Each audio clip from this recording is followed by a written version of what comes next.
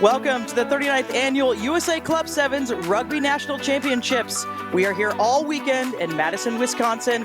Up first on Field 2, we have Scion versus Orlando. This one is going to be a fantastic match. Scion coming back from missing last year, and Orlando also back on the scene. I'm Wendy Young, joined by Rachel Harkey. And we are going to get this one going. Our referee in the center for this match, Juan Pera, out of the Texas Rugby Referee Association. And love that you are watching us on the Rugby Network today. Production by Next Level. Club Sevens, 39th year for the men, and the women began in 2011. So they are getting those records going. Scion has quite the record here.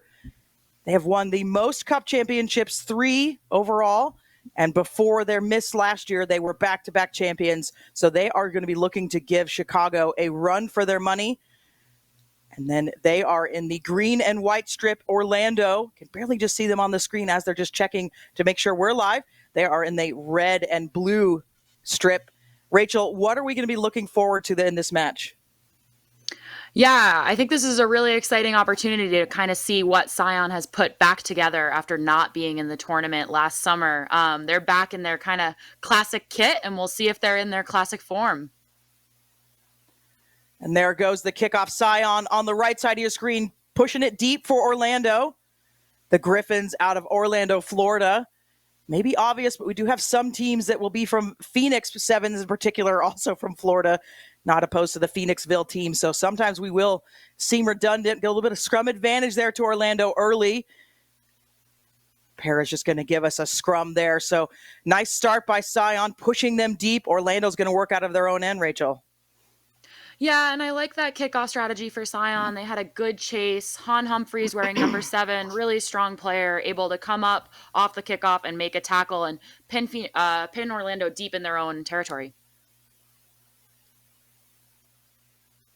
And do you expect maybe a little bit of moisture in Madison this morning for that weather? It does look like super sunshine, 60 degrees, and looking like it's going to be partly cloudy all day today and tomorrow with a high of 73. But can see on the kickoff, we could see a little bit of moisture as the carts were going across the field. So maybe just a little early morning dew that'll burn off as we go. We've got a whole weekend of sevens for you. Beautiful little step there for Orlando. They're into the open now. See if they can get around the edge. What a tackle that is by Han Humphreys from Scion to shut that attack down. Orlando still going. Orlando known for their physical plays. You can see that there, the leg drive just blowing through. That was Madeline Ross wearing the number 12 jersey. They're going to try to push this one wide, but look at that Scion defense coming up very strong to shut the gate, keeping them pinned in their own end. So difficult to play outside of that space. And we hope you're joining us as a new fan of the Olympics, having seen the USA women get the bronze medal. And an interesting fact, we ask our players to fill out kind of a survey so we know a little bit about them. And Alana Mayer, by far the most responded of men and women of the player that they most emulate, over 25 responses. So hope you are finding the sport of rugby and loving it. Scion taking over now. They're just outside Orlando's 22-meter. No score in this match yet. Going to see if they can pull this wide. Start to use the whole width. Nice little step there by Autumn Lucario. Touching this one down. Scion going to score first. Getting their national championship run hopefully back on the books. Yeah, and that was a good turnover there by Scion. Autumn Los-Trichero is a great player, had a great career at Life, is in the USA development pathways, and just has a lot of speed playing in that center position. You can see she's just able to take kind of that outside edge of the defense and find the gap in the middle there. Good phase play by Orlando, going back and forth across the field, but unfortunately just not able to kind of crack through Scion's defense. And thank you, Rachel, for correcting my pronunciation on Autumn. We want to make sure we've got the right pronunciations there. Appreciate that. So Scion, another penalty for them. They're going to go quick. We love this. They love transition ball. They're going to always go quick if they do it in a turnover or in a penalty. Not a lot of space there. Good defense by Orlando. There's Monique Kofe, also for Scion, well-known, long-time player for them. Now a good step out there. Humphreys again. Now we're to the outside. It's Marissa Hall getting around the edge. Hall's going to go to the house, scoring under the center posts. Scion getting started early this morning. Yeah, and Scion just looks really connected. They're playing what I would call kind of typical sevens, right? They're doing a really good job of punching up on the outside, playing quick ball, playing back deep, using the width to get across the field, and then giving it to their flyers on the outside. And if they continue to play like this today, they're gonna be hard to beat. They are looking sharp. As we know they are, they're an academy, and that is a kind of a loaded term, I would say, when you look at this grand scheme of USA Rugby Club Sevens, where some are, if you're an academy, sometimes that means you're paid or you get a stipend. Nice little break there by Orlando. Get some pace on it. Looks like that Shadamvia House. She's taking it to the house all the way into Scion territory for the first time. But a clear out there. It's going to be too late. Scion for the poach. Beautiful work. They're going to go quick. But as I was saying, the scheme of academy rugby in the United States is growing. We do have several that will pay their players. It's a stipend, but nobody really in the academy world on the women's side, I believe, is making a living, I would say. You can make some pennies. And then you have, of course, the club teams where you just show up to practice, and maybe they practice a couple times a week as Scion. Oh, what a tackle there, but now the support. Lachiro going to get her second scoring for Scion. But the academy rugby growing in the United States. Go ahead, Rachel. That's my fault. No, you're good. I was just going to say that's a little bit of a heartbreaker there for Orlando. They had such a good run up the field by House, but just didn't have enough support, and the quick turnover and the quick tap here, looking for support on the outside, able to go forward and just find space in the middle, and just a couple passes to score on the outside there.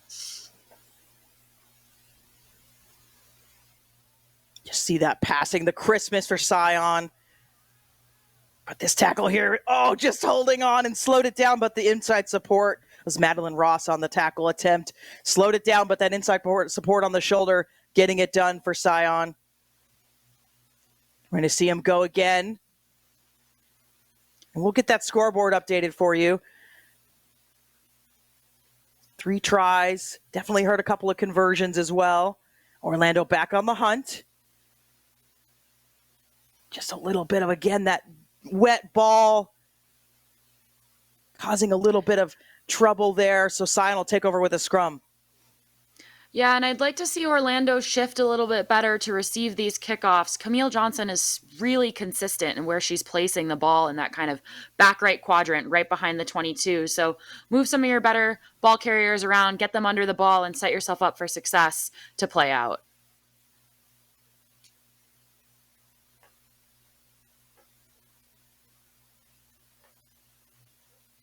Beautiful overhead drone shot there, just showing this complex at Madison, Wisconsin. Really focused on their Madison Rugby United, and there's several clubs that play out of this kind of conglomerate, and they have had this complex for a long time. They've actually done some recent updates to it, so it's just a beautiful place. We've had sevens there a couple of times. And they've got that second floor where everybody likes to watch the game from and maybe have a beverage or two. Oh, what a beautiful step there. She's going to get 3 tries, the hat trick. Autumn Luchachiro starting on fire this morning.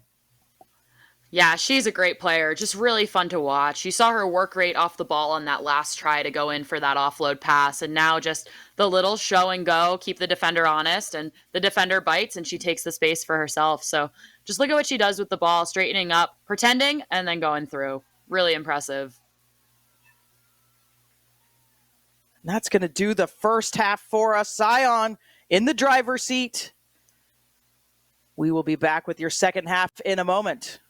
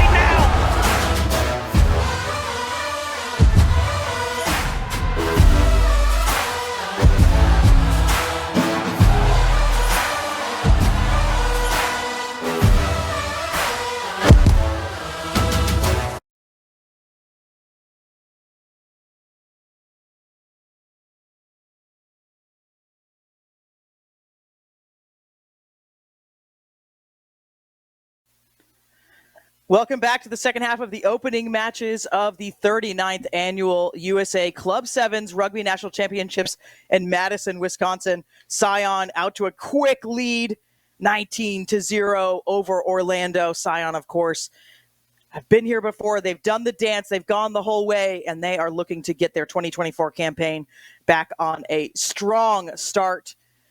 I'm Wendy Young, joined by Rachel Harkivi, and we are just excited to be here today. We're going to have a full slate of matches for you. We're going to go all the way to 6:40 Central today, and then we'll be back tomorrow. Rachel, tell us a little bit about Scion in that first half. Yeah, Scion was clinical. They made defense into attack. They forced turnovers. And when they had the ball in their hand, Orlando wasn't really able to stop them. So Orlando's going to need to stay connected on defense if they want to have more success in the second half. Scion getting off on that right foot. It was a short kick. Kofi's going to go out to the outside. Does she have the legs? Yes! Now Juan Para and Kofi are in a race, and Kofi's going to win. One to tackle with the chase. But Monique is going to touch this one down, getting Scion off again in the second half. What a try. Yeah, what a try. A little bit of a solo effort there. Really great work going to ground, not worrying, about the knock on her hands. Show and go, and goes through the hole. And you can just see Orlando's defense. They're not coming up in a flat line. They're coming up staggered. They're creating that kind of zigzag. And for a runner with the kind of feet that Kofi has, she's going to kind of tear him up all day. Monique is known for that. Been on this Scion team for quite a long time now. Cemented her role there. And of course, we're bringing you Pool A action. Directly after this match, we will see HEB Hurricanes taking on Slaughterhouse at 9 Central, and then 9:20 Boston versus the Quins. 9:40 Pool D action. Phoenix out of Florida versus the Oregon Sharks. This one a deep restart, so we'll have a line out. Yeah, I couldn't quite see what happened there, but it looks like it might have gone out on the side or... Oh, scrum. Potentially touchdown in the try zone. Yep. So Orlando again going to work out of their own end. We saw this in the very beginning of the first half. They were pinned down for the first couple of moments. And again, you're seeing some players slipping, and it is a little bit wet out there. It's nice and dry up in our booth, but Scion's going to get the benefit of this one. Tap at the 5. Looking for some room on the outside. It was a high looping pass, but look at all the grass on the outside. Don't need the lawnmower. It's open. Going to go to the corner. What a fend. Beautiful work there by Charlotte Dalloun. Yeah, and just check out that pass from Camille Johnson. She was a former 10 in college, and you can kind of tell by how she plays. Look at her just picking her head up. She sees the space, skip pass, probably 15 meters there, and putting her teammate Dalloun in the corner. Credit there to Madeline Ross of Orlando, has been trying to make those try-saving tackles, and there they are. Try-saving tackles this whole match. But Orlando finding time with ball in hand without pressure, very difficult. And in Rugby Sevens, the kickoff, if you score, you give it back to the other team, or in 15s, it's make it, take it. So it does try to give the team a little bit of possession. We can see Scion there getting the poach, just clinical at the breakdown. They're going to go quick again. You're going to get tired of us talking about that today. Scion always wanting to go fast with ball in hand. Now to the outside again. Another for Scion, almost untouched. Centering this one. And of course, the centering is important, as the kicker will go directly from that spot backwards to kick for the conversion attempt. Yeah, and 10 minutes ago when this game started, Wendy, we weren't sure if we were going to see the same Scion team that we're used to in years past, but it seems like the years off has not affected them. These girls are playing high-level rugby, and they're a team to watch today. Definitely agree with you there, Rachel. As we talked at the top of the hour, they've won the most cup championships on the women's side, 3, and they've only bested by San Diego Surfers and Seattle, who have been in the most cup finals, 8. But Scion is a relatively new club in the grand scheme of things when you're talking about Seattle, who's a 50-year club, right? So that's where that record may not stand for a long time, but Scion really wanting to come back and start strong, and they are doing that against Orlando for sure. Orlando again back in their own end behind that 22. Scion defense looking really strong as well. We've talked a lot about their attack, but their defense and their ability to poach when Orlando doesn't quite have the support, the difference maker there. And they're just mucking that up. Now Scion's going to steal this again. Ooh, slap down there. You wonder if Parra is going to come back and look at that. You've got to leave that scrum half alone. Trying to see what he was going to do with his hand there, if he was going to go for the penalty. But no, just time off and sub, so it'll just be a knock on. As you said, sometimes in sevens, they're maybe aggressive isn't the right word, but they're quick to pull those yellow cards out. So you really do have to be careful. Yeah, it's a good point where in the 15s match, if you are following this new sevens format, they will penalize you for some things. And it's just because if it slows the game down or if it's cynical, you've done it on purpose. They really want to keep this match fast. 7-on-7, lots of space. They want the teams going quickly, so they will pull out those cards, especially for slowing play down or foul play. Kofi's going to go on the outside here. What a step off that right foot under the post for her second. Yeah, and it's Scion's just finding gaps all over the field. It was a good attempt by the scrum half, Heather McNeil, for Orlando, but you would have liked to see her play low there, force Kofi to actually engage her on defense and make a move instead of just a foot race that Kofi can win coming around that scrum.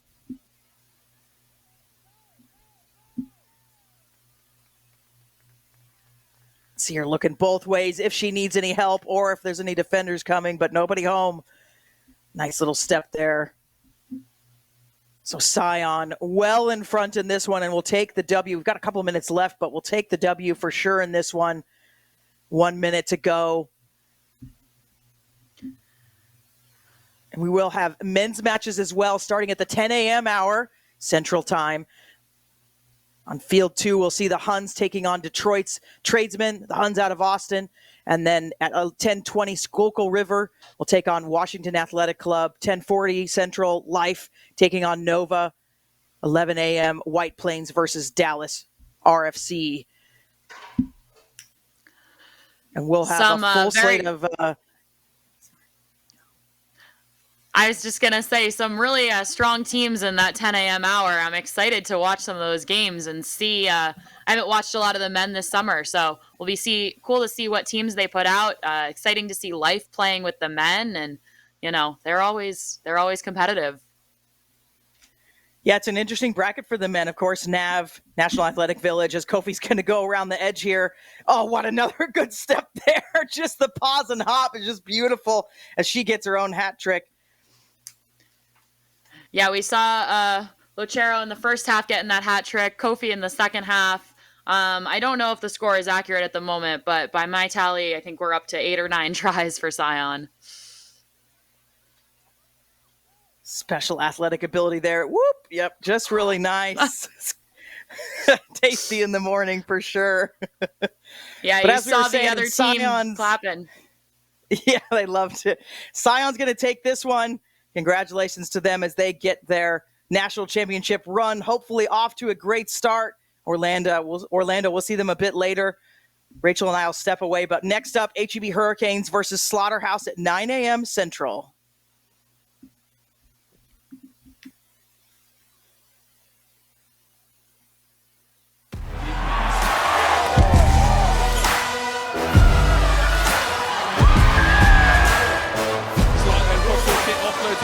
It's going to be the man who can celebrate now.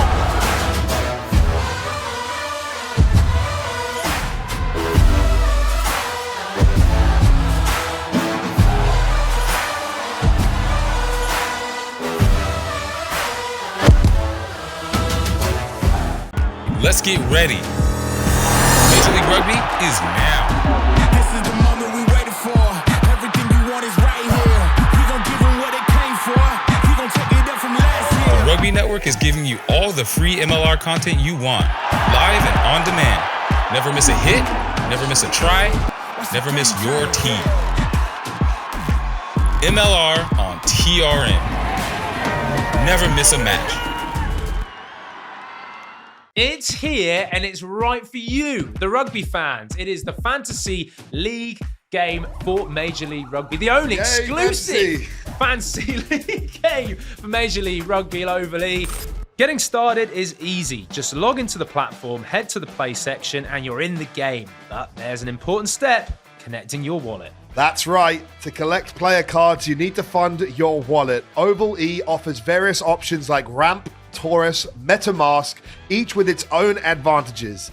This process is just a straightforward way to buy in-game tokens, enhancing your gaming experience by allowing you to access different features and player cards within the game.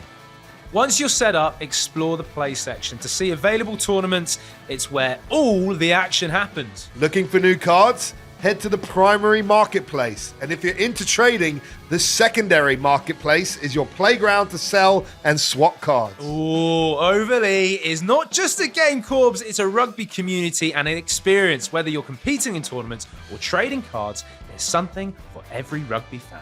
Exactly. So log in, set up your wallet, and start your manager's journey in Oval E. It's easy, fun, and the rewards are just waiting for you. Welcome to the Rugby Rundown on the Rugby Network. Join myself, Alex Corbicero, and Will Hooley as we bring you your weekly rugby fix. With the big news, special guests, and unparalleled access, this is your rugby show. From college rugby, Premiership Women's Rugby, MLR, and more, we've got you covered. Watch exclusively on the Rugby Network. Come along for the ride as we bring you the Rugby Rundown.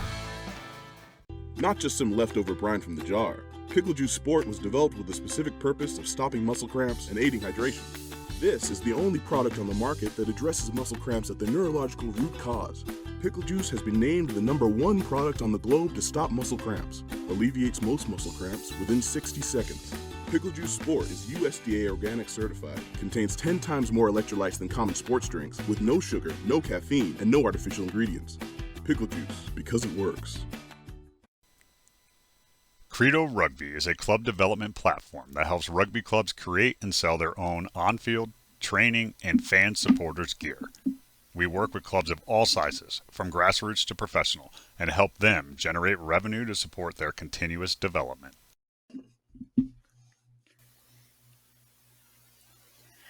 Welcome back, Field 2. We are getting ready to kick off HEB Hurricanes versus Slaughterhouse. And you can see down there that 0-0 is going to be their record on the day. So we'll get that updated as we go through. And as this is their first match of the day, obviously we don't have a record here. But we are going to see HEB Hurricanes versus Slaughterhouse. HEB Hurricanes out of Euless, Texas, and Slaughterhouse out of Eastern Penn. That Slaughterhouse there kind of in that paint, red and white and black strip. And then HEB typically also in sort of a red kit, so we'll confirm that when we can see them as well. You can see the Pool B here. San Diego Surfers, of course, longtime stalwart of Club 7s, have won plenty of titles themselves. Ranked second, HEB 7th, and then also in Pool D, Phoenix out of Florida, and Phoenixville also. Just confusing a bit there. I'm Wendy Young, joined by Rachel Harkivi. And we are going to get this one going. Our referee in the center of this match, Dan Frankenfield. And Dan is out of Minnesota referees. And now we can see that HEB squad. So they've got that jersey turned outside for you, inside out. So we're not going to be able to give you so many names unless I can do them by memory. And that's JP Pratt, also a commentator down here in Texas. So I know her quite well. Taking that one into touch. That might be Brooke Madison. That's a new addition that they found from the soccer field up there in Euless, Texas. But HEB, we're going to see quick physical play out of them as that pass just a little bit low. We're going to see hard physical play from them. And Slaughterhouse, I think we're going to see some electric from them as well. Yeah, just a little knock forward there, but really loved how fast HEB came out of the gate, trying to play quickly, moving the ball across the field. And Wendy, I'm grateful to have you with me today because I cannot do Texas players by sight. So appreciate the assist on that one. No problem. We're all going to have our areas of expertise as we got a really diverse group of broadcasters It's a fantastic group. I think the most diverse and gender equitable I think I've ever seen for a Club Sevens event. So really excited about that. Well, good pressure there by HEB, stealing that scrum from Slaughterhouse. Going to get it out to the truck herself. Oh, what a step there. She's got some speed. Can they catch her from behind? Finally. Oh, no. What a fend and another. It's looking like Alana Mayer out there and the offload. HEB getting their campaign off to a quick start. Oh, and what a line from that center. You know, sometimes when you see bigger players in the backs, you think they're just power players or they're good distributors, but being able to turn on the jets and, you know, make 70 meters downfield maybe, keeps her feet, fights through contact, and you've got your flyer coming in to get that try.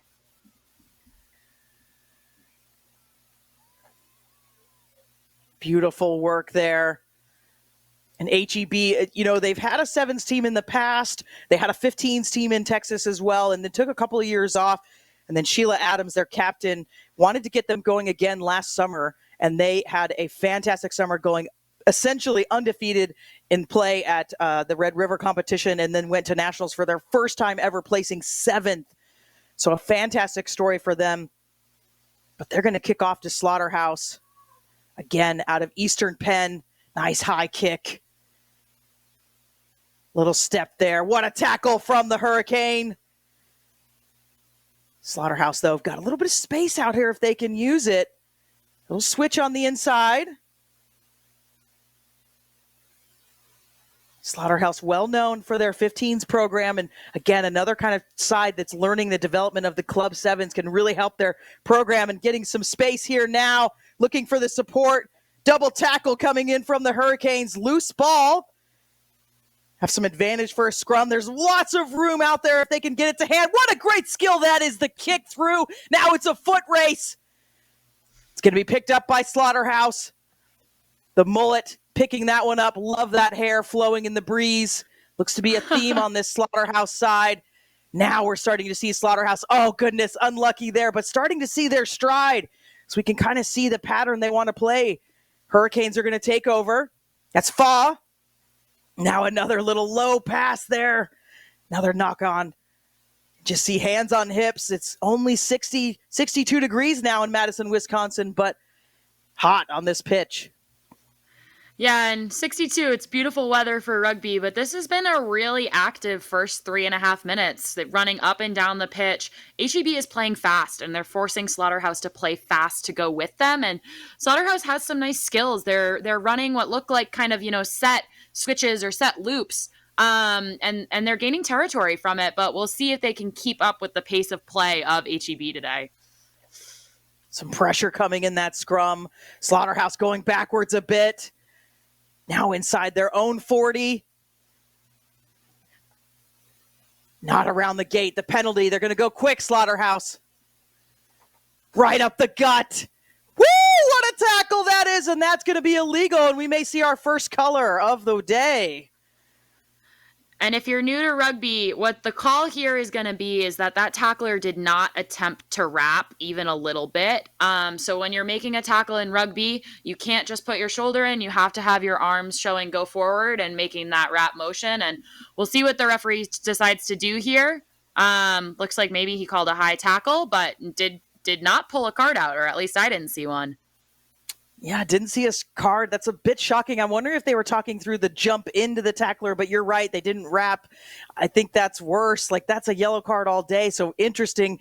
No call there. Of course, it is the discretion of the referees, and you did see them go over to their AR as we get another look at that. Yeesh. That's a pull your collar moment. So, yeah, that'll be for the highlight reel later. I know we'll get some comments on that one, but physical play out there, and 7-on-7 we remain. HEB on top, though, 7-0. Another soccer skill there. The little pop over the top by Slaughterhouse. No sweeper back. What a run this one is. I'm pretty sure this is Brooke Madison, a new convert to rugby. She's got some speed, and her family, I had a chance to talk to them at Bloodfest Sevens, and they were just loving rugby and loving what their daughter had found and getting that skill done out here, transcending soccer and rugby. Yeah, we love those crossover athletes. And, maybe that has something to do with all of the kicking we've been seeing in this game. Not typical for sevens, I would say, for the ball to be on your boot quite as much. But I like what Slaughterhouse is trying to do by kicking the ball in behind. Their HEB Hurricanes are not always playing with the sweeper, so there is space back there. But kind of a fun little tactic for us this morning.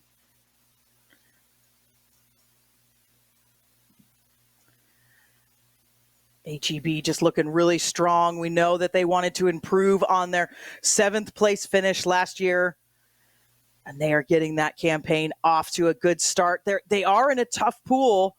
Of course, they're in there with the San Diego Surfers, and then also Chicago Lions, the bonus track. So a second side has been brought in to fill the pools out where someone wasn't able to complete. But Slaughterhouse, we haven't seen too much from them except for a couple of small moments where we saw some brilliance. Would like to see them in this first half here in the waning moments, get some work done, get some go-forward ball. This is looking better from them, using the full length of the field. A little pop on the outside there. The number's a little difficult to read for that Slaughterhouse team. I apologize with that black on red. Would love to give them a little bit of shout out where we can. Going to just have to refer to them by the mullets. And that's the first mullet I saw of the day. Get a good run there. A little trip tackle. That ankle tap. And now it's to mullet 2 and then out to the edge there.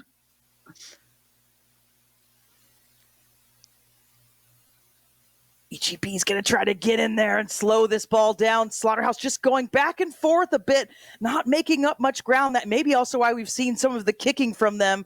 Now a bit of space, but well defended. Trying to go around the outside. It's almost a 15 style of sevens here.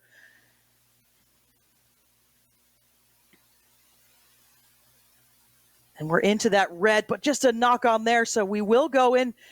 Ending the first half, HEB 2 tries, conversions well as well. HEB up 14-0. Stay with us. We'll have that second half in a moment.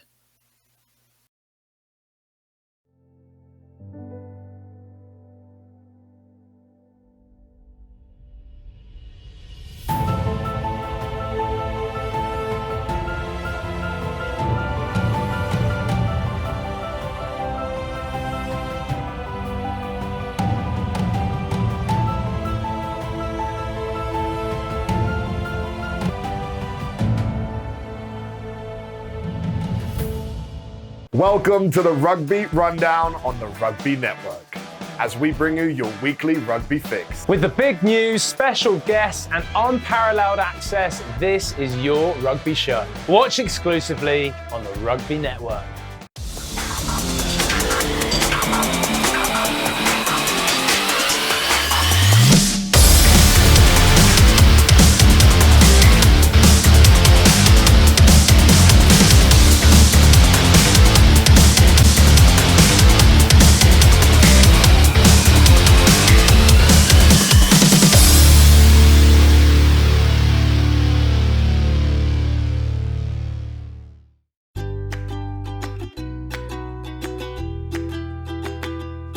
Not just some leftover brine from the jar. Pickle Juice Sport was developed with the specific purpose of stopping muscle cramps and aiding hydration. Research has proven muscle cramps are a neurological phenomenon. This is the only product on the market that addresses muscle cramps at the neurological root cause. Other products try to treat the physiological trigger. Pickle Juice Sport alleviates most muscle cramps within 60 seconds. Used by athletes all over the world, Pickle Juice has been named the #1 product on the globe to stop muscle cramps. Pickle Juice Sport is USDA organic certified, contains 10 times more electrolytes than common sports drinks, with no sugar, no caffeine, and no artificial ingredients. Pickle Juice, because it works.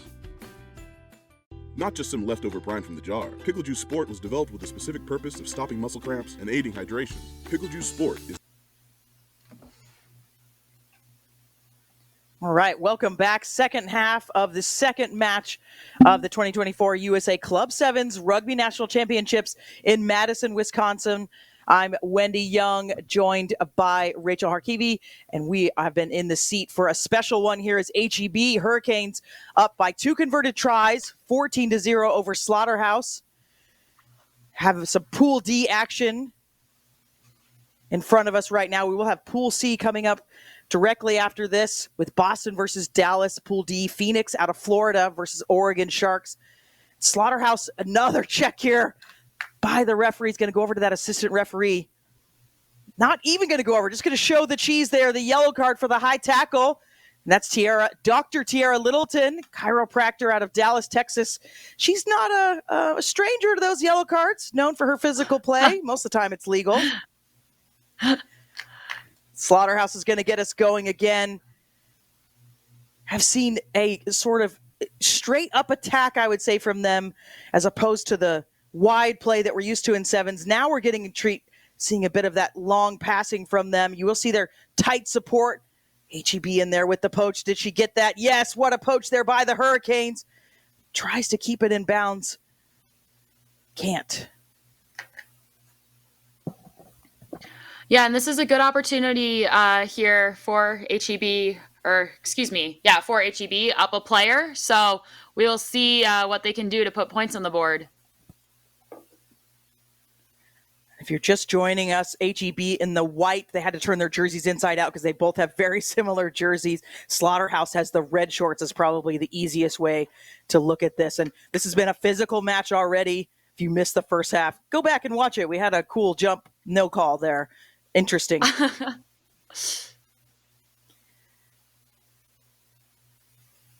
Offsides is going to be the call for Slaughterhouse. This is their best opportunity they've had today. They're going to go quick.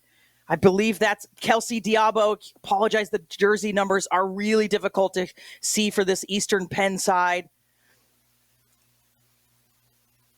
Looking better from them. The shape starting to come together. Well defended by the Hurricanes. Oh, trying to sneak a little poach there. Now starting to use those fingertips and spread this ball. Oh, a little loopy-loop there. But HEB just driving them back. They were at the 40-meter line. Now they're almost back to the 50. Now working from their own end. Slaughterhouse need those steps forward to take some space, and HEB's the one taking the space. Gonna try to go around the outside is Nikki Fairman. Now we can see some of their jersey numbers. Kelsey Diabo with the original mullet taking that ball up. But Hurricanes continue pushing forward, making it very difficult. No space for this Slaughterhouse. There's a little seam on the inside. Oh, just lost, though. It's going to turn over. No turnover there, so missed the knock-on maybe, but now still with Slaughterhouse. What a step there. The curls blowing in the breeze. Isabella Brine, 24 years of age, scoring for Slaughterhouse. Their first points. Yeah, and really nice work there by Slaughterhouse to be patient and wait for the space to open up. They played probably 6 or 7 phases back and forth across the field. And as Wendy mentioned, they actually went back about 20 meters, but they trusted their skills. They trusted their ability to create gaps in the defense. And Isabella Byrne was able to capitalize and get the ball under the post. So we have a little bit of a game here. We do. It just took Slaughterhouse a bit to get going, and the second half is when you want to get started if you didn't get started in the first half. So good to see Slaughterhouse with some time there. Looks like a couple of fresh legs on both sides, so maybe some tactics for the coaches in the halftime chat. But with San Diego being in this Pool D, can't afford a loss to get through. And just counting the numbers there, it looking like Dr. Tiara Littleton back after her yellow card. So HEB back up to full strength. Another dangerous tackle. Yeah, a lot of high tackles in this game. I'm glad the referee went to his cards earlier in this half, but that's at least the 3rd or 4th high tackle. And it's really on the referee to kind of keep the game under control and make sure it stays safe out there. It is. It's definitely a tenet of one of the most important jobs there as we see HEB again putting on the shoelaces, tied him up this morning, had some coffee and touching down for another try. Yeah, really nice play there. Apologies for not having the name of the Hurricanes player, but she did a great job of driving her feet right here through contact, gets that right arm free, finds her support on the outside, and that's just, typical classic sevens. Speed on the outside kills.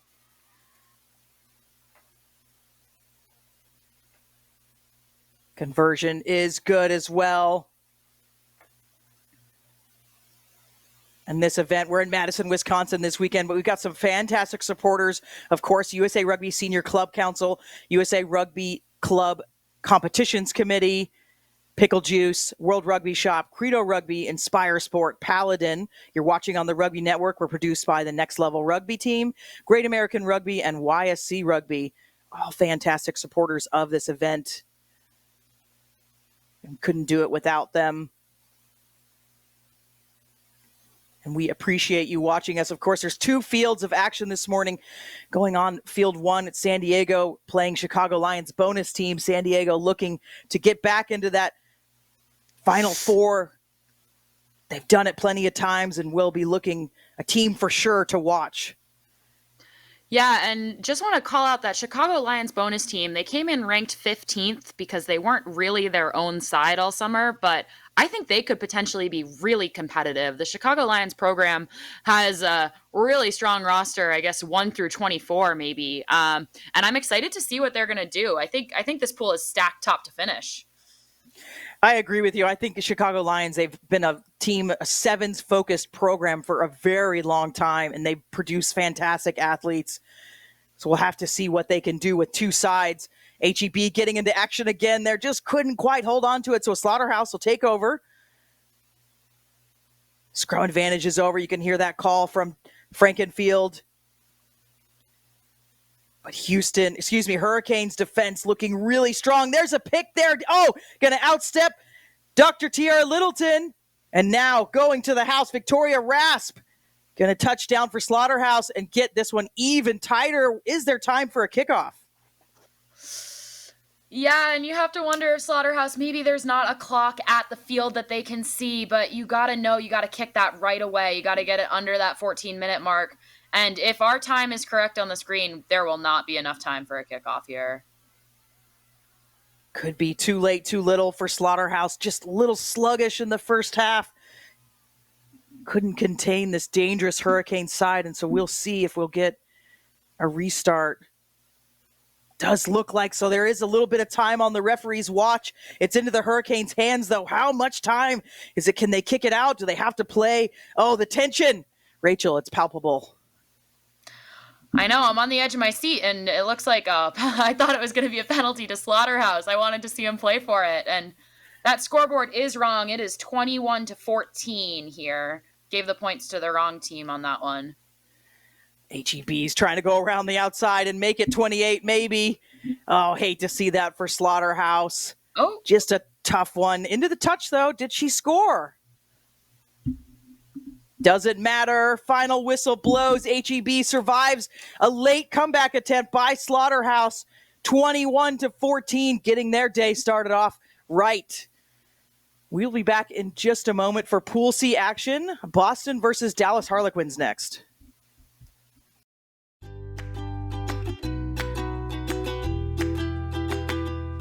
Not just some leftover brine from the jar. Pickle Juice Sport was developed with the specific purpose of stopping muscle cramps and aiding hydration. Research has proven muscle cramps are a neurological phenomenon. This is the only product on the market that addresses muscle cramps at the neurological root cause. Other products try to treat the physiological trigger.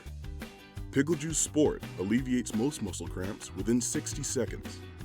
Used by athletes all over the world, Pickle Juice has been named the #1 product on the globe to stop muscle cramps. Pickle Juice Sport is USDA organic certified, contains 10 times more electrolytes than common sports drinks, with no sugar, no caffeine, and no artificial ingredients. Pickle Juice, because it works. Not just some leftover brine from the jar. Pickle Juice Sport was developed with the specific purpose of stopping muscle cramps and aiding hydration. Pickle Juice Sport is USDA organic certified, contains 10 times more electrolytes than common sports drinks, with no sugar, no caffeine, and no artificial ingredients. Pickle Juice, because it works. Inspire Sport proudly sponsors the USA Club Rugby Sevens Championships. Their tailor-made travel experiences take rugby teams to top destinations worldwide. Train with elite coaches, play against international teams, and compete in international tournaments while also attending professional games and exploring new cultures. From college to competitive club, youth and recreation, They are experts providing an unrivaled travel experience for you and your team. Whether it's a tour, coach education event, or fan travel, Inspire Sport is your one-stop shop for rugby travel. Turn your rugby season into an unforgettable experience. Visit inspiresportglobal.com or contact Nick Johnson at nickjohnson@inspiresportglobal.com for more information.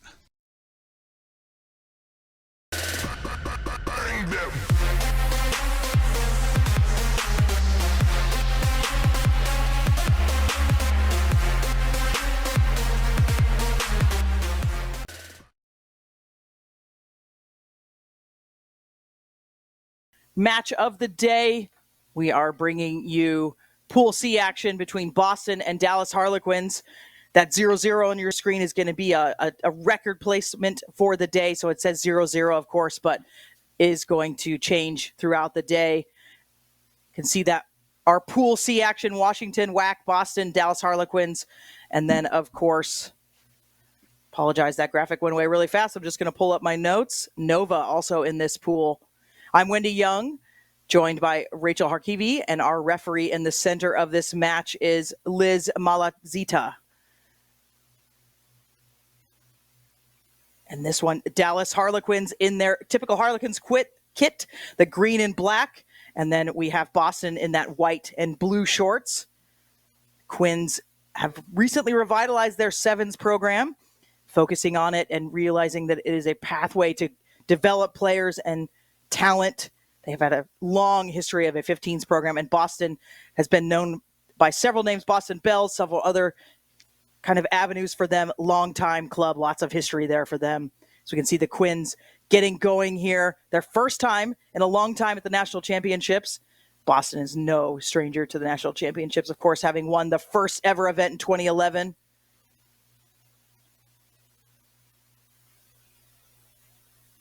Bit of space on the outside. That's Faith Waller. A recent mom, having come back to the sport, also referees. Yeah, and that was a good start there by Boston. They're playing 7-up defense in the line, so potentially some space behind, but doing a really good job of staying connected. And this will be Kathy Ordile to put the ball in at scrum half for Boston.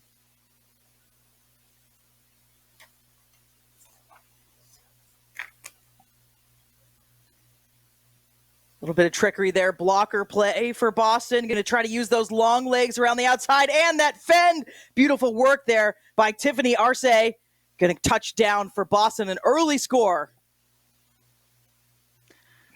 Yeah, Tiffany Arce, originally from Brazil, played her rugby at Boston University in Boston, and she is tough to tackle. She is a strong runner and one of the bigger players out there, and you can see the defender just goes high on her, and Tiffany has no problem pushing her down and scoring on the outside. Good start for Boston here, coming in ranked 6th.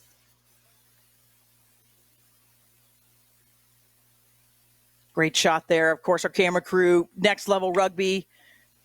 Love working with them, and you're watching us on Rugby Network. Appreciate you tuning in to the third match of the day. Boston's going to go up early, leading the Dallas Harlequins. Long restart. Armstrong going to take it up. Little stutter step there. The Fens are flying today. It's Alana Mayers out there. Everybody wants to be the new superstar in rugby, the most followed rugby athlete in the world. Boston there. Was she from the side? Anyways, stealing that one. There comes the call. Jared Ford on the side there helping out the assistant referee. So Quinn's going to push this one into touch, so we'll have a line out. Yeah, interesting strategy there. Oftentimes in sevens, you'll see teams like to take it quickly, and perhaps the ref slowed it down, or they said the quick tap wasn't on and got a little bit of territory from the kick to set the line out, and we'll see what the Quins can do from here. Yeah, just in from the side there by Sam Menendez. A little over-eager, want the ball, of course. In sevens, if you don't have the ball, it's really tough to get it. Stolen their line out, so Boston proving me wrong. Quinn's trying to counter ruck, though. Have they done it? No, not legally. Yep, and the call there was that counter rucker did not keep her feet. So anytime you see counter rucker's hands hit the ground as she's going through that ruck, that's a really clear picture for the referee to kind of go to her whistle, and nice work there by the ref. Watson's going to get us going again. Quick tap by them. Now into the try scorer's hands. Arce, but a little knock on there. Quinn's scrum. This is great field position for the Quins. It's really hard to defend a center scrum because your backs have to choose if they're going to match or where they're going to cover with the 9 coming around. So the Quins should be able to create a man advantage here coming out of this scrum and have a really nice attacking platform.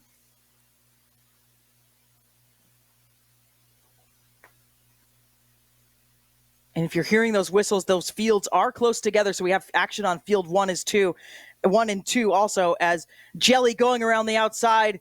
Former MMA title, has 2 world titles in that sport. Seeing her activity on the attack there. Now, Dallas Quins, full flight. The Fens are flying. Blades goes under the post. Yeah, and that's just nice rugby. Boston tried to get them out on the outside and pull them into touch, use that 8th defender, but unfortunately couldn't do it. And the Quins really make them pay, coming back towards the middle, setting this ruck. And look at this, just a big ball carrier moving her feet, finding space, bumps off a defender and gets it in the middle. And in the competition for coolest names, Blades might be up there. Absolutely. Boston has a Bacon on their team whose last name is actually Bacon. So we maybe have a good mashup there, right? Do they like bacon, though? I mean, that's something we need to find out, because it's a travesty. I've never asked. Quinn's restart. Armstrong getting under that one to keep the ball. This one tight, 5-5. Quinn's in possession. Big push there again. Gutierrez getting physical out there. Armstrong again. Brought down. Good defense by Boston. A little bit of congestion. Martello, president of the club, gets it away. Now going backwards are the Quins, being chased down by Boston. And again, just driving them backwards. It's great defense by Boston. Oh, what a contest at the ruck we have here. Finally picked up by Boston. Around the edge. She's got some space, just trying to go to the corner. Olivia Bacon getting all the ham today. Yeah, really nice work there. She has speed on the outside and just good pressure defense from Boston there, coming up together, forcing the Quins to go backwards on attack, and really nice work. Tiffany saw the ball was out and just offloads to speed. That's just heads up rugby. Really smart play. It's beautiful. And when we talk about heartwarming stories, they met their partner playing rugby at Tufts, and they still play together in Boston, and they are excited to be at Nationals together. What a wonderful story that is. Yeah, halftime really, of this really one. nice. Halftime of this one, Quins up 10-5. It's a tight one. Stay with us for the second half. You're not going to want to miss it.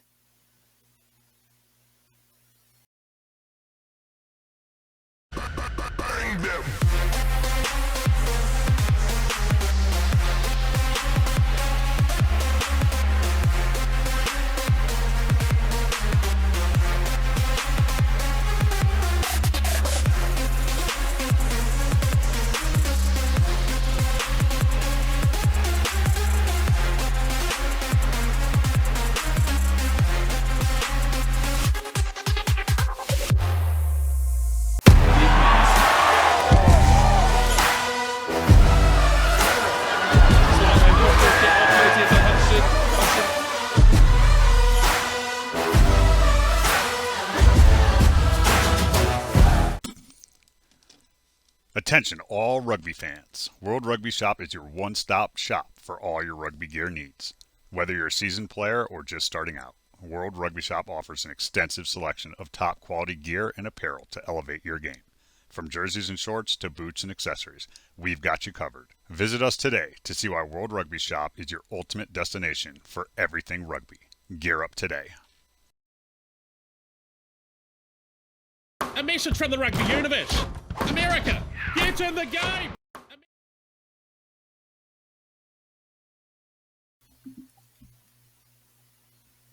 Welcome back. Second half of this one. It's tight. Quinn's getting a late score to go up over Boston. 10-5.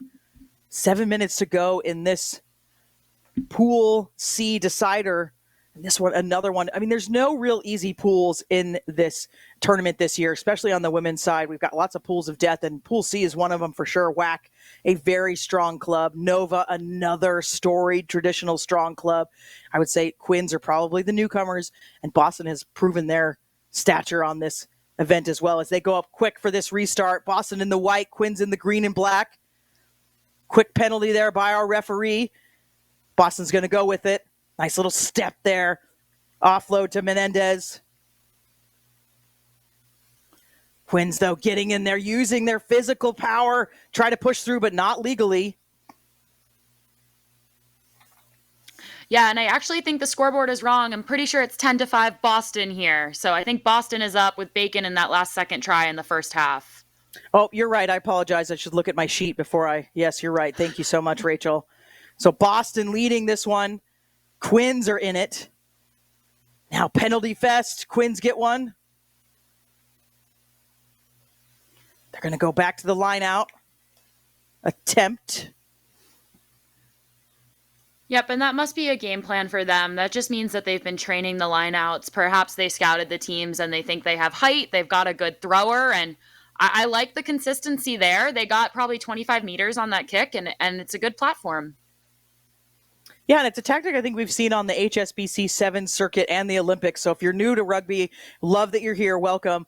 And it's a tactic that can be used for that. But that series is the global competition, so all the national teams play on it. And then, of course, they qualify for the Olympics through that. So that'll be just starting in December of this year. So Club Sevens is domestic in the United States, and then there's international global competitions that are awesome.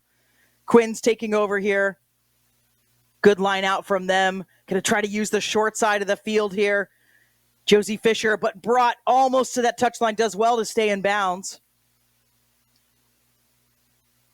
Quinn's just scoring in the first half try, scoring by T-Blades there, 22. Scored early in the first half. Going backwards a bit, though.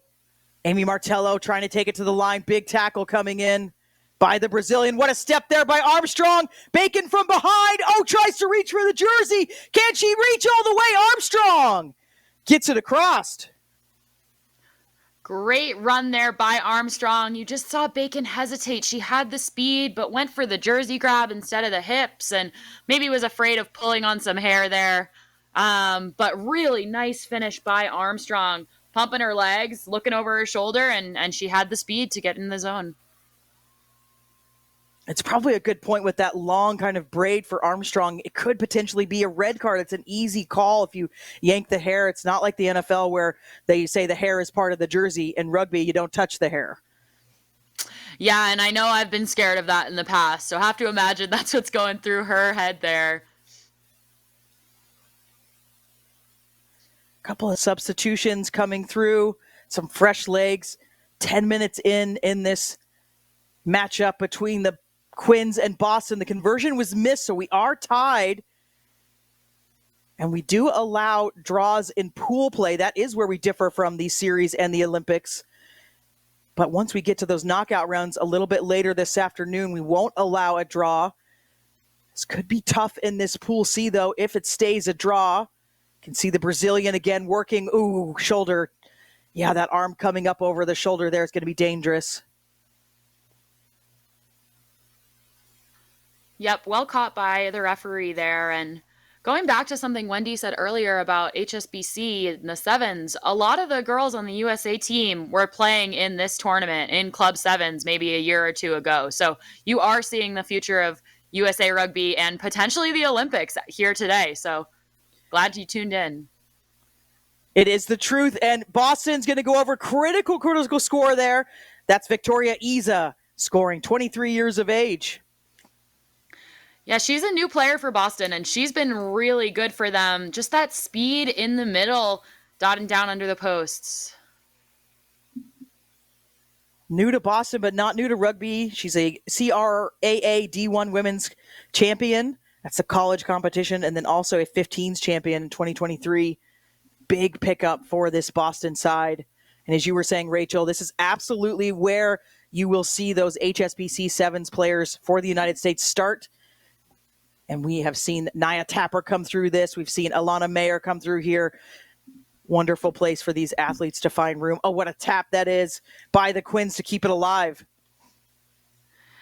Yeah, and on that note, Christy Kershey actually got her start playing for this Boston team. She had never played rugby coming out of college, of Williams College, and joined this Boston team. And I think she played maybe 3 or 4 games with them before getting called up. Yeah, a no-brainer there. Is the Quins now looking to try to even this one back up. The conversion kicking not on par today. They really would want to put this one in. Just What a see game. striding away.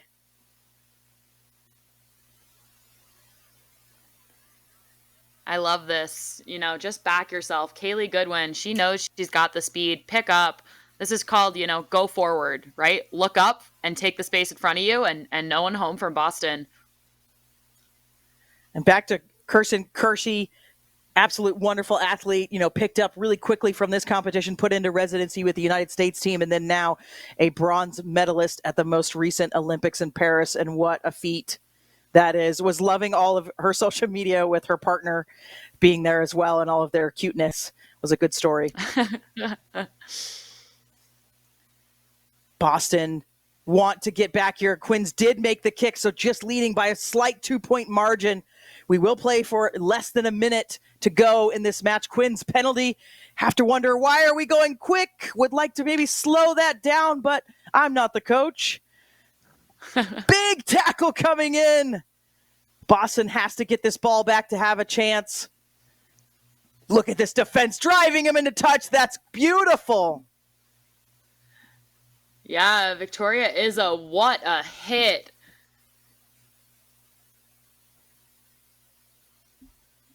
So this might be a last-ditch effort from Boston. They really just need to score. Yeah, we saw the Quins not super successful with conversion kicking, but they got that last one, and so they're up here on Boston. Little show and go there with the flat ball to Jane.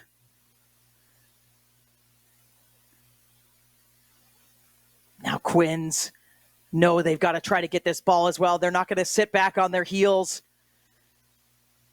Good step there by Menendez again. Offload to Boston, keeping this alive. They'd love to start their weekend with a win. Little grubber kick there by the Brazilian. Can she get the bounce? It doesn't quite come on the first. Now it's a foot race. Finally falling on it. Did she knock it on? Looks like no. Stays with Boston, but Quins are in there, making it difficult. It's a fight. Now the penalty. Huge call. Quins just have to kick it out, right? Oh, and they do. Wow. Martello puts it into touch and walks away. She knew she'd done it. Quins start their weekend off with a win, and Boston looks stunned. Yeah, and what an end to that game there, Wendy. Wow. Stay with us. We'll have our last women's match in the opening round. Pool D action. Phoenix out of Florida taking on Oregon Sharks. Message from the rugby universe. America, get in the game. It's time the sleeping giant of rugby got off the sideline and into the action. But like all big jobs, you'll need the right tools. Go to worldrugbyshop.com for boots, jerseys, shorts, and scrum caps. Everything you'll need to rock and roll. Get the right kit for playing and training, plus the finest selection of official supporters gear from around the globe. worldrugbyshop.com, America's home for rugby.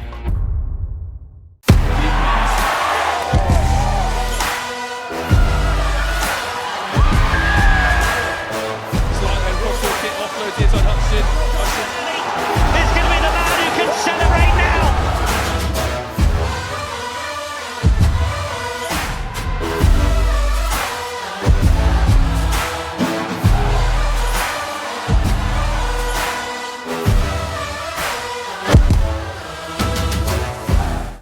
Let's get ready. Major League Rugby is now. This is the moment we waited for. Everything you want is right here. We gon' give them what they came for. We gon' take it up from last year. The Rugby Network is giving you all the free MLR content you want, live and on demand. Never miss a hit, never miss a try. Perfect. We're back. Last round of the women's matches in the USA Club Sevens in Madison, Wisconsin this weekend. We've got Phoenix out of Florida, South Florida versus Oregon Sharks. Oregon are from Oregon, okay? I'm not trying to confuse you all the way. But Wendy Young, joined by Rachel Harkavi. And we are excited to bring you this last match of the women's round. We'll, of course, have men's action picking up after this, directly after this on field 2. So stay with us. Phoenix have the wings on their back. They're in that black, and Oregon Sharks are in that teal jersey. Our referee in the center of this match, Phil Winkler. And we've had a wonderful first round of matches for you, but we are excited to get Pool D started today. It is a tough pool. We've got Chicago North Shore, Phoenix, Oregon Sharks, and Phoenixville fighting to get out of this one. Phoenix Sevens is another academy sort of program, select side program out of the Southern Florida region. And they have come on to the circuit in the last couple of years and have done very well for themselves, but really looking to cement themselves in this national championship, look to get into the top 4, top 8.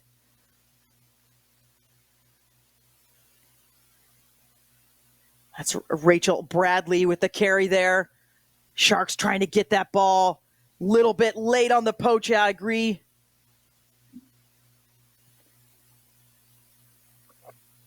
Yeah, Phoenix has been a really strong side the last couple of years. They're coached by Eyal Hakim, and he's put together a really strong touring program. They go to a lot of big tournaments. These girls have played together for a long time. Cynthia Campbell, one of their kind of stalwarts of this team, and I expect them to have a really good showing today. Can see them. And this is where we've been talking a bit about in our earlier games where they're going backwards, but here we're not seeing such a strong or aggressive defense from the Sharks. So Phoenix was actually gaining ground, but Sharks get this poach this time. Yeah, and I like what the Sharks did there defensively. You saw the Phoenix player trying to get her arm free to make an offload, and the Sharks actually just went for the ball, awarded with a penalty. Sharks big carry there. The power coming through for Kaylin Hunkin-Clark. We can see a Phoenix player down there. Now they're up on their feet, so they're okay, it looks like. Sharks, a relatively new focus for them on sevens. New club. Nice carry there. Apologize, that might be Hunkin-Clark. The number's a little bit hard to see there. Now we can see that's Coco Mendoza-Silva slicing through with the offload to Nina Munson. Oregon going to get on the board. Wow, and Nina Munson there played her rugby at the University of Edinburgh, so international accolade and really just running a really nice support line on the inside. And what a start to this game. Good for Oregon here. Good start for them. Conversions, only 2 points in sevens and in 15s, and they do add up, though. That one's going to go through. So Oregon Sharks 7, Phoenix 0, 3 minutes into this match. Yeah, and Oregon didn't have a lot of possession there, but they really made the most of that penalty. They had some really good go forward by Erica Farias. You just saw her getting back to her feet, releasing the ball, no ruck formed, and really smart plays by Oregon. And this Oregon Sharks, they are an academy side out of Willamette Valley, Oregon. It's a region that's centered around the Willamette River near Eugene, Oregon. And now we've talked quite a bit about Phoenix being out of that southern Florida. Of course, not Phoenix, Arizona, Phoenix the bird that rises from the ashes. Need to see a little bit of a rise from them. They are behind early in this match. Only 7 points, which is nothing in this game. Points come very quickly there. A nice little step to the inside I think that's Bradley. But Sharks, look at the power and the pace on the poach there. Did she get the separation? No. And not from the mark. So that is a focus in sevens. The referee has to see you tap the ball from where the penalty occurred. So just calling them back there, Caitlin Edwards, to restart. Some butterfingers there by Bradley, but able to gather it in. Phoenix would like to see them running in the open, but the Sharks defense, big hit there, knocks the ball loose. Our try scorer, Munson, is going to go for a run. Finally brought down. Now Sharks, lots of space. Farias, so dangerous with ball in hand, finds a teammate on the outside. The push down. Another score for the Sharks. KB Broughton. Gonna wait. Doesn't have to touch it down until there's either a defender nearby or the referee goes tired. KB Broughton, long-time player in the Pacific Northwest region. Smart player. Yeah, and KB Broughton is quite the runner. Really, really hard to tackle. I did not know she was out playing at Sharks now, but you can't give her that much space with the ball in hand. You need to try and tackle her immediately, because if she gets up ahead of steam, you're not stopping her. Yeah, that strong lower body, those legs just drive for her. So Oregon well in control here. Converted tries, 2 of them. So we're up 14-0 over Phoenix. I would say maybe a little bit unexpected here. Slow start by Phoenix. I agree completely. Just big pressure coming from the Sharks, too. They managed to keep this ball in bounds, but again, behind their 22, working from their own end. Now getting a push forward. That's a nice flat ball. Freeman takes it to the line, gets the penalty. Going to go fast. Need some friends. Looking, scanning now, letting go. Releasing to the outside into Edwards' hands. Phoenix would love to put one in before the first half is over, but Sharks in there again.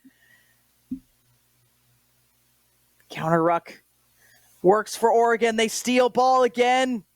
That's been the story of this first half. Oregon taking the ball from Phoenix. Broughton again. Look at the steps. Just dancing around, playing. It's not food. Put it down. What a line, Wendy. I'll have to remember that one. Feeling a little silly this morning. Hey, it's early, It's the first day of this tournament, and these teams came out to play, and we're enjoying ourselves up here.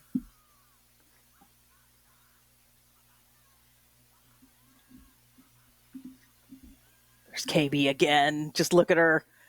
Just that, if you're a young player watching this, it sounds like they converted that, so it will go to halftime 21-0. But if you're a young player watching that, you never run in a straight line. You always run sideways. So it seems like maybe she's wasting that energy, but it makes it so hard to track you down. So Oregon up solid, 21-0 over Phoenix. Second half coming at you in just a moment. We're going to step away. Let's get ready. Major League Rugby is now. This is the moment we waited for. Everything you want is right here. We gon' give them what they came for. We gon' take it up from last year. The Rugby Network is giving you all the free MLR content you want, live and on demand. Never miss a hit, never miss a try, never miss your team. MLR on TRN. Never miss a match. It's here and it's right for you, the rugby fans. It is the Fantasy League game for Major League Rugby. The only exclusive Fantasy League game for Major League Rugby globally. Getting started is easy. Just log into the platform, head to the play section, and you're in the game. But there's an important step, connecting your wallet. That's right. To collect player cards, you need to fund your wallet. Oval E offers various options like Ramp, Taurus, MetaMask, each with its own advantages. This process is just a straightforward way to buy in-game tokens, enhancing your gaming experience by allowing you to access different features and player cards within the game.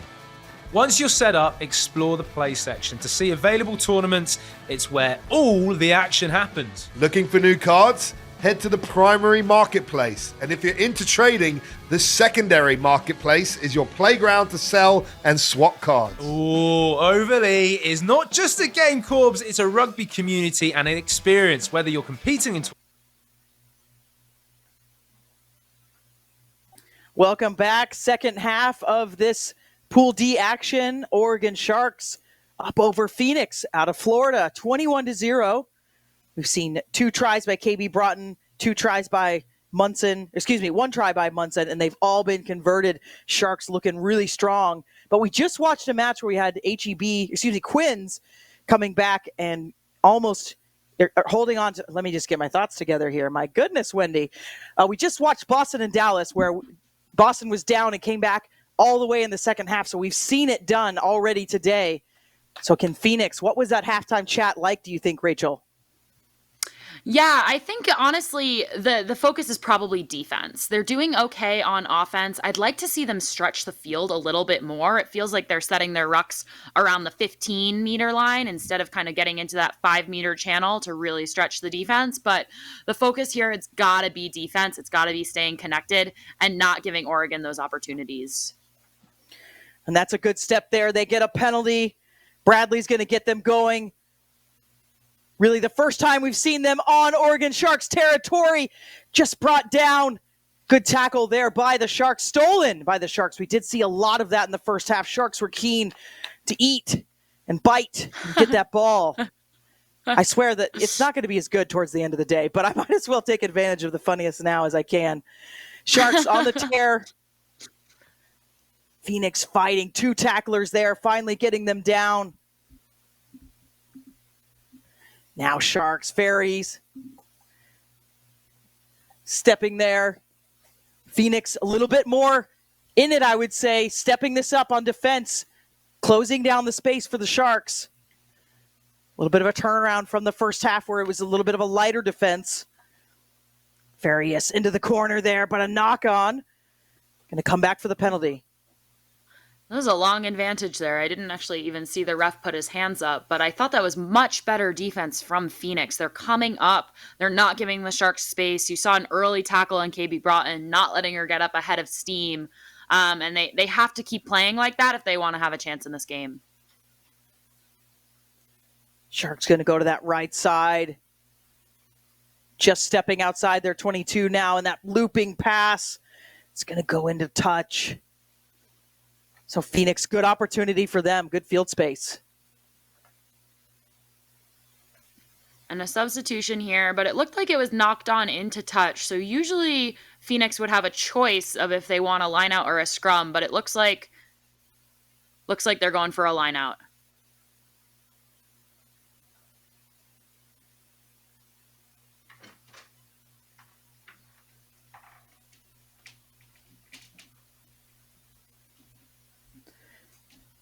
Big whistle coming from our referee Winkler. Offsides, Sharks. Phoenix are going to try to go quickly. Beautiful step off the right foot. Morgan Freeman scoring for Phoenix. Yeah, really nice play there. Morgan Freeman, born in the UK, but living in Florida now, and a product of Lindenwood University. And if you're a women's rugby fan, you know what that means. Just a perennial powerhouse down there. But this was much better from Phoenix. We talked about their defense and turning it into offense, and really successful.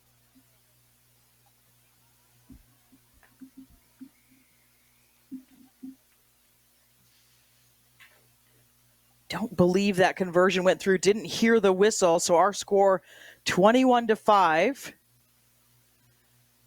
Phoenix looking to claw their way back into this one. Starts with this restart. Can they go up and get it?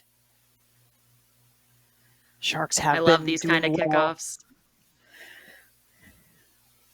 Oh, just going to be short of 10, but if it was 10, that was going to be glorious. Sharks will take over in the middle of the pitch. It has to go 10 meters or it's a free kick. We know we've got some new viewers out there finding the sport of rugby through the Olympics. We welcome you. This is the top competition for sevens in the United States for our club and adult players. Many of these players will go on to join either the United States team or another team. We do have several international players that come to the United States to play as well. So you are watching the future of rugby. Phoenix, another penalty for them.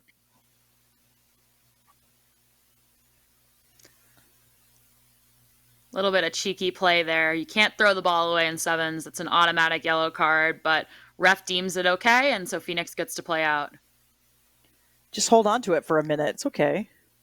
Galdones, good carry there, but a little knock on.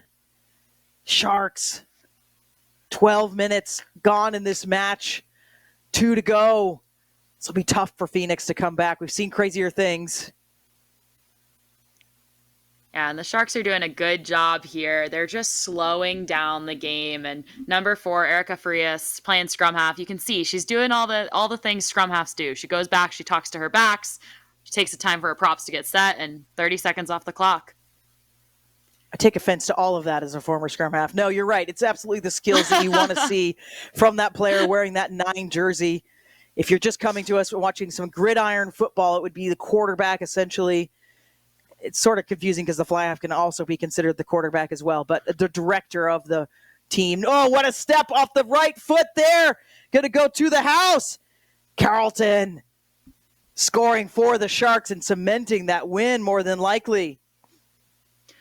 Yeah, that's definitely kind of the final nail in the coffin, but Sharks have put the tournament on notice, I'd say. I didn't see their ranking coming in. I'll double check that for you, but they're going to be competitive all day, and it'll be exciting to see how they match up against some of the better teams or the historically well-known sevens teams.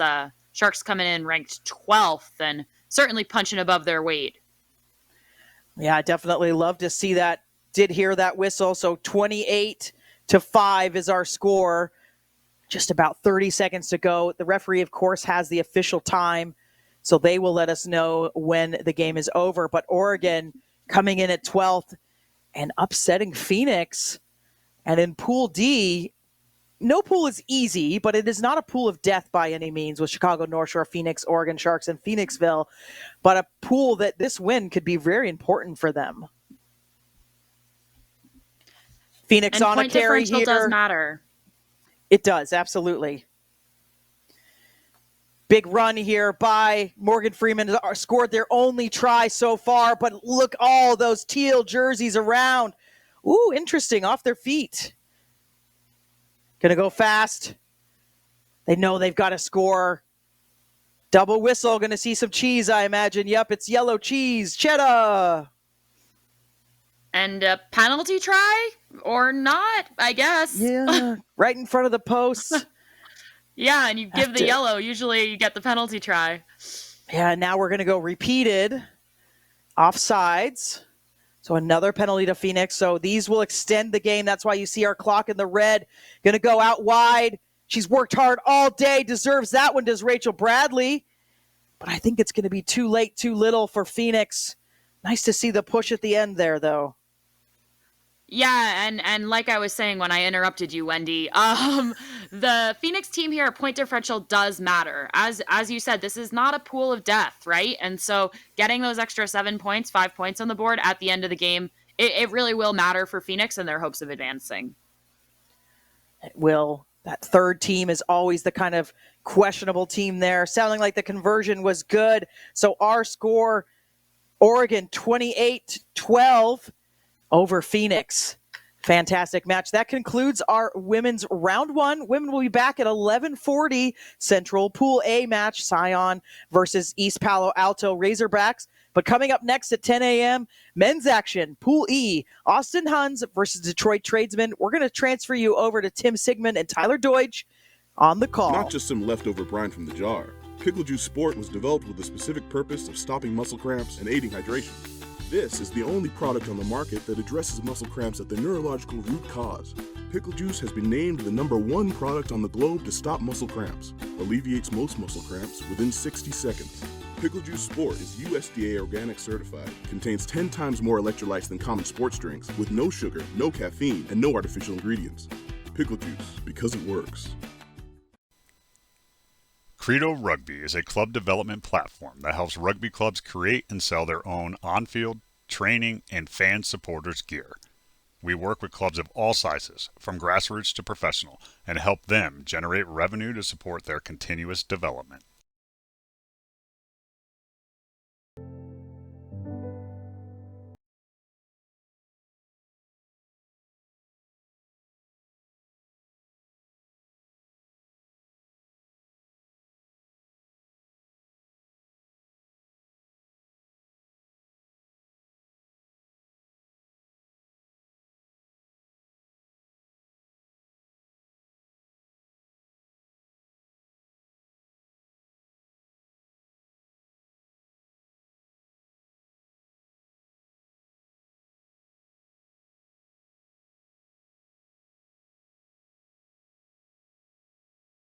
Trying to work out the announcers. Apologize for any technical difficulties.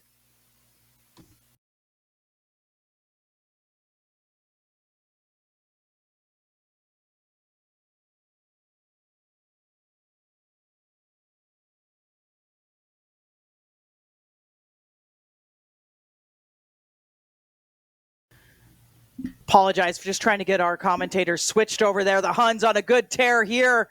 Going to get right towards the line, 2 meters out, touching down are the Huns, scoring quickly. They did very well in the Red River this year.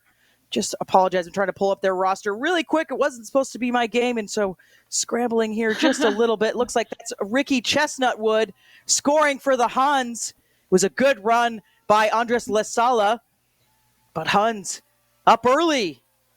And our referee for this match, Katie Roth.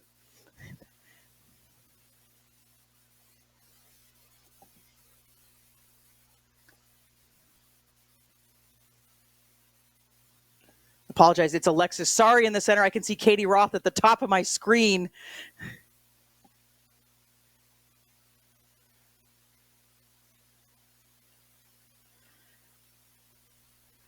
So Huns up early. Believe I heard the whistle, so that 7-0 for the Austin Huns. As I was saying, they did very well in the Red River this year, put a huge focus on the Sevens program. It's where it's been kind of a social for them for the last couple of years, and did very well to win out. Detroit's going to take over here, though, on the attack. Huge run. Going to go to the right side. That's Mark Phillips going around the outside, now offloading. Joe Bargerstock, little light touch from him, and the big fend for number 20. Apologize, I don't have their name, but what a score from them, showing their athleticism. We've got a tight one on our hands as Detroit answers back.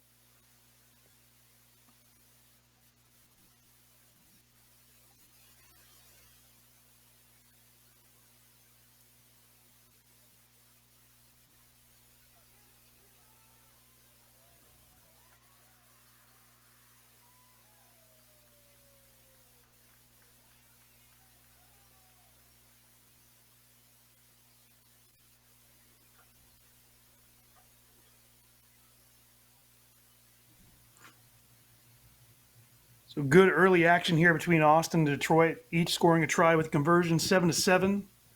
Just about halfway through this first half, two very competitive sides. Again, both of them playing in men's pool E. Huns coming seated number 7, the tradesman number 10. So tie contest and a poor kick there. We'll see Austin take it to the center, have a free kick here. Our referee, Alexis Sari, taking this game over, giving the mark, and they're going to call for a scrum. So Austin seeing what they can do. Detroit with the good answer there against Austin. Now they're going to try to work this through. Number 10, Russ Webb with the ball for Austin. He feeds it in, works it to the back. Ooh, good attack, but now going weak side. Sees, show and go. He breaks through, 2 chasers. He's got a man on the outside. He may not need him. Tripped up, but he's going to score. 5 points more for Austin. Number 9, Aiden Ridgway, taking it the distance. The 23-year-old showing the speed. A little show and go there. Cutting back to the inside and going from halfway, putting Austin back on top, 12-7. A little tougher conversion here.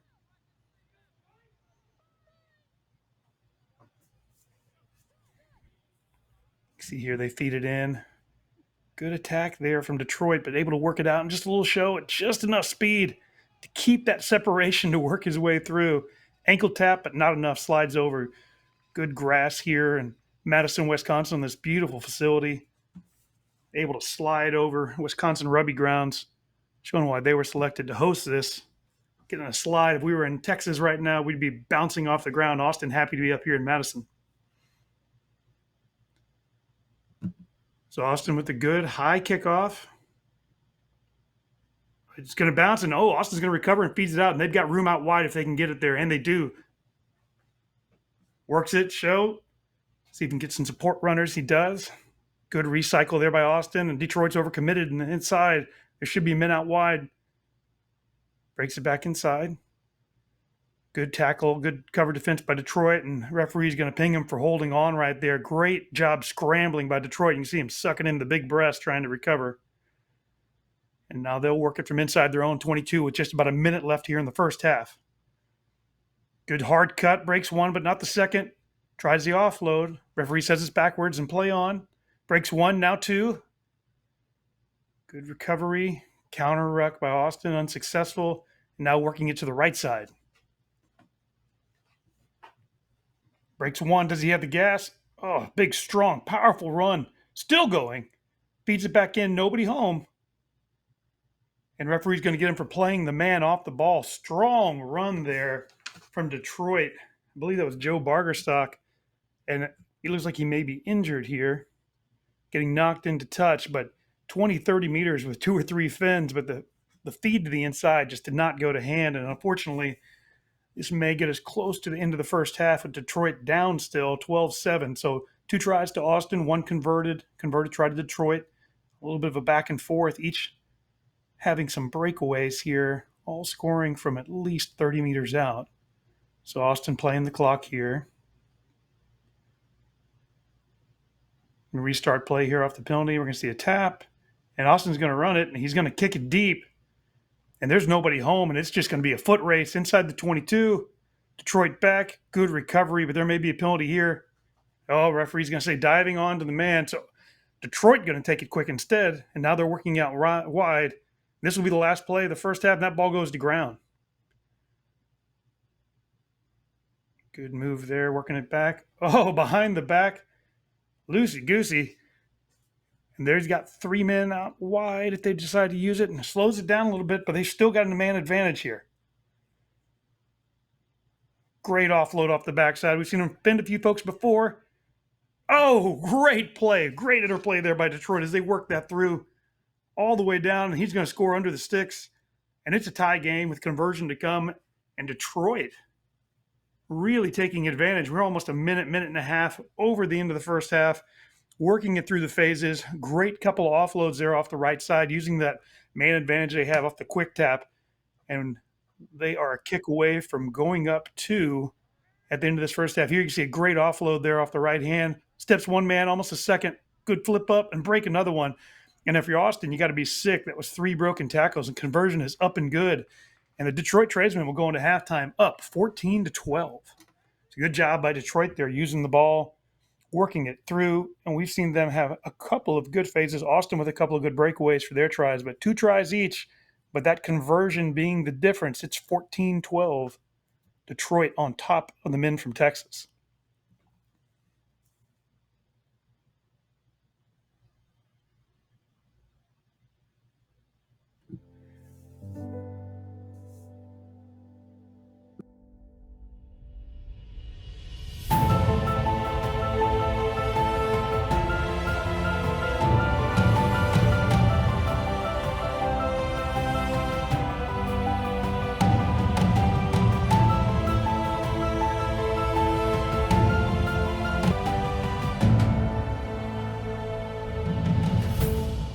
Welcome to the Rugby Rundown on the Rugby Network, as we bring you your weekly rugby fix. With the big news, special guests, and unparalleled access, this is your rugby show. Watch exclusively on the Rugby Network.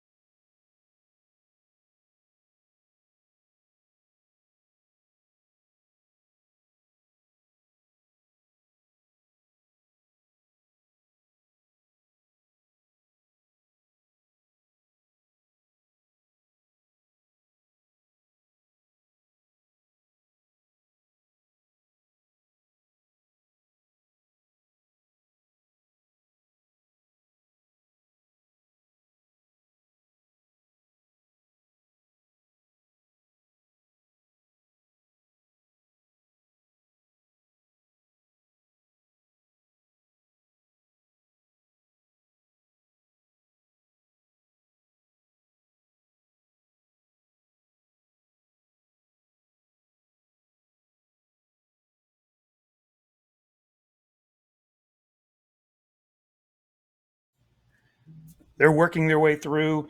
Detroit with the great job there, getting points on the board. You can see that little break right there. He's going to take it right here off the back. See him a little show and go to the man outside. Commits that defender and just enough speed to keep going. Great job. Great job there by Facey putting Detroit up. And they've now got 3 tries on the board, and they lead Austin 2.5 minutes into the second half.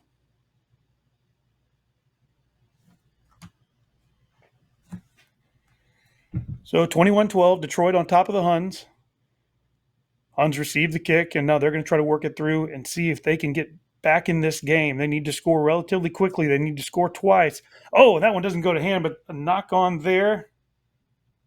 Referee coming back, not letting advantage play on. They're going to stay with the knock on. It'll be Austin's put in. That was almost really dangerous. It bounced up into the Detroit player's stomach, and he almost had his points. Ready to go. So Austin with the put in. Yeah, we're ready to play, Coach! Number 10, Russ Webb. We've seen him set up the second try from about halfway. Now strike from a little deeper here. Breaks the first tackle. They've got space out wide if they can get it through the hands. Ball does not go to hand. Oh, another loose pass. Austin trying to get something started, but looking a little rough right here. He's going to get right there on the edge, but stays in somehow. And now Austin working out wide left. Probing this Detroit defense, but so far, Detroit proving up to the challenge. Good break, and it just doesn't go to hand, and that's going to be a knock-on. It'll be Detroit's put in. Great job committing 2 defenders, but just couldn't get the pass to hand. Referee calling for a substitution here. Good clear direction from Alexis Sari so far. Had a good match, a little bit of back and forth. It was 7-7. Then Austin went up 12-7. Detroit answered right at the half and got the conversion to go up 14-12. A quick one early has Detroit on top 21-12. Both teams have looked dangerous. Detroit may be a little better on defense so far with their cover defense. And they go on attack here. And they feed it in. Good push. Austin covering there. May have got a turnover here, and they do. Not really seeing there. So Austin, quick tap. Russ Webb again. He's been dangerous and all over the field so far from Austin. Now a little bit of speed show and go back inside, and he sees the pace here. Breaking. Man chasing. Good cover defense from Detroit, and nobody home from Austin. They're going to take that, and now it's Detroit's ball from just outside their own 22 with about 2 minutes left in this match. They sprinted out wide, working it back to support. Austin has 3 players committed here. Now they're going to work it out to the left. Good job by Detroit slowing down a looping pass there to the outside. And Detroit breaks one. Austin's got to start making these tackles or they're really going to get in trouble here if Detroit's able to score again. Now out to the right. Slowly just looking for a chink in the armor. Good show and go. Fake the kick. On a break. Looking for support. Oh, another fake. Another fin. Still going. Good opportunity here for Austin to steal. Tries to kick it through. Not able to. Detroit somehow secures possession there. Oh, just held on by an ankle and a hell. Pass to Austin. Tired legs here. Couple of phases of play. They've got a man advantage outside. If he can get it through, he does. Does he have the gas to finish? Number 5, Ricky Chestnut Wood getting chased. He goes down. We're seeing some real tired players out here. It's almost 3 minutes of solid nonstop action here, and Austin just needs to work it through. They've got, and there, that's the one they needed right there. Number 2, Brandon Johnson, the 6'4", 205 product of East Hampton, New York, touches it down, and a quick conversion kick is up. There you can see the pass to the outside. Thought Chestnut was going to have the speed here, but great cover defense from Detroit. Might have been Frazier there on the cover. And Austin able to secure possession. There's nobody at home for Detroit, so they just had to work it through, and they do. Gets the points on the board. And now it's anybody's game with just a minute remaining. So Austin's kickoff coming. Detroit makes a substitution here, gets some fresh legs over the field. You can see hands on knees, hands on hips. Everybody taking in the big breaths. And each team looking to start this day with the win. So important here to start with the win. 4 teams in each pool. This is Pool E, men's play. Austin Huns versus Detroit Tradesmen. And this next passage should end it. Austin up, slaps it back. They should retain possession here. And not able to gather. Now Detroit gathers and there's nobody home, and he's going to take it all the way. And that should be the final play of this match and should secure the win for the Tradesmen. Dots it down 26-19. Detroit. Conversion to come. But this should be the last play of this match. You can see right here, just not able to gather, unfortunately, and just leaves it, just picks up the egg and sprints away like he just won the Easter egg hunt. Great job there, be on the spot from that missed opportunity. So the kick is up, and it is good. And that should do it. Detroit Tradesmen take game one in Pool E against the Austin Huns. Oh, sorry, guys.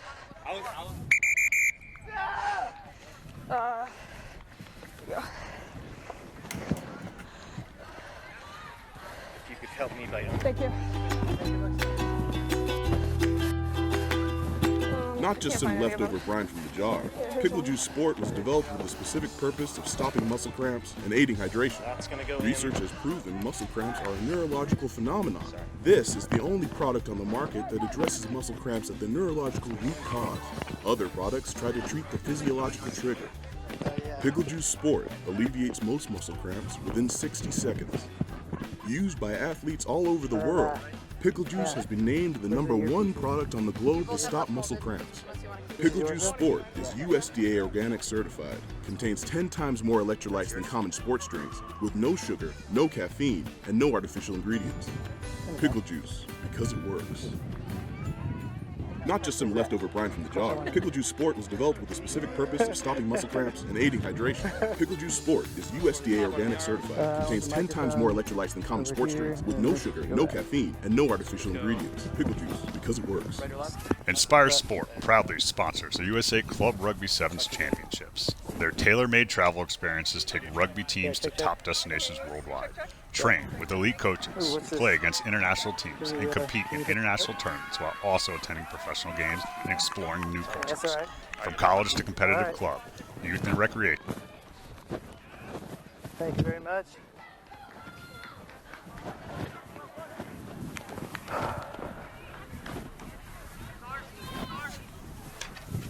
How you doing? What's your name? Carl Jacob. You going right or left? I'm going to go right. Okay. All right. Welcome back to Madison, Wisconsin. Our next game is Schuylkill River versus the Washington Athletic Club. This is the first game in Pool F.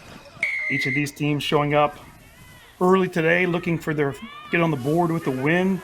Schuylkill River coming in as a 6th seed. The WAC coming in as the 11th. High kick there. Recovered. Strong run here, breaking tackles. Great job there, working it through. Now working out left. Crisp passing here so far. At speed, good fin. Just cover tackles. Good support run here as they're going to look and get up. Fakes it to the left on the weak side, now going out right. And he's got options. Another fake. Good cover tackle there. Still working their way up within 5 meters now. Good little goose step, strong fin. And that's a try. Dotted down there on the far right side. I believe that was Louis Satama who scored that one. Great run by him. He started with breaking those 3 tackles off the opening kickoff.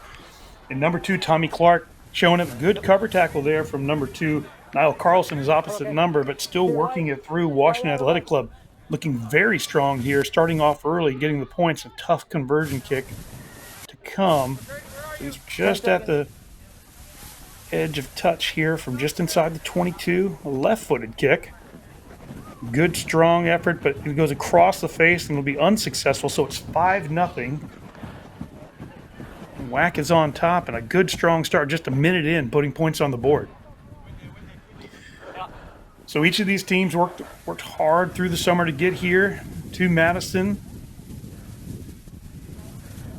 Schuylkill River being ranked a little bit higher, but Washington with a high kickoff there.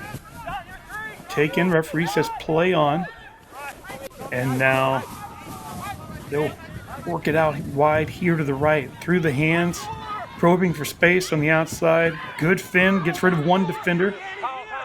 2 more are able to take him down. Danny Gianniscoli gets that pass out from the scrum half position, and we're working. They're on the move.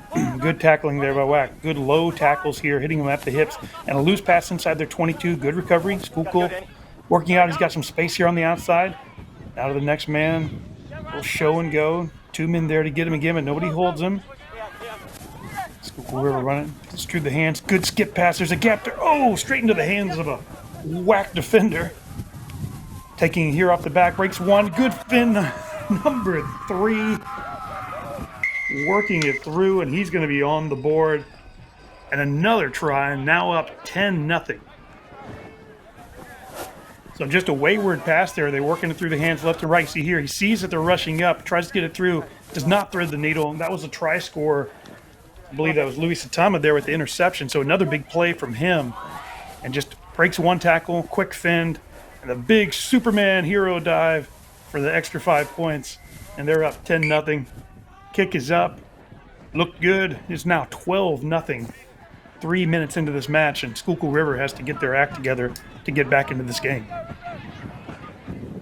So the lower seed up early. So this is 11 seed versus 6 seed in Pool F.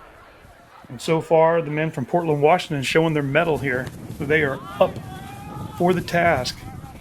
3.5 minutes into this match. Ball bounces, but right to hand, but that's going to be a knock on. That's not the way you want to restart when you're already down 12-0. So scrum here.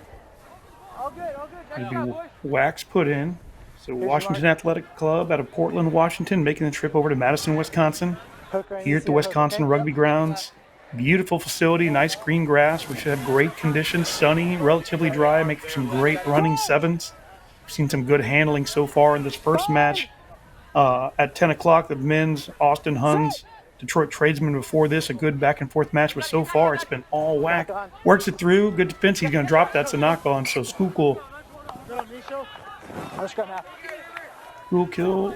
will be able to have their own put in, see what they can do from a set piece here. They're looking to put their stamp on this game. It's been mostly defense. They've had a few phases, but unfortunately for them, no real weak links in the Washington Athletic Club's defense so far. So, put in here from Schuylkill, and now they're working it out here to the right. Breaks 1 tackle, but not the second. Isaac Mayala there on defense. Now working out wide left. Good look. Breaks 1, 2. There's 5 committed defenders there on that right side. There should be space out wide the opposite direction. There's a gap if they can exploit it. And they do. 1 break. Now there's 2-man overload on the outside. And now he turns on the gas. Looking for support runner. Finds him. Cuts it back inside. That's number 2, Niall Carlson. Taken down. Another runner. Oh, able to hold the fin all the way through it. I think that's Ben Janssen right there. Looked like he might have had a little hammy trouble there as he was kind of limping his way, but able to fend off with those big, long arms. You can see a little limp there as he goes. That may be it for him, but 5 points. It gets them back in the game. See right there. Breaks 1, 2. Now the gap. Great offload there. You see the skills from Schuylkill. They just had to get going. Great inside run line there. And even though he got ankle tapped, see Janssen just enough to work his way through to get that full 5 points. And the conversion kick is up. And it is good. And so we are 12-7 with about 30 seconds left in this first half. And it is a very competitive match. Not much between these teams. Number 11, Danny Gianniscoli will put the kickoff back up in the air. Wack will look to answer here before the end of the first half. So nice high kick, relatively short. Oh, it's tapped back, and Schuylkill's got it here. And they're going to look to tie. Now working it left. And Scully there. Receive and pass it out wide. Good job now. Counter ruck. Oh, no, not held. Oh, the referee did not release. So it looked like he wasn't held. The referee said no release, so that was a penalty. There's a try score, number 8. Luis Atama again with the wide pass. He's been all over the field so far. The Whack, great tackle, and they get called here for a penalty for holding on, and they do. And so Schuylkill, with just about 10 seconds left, will have a shot. Just Mark's over there. got a man down. Referee's going to slow down play here. This is gonna be the last Oh, one. he's You can go to taking the him next back to the original mark. So they went to him, and they were going from the mark of the penalty there. So he says they do have time. If he kicks it out, will not be the end of the half. Chanscoli with a kick that'll be marked out just maybe not quite the distance he wanted off of that, just inside their own half, but they'll have a line out, and they'll have a lot of field to work with here. Other side. We'll see. This is the first line out we've seen so far today. Step back. The games I've called, and so we'll see what they can do. I need you out. Right here? No, out. Half back. Yeah, right there's good. Referee making sure they're matching numbers and working its way through, and now it's out to the left. Gianscoli works it again. Looks like they want to keep challenging this outside. They must trust his speed, and obviously so. Boy, he really turned it on right there and taken down. Still not in touch. But referee's flag is not up. And that ball is out. Good challenge there from Whack, but somehow Schuylkill able to hold on to it. Now working it over to the right side. Well, show and goes to stutter step, but not getting away, and that's a forward pass. And I believe that's going to be the end of this first half of play.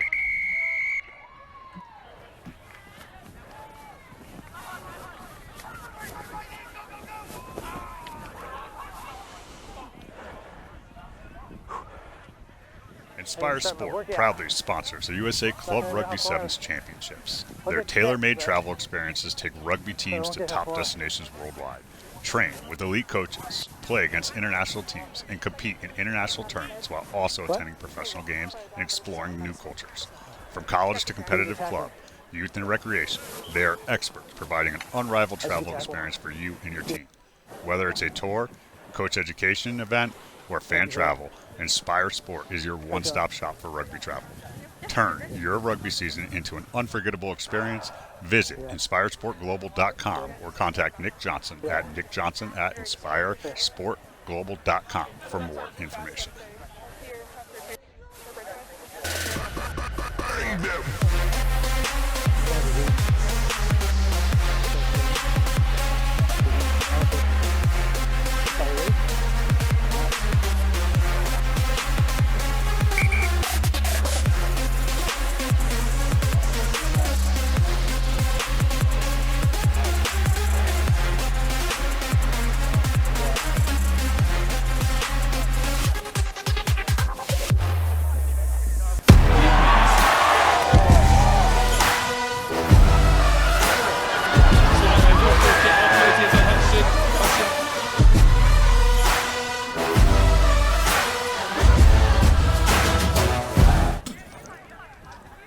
Attention all rugby fans. World Rugby Shop is your one-stop shop for all your rugby gear needs.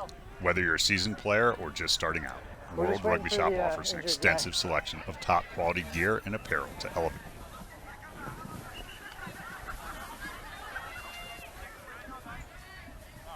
We're waiting on him. He's still on the field. All right, we start half number 2 here between the Washington Athletic Club out of Portland, Washington, and Schuylkill River from Philadelphia, Pennsylvania. Washington Athletic Club up 12-7. 2 early tries saw them up 12-0. Schuylkill River with a long-range one and converted to get them back within 5 and make this competitive again. But Washington dominating much of the first half. Yeah, really exciting first half. Looking forward to seeing if Schuylkill River can kind of give it back to them in this second half. Bill Washington receiving this kick, working it back. Now out to the right-hand side. This is try scorer Luis Tama, such a strong runner. You can see here committing 2 defenders. That ball does come out. Good counter ruck here from Schuylkill. Not quite enough. That's number 13, Demetrius Tape, who also scored a try. Dropping that one. Now Schuylkill on attack. 10 meters inside. Washington's half. There's a gap there. Able to take advantage and just fighting forward for a few meters, now going down and recycling this ball. Looking wide left, working it through the hands. Washington very strong in their tackles so far today. Even on the long range try by Schuylkill, they were able to do 2 cover tackles and really had to make Schuylkill work for it, make that third man score the try. Good recovery there on a loose pass. Taking their time. High tackle. Referee's going to call for a high tackle here. No. Schuylkill going to go with the quick tap. He's got to kick it. Doesn't look like he's like that. Now tapping again. Number 4, Brian Keown here with a strong run and looking for some help, but getting tackled. And Schuylkill just looking a little disjointed here, Rachel, so far in their attack. And getting the penalty. Yeah, it does look disjointed. They're moving backwards, but Washington Athletic Club is committing a lot of penalties around the breakdown, and Schuylkill's being patient and trying to find that opportunity to break the line. Oh, and a pass doesn't go to hand there, and now the ball back in the Wax hands. They're going to look to work it out wide to the right. Should have a gap. Good kick through. There's nobody home for Schuylkill. See if they can cover in time. Bounce up into the arms. Breaks one tackle. Good offload there. He's like, ooh, coming in from the side, but referee did not call. He shoved that first man out. I thought might have been a penalty there, but passes to the referee. He's not. He is part of the field, but he's not a player that can help you. So maybe seeing a little tired minds and tired legs here in the second half. As we saw a lot more continuous play in the first half and maybe a little more individual effort here, breaking a couple of tackles, taking on the whole team. He can get this out. He does. That's going to be number 4, Brian Keown. Does he have the speed to finish? Oh, Washington's so good with their cover tackles. Again, but he played that from the ground. That should be a yellow card, and it is. He reaches to the pocket. He's going to send him off. He cannot play him in from that position. That's going to be a penalty try as there was no one there. So that's going to put Schuylkill River on top with that penalty try. Yeah, and if you're new to rugby there, the reason that's a penalty try is that's the last defender that infringed, made an illegal play, and so you stop the player from scoring. And that's an automatic 7 points. They don't have to kick the conversion there. And that was a good turn of pace from Schuylkill River. We saw them going really lateral, but Jesse Capriotti, number 1, getting that go forward that you really need to score tries in rugby. Yeah, right you are. We just mentioned that they weren't having as much jointed play. It's going to take an individual effort. He took on the entire team there. I think he had 5 defenders committed to him. They passed it out wide. Great cover defense there by Wack. And you can see that aggression. He wanted to make that tackle even though he's on the ground. And unfortunately now Washington's going to be playing a man down for almost the rest of this game. They'll get him back with maybe a minute left. And so Schuylkill River looking to put more points on the board while they've got a man advantage here. Good kick. Great take over the top there by Schuylkill. Wow. That's picture perfect sevens right there. Left. Here Capriotti again with a strong run, but taken down. Schuylkill recycling it, working it back out to the right side, and they've got a gap. Washington really going to have to work hard playing a man down to not allow them to find big holes. Oh, what a fin. Once, twice. Wow. Ooh, now the third time. Now working it through again. Washington looking like they're playing with some confidence here. See, cuts it back inside to his support. Man, this tackling, that was again. Luis Atama has been playing such a great match today for Washington here in this first game. Oh, he's going to get a card there. He came in with the shoulder, no wrap. Immediately snubbed, and they're going to be down to 5. Or dump tackle. Yeah, a dump tackle, yeah. So you can't bring the player below parallel. So if your hips end up below your shoulders, that's always going to be a yellow card. And Wack is down to 5 players with two or so minutes left, and these yellow cards are 2 minutes each. So about a minute playing 5v7 here. Let's go. Yeah, unfortunate there for Wag. I think he had that man held, and Luis Atama came from the side with the shoulder. He's lucky he didn't get the yellow card, but it resulted in that dump. And they got him sent off. So, like you said, down to 5, 2 defenders down. This is going to be very difficult to keep out Schuylkill here. There's going to be gaps all over this field. Good cut inside. Capriotti gets his 5 points, extends the lead to a converted try at 19-12, and a relatively tough conversion here. We saw Washington not be able to convert one from about this earlier in the match. So he feeds it off the back. And being 2 players down, there's just going to be gaps every here. He's able to work up these first 10 or 15, commit the defender, just not enough time to be able to cover. Yeah, and really nice play there by Brian Keown. That's that number 4. You see he's trying to get the winger, that 14, on Wack to turn his hips in, right? He's probing that space between the center and the winger. And as soon as he gets a little bit of a bite, he gives the pass to the outside, and Capriotti gets the try. What's the time on the card? It's a good effort on the conversion there, but I think it went across the face and so is not successful. So the gap remains 7. So even down 2 players for about another 30 to 45 seconds. Washington not quite out of this yet. We got 1 minute left. You got to kick now. Schuylkill milking the clock 30 seconds here. left on the second yellow. Working its way down. That one's going to go up. It's short. But Washington able to retain possession. Now they're going to work it out to the right. And it looks like they had a man come back on during that. And there's a great broken tackle. Dives under it. Does he have the speed? He does, but they're going to try to push him to the outside, so he's unable to get an easy conversion, but he's going to turn on the Jets and get a few more. This is a makeable conversion, so even 2 men down, Washington showing their class. What can they do with this kick, Rachel? Yeah, and I think they might have been back to 6 there. I think it's down to 1 yellow card, but honestly, I would have liked to see more from that Schuylkill River winger there to try and force him to the outside at the end. He was doing it, and then he kind of just laid off the gas, and number 6 for Whack, that is Tavion Rogers. Just really nice work to turn on the Jets and try and make it a kickable conversion. That's it? Yeah, Tavion coming on a replacement there and immediately showing his worth, putting him back into this game.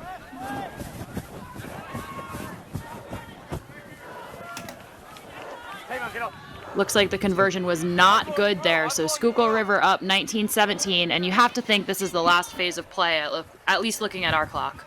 Yeah, so Schuylkill River's got to be able to receive this kick.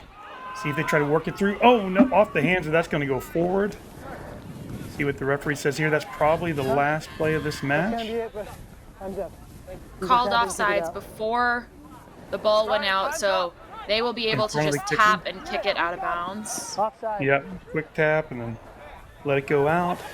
And that should be the last play, and Schuylkill River's going to sort of escape with this win. I would say Whack looked a little bit more dangerous in attacking play, but here's our tap.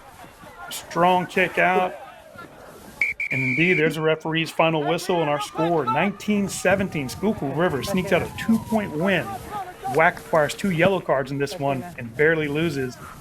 What a great match to kick off Pool F.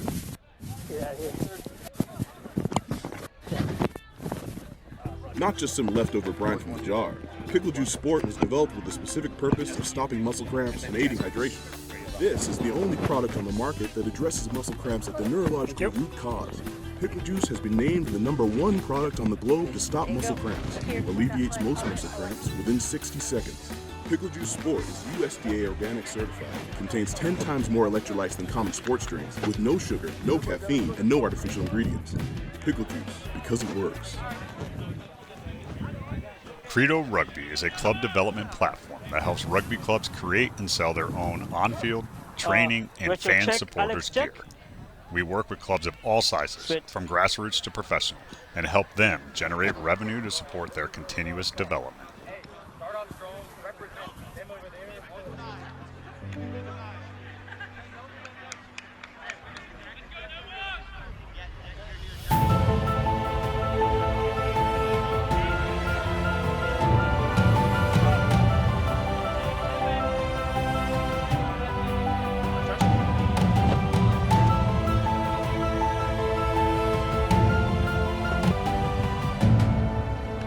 Are we checking in with broadcast? Welcome to the Rugby Rundown on the Rugby Network, as we bring you your weekly rugby fix. With the big news, special guests, and unparalleled access, this is your rugby show. Watch exclusively on the Rugby Network. Captain?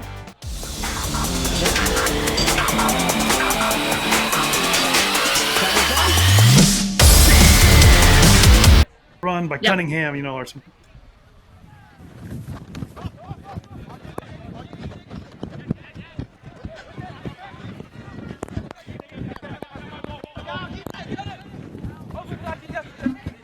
And we are back live here with Life versus Nova. Yeah, so Nova working it through out here at the outside. Kickoff from Life to Nova. Working it through the hands. Now working about, oh, great little step there. I thought he was through, but good cover defense. Now they're going to work it through the hands out to the right again. Oh, good little show and go. He's got a gap. Does he have the speed? He does. So they're going to What a start there. try to center it here. They do. Little gamesmanship here, wasting time. 5-pointer Yep, on and that the was board. number 11. Number 11, Luke Beanstalk for Nova. Really just heads up rugby, little show and go, backs his pace, dummy to the outside, and just goes through. Number 12 just doesn't have quite enough. That's Reed on Life. And a good start here for the Nova men. Yeah, exactly what you want against a team like Life. So good job by them. Strong run to get it close to the center. And I always love that little bit of gamesmanship. You know, just take 10, 15 seconds off the clock, because you always see in 7 so many times they score right before the half, and it can have such an impact on a game. Just take those seconds away when you know you're about to score. It's a good move. It seems kind of, if you're on the opposition, you don't really like it, but if you're the one scoring the try, what do you care? So kick is up. It's going to go a little deeper this time. They're going to receive it inside their 22. Now they're going to be on the tackle here. Nice little head fake. Maybe a little up high there. Referee deems it okay. This is Pool G action. Josh Musanera there calling the penalty. So back 10. See what they're going to do here. And looks like they're going to try to find a little bit of space and give themselves a line out further down the field. So good kick. Yeah. Looks like we're down past halfway here. Yeah, and you often see teams go for that line-out option when the ball is a little bit slower. So good play there by Life, just getting 30, 40 meters down the field and their throw.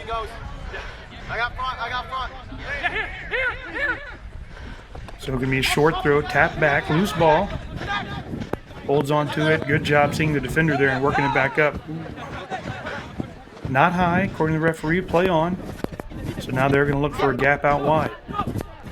Oh, that's some good gas right there. 1 fin, 2 fin. Oh, able to get away there at the end. Now just striding it in, seeing exactly where he wants to put it down. And how about just between the sticks? 5-7, conversion to come.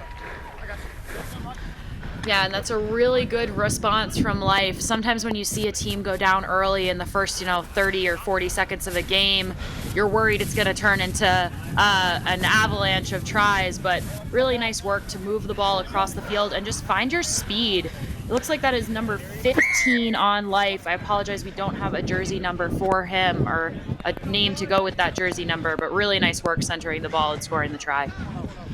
Yeah, great job. He did a good job shifting that ball left and right to get those fins off and just enough speed to avoid that ankle tap. And it's tied up 7-7. So Life will have this kick.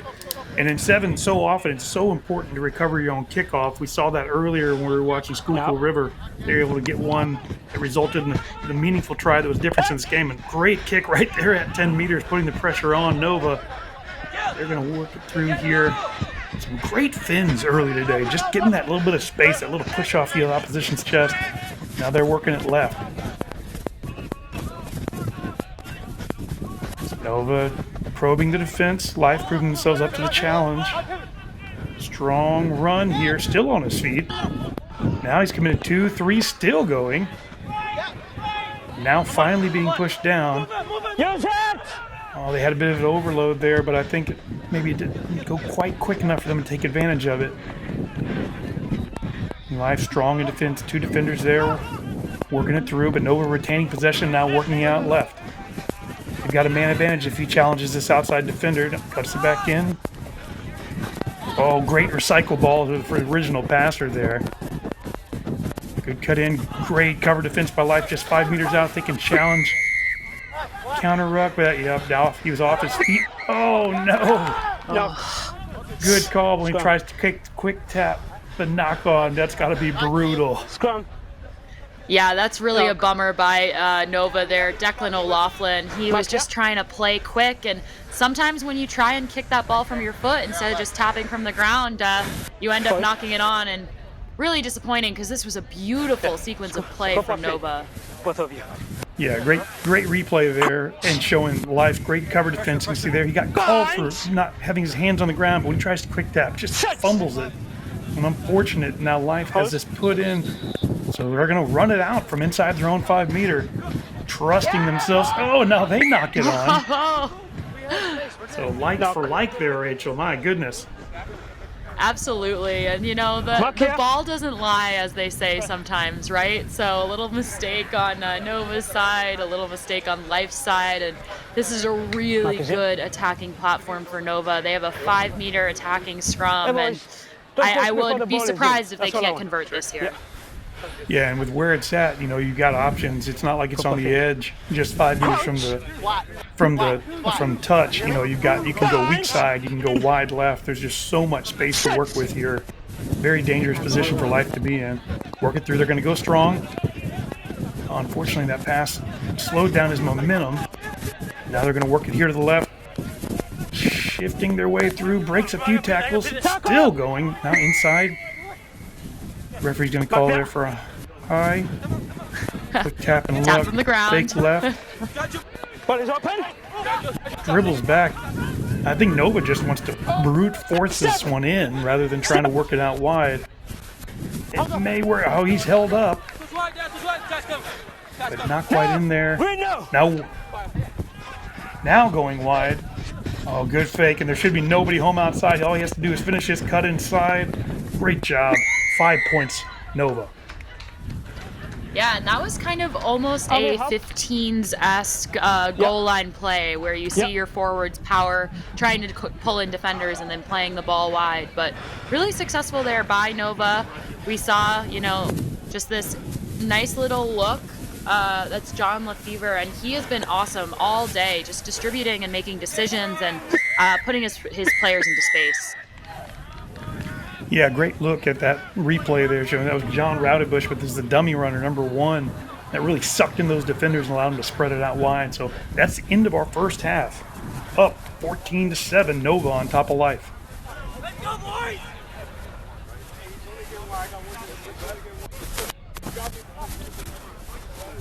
Thanks.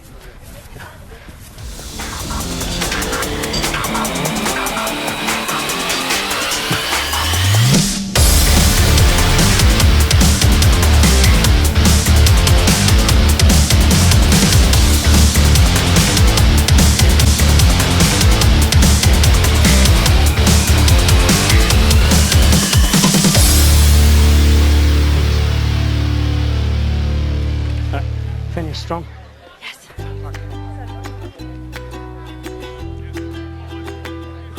Not just some leftover brine from the jar. Pickle Juice Sport was developed with the specific purpose of stopping muscle cramps and aiding hydration. Research has proven muscle cramps are a neurological phenomenon. This is the only product on the market that addresses muscle cramps at the neurological root cause. Other products try to treat the physiological trigger. Pickle Juice Sport alleviates most muscle cramps within 60 seconds. Used by athletes all over the world, Pickle Juice has been named the #1 product on the globe to stop muscle cramps. Pickle Juice Sport is USDA organic certified, contains 10 times more electrolytes than common sports drinks, with no sugar, no caffeine, and no artificial ingredients. Pickle Juice, because it works. Not just some leftover brine from the jar. Pickle Juice Sport was developed with the specific purpose of stopping muscle cramps and aiding hydration. Pickle Juice Sport is USDA organic certified, contains 10 times more electrolytes than common sports drinks, with no sugar, no caffeine, and no artificial ingredients. Pickle Juice, because it works. Inspire Sport proudly sponsors the USA. All right, welcome back to the second half of 2024 USA National Rugby Sevens Championship game. We are in Pool G. This is Life versus Nova, and Nova is up 14-7 with 2 converted tries, 1 right there at the half. Rachel, what did you see in the first half? Yeah, Nova had a lot more possession in the first half than we saw Life with. And, some mistakes on both sides. It hasn't been the cleanest rugby. I really think possession is going to be the key to this game, and whichever team is able to keep their hands on the ball and not make mistakes will be the one victorious in the end. Yeah, I agree with their Life. Except for that one individual effort by their number 15, really hasn't shown much on the offensive side of the ball because Nova has had so much possession. So number 9, John Lefevre here is going to start us off for Nova. Referee still waiting. Waiting for, I think, for one of the side referees to get through. There's our whistle, and we'll get kicked off here. So a high kick, relatively short, taken by Life. Just high. Gonna get him with a high tackle there, and so immediate penalty. Oops, sorry. As Nova back 10 and Life recycling it through, and they're going to test out here wide on the right. He's looking for an inside runner, doesn't get it. They're going to match up. Oh, good job getting that ball off. There may be some danger here. Yeah, you do get that offload off. Number 14, Cedric Saxon there. Excuse us here on Life. All we have is an alphabetical roster, no actual numbers for jerseys. So Life working it up strong here. Nova covering so far. Strong counter ruck. He's going to drop that. That's going to be a knock on. Strong counter ruck there from Nova. Who was that? Is that their number 9? Yeah, it looked like their number 9, and everything has been going through him right now. He's the scrum half wearing number 9, and it's that extra little bit of work just forcing that mistake on Life's side, and that's what we talked about. Let's go. Yeah, just a good job there by Nova. He really picked his time for that counter ruck. Right as they picked it up, he drove the other man from Life back into the scrum half, and that ball left his hands. And so now they've got an attacking scrum here just about 42, 43 meters out. The referee's going to call him back up. He didn't like the way that looked. I need you to properly bind and Having a few words there. Right?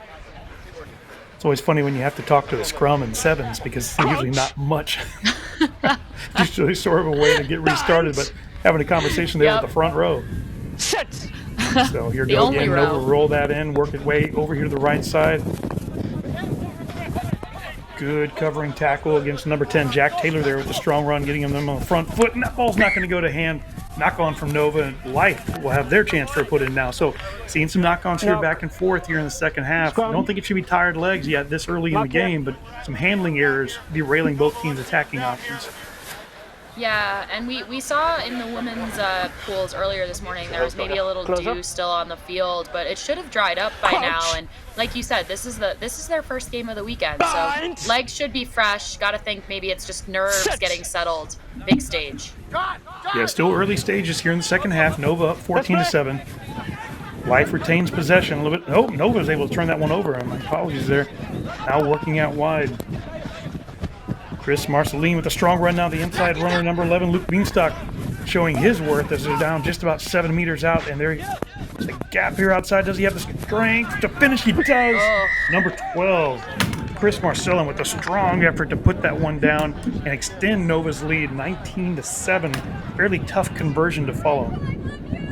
Yeah, and Nova is just building as this game continues. There was a really nice kind of interplay there between Chris Marcellin and Luke Beanstalk.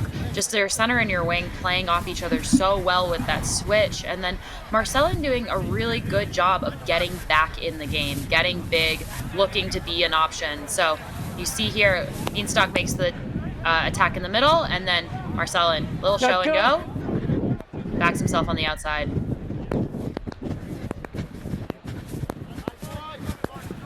So both teams exchanging some knock-ons there to start the second half, but Nova getting back on track, extending that lead, now up 19-7, unsuccessful conversion there. But as we mentioned in the first half, really doing what they did. They've had most of the possession here in the second half as well. Only about 3 minutes in, three and a half minutes into the second half, but Nova's had the ball for probably 3 minutes of that. We'll get restarted with the kick from here from John Lefevre, but he's been very strong in that scrum half position for Nova. Good high kick. Good, the referee calls. He's going to let them play on. Life is able to get possession there. That was an ugly job of trying to get that one, but they have the ball now working out right. They're going to test the metal of this defense. Strong tackle there from Nova. Oh, and an even stronger run and a little bit roll. Good job there from Life. They're on the front foot for the first time in a while, but that's a wayward pass, and that's going to push him way back. Unfortunate. Can't seem to quite get on track here. Try score number 15, making the pass out to the left. Nova with a strong counter ruck, but he knocked that on when he tried to pick it up. Unfortunate there on that pickup because number 2, Tom Capriotti there on Nova, that is textbook rugby tackling. Any defensive coach will be jumping out of their seats. You make the hit, you make a positive tackle, you end up on top of the player, and you're able to pop back to your feet for the counter ruck and leave the ball open for your teammate. Really nice work there. Yeah, I agree. That was really beautiful. We got a good strong tackle, which allowed them to get that counter ruck that would have gone to hand. It might have been able to put this game out of reach, but unfortunately it doesn't. So it'll be Life's put in. But Life's got to get some points on the board here. Only about 2.5 minutes left. Our clock about 30 minutes ahead, 30 seconds ahead from the beginning. But see, the referee blows his whistle. Kind of an ugly scrum there, but Life is going to be able to retain it. Nova doing a good job of trying to push through. It looks like they're trying to wheel it really fast on that left side each time. Not let Life get clean ball. A little bit of gamesmanship there. If the referee lets it happen, it's not illegal. So see what they do here. Again, same thing, trying to wheel it quickly, but Life able to get the ball out. And there's some space out here to the right. Turning on the gas. Good cover by Nova. To their feet. The referee's going to say diving over, not supporting his own weight. So Life, of course, going to take this quick, trying to get back into this match, down by 12. And now working it out to the left. Out wide left. He's got a gap if he can break through, and unsuccessful offload. That's going to go into touch. No going into touch. Scrum. You heard that there from the referee. Options, knock on into touch. So it's the direction choice there of the Nova from Josh team. Musinera, our referee. And Nova's going to take that scrum option. Sub. We're going to see a substitution here from Life. Sub's done. Going to replace their prop there. Time is back on. Ready, boys? Just hold ball. Crouch. Bind. Love that from the scrum half there. Just hold on to the ball. They know this is likely last play. Play.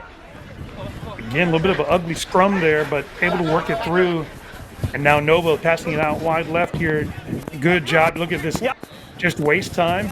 He's going to kick this out, and that should be it. Talking to the ref, asking in live play, can I kick it out the back? And you can kick it out any side you want there to end that game. So good job by Nova cleaning this up and taking the game 19-7.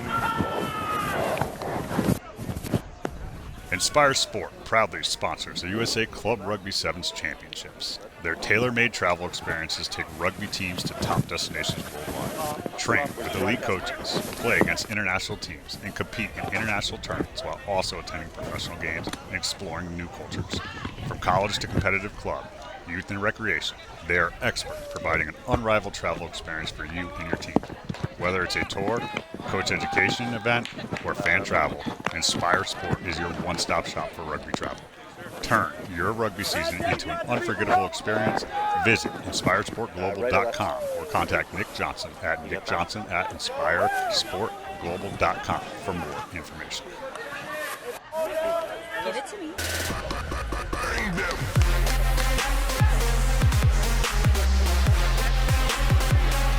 Good.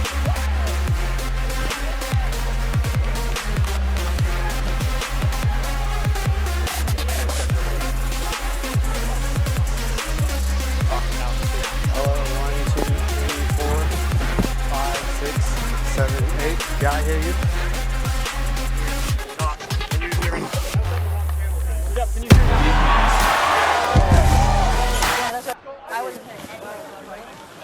All right. Welcome back to the opening match of Men's Pool H. We have Dallas Rugby Football Club against the men from White Plains, New York. Each of these teams is playing their first match of the day. It's fine, let's play. Looking to get this club rugby sevens championship started on the right foot. Our center ref today is Alex Hedquist. Appreciate the patience in waiting. Good, good. He's going to get us kicked off here. Here's a little conversation between him. White captain. Just keep behind you on all the kicks, okay? And it is Dallas in red here. White Plains in their white kit. Good high kick.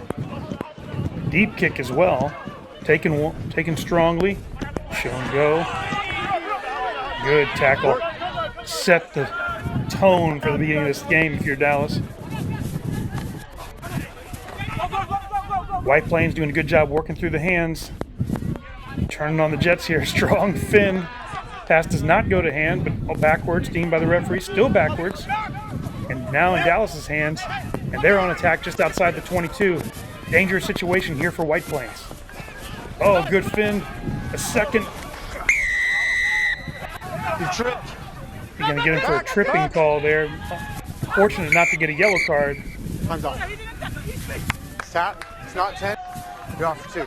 And that one was a yellow there, not 10 back by the White Plains player. So you have to remove 10 yards from where the penalty happened before you can go forward and play defense. Yeah, 2 quick infringement there. 1 for the tripping, then 1 for not being back 10. Sends a player off early for White Plains, and they're very quickly on the back foot here in just a minute into the first half. Dallas recycling ball, trying to bulldoze his way over. And now spinning out wide is Dallas. Finds hands, cuts inside. That's going to be a 5-pointer, barring any... And it is right under the sticks. So 5 points on for the Dallas Rugby Club, and they're up early and a man up early against White Plains. Yeah, good start for Dallas there. I apologize, we don't have a number 15 on our roster, so I can't give you the name of who that was. But just a really nice sequence of play, moving the ball all the way to the wing through everyone's hands. Chad Joseph to John Stewart, and then out on the wing. Number 15 centers it.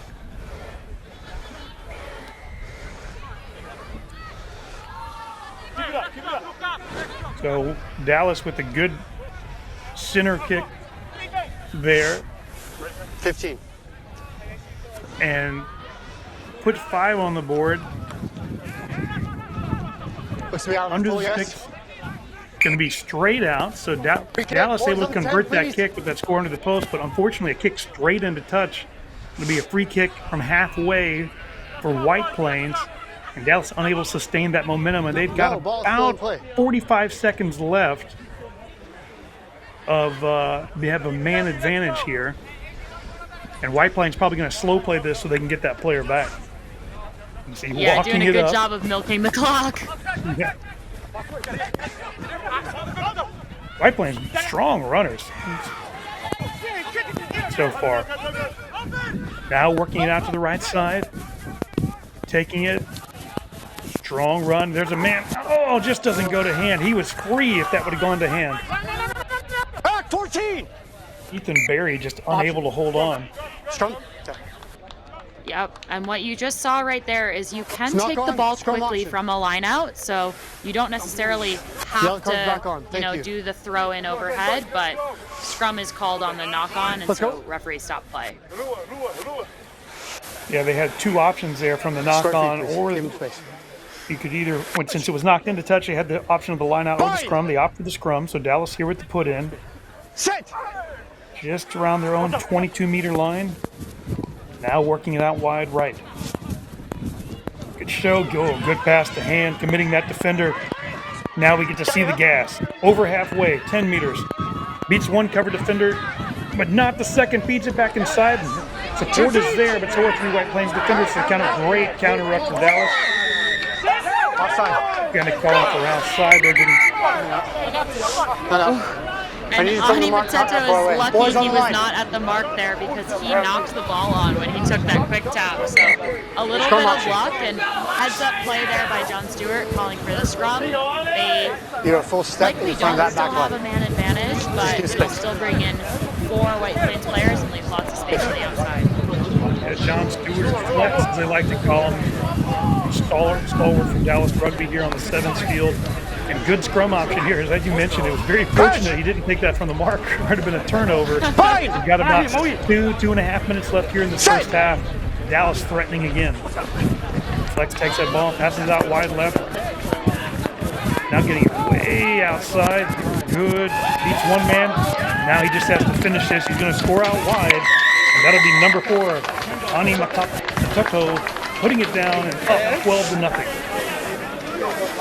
Yeah, good play there by Dallas. They had that break on the outside by Mateto that started all of this, but it was really the support of their inside players to be able to go help them out and just re-showing from the scrum. 15 seconds. Long, easy passes.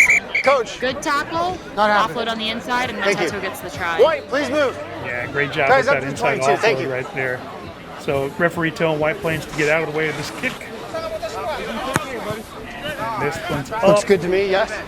And it is good. Great conversion from near the sideline there from Dallas. So 2 converted tries, up 14-0 early. White Plains with that early yellow card. Just about a minute into this first half, Dallas wasn't able to take advantage of it while that player was off, but shortly thereafter, now up 14-0, and they seem to be in the driver's seat of this one. White Plains needs to answer before the end of this half. Completely agree with you there. White Plains needs to have some possession to get on the board.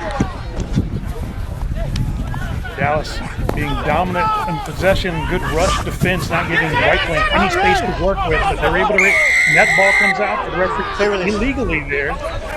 No clear release. They're going to tap. Dallas is going to be on the back foot here.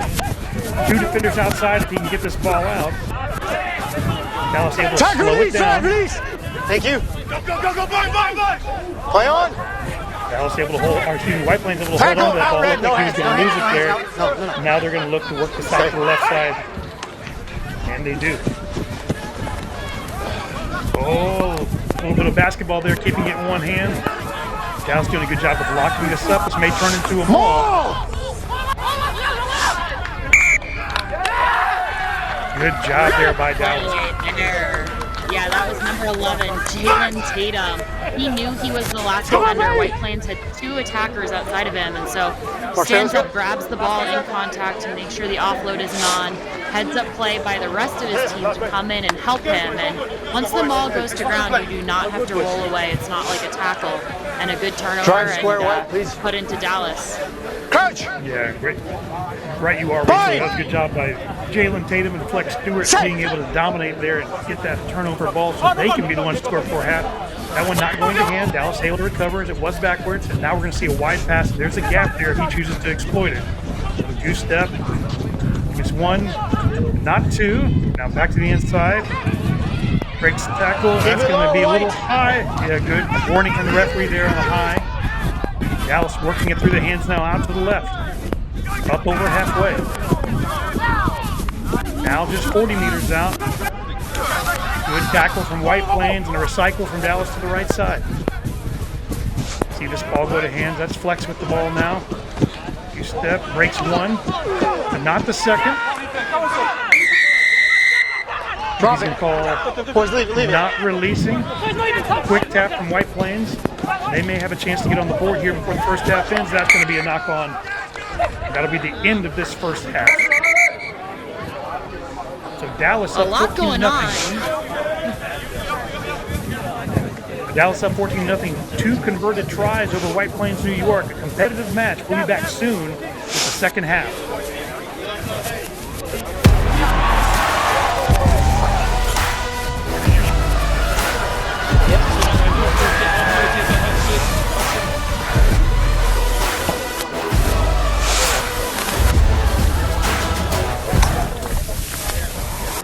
Attention, all rugby fans. World Rugby Shop is your one-stop shop for all your rugby gear needs. Whether you're a seasoned player or just starting your career, World Rugby Shop offers an extensive selection of top-quality gear and from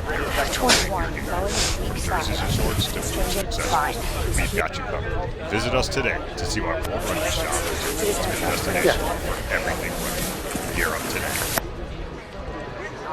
They both want to play hard. A message from the rugby universe. America, get in the game! It's time for the sleeping giant of rugby. Got off the sideline and into the action. But like all big jobs, you'll need the right tools. Go to worldrugbyshop.com for boots, jerseys, shorts, and scrub caps. Everything you'll need to rock and roll. Get the right kit for playing and training, plus the finest selection of official supporters gear from around the globe. And make sure that your hook is or someone's actually hooking that ball back. The last 2 were good, the first one was not. Just make sure it's hooked up.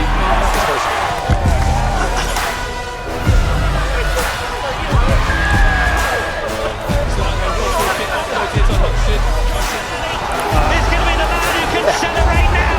Who's set after that?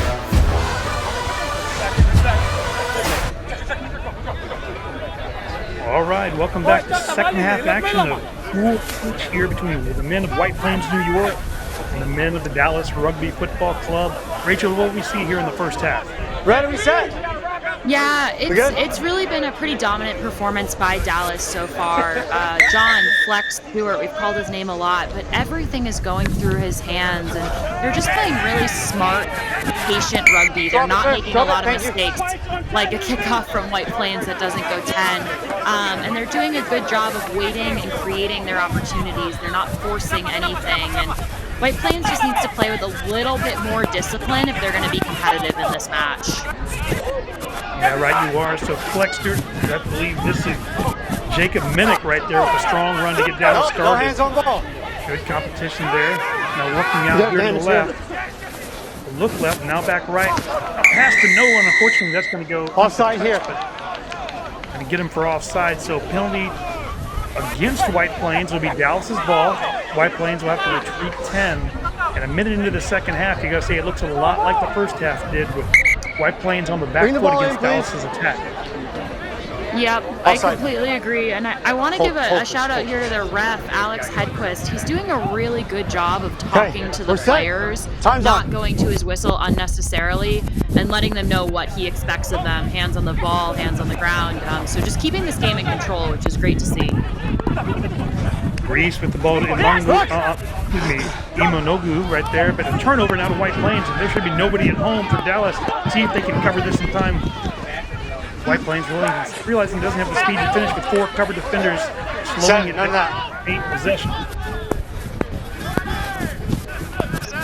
3-on-2, good cut inside runner, wasn't able to get the pass away. The White Plains still going. It's high. You're on the back of that, it's high. A high tackle. So Dallas will have to retreat 10. Number 14, Cam McDonald called there for the high tackle from Dallas. Oh, good look. Almost a Carlos Spencer. Oh, the little show and go. He's going to go through. And they're on the board. 14-5. What a play by White Plains. Number 7. Yeah, look. Bruno Garcia. Yeah. Bruno Garcia there. Really nice work. We're going to get the replay up in 1 second for you guys. So look, little tap. Gets the ball. Attacks up. Little step. And then the offload. Oh, the fake under the legs dummy to the outside. Well played, Bruno Garcia. Deserving try for White Plains. And that was better for them. A good start to the second half. Yeah, a little homage to Carlos Spencer, former All Black and former Auckland Blues coach right there with the fake between the legs and able to score. Referee making a call here. Time is on. For those substitutions, they've got to become quicker. We got to know. The referee mentioning some substitutions going on that he did not see, so that kickoff will not count. Time was not on yet, and we'll have a re-kick. Apologies. So 14-7, Dallas still over White Plains. White Plains on the board. First time in this game, and that's going to go right to him. Dangerous, right down the sideline. He barely broke stride, not just a meter out. Looks like that's going to be out on red. Referee may be looking please for step away, let me have a conversation, please. Counter ruck here. Going to have a conversation with the side referee. So, I'm fine with the tackle there, but I'm on the side. Rachel, great take there on the gut. It's going into touch. Yeah, absolutely beautiful. And I think what the referee and the assistant ref are talking about right now is, was it illegal? Taken into touch by red. Okay, so it was a legal counter ruck, but it was brought into touch by the red player that was counter rucking, and so it'll be a line out to white. Hold, please. Very dangerous situation here for Dallas. Has been fairly dominant throughout this second, or really through the whole game. But now in danger of tying this game as White Plains just 5 meters out with the line out throw. Thank you. Making sure the court and subs. And you talked about earlier, Tim, how important kickoffs are in the game of rugby sevens, and that shows you right there. It's from the restart, catching your own kickoff and right on the try line. Line out not going to hand. Now Dallas attacking deep from inside their own half. He's going to break that one time. Oh, great job keeping his feet. Cover defense looking good. And he's got men outside, still in support, still working through. That one does not go to hand, so Flex is going to have to go back and recover this. Oh, great tap back, working to the inside player. He's getting some offside position there with illegal tackle, just a shoulder. Number 7. So just deemed a penalty for a high tackle. Yeah, so no arms tackle there, illegal in the game of rugby. And they opt for a scrum. They must like how their scrum set play has been looking today, and Dallas in control again. Yeah, Dallas has called for a scrum every time they've had the option. I think they're liking to slow this down. Here, Rachel, you can see this replay select with the nice tap back right here, and you can see this shoulder charge. Let's go, boys. But Dallas draining some time here. Working their way through, flex with the foot in. Stay up. Referee with the penalty. Calling for a scrum option again. I think the Dallas just trying to slow this down, work the clock. About the first scrum here. Yep. And the scrums are working for them. They just infringed in the scrum. If you see another penalty, that's when the ref starts thinking about a yellow card. So just a really good, smart rugby decision here from Dallas and clutch number 9. And we'll see if they can not infringe White Plains this time. Able to get that strong pressure there from White Plains. Really tried to sell that ball fake right there. No hands, no lift, no. Now Dallas working it out to the left. One defender missed. And that's going to be a knock on there by White Plains. It may be an intentional knock. It is deemed intentional. Yep. And so White Plains down a player. Scrum down here. And that is just how it goes in sevens. If you go to intercept the ball with one hand and you do not catch it, it's always a yellow. That's what we see in the HSBC series. It's what we see in the Olympics, and they should know better than that. Yeah, you can hear Alex Hedquist tell him, he said, high risk, high reward. If he intercepts it, and ties that game, everybody pat him on the back and tell him great job. Unfortunately, it didn't go to hands. So White Plains, with just about a minute left in this match, is going to be down a player. Dallas looking to slow this down again with the scrum option. Not second one of his. Thank you. He's called time off a number of times. Thanks, boys. Mark's here. Yeah, they were just verifying to make sure it was not the same player who received both yellow cards there, and it was not. It was a different player. So White Plains back down to 6. We need space. Both of you need space. Yeah, I'm trying. You just told me what to do. Maintain space on Mike. That's all. So trying to maintain that space on the mark, not an early engage, what he's trying to do. You're taking a step in.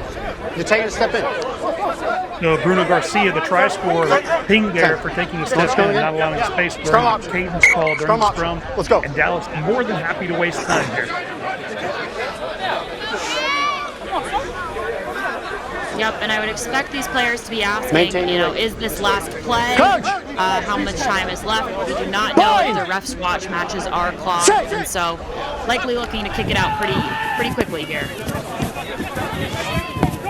Yeah, Dallas just needs to retain possession. Oh, good broken tackle, working it back. White Plains strong counter ruck as Dallas able to hold on. And now working out to the left. Lex with the good strong run. Oh, broken tackle, and that should be the nail in the coffin here. Dallas going to put another 5 points, and this should be the last play of this match and secure the victory for the Dallas Rugby Club over the men from White Plains, New York, to start the day with a win. Yeah, really nice finish there by Obam Umonugo. Really just a strong runner, physical on the outside, backs himself and scores under the post. You have 5 seconds to make your kick. The time is up. And then just take a look at this. Throws off his defender and is able to center it, and that will be the end of this one. So our final score, the Dallas Rugby Club 21, the men from White Plains, New York 7. We'll be back after a short break with women's action starting at 11:40 between the Scion Sirens and the women from East Palo Alto.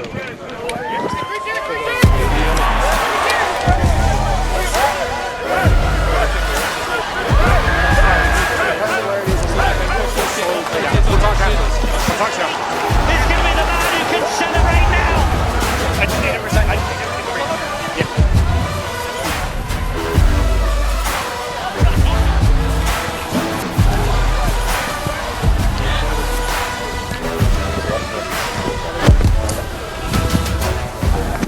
Let's get ready Major League Rugby is now. This is the moment we waited for. Everything you want is right here. We gon' give them what they came for. We gon' take it up from last year. The Rugby Network is giving you all the free MLR content you want, live and on demand. Never miss a hit, never miss a try, never miss your team. MLR on TRN.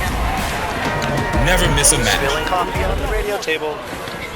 It's here and it's right for you, the rugby fans. It is the Fantasy League game for Major League Rugby, the only exclusive Fantasy League game for Major League Rugby globally. Getting started is easy. Just log into the platform, head to the play section, and you're in the game. There's an important step, connecting your wallet. That's right. To collect player cards, you need to fund your wallet. Oval E offers various options like Ramp, Taurus, MetaMask, each with its own advantages. This process is just a straightforward way to buy in-game tokens, enhancing your gaming experience by allowing you to access different features and player cards within the game. Once you're set up, explore the play section to see available tournaments. It's where all the action happens. Looking for new cards? Head to the primary marketplace. And if you're into trading, the secondary marketplace is your playground to sell and swap cards. Ooh, Overly is not just a game, Corbs, it's a rugby community and an experience. Whether you're competing in tournaments or trading cards, is something every rugby. Exactly. So log in, set up your wallet, and start your manager's journey in Oval E.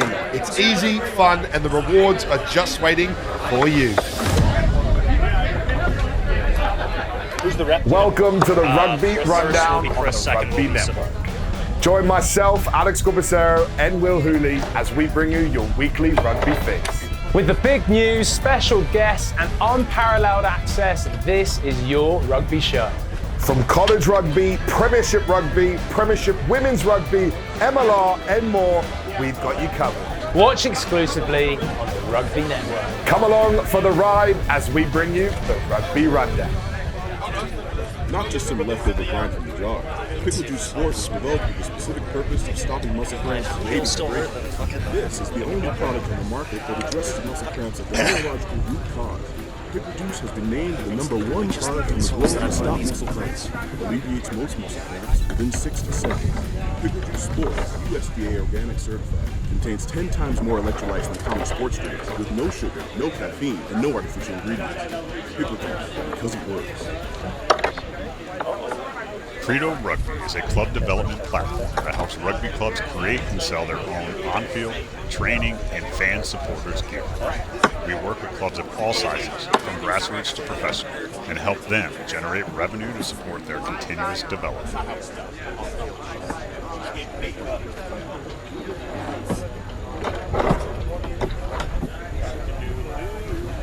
So Chris, I'm giving you fair warning, this is not the EVA team that I last saw. So they might play very differently. She took it and she'll do a call on the team to see what it is. See if it actually was.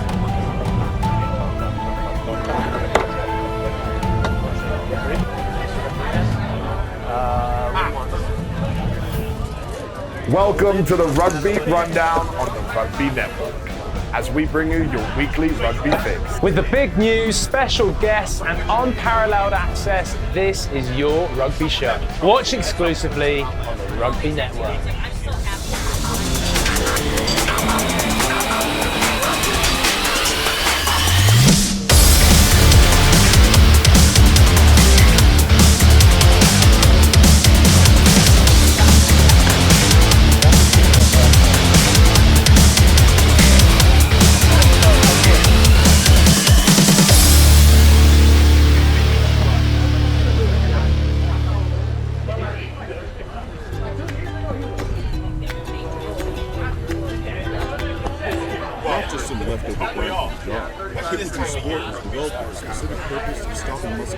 and aiding hydration. Researchers prove that muscle cramps are a neurological phenomenon. This is the only product that another year, right? You can't do another year, bro. Other products try to treat the physiological trigger. Pickle Juice Sport alleviates most muscle cramps within 6 to 7. Right, the game day part. Used by athletes all over the world, Pickle Juice has been named the #1 product on the globe to stop muscle cramps. Pickle Juice Sport is USDA organic certified. Contains 10 times more electrolytes than common sports drink, with no sugar, no caffeine, and no artificial ingredients. Pickle Juice, because it works. Not just some leftover brine from the diet, Pickle Juice Sport was developed with the specific purpose of stopping muscle cramps and aiding hydration. Pickle Juice Sport is USDA organic certified. Contains 10 times more electrolytes than common sports drinks, with no sugar, no caffeine, and no artificial ingredients. Because it works. Inspire Sport proudly sponsors the Doesn't USA matter to me, Club as long Rugby as it's not Sevens weird. Championships. Their tailor-made travel experiences take rugby teams to top destinations.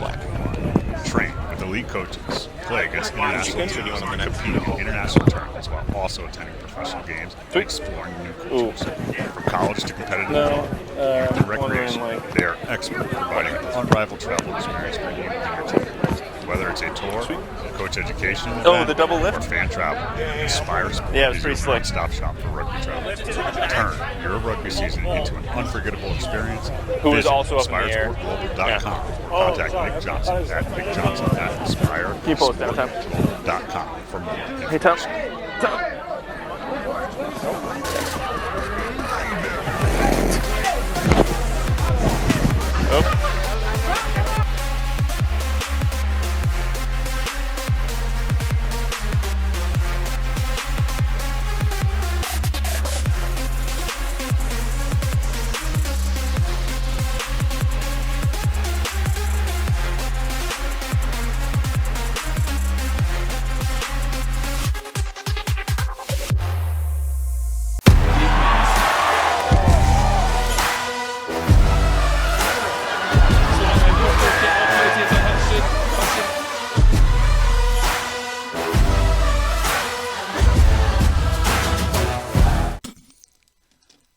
Attention all rugby fans. World Rugby Shop is your one-stop shop for all your rugby gear needs.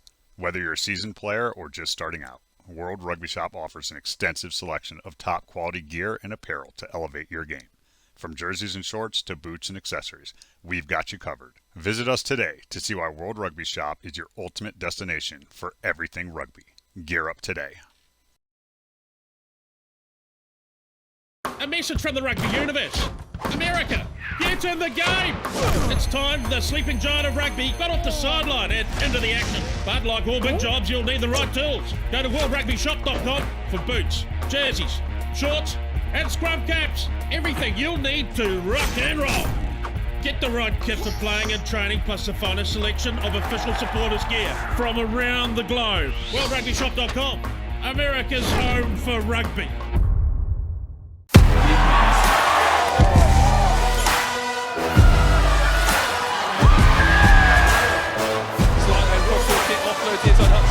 It's going to be the man who can celebrate now.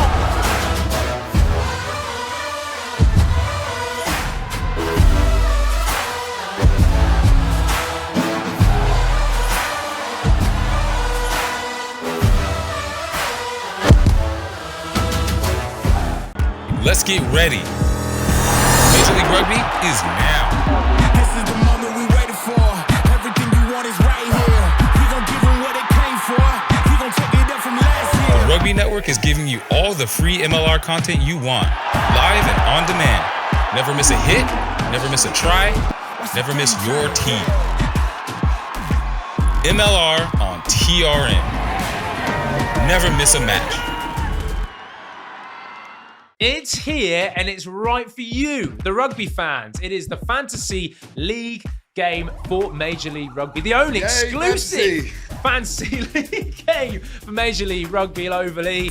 Getting started is easy. Just log into the platform, head to the play section, and you're in the game. But there's an important step, connecting your wallet. That's right. To collect player cards, you need to fund your wallet. Oval E offers various options like Ramp, Taurus, MetaMask, each with its own advantages. This process is just a straightforward way to buy in-game tokens, enhancing your gaming experience by allowing you to access different features and player cards within the game. Once you're set up, explore the play section to see available tournaments. It's where all the action happens. Looking for new cards? head to the primary marketplace. And if you're into trading, the secondary marketplace is your playground to sell and swap cards. Ooh, Overly is not just a game, Corbs, it's a rugby community and an experience. Whether you're competing in tournaments or trading cards, there's something for every rugby fan. Exactly. So log in, set up your wallet, and start your manager's journey in Oval E. It's easy, fun, and the rewards are just waiting for you. Welcome to the Rugby Rundown on the Rugby Network. Join myself, Alex Corbicero, and Will Hooley as we bring you your weekly rugby fix. With the big news, special guests, and unparalleled access, this is your rugby show. From college rugby, Premiership Women's Rugby, MLR, and more, we've got you covered. Watch exclusively on the Rugby Network. Come along for the ride as we bring you the Rugby Rundown. Not just some leftover brine from the jar. Pickle Juice Sport was developed with the specific purpose of stopping muscle cramps and aiding hydration. This is the only product on the market that addresses muscle cramps at the neurological root cause. Pickle Juice has been named the #1 product on the globe to stop muscle cramps. Alleviates most muscle cramps within 60 seconds. Pickle Juice Sport is USDA organic certified. Contains 10 times more electrolytes than common sports drinks, with no sugar, no caffeine, and no artificial ingredients. Pickle Juice, because it works.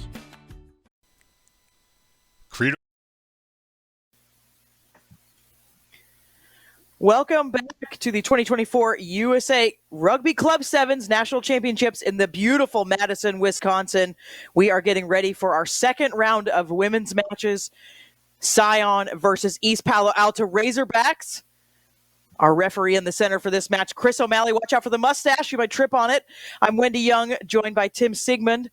And we are ready to get this one rolling. EPA in that white and red kit. It's Scion in their trademark green. Early penalty for Scion. Yeah, Scion improving their dominance from game one where they won 55-0, looking for the second win in pool play here.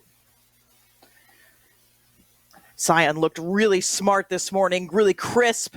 You know, they missed Nationals last year and are back and are looking to give the Chicago Lions, the defending champions, a run for their money for sure. You can see Kofe with a cover pass there, just a little loop pass, and they're going to redirect out to that right side now. Lochichiro, wearing that #2 jersey, scored plenty of tries in that 55-0 win earlier today. And wow, what a work from that woman right there, getting them all the way to the 5-meter line. Now the offload to the 7, Han Humphreys. Going to get them started early. Han Humphreys with the try, but Marissa Hall, #3, with the big work there to get him close. Good run by her, breaking tackles, good cutting line to the inside, got him within 5 meters. That kick is up and good.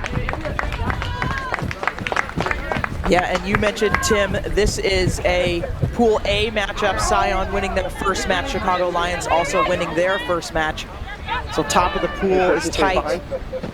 East Palo Alto looking for their first win of the day. And the EAP, as we've almost called them, the Razorbacks out of California. Scion out of the greater Washington, D.C. area. They're an academy side, so that meaning their players do play together quite often on that Scion team. So you will see a little bit more maybe familiarity with them in continuity. It's very normal to see. Come back. Use the whole width of the field. Look at that great support now, finding the player on the outside, but just a high looping pass, just a little bit tall. Though Chichiro just puts her hand up and recognizes that was just a bit of a mistake there. Yeah, Scion doing a good job so far, probing left and right on the field in both of their attacks, but unfortunately that pass just a little high, goes into touch, and Palo Alto with a chance to maybe retain some possession and see what they can do from a set piece. This Pool A is a tough pool, as we already mentioned. Chicago Lions are the defending champions. Scion won it back-to-back 2 years before them. So these folks will more than likely, their matchup a little bit later this afternoon is going to be absolutely fantastic, and not one to miss is Scion. Good line out from them. Tidy at the bottom, a little messy off the top, but they tidy it up quickly. And big step here, R.K. Lunton now offloading out to Daluin, who scored a bit this morning also in their first match. Just to that 2-meter line, so just a bit shy. Now into the hands of Camille Devo Johnson. Another point on the board for Scion. Yeah, Devo with the try right there, but the try scorer, Han Humphreys right there with showing the ups on that line out to slap it back and start that attack. Great job by her. You see they work it through the hands right here. Number 13, Charlotte DeHulen, almost making it the distance, but Devo able to finish it for him, put him up 14-0 here early in the first half. Two converted tries, and that Chicago Lions Scion match will be at 2:40 on field 1. So make sure you keep watching on the Rugby Network for that one for Pool A. It's going to be a huge decider. More than likely, the one of the two will get through from this pool. So whoever is the winner is going to just be number 1, and then the loser probably will be number 2. So they're going to get through, and then they'll switch it up when we get to the quarterfinals. But that's the match I think we're all looking forward to from Pool A. Subs complete, good to go. 14-0 on the scoreboard. Yeah, 2 perennial powerhouses. It should be a great matchup. Time's on. Definitely. O'Malley gets us going again. And I tease him about the mustache. I actually really like it. I think it looks very nice on him. EAP getting to work now. Going to work out of their own end deep. 10 meters now on the 5-meter line. Are some numbers over here, but they've got to take some steps forward. Good tackle by Scion. And now the Scion penalty. This is dangerous. A lot of flat-footed catches there from EPA, and that really hurt them right there. And Scion back on the attack. Their own handling mistake. A little bit unlucky there. We've been talking about the weather up at Madison. They're at the beautiful Wisconsin Rugby Sports Complex. It's nearly 13 years old, but it is a thriving home to several clubs in the area, starting at the youth level all the way up to the club level. So 2 fields down there, so we've got action for you all weekend, today and tomorrow. And it's just a cool, nice 65 degrees up there. It will get up into the 70s, so it's nice, gorgeous weather up there in Wisconsin this weekend. Big push from EAP, excuse me. The Razorbacks showing they've got some power in the scrum. Now going to try to get it to their blazing wing. She's well defended, though. Taking a little bit of ground. Razorbacks, Razorhawks. I apologize, I'm getting my, what is that, the Arkansas Razorbacks or the Razorhawks? Scion, another poach there, just good work at the breakdown. Yeah, consistently contesting these breakdowns. They've won a couple of penalties and on the front foot again and just working their way. Oh, great pick. A little bit of an intercept there for the Razorhawks. No hands. Scion trying to come in for the poach. It's a loose ball. Now we'll go penalty the other way. Number 8, it's intentional knock-on. You upset that pass. Off loose. Oh, and some cheddar shown by the referee, Chris O'Malley, for an intentional knockdown. So you can't do that in Rugby Sevens. R.K. Lutton there sent off. It's unfortunate for her.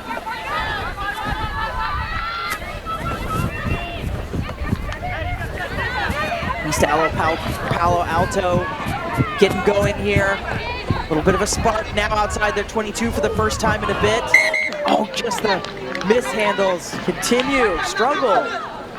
Yeah, just a minute left in this first half. You got a player sent off. You think you're on the front foot, and the ball just doesn't go to hand, and right back into the hands of Scion, who looks so dangerous with this ball. Even down a player, I would not put it past them to get something on the board here. They look very dangerous with ball in hand. Mark's here. Absolutely could be very dangerous. This is a good spot. You're going to see Monique Coffey putting this one in, wearing that number 5 jersey. Longtime member of this Scion club. Really dynamic with ball in hand. We saw her take it off to the weak side on the scrum in an earlier match. This time goes with the strength. Going to take it on the loop. What a step there. It's going to get it out to the edge. Donna Ziesman just caught short. Picked up by Kofi. Really close to that line. Just has to touch the white line, and it does. So elusive, so quick with ball in hand there. Fake left, go back right. She's able to get the 5-pointer. What a great run by her. See right here, she gets it off the back there. Loop, follow your own pass right here. And she does.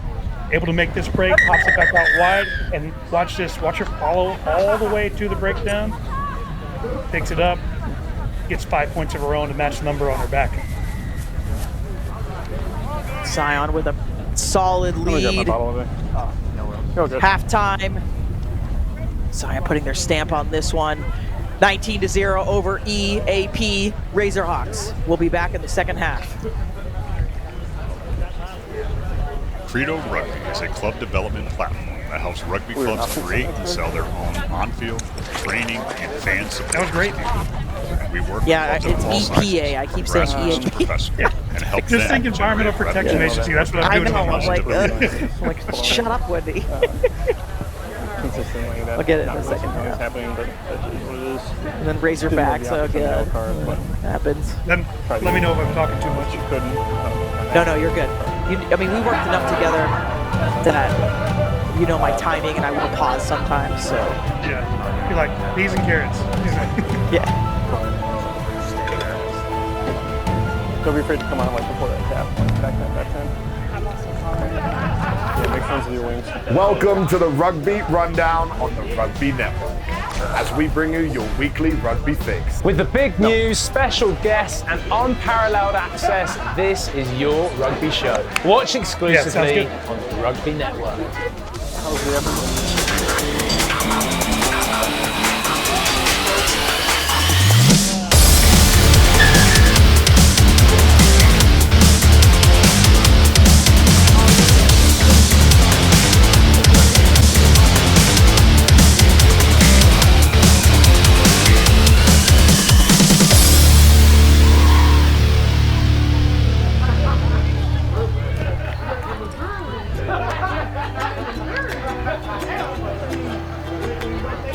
Not just some leftover brine from the jar, pickle juice sport is developed with the specific purpose of stopping muscle cramps and aiding hydration. Research has proven muscle cramps are a neurological phenomenon. I'm with penalties. Make sure your whole team's going back 10. Yes. And all three of us are going to work. Got it. Thank you so much. You going to the right? Green, good to go? Back for the second half of action here. East Palo Alto down 19-0 against Scion Rugby, who've looked dominant so far in the first half, Wendy.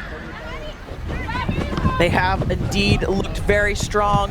Scion, they pick up there. EP was going for it in the air, but Scion comes down with it. She's looking for a bit of support.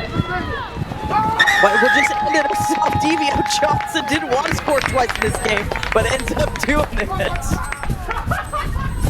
He said, I have already had one try. I would like a second one, and I want to take it all the way. What a take and run.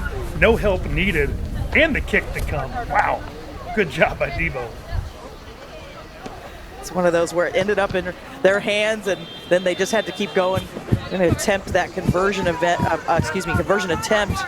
Looks like it is missed as we see the replay. Great job jumping up, taking that 10 meters inside her own half, able to sustain that gap and just take it the whole distance. Just enough show and go to slow down the cover defense. Boom. Try time. And that will take the score 24-0. Looking like they are going to be racking up the point differential, which could be important towards the end of the day. Winning their first match, Scion, 55-0. And this one, well in the driver's seat. I expect to see Razorhawks. Guys, there's two. I'm going to give it up here. They're a tough squad. They've done very well on their 15 side. On their 7 side, developing offside side on the back line. Razorhawks are going to tap and go. Ball in one hand. Look at that seatbelt tackle, though. Not picked up by the referees. That's that's Mona Lisa Tupu, but that ball in one hand, wearing the one jersey, some skill there. Perhaps some basketball in their history. Picked up by Scion, though. Stevo with the 2 tries on the turnover. She offloads to Zeman, and then back in. And Devo, hat trick. Hat trick, Wendy, right you are, and great job following your own pass. Just Scion showing their class. So far that makes 86 points for in 2 games and 0 against. What a score line if you're the Scion of Rugby. Just a good look, good turnover. East Palo Alto not really doing anything wrong. Just Scion just everywhere on this field in defense. Great job by them. looking at the kind of the pool results as we can. We've got a live scoreboard that you can find on the USA Club Rugby Instagram. They've got a link for it, but Scion leading that point differential. The only other one is the WAC women have 44 points so far. So they are differentiating themselves, and I'm not even counting the points they've scored here because I can't do math like you, Tim. Scion comes down with the restart. Unfortunate bounce there. Egg-shaped ball holding up right in the Scion's arms now. Back again. Kofe carries. Gonna let it go to her supporters. Some space on the outside again for Z-Man. Brought down though. That's good defense by the Razorhawks. Oh, just a little bit of an extra little step there. And Lochicha Rowe gonna get another one, adding to her count. Yeah, she torched the defender there. Just a little show. Enough of a fin there to slap away that hand. Another quick 5 points. Less than 30 seconds. They scored 19 a player down. See right here, good recycle ball. Takes it off the back of the scrum. Shows that pass, slaps away the hands. She's going to score that try easy. Kick is up, but did not make it, so unconverted. Still 34-0. Everyone's behind. Still time on the clock. Scion wanting to use every moment to just get their precision and get ready for this next big match at 2:40 where they're going to face reigning champions Chicago Lions, who have had a good start on the weekend as well. They've won one match, won that one 38-5. A little bit of crack here for Razorhawks. Stolen though by Scion. Penalty comes on the high tackle. Go back. Great direction by O'Malley. Must go back 10 meters after a penalty. Big carry by Scion. Mueller gets a piece of it. Sanchez. Nothing coming, just knock on. Scrum to the Razorhawks. So one of the few mistakes from Scion there, knock on there. And so they're going to recycle this. And there's East Palo Alto's pulled in. And Wendy, if I'm East Palo Alto here, I've got one more matchup later in the day against Orlando. I'm trying to get some sort of momentum. You know, I'm not giving up. I want to get some points on the board. Show we're capable of attacking, so we're capable of putting some points on the board leading into this third pool match that they're going to go into. Because 34-0, you've got to get something going for your next one, because this one's probably out of hand with only about a minute and a half left in this game. Yeah, definitely. I mean, you're definitely trying to get into those quarters, right? So a win is important at this point for the Razorhawks. Orlando, tough match this morning, and their first match of the day against Scion, of course, 55 points for them. They'll look to rebound as well, so that match is going to be exciting. As we see Monique Kofi going to go in for another one, just dancing, as we often see her do across the line. Scion just extending their lead. Yeah. Great move by her. There's, not going to go in, even from right under the sticks. Just unfortunate there off the ankle. So here you see the recycle right off the back of this. Here you see the penalty there. She's going to grab a quick tap there and roll it around. The defender just doesn't come up to meet her, and easy 5 points for her.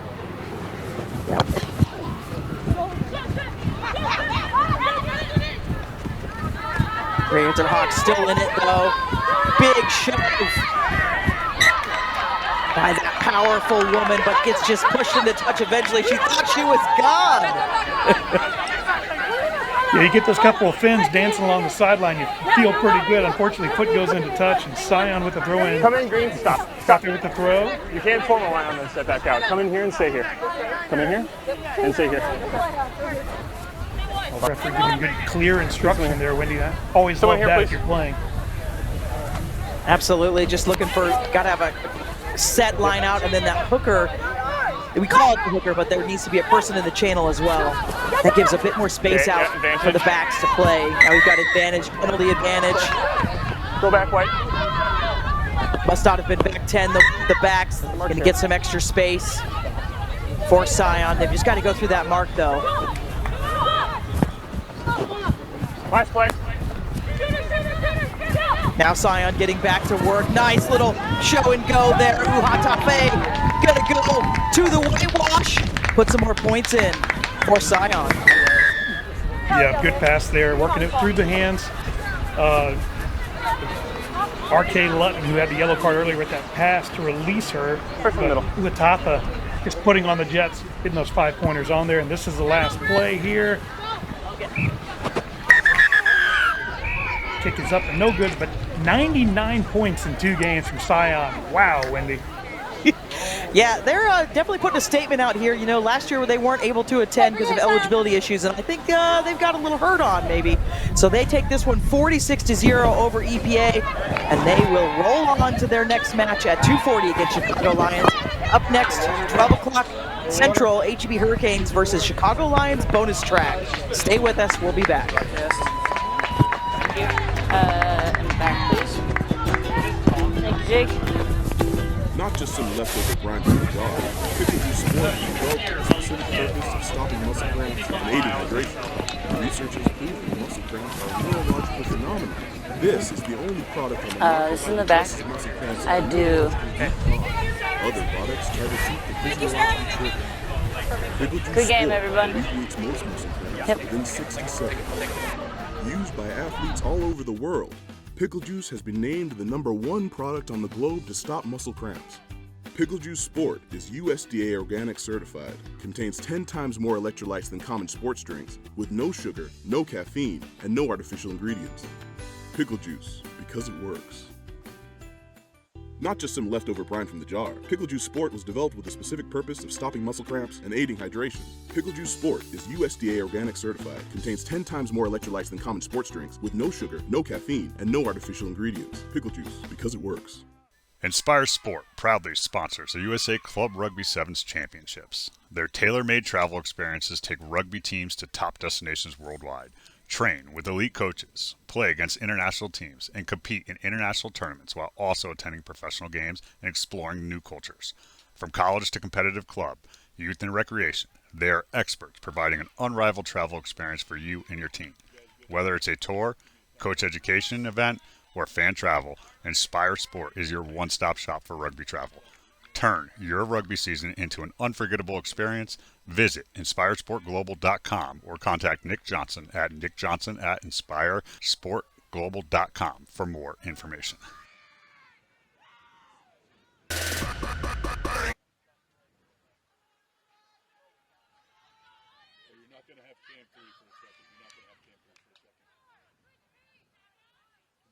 I'm Wendy Young, joined by Tim Sigmund. We appreciate you tuning in to us on the Rugby Network, and we are at the lovely Wisconsin Rugby Sports Complex in Madison, Wisconsin. It's been a fantastic morning. This one, a big match as we get ready for the kickoff. HEB in their trademark red and white. They'll be in the white shorts, most of them. And then bonus track in the gloves, as they should be. HEB winning their earlier match this morning. Bonus losing a very tight match against San Diego Surfers 12-10. And Tim, we've been talking about how bonus track, you know, they may have brought the best track. Yeah, they did really well this morning, losing a close game, but we were fortunate enough to watch this HEB team win the Three-Tail Sevens back in January. Very competitive side from Texas, and putting a physical mark on it here early, contesting well here at the breakdown. They are going to put their physical mark on, but it looks like bonus track knows that, and they are prepared, taking it to them. Straight running from them right now. Need a little bit of support. Rack Tackler's got to roll away first there, and there's our intro to Sybil Levine, the referee, Mid-South referee. All of you, offside advantage. Penalty advantage to bonus track. Advantage. Beautiful passing from them. Advantage is over, says Sybil. Some space around the edge. Bonus track. Hope you kept listening because they're going to score. This one going in by Jordan Watson. Yeah, good long run there from the Madison, Indiana native. Great break around the outside, just keeping the pressure on. They had advantage. Get it out wide. Watch her turn on the Jets and burn the whole team down that left sideline. And conversion to come. See, here's that wide pass. You can see sucking 2 defenders in and just not quite quick enough to cover. Great run by her. Absolutely. 27 years of age, out of Madison, Indiana. Only played with bonus tracker really at Chicago Lions for 5 months, so a new transfer to that team, but has played with the Capital Selects, which is an all-star team out of that Northeast region that attends the Mary Graham All-Stars, which will be taking place in December in Dallas, Texas. Bonus track up early, 7-0. Dr. Tiara Littleton taking that one down. We saw a yellow card for her earlier. Oh, goodness. HEB, what a step that was. This is Brooke Lampy. A recent crossover to Rugby. We saw her just light up freetail sevens and just, wow, what a score from her. Just a really good take there by HEB off that kickoff. A little deep inside, and what a line to go back outside, take all that momentum from the Chicago defenders the wrong way, and just not able to turn and cover quick enough. Lampy with the wheels to finish this one from about 70 out. Wow, what an answer for HEB. Yep. Played college soccer and professional soccer in Iceland and then found rugby. Has been playing for 3 years. Definitely put her stamp on this HEB side. They were lucky to pick up such an athlete.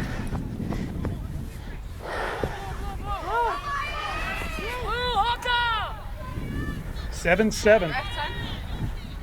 Great matchup so far, Wendy. Very competitive. Absolutely. Converted tries for both sides. 3 minutes gone. Bonus track. Take a deep kickoff. Big defense from HEB Hurricanes, though. HEB Hurricanes out of Euless, Texas. Well, bonus track out of Chicago. Oh, my goodness. Push and step there. Needs a bit of support. Lampy chasing from behind. Ashley Torres-Brown's going to get him all the way to the 2-meter line. Oh, no! A knock on the pressure from behind. Lampy, they're both absolutely sucking air right now. What a chase down. Offense and defense from Lampy. 70 meters one way for the try and almost 60 on the cover tackle here. Watch her coming from almost 8 meters back to eat her up inside the 22 and just enough to make the tackle. Knock on, saves the try. What a play by Lampy. My goodness, Emily Bidewell, I hope you're having some deserved time off from your bronze medal, but I hope you're also watching. That could be another Alana Mayer. You got to see what her Instagram game's like, though, to make sure she's That's true. Yeah. I don't know about Brooke's Instagram game. You're right. Yeah, only 25 years of age. Next Olympics in LA 2028 would be 29, so a little old maybe for what Emily looking for, but gotta have those Lev Kelter and Kirsty Kershey examples out there of athletes that found rugby a bit later in life. Bit of a mess there at that scrum there. You can hear the players asking for calls. Levine there.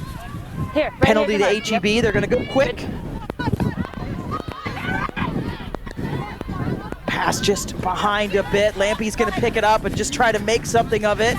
Good leg drive. Yep. Now Faw.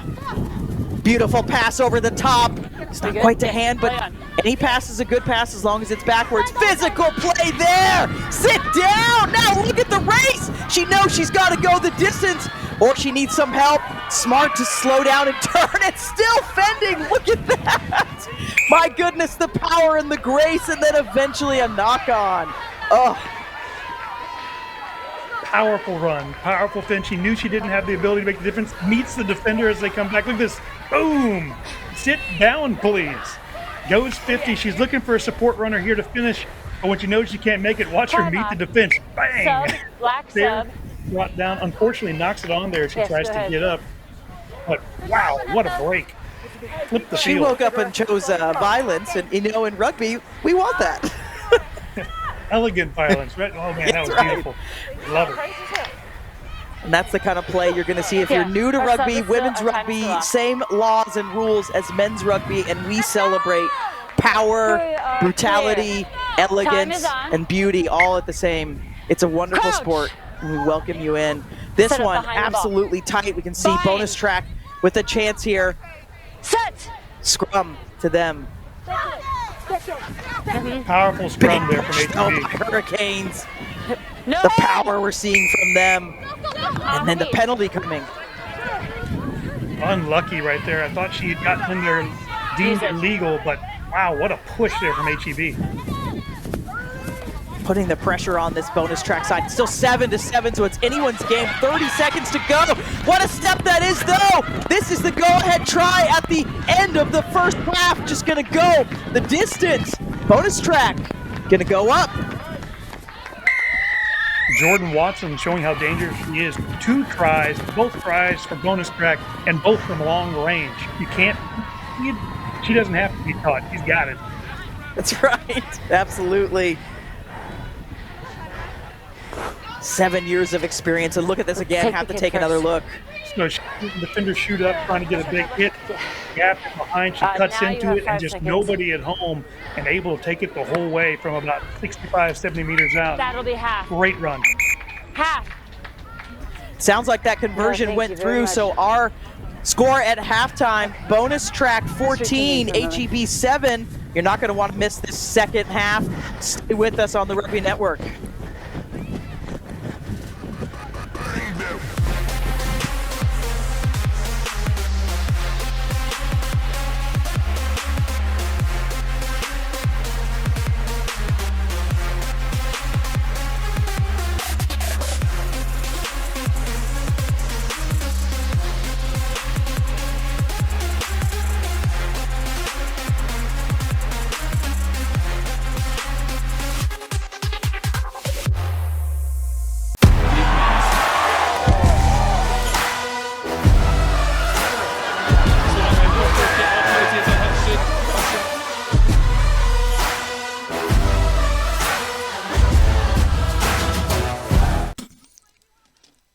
Attention all rugby fans. World Rugby Shop is your one-stop shop for all your rugby gear needs. Whether you're a seasoned player or just starting out, World Rugby Shop offers an extensive selection of top quality gear and apparel to elevate your game. From jerseys and shorts to boots and accessories, we've got you covered. Visit us today to see why World Rugby Shop is your ultimate destination for everything rugby. Gear up today. A message from the rugby universe. America, get in the game!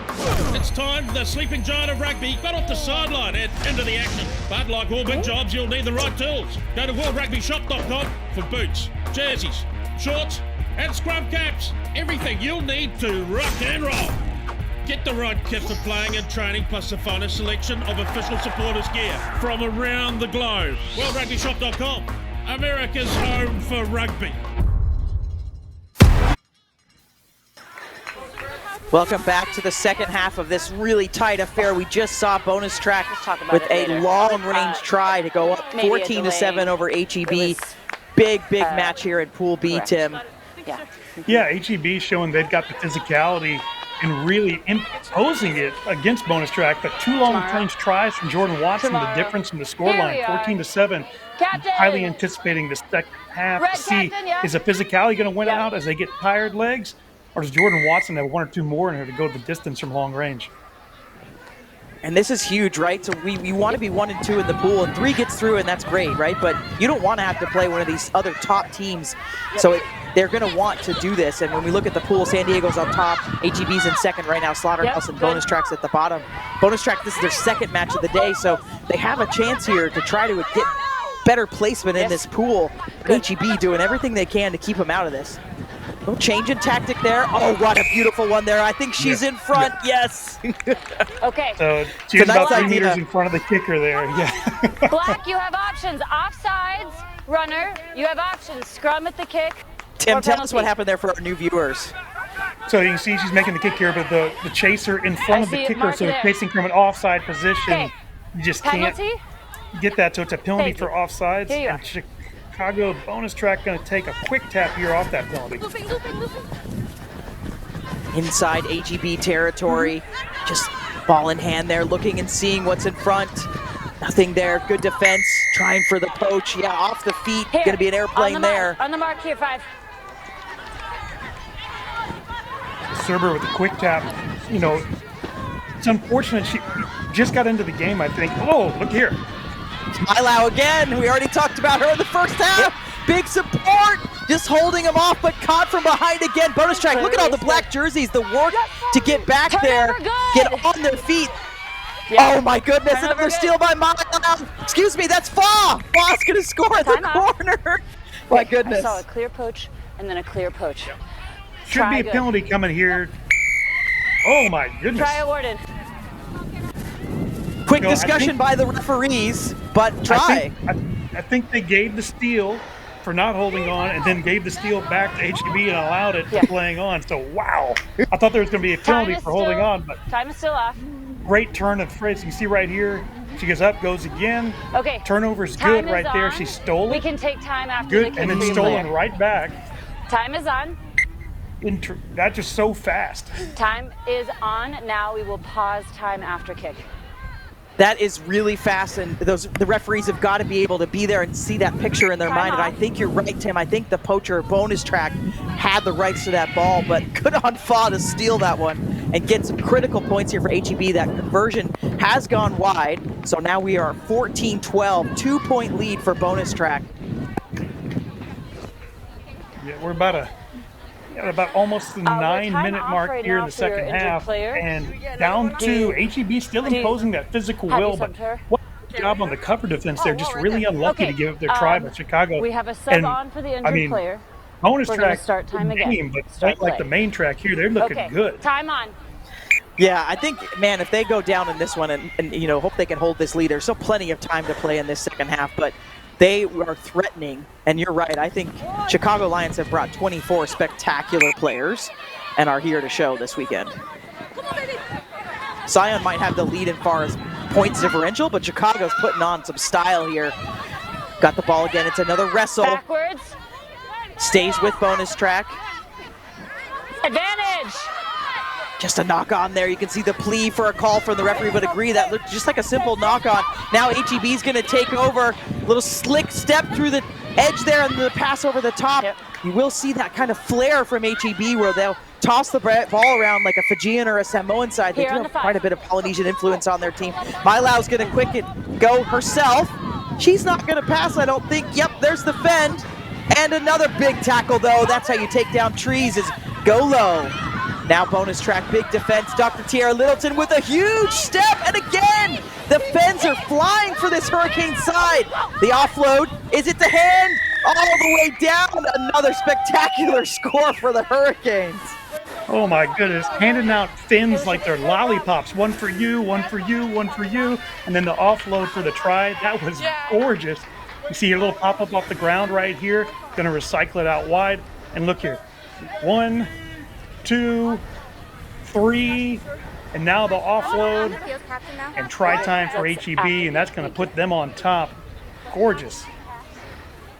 Oh, it's so hard to defend that also.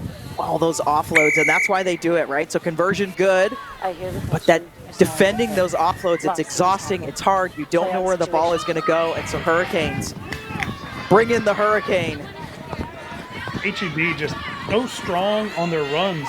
I think there were 5 in that passage of play as they worked their way forward. I think they ended off 5 Chicago defenders, and that getting knocked down and having to get up off the ground is so tiring, and then having to run back and get back in position. Just really good job working it down the field, but only up 5, anybody's game. Yeah, HEB 19, bonus track 14. 3 minutes to go in this match, and that's on our clock. The referee will have the official time. Set. Bonus track getting going here. Working out of their own 22. Lampy coming up to push that one, but yeah, a little hot on the tackle. Bonus track's gonna get the penalty. You can see the urgency. They want to go fast. They do. It's a nice carry by Keeban. Oh, some space. What a sneak that is! Some legs!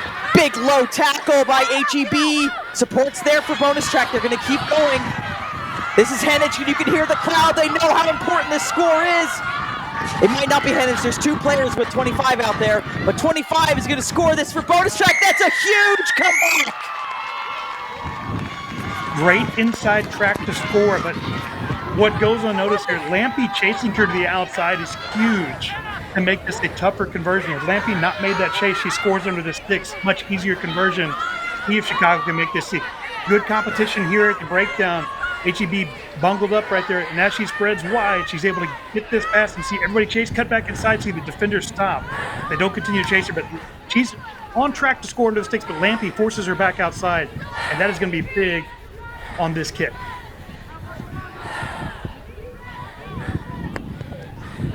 Ooh. Just wide bonus track. Now we've got another tie game, and we will not go to overtime. It could end in a draw. Just a little bit of time left. 90 seconds to go here. When we get towards our knockout matches towards the end of the day, they won't go to draws, but this one could go to a draw, and that makes the pool so tough. Sometimes it goes to point differential, which we know Scion has and San Diego have. We know where that's going to possibly put these guys, but let's look at what's in front of us. 90 seconds, little push there, trying to get him into touch. Beautiful work there by Bonus Track to get him into touch. They know they want to go quick. It's been touched, so I don't think we're going to see a quick, but Bonus wanting to just keep going. They don't want to stop. They know they've got to score. I love the smarts. Free throw. Black ball. Free throw. So Serber with a good take on that kickoff, but fortunately knocked out there. You could take a step in.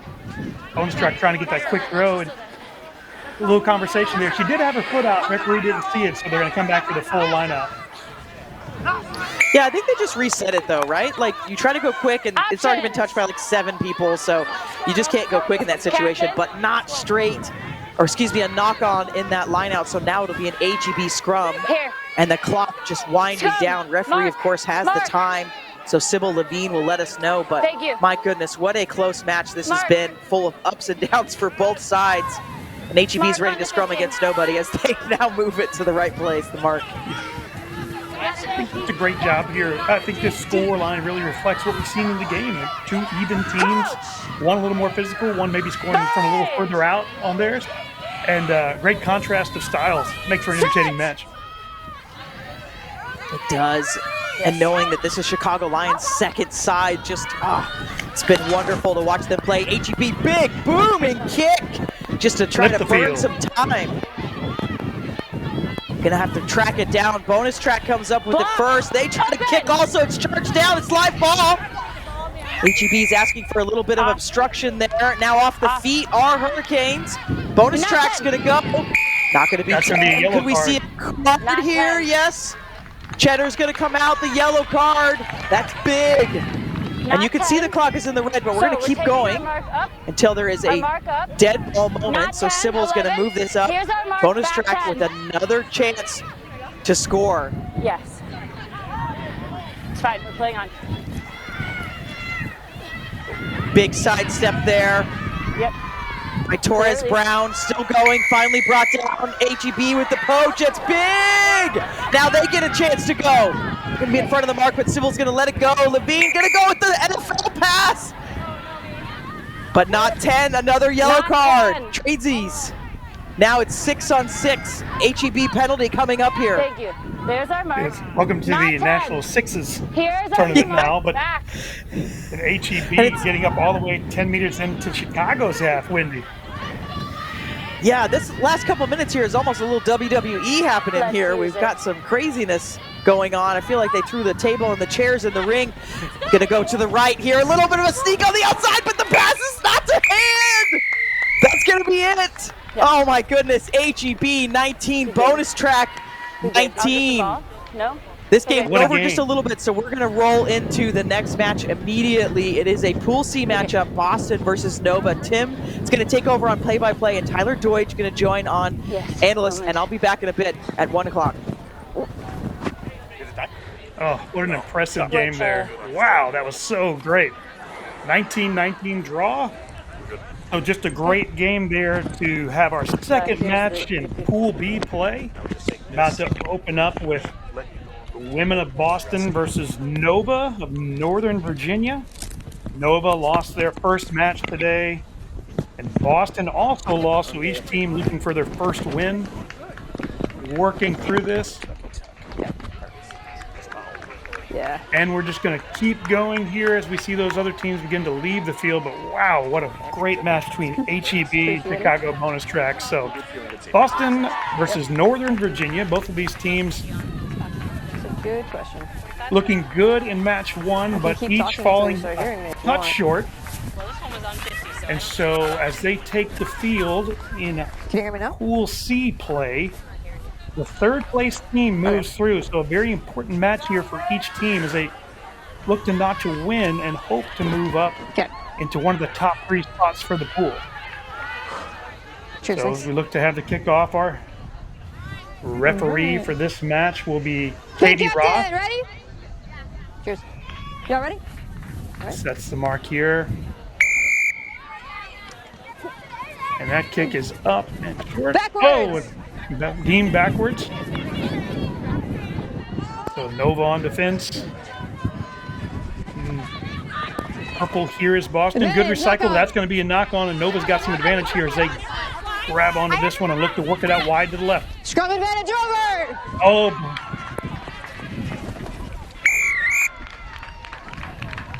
Excuse me, I had that backwards there. That's actually Boston in white and Nova in purple, and Boston with the score there. Boston's number 7, Victoria Avery, with the early try, just 30 seconds into this match. See right here, this knock on, then advantage. Conversion good for 7-0. And Avery, which just breaks one tackle and then a sidestep to the right, and an easy trip under the sticks.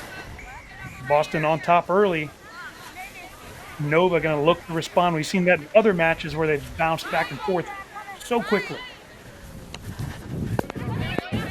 Kick up a little deeper over the head. Nova able to recover it here. And now a foot goes into touch, and it'll be Nova's line out. So Nova staying on the front foot so far. So referee sets the mark, sets the tunnel there for him. Avery from Boston. Now you know where you're going. Already with 1 try to her name. Good toss. Down to the scrum half, and she finds a gap. Looking for support. Breaks 1 tackle, but not the second. No hands, Pink. Leave it. Boston able to recycle this ball, now out to the right. Strong run from the number 8. Out to number 9. Gathers it in. Just a few meters short. Now drops back. Long run there. The referee says, yes, she got it down. Avery again. Yes, it did. 2 tries in 2 minutes. Strong work from Boston. So Boston up early, 12-0. A more difficult conversion here, far from the right side. But Avery on the spot at both of those, taking them off the back. See, here they work it out, and that's Tiffany Arce who works it up out to the number 9, Olivia Bacon, who gets stopped just short. But if you watch, here comes Avery. Arce able to secure it. Avery drives it over 2 Nova defenders for the try.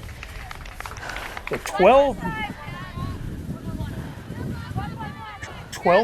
Avery with 2 tries so far, 1 converted. And that kick is not going to go far enough. And Nova will be awarded with the scrum spinner. 12-0.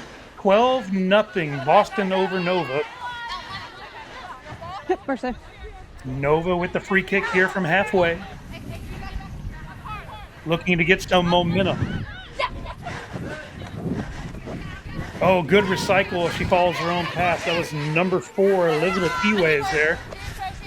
And now Nova working it wide for the first time with some good possession.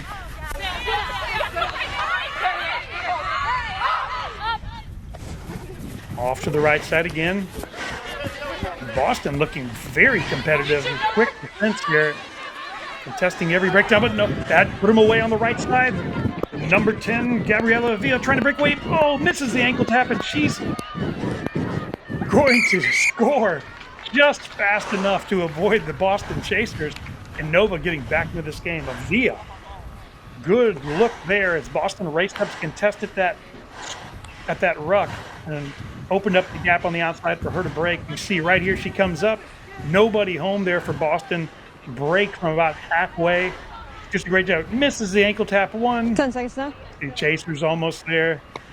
Misses the second ankle tap here. And scores it.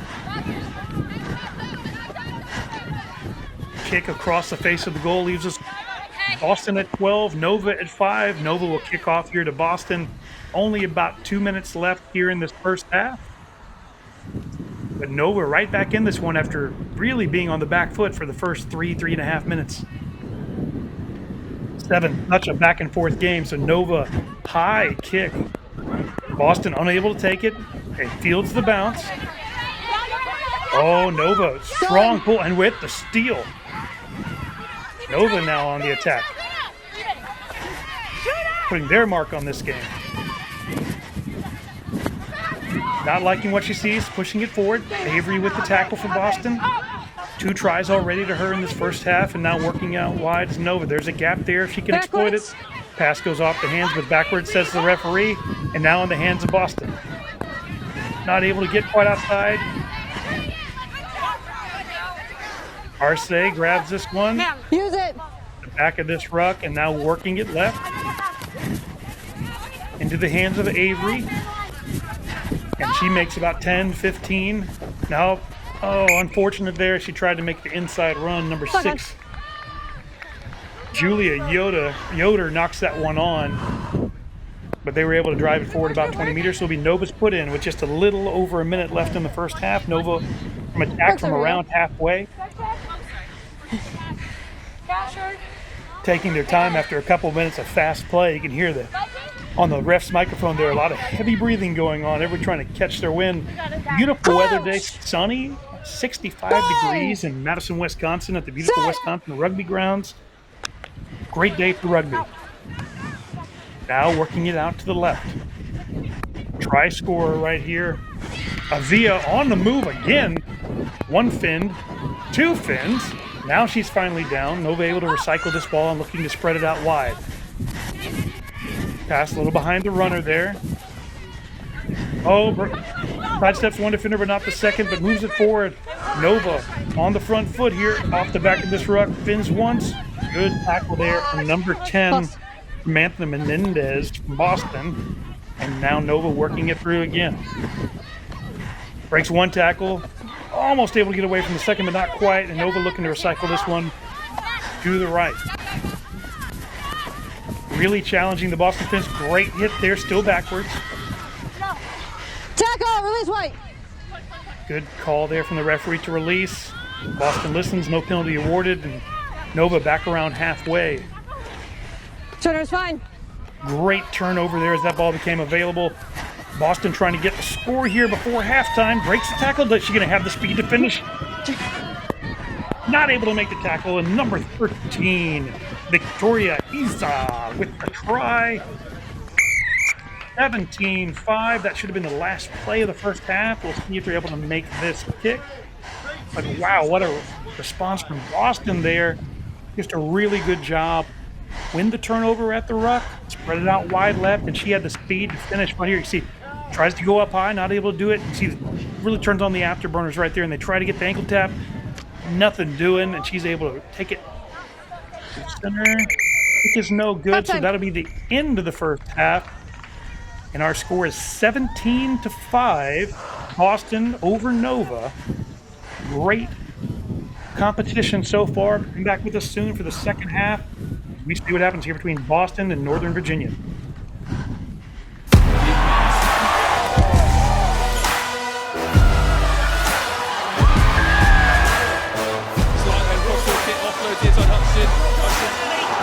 going to be the man who can celebrate now.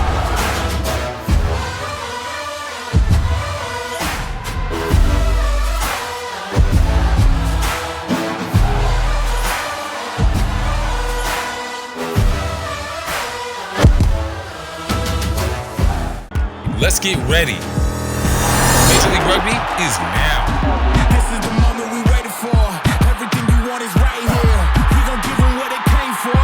We gon' take it up from last year. The Rugby Network is giving you all the free MLR content you want, live and on demand. Never miss a hit, never miss a try, never miss your team. MLR on TRN. Never miss a match. It's here and it's right for you, the rugby fans. It is the Fantasy League game for Major League Rugby. The only exclusive Fantasy League game for Major League Rugby globally. Getting started is easy. Just log into the platform, head to the play section, and you're in the game. But there's an important step, connecting your wallet. That's right. To collect player cards, you need to fund your wallet. Oval E offers various options like Ramp, Taurus, MetaMask, each with its own advantages.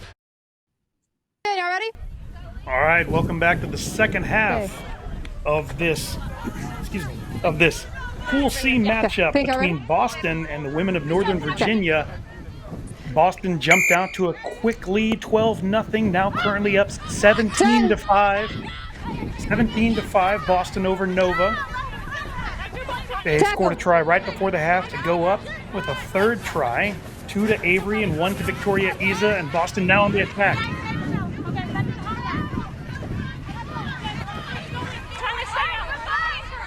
Boston on the front foot here, pushing Nova back, looking to extend their lead. Oh, great inside pass there. Working it through the faces.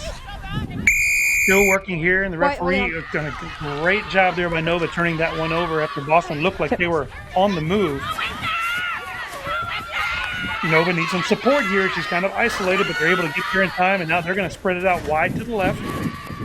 Working it through the faces. Oh, good job. 1, 2, gets the fin. Now the inside runner, and that's Avery again. She has been all over the field, and the turnover. My goodness. She has definitely been the player of this game so far. 2 tries in the first half, winning 2 turnovers. Got Isa with the offload, and now inside of number 9, Bacon. Bacon has the speed, the long stride. She's going to go in under the post.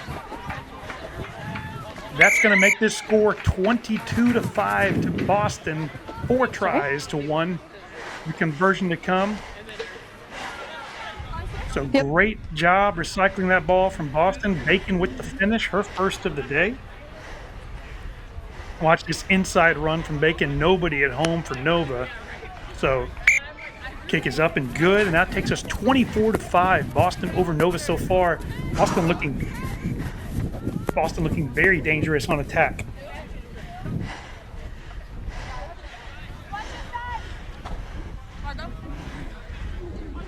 So good start to the second half if you're a Boston fan. They jump out to a 19-point lead. Great kick, taken well by Nova. Now a recycle out to the right. Sheila Bertrand with that take initially, and now out to the number 9, Kenya Howes. Playing on the ground. Referees on a penalty for playing it on the ground, and Nova will do a quick tap and go. Off the hands, playing advantage, so we're going to have a scrum here to Boston. Playing that knock. Thanks, Jacob. Unfortunate. White scrum. Okay. For Nova, as they were looking to get some points here on the board and try to get back in this game still early in the second half. You got to think if Boston puts some more points on the board here, it's probably going to put it out of reach for Nova. So it'll be down almost 4, well, more than 4 converted tries, or 3 converted tries, excuse me. Then Boston here with the put in. Ball's in the hand of Victoria Isa. Denville, New Jersey native. Been playing for 5 years, 1 with Boston. Picks that up, taken down by Haley Robinson, and now a recycle out to the left. And that's back in the hands of the try scorer Bacon. Commits 2 defenders, but down to the ground. Tackler called to release. Good communication there from the referee. Now out to the right. Powerful run there from number 1, Tara Watson.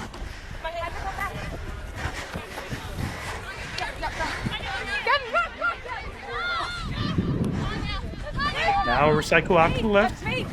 Watson again. Keep working it up. Keep it low. Holding in that arm. You can hear the Nova player talking to them. Now, ball's in the hands of number 4, Gabriela Viala. And now to try scorer Bacon. Trying to work around the edge, but can't. Tackle. Josephine Asumang with the turnover. That's her second time to turn the ball over today. And now turnover the opposite direction, won by Urachi. Natalia Urachi, and a turnover again, now back to Nova. Just an interchange right there a couple times. Back in the hands of Nova, deep in their own half, spreading it out wide. Now off to the races. Does she have the gas? Stretching that stride. Anna Ray Clark showing she has the speed and has the stride to finish.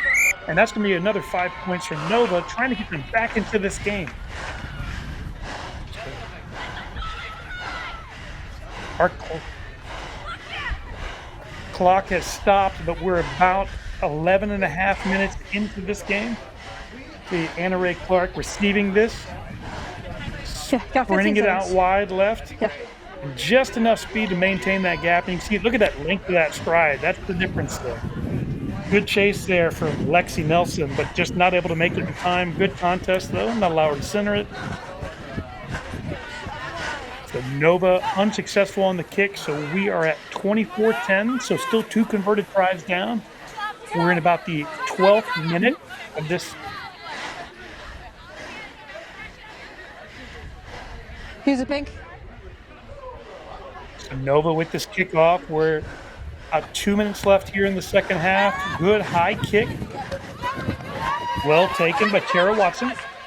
That's that one back. Backwards. Oh, what a hit. Pass went backwards. Oh, and a contest there. Almost won the turnover, but strong ruck support there from Boston. Show and go from number 12, Margaret Mellett, and now recycling it back out to the right. That one does not go to hand, but now picked up by Boston. And again, Josephine. Oh, thought she had the steal, but referee says no clear release. So we'll get working back from a penalty here to Boston. Katie Roth, good clear communication from our referee. Yes. Watson with the tap, now looking for support runner. She finds her and now working it to the left. Try score, Isa passes it. Oh, and a knock on here. Good bench. The Nova's take. One. It's a scrum. Not a penalty, but a scrum here, so a little confusion there from Nova. Time's off for sub.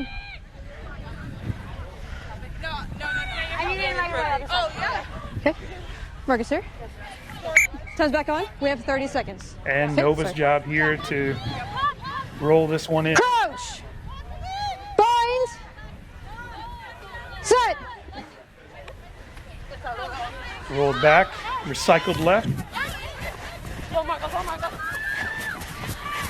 Trying to get Josephine. She did, wow, great job picking that one up. Turning on the wheels. Trying to get the cover. Oh, what a run by Josephine. Awesome on. What a great try from her. And if they're able to get this conversion, they're only 1 try down. I think there's about 20 seconds left in this match. Kick is up. Very important conversion there. It's 24-17. That's the last play of the match. Unfortunately, time ran out, and so our final score will be Boston 24, Nova 17. But this is very important for point differential potentially. Great try there from Nova to finish this one out. Do you want to change your jersey? Yeah. Okay, let's walk. So we'll be back next with Pool D play, putting Phoenix from Florida versus Phoenixville. Not just some leftover brine from the jar. Pickle Juice Sport was developed with the specific purpose of stopping muscle cramps and aiding hydration. This is the only product on the market that addresses muscle cramps at the neurological root cause.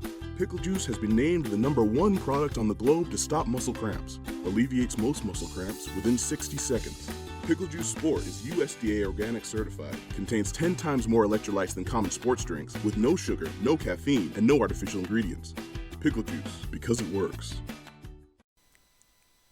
Credo Rugby is a club development platform that helps rugby clubs create and sell their own on-field, training, and fan supporters gear.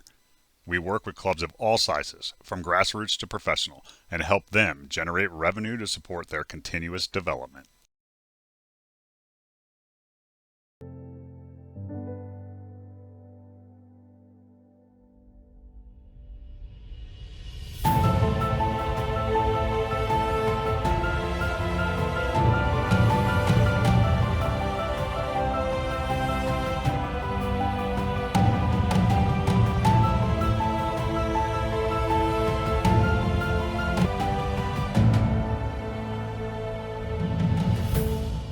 Welcome to the Rugby Rundown on the Rugby Network. All right, welcome to Pool D action of Phoenix Rugby Sevens, who are from South Florida, and Phoenixville Whitehorse, who's from Phoenixville, PA. Neither team from Arizona, but both of them here at the 2024 USA National Rugby Sevens Championship. And both teams looking for their first win of the day, losing in their first match against Chicago North Shore and Oregon Shark. So a very important game here against them for seeding in Pool D. We just got through with a very entertaining match from Boston and Nova. Nova going down 24-17 from the women of Boston. Boston notching their first win of the day in Pool C action. Yep, we did. Gonna do another, Katie? So we have Phoenixville in purple and Phoenix in black. And Tyler, what do you think about this matchup? Thanks for that. Do you know if you're gonna kick left or right? Okay, thank you. Kicks ready, kick right. Okay, black, ready? Purple, ready? Okay.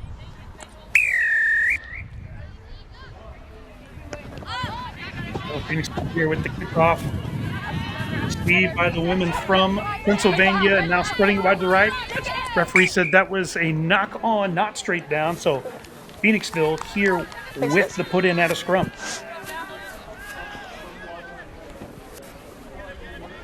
Okay, on me. Over here, over here. Over here.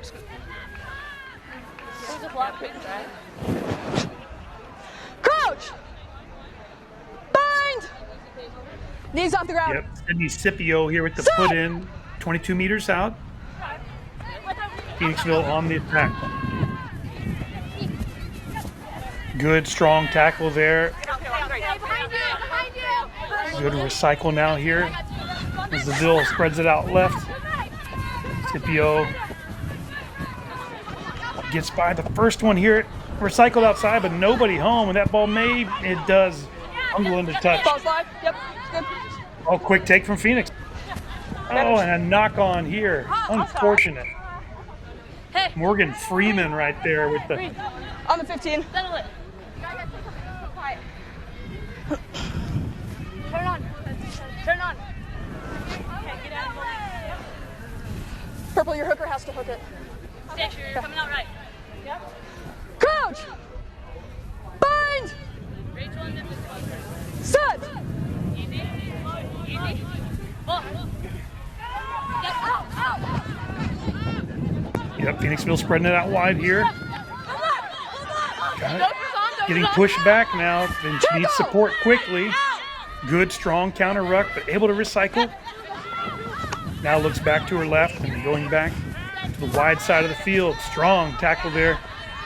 Ball pops back. Still in the hands, Phoenixville finds a gap, but able to close it down quickly and now forcing a turnover there. Good steal. Working it wide to the left side and a good strong kick back over halfway, and now it's a foot race to the ball. Great pickup from number 6, McDonald. Phoenix, after all that time inside the 22 for Phoenix, nothing to show for it. Now deep in their own half after that kick. Holding. Slow down. Penalized for holding on after that tackle. Number 2, Gabriella Bergman will take the tap here after the penalty. Let's go, Black.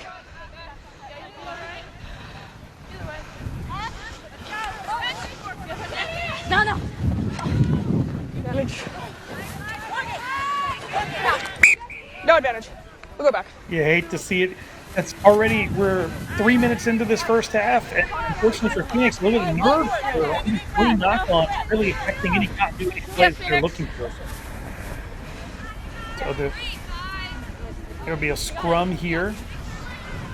Coach! It'll be Phoenixville's put in yet again. Scipio with the put in. Hold! They look to get on the front foot. Good. Strong competition. Phoenix with the turnover. Now spreads it out wide left. Easy.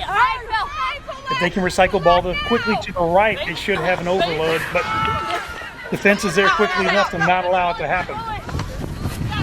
So Bergerman takes it. Oh, makes a nice move, and she's going to be away. And the Life University product gets the first point of this match on the board.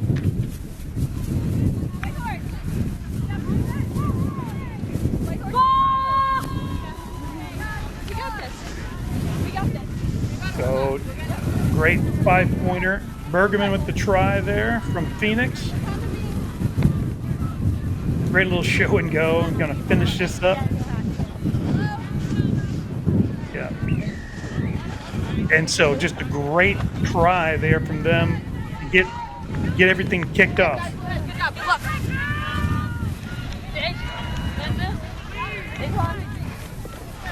So Phoenix will kick off to Phoenixville, and Phoenixville's got to be disappointed there, Tyler. I mean, they really pushed that ball through, dominated almost 3.5 minutes possession, and unfortunately, Phoenix from South Florida scores first.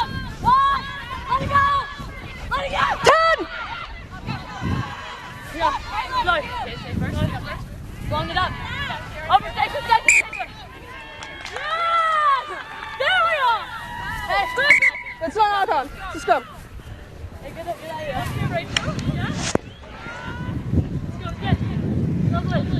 Yeah, that was a scrum advantage and not a penalty advantage, so no ability to take it quick there. So we'll see Rolita Galdonez from Gatesville, Texas, plays at Texas A&M University, or played at Texas A&M University. Puts the ball in, now works this off to the left side. Good strong run. Cuts it back in. Phoenixville defense there to make the tackle. No, purple. Try scorer Bergerman takes it off the back, out to Galdonez. Oh, look at there's a gap. Good Finn, still on her feet. Scipio trying to bring her down, slows her up enough, tries to get the offload, but doesn't, and then makes a few more meters. Cynthia Campbell taking it, Galdonez spinning this wide left, good crisp pass. Bergerman breaks one, not two, there's the offload. Number 7, Morgan Freeman accelerating. Does she have it to finish? No, but she spins it out wide. Number 14, Stacia Thomason is there to finish. Oberlin College product gets a 5 points on the board. Amazing stuff from this Phoenix side. I mean, you expect fast play, you expect pace from 7th Rugby, but these guys are really just showing what it takes to be able to create a point deficit that you feel comfortable going into half with. They've not let up on the pace. They've not let up, and I think Phoenixville should maybe take a little bit of a breather. The clock is try to think about how they're going to get ball in hand half. and spend a little bit more time on their end of the field like they were in the first half. Stop now, Phoenix! Lovely, Memphis. Yeah, great work there from Phoenix. So up 2 tries to none. And kick up from Galdonez. Taken well by Phoenixville. Breaks the tackle, recycles back, but Phoenix able to make that tackle. Not rolling away, going to be the call here. So penalty, quick tap and go. This should be the last play of the first half. Phoenixville looking to get 5 points on the board. There's the break. 2. They're going to... Unsure of the call here. Oh, a yellow card. So it's unfortunate stopping play on that break, but for a yellow card offense. So Phoenix down to 6 players. But Phoenixville got to be disappointed they didn't see what happened with that break there. Scrum. So everybody trying to catch their breath there. I didn't quite see what happened, and it had to be a high tackle or no arms tackle there for that penalty to come out so quickly and stop play. Yeah, that's one of the things, the risk that you run when you play aggressive, high-paced rugby like this that Phoenix is playing right now. You run the risk of penalty. A little bit of opportunity here. Arm goes back. Ball's bouncing around. Finds the touchline. So a little bit of sloppy play there at the end, but we're going to end with Phoenix up 10-0 over Phoenixville. Just a great job of them exploiting some mistakes there at the end. We'll see if Phoenixville can respond in the second half. Defense. Welcome to the Rugby Rundown on the Rugby Network, as we bring you your weekly rugby fix. With the big news, special guests, and unparalleled access, this is your rugby show. Watch exclusively on the Rugby Network. Yes, I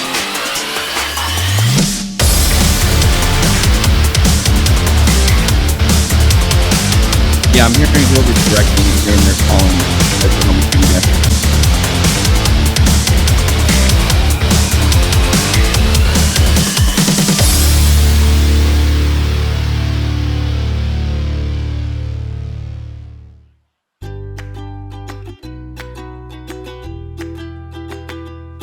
Not just some leftover brine from the jar. Pickle Juice Sport was developed with the specific purpose of stopping muscle cramps and aiding hydration. Research has proven muscle cramps are a neurological phenomenon. This is the only product on the market that addresses muscle cramps at the neurological root cause. Other products try to treat the physiological trigger. Pickle Juice Sport alleviates most muscle cramps within 60 seconds. Used by athletes all over the world, Pickle Juice has been named the #1 product on the globe to stop muscle cramps. Pickle Juice Sport is USDA organic certified, contains 10 times more electrolytes than common sports drinks, with no sugar, no caffeine, and no artificial ingredients. Pickle Juice, because it works. Not just some leftover brine from the jar. Pickle Juice Sport was developed with the specific purpose of stopping muscle cramps and aiding hydration. Pickle Juice Sport is USDA organic certified, contains 10 times more electrolytes than common sports drinks, with no sugar, no caffeine, and no artificial ingredients. Pickle Juice, because it works. Inspire Sport.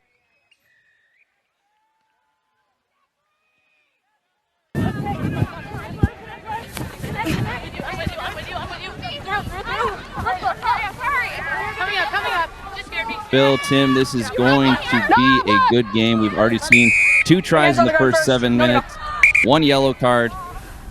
So a couple penalties here. As we said, Phoenix is playing aggressive rugby, which has led to the yellow card, unfortunately, but it's also led to their 10 points. Yep, playing a bit of a rush defense, Tyler, leading to those 2 tries from, but like you said, a yellow card just before the half, so see if Phoenix still can take advantage of the advantage. So working it through.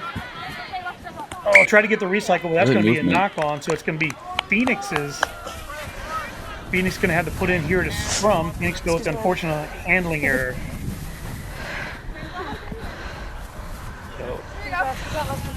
Referee Alexis Scarry with the call. They've been very clear in her instructions. Coach! Good communication from her today. All back. So Galdoñez for Phoenix with the put in here. Straight up. We'll just redo it. I see you lost your bind. Gonna come back up for a reset. Okay. Time off. Subs. Gonna have some substitution here. Galdoñez will come off. Number 1, LB Baker off. Somebody coming in from out of the backs as well. Bind! Look at that dapper man on the sideline over there from Phoenixville. What a jacket. Good recycle out to the left. Phoenix out following the pass, now out to the left. Go in. A good cut inside for a break. Avoids the ankle tap. Now she turns on the afterburners. That's number 14. Stia Thompson, who's already scored 1, and she's going to have 2. And Phoenix of South Florida up 15-0.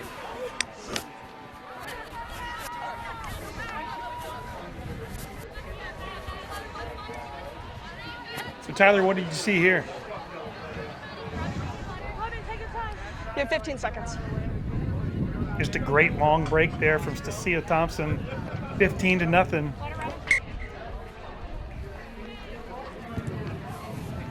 So Phoenix doing very well. Up 3 tries to none against Phoenixville. Phoenixville's had some good ball possession, good job moving things around, but just unfortunate for them not to have any points on the board yet. All the breaks going Phoenix's way so far.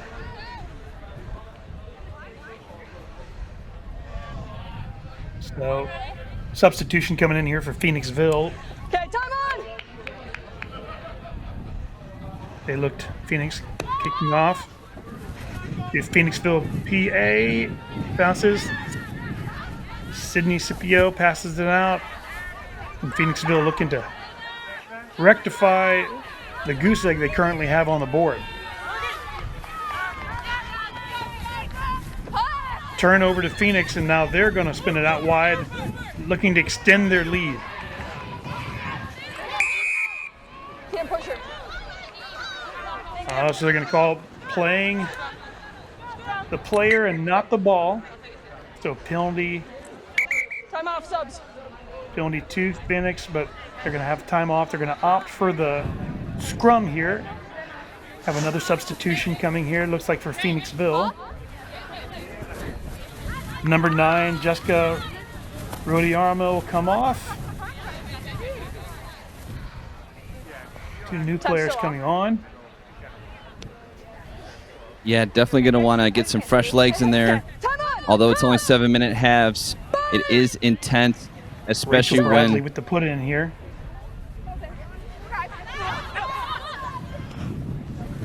Good recycle from Phoenix as they now work it to the right side. Oh, great offload there. Good fend. Oh, able to maintain the gap. Can she keep her away long enough? She's still making the move. Offload off the back. That ball does not go to hand. Referee says it was backwards. Good recycle to number 14. It's Dacia Thompson, but there's going to be a conversation here with the side referee to see if that... And then the ball rolled forward. Okay, great. Good discussion there. You can hear the comment there. Backwards out of the hands, then rolled forward, so totally legal. Picked up and scored, and that's a hat trick for Dacia Thompson, number 14 for Phoenix. See, yeah, right I'm really here, glad. This pass is clearly going to come backwards right there, and then roll forward. Great job following the play. Pick up that ball off the ground and score. So conversion kick to come. That's going to be unsuccessful, and it is 20-0 in favor of Phoenix. 20-0 here, midway through the second half. And Phoenixville looking to get some momentum and get some points on the board before the end of this match. The potential is there, but So good obviously job by Phoenix putting They had up the yellow a card there at the fight. beginning of the first half and giving up no points, even playing 6 down, and in fact putting 2 tries on the board during that time. So recycling this out to the left, pass not going to hand. Faking the kick there, nice little, trying to do a little razzle dazzle. Oh no, quick take, nobody at home. Rachel Bradley saying, I'll take 5 points. And almost an unassailable lead at this point for Phoenixville. 5 tries to none. A little more makeable conversion kick here to come.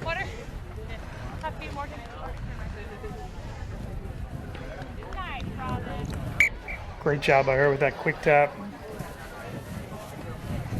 Kick appears to have gone through. 27-0. Let's go, Black. 1 minute. That's what we were just talking about. Kick was made, 27-0, and you can hear the referee call. Only 1 minute left in this match.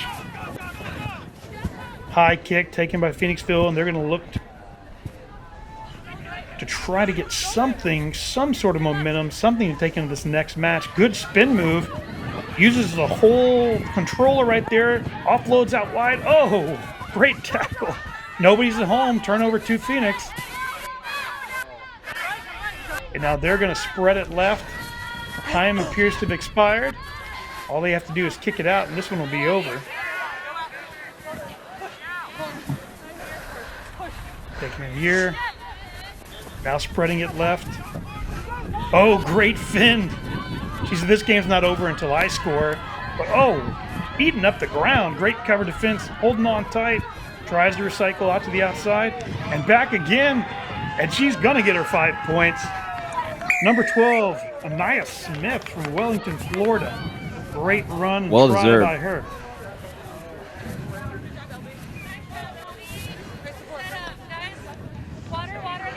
So Phoenix going to be up 32-0 at the end of this one. And in the battle of the 2 Phoenixes, Phoenix from South Florida has proven a worthy adversary and has blanked the women of Pennsylvania, and they will win 34-0. It's a tough score. So stick with us. Up next, we have the Austin give you some Huns lessons versus going into this Santa next time. Monica in a men's Pool E action. We'll have Wendy Young and Tyler running play-by-play in color for that one. Broadcast. The Huns losing game 1 against the Detroit Tradesmen. A very entertaining match earlier in the day. Back at 10 a.m., so this will be their second match.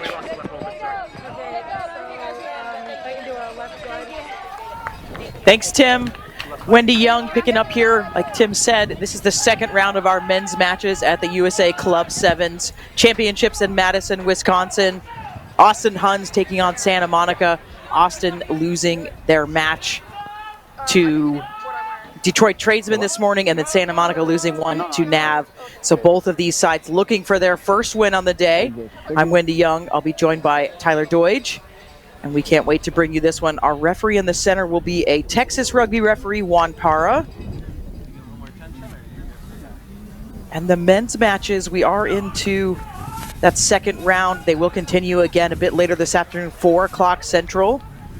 And then some quarterfinals will come up around 6:20 Central. So we've got rugby for you all day. And we are going to have the women's third and final round of pool play as well, starting at 2:40 Central. So this one, a big one. We can see Santa Monica in that kind of dark green top. They've got black shorts on. And the Huns, I imagine, will be in their trademark white and blue. And there's Juan Parra in the lavender getting ready to kick us off. So a big match in Pool E for these two sides. Gonna go up to the Huns, and Santa Monica gets a hand in it, but it stays with Austin. The Huns out of Central Austin, one of several clubs down there. Of course, the Austin Blacks, another well-known side. Austin Valkyries, women's side, Round Rock Rage, women's side as well. So lots of rugby down in Austin, and the Huns did very well in the Red River Circuit this year. Hasn't turned into something yet, but they have their chance here. This one going really deep. Santa Monica putting huge pressure on loose ball. It's going to go into touch. Who did it go into touch? And who touched it last? So we're going to have a conversation. Tyler, can you talk us through that? Well, going to listen and hear, see what the AR has to say. See this replay. You see a little bit of aji-baji obble-bobble here until it goes to the touchline. No try. Looks like it's going to be a knock-on. That is going to be the position that they definitely want to see themselves in. I know there's some familiar faces on the field for you, Wendy. You are no stranger to... Yeah. Yep. Yeah, played a few years in Austin myself for the Valkyries. I mean, a decade, let's just put it there. Almost a decade with the Valkyries. So little bias there, but I can be impartial, I promise. So no try the call there. Now we can see in our picture on the bottom right, it's a scrum to Santa Monica, so this is a huge one. Yeah, these are the type of opportunities you definitely want to capitalize on, being so deep in enemy territory. I'm interested to see how the scrum comes out here. The Huns can defend. A little bit of pressure there from the Huns. Santa Monica Dolphins going to go around the outside. He's got the speed. Oh my goodness, but what a grab of the jersey that was. Thought he was going to be gone. Forward pass though, so Huns survived that one. Definitely tough to move that ball and keep the space in between and trying to find open sevens. It's one of the things so fun, open field tackling, open field running. We're going to see some really good offensive breaks here. I could already tell in this match, only a few minutes into the first. A little bit messy there, but the Huns are able to clean it up. It goes to fly half Austin Willis, the director of Austin Rugby. Austin Huns Rugby, big booming kick coming in. Dolphins have to go way back to their own 22. It's picked up by Blake. I apologize, that's all I know about number 23 is his name is Blake. He does well. Big support coming in from the Dolphins with Huns. Blue shirts are surrounding as well. Gonna try to go out here. There's a bit of space. Well defended. Cover tackle by Clayton Means. Now holding it up are the Huns. Finally goes to Dak backwards. Little flick behind the back. It's into Blake's hands. Then to Zach Wall's hands. He gets taken down by the Huns, so they've made some ground. They're all the way up to the 40-meter. But Dolphins sort of going side to side here. Ooh, a little bit of a penetrating run there. The flick again. Push it, push it! This has a lot of potential. Just need to find the space on the intercept there. It's by the Huns. It's by the top man, Aiden Ridgway. The Huns will take over. Going to take it to this right side. Now change directions again, seeing something the other way. Couple players on the deck. There's Juan Parra with the penalty. Go quick. Do the Huns. Still 0-0. We haven't had any break since that scrum a bit ago. Oh my goodness. And the Fed, can he stay on his feet? He does. Clayton Means. He's going to take this one in for the Huns. An well-deserved 5 points after a great passage of which was a direct result of the Austin Huns just applying an insane amount of pressure to Santa Monica here. And then you see they get the penalty. They manage to find that break. Like you said, kind of the first break we've seen. A very strong defensive match here, Wendy, but it was the first break we've seen since that first scrum. And the Huns are on top where they want to be. Yeah, it's end-to-end stuff. It's absolutely exhausting. And if you're a new fan that found rugby through the Olympics, this is the top premier in the club sphere of things. This is USA Rugby Club. And so a lot of these players are looking to excel their game. Some will go on to play for the Eagles. So this is kind of that training ground. We were talking about it on the women's side that Kersey Kershey played for Boston Women's. Ilana Mayer played for Quinnipiac and a couple of other clubs as well. So those superstars found their place here in Santa Monica. On the run here, got a penalty from Parra.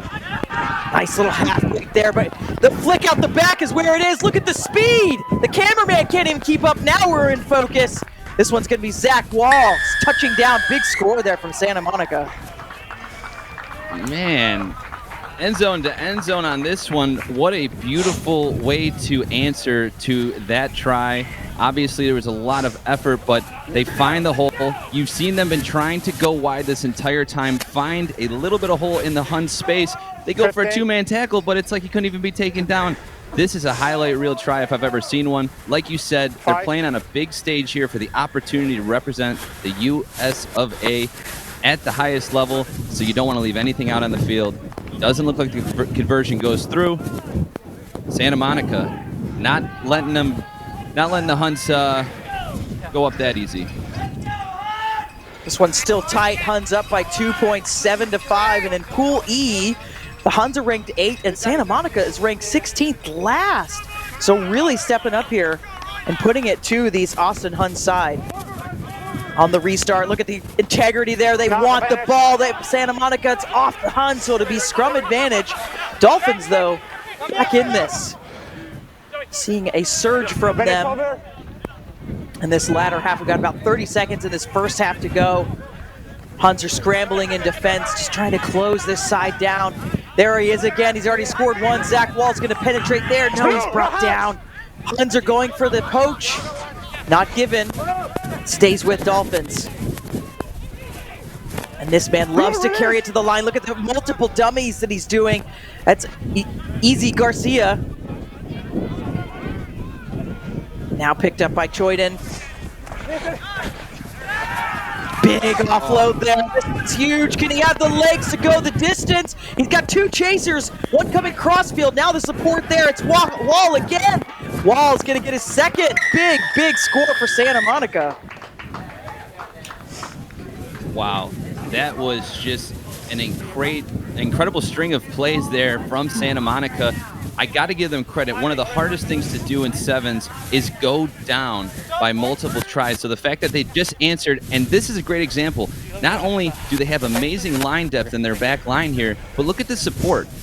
The Huns have been throwing down two-man tackles. Not an easy feat to do in sevens rugby, but they've been throwing down a heavy defense, but the support line of Santa Monica has allowed them to score these past two tries during the middle of the offload.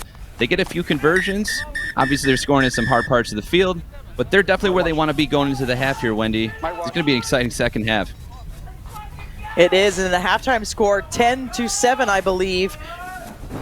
We've got Santa Monica on the top. We'll step away for a moment, and we'll have that second half for you. You're watching on the Rugby Network. Inspire Sport proudly sponsors the USA Club Rugby Sevens Championships. Their tailor-made travel experiences take rugby teams to top destinations worldwide. Train with elite coaches, play against international teams, and compete in international tournaments while also attending professional games and exploring new cultures. From college to competitive club, youth and recreation, they are experts providing an unrivaled travel experience for you and your team. Whether it's a tour, coach education event, or fan travel, Inspire Sport is your one-stop shop for rugby travel. Turn your rugby season into an unforgettable experience. Visit InspireSportGlobal.com or contact Nick Johnson at nickjohnson@InspireSportGlobal.com for more information.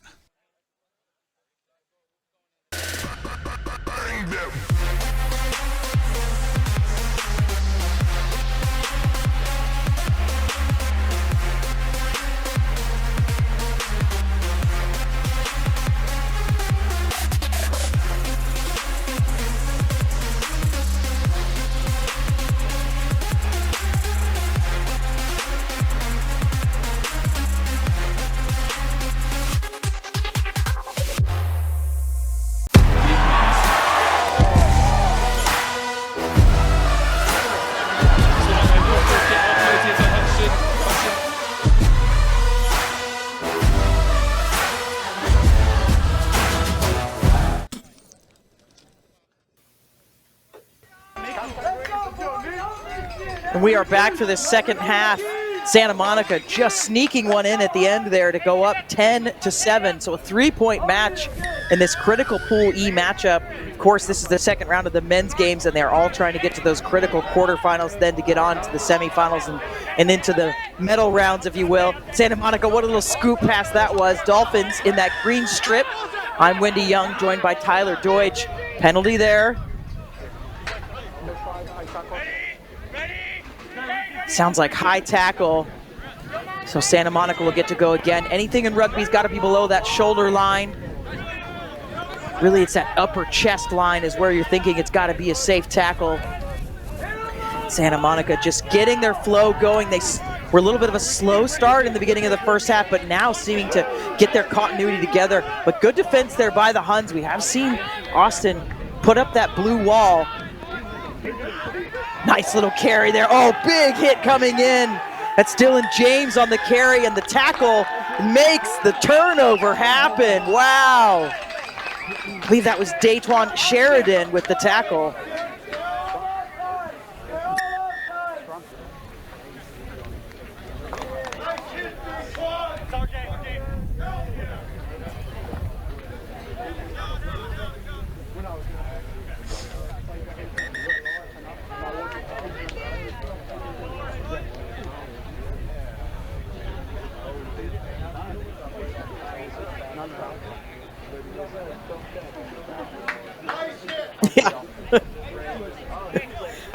That's true.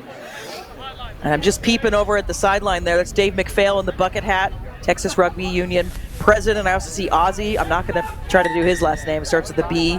President of the Texas Rugby Referee Society. I think I saw Nick Ricono. He's in charge of the referees. So lots of organizers out there, so we appreciate their support on the weekend. And of course, we have a ton of sponsors for the weekend too that we'll just give a quick shout out to. Of course, the USA Rugby Senior Club Council, the USA Rugby Competition Club Council, Pickle Juice, World Rugby Shop, Credo Rugby, Inspire, the Rugby Network, Next Level Rugby, Great American Rugby, and YSC Rugby. See Huns with the ball in hand now. Let's see what they can do in this second half. 2 minutes gone. Santa Monica still up 10-7. Big pressure coming in from the Dolphins. Have they turned this over? They think they have. No. Penalty. Not rolling. Huns not wasting any time. Chip kick over the top. Was he taken out at the back? We may come back for that one. Still with the Huns. Yeah, we're going to come back for taking the kicker out. Huns are going to go fast again. You can hear the crowd. Yes, you can have another. Huns will try to bring you one here. All the way to the 5-meter line. The Huns are driving. It's Chestnut Wood. Now out to the edge. What a dummy that is! That's going to put him over. Aiden Ridgway, dummy for the day.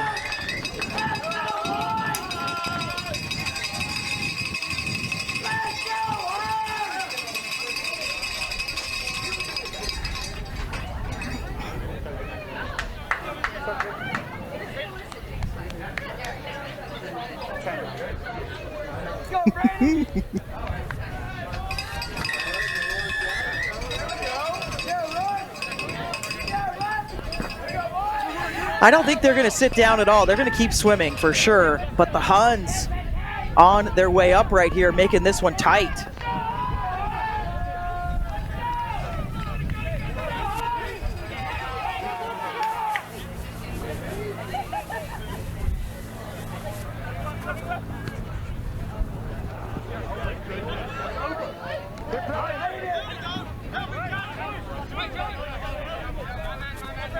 It is. Santa Monica keep that one, and just look at the sunshine out there at Madison, Wisconsin, at the Wisconsin Rugby Sports Complex. It's a gorgeous, last time I checked it was about 70 degrees, so it's nice weather. Texans, we definitely like that. It's 104 today, so good to be up in the booth and not have to worry about it. But Dolphins all the way into Huns territory, 40 meters deep now. Gonna push it to the right side. Oh, trying to go for that over the pass, but well defended. Good support, keeps it alive. Lots of phases here for the Dolphins. Just behind by 4 points. About 3 minutes left. Little knock on there. It did look like maybe it went backwards, so just, oh, hard done.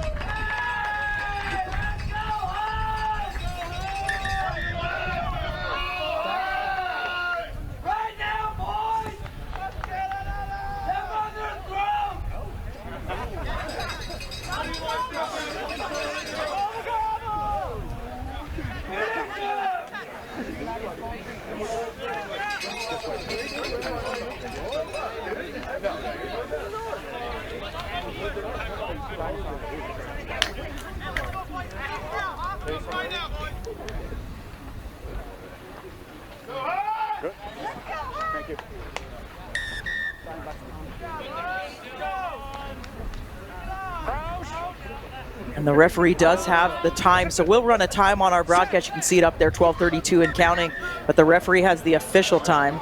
We'll listen into.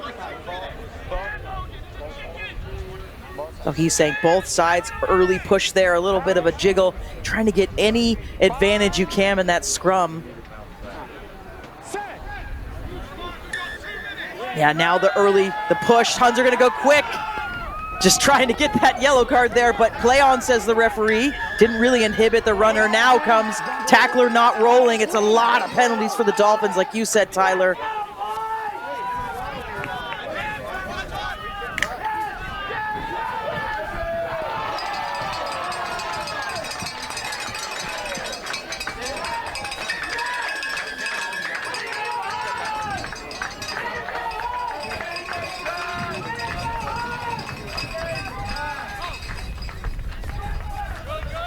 Yeah, and that's Case Fleck, 24 years of age, 6'1", lots of green grass in front of him, as you can see it here, Tyler.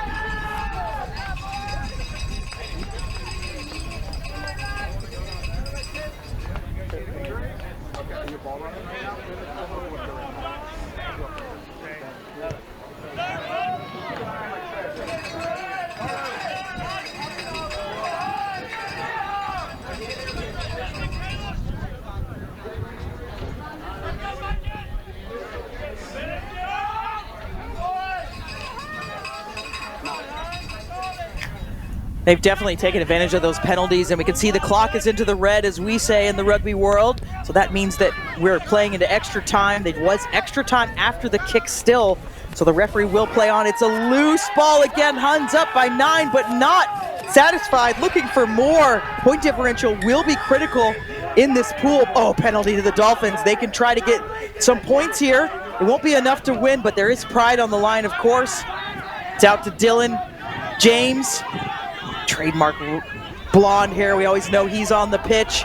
Oh, dragging tacklers. Would-be tacklers, the Dolphins. Now it's a loose ball again, still. Now with Dylan James again. Huns are in there, trying to make this difficult. Out to the outside now. Easy has it. He gets it into Two's hands. Logan Turner. It's gone backwards there, so Easy will try again. Oh, he got loose there. Tacklers took each other out, so Easy won't change the outcome of this one, but makes a little more pride on the board. We'll wait for the conversion, but Huns taking this one.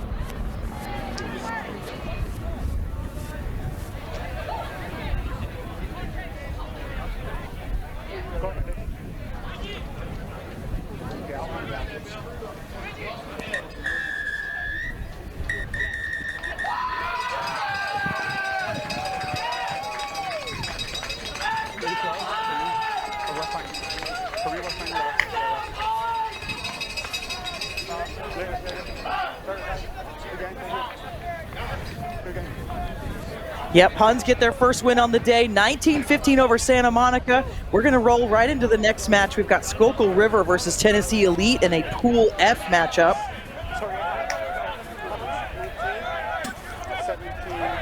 Attention all rugby fans. World Rugby Shop is your one-stop shop for all your rugby gear needs.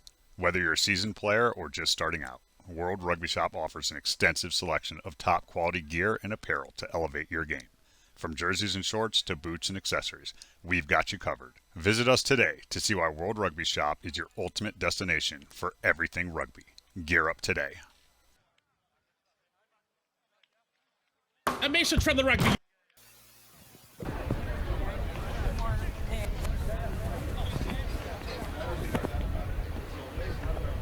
Yes.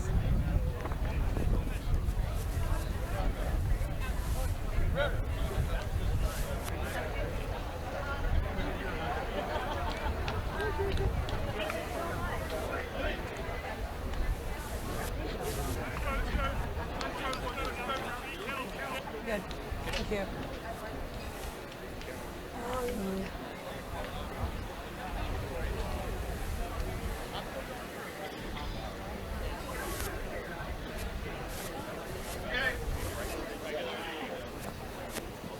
Definitely, and this one, Tennessee Elite, we can see them in that blue kit out of the True South Rugby Union.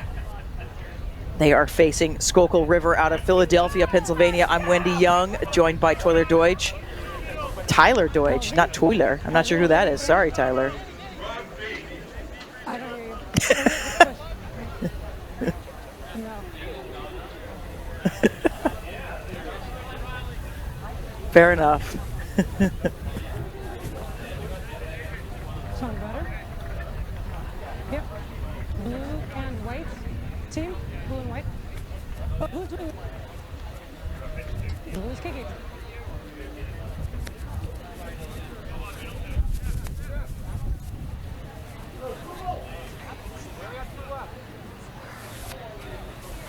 Quan, you good? Dan? Ready? Scuba ready? Brian? Let's do it. Absolutely. And our referee in the center for this match is LV Asone out of the Virginia Referee Society. This is a Pool F matchup. Just was looking to see if anything was going to come from that, but a little knock on. So Pool F matchup, Tennessee Elite coming in ranked 15th, Schuylkill River number 7. Yeah. Both looking for, Schuylkill won their match earlier, but Tennessee Elite still looking for their first win of the day. Schuylkill going to work out of their own end with a scrum.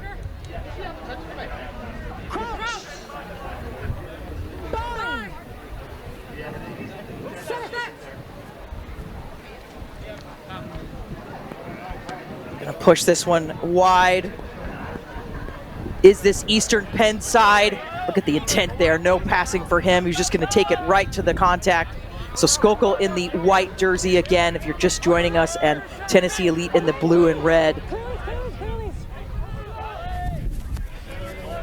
See the referee in there asking for a release. It's one thing if you're new to this sport, the referees will speak to the players. Oh, what a pass that is. And number 3, Ben Janssen, getting a bit of space, and now a little bit of a push into touch. And one of the referees getting taken out in that action there. Looks to be okay as he stands up.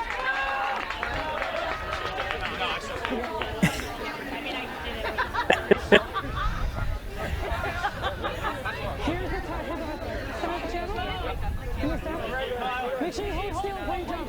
Here's the step. Two. Check one.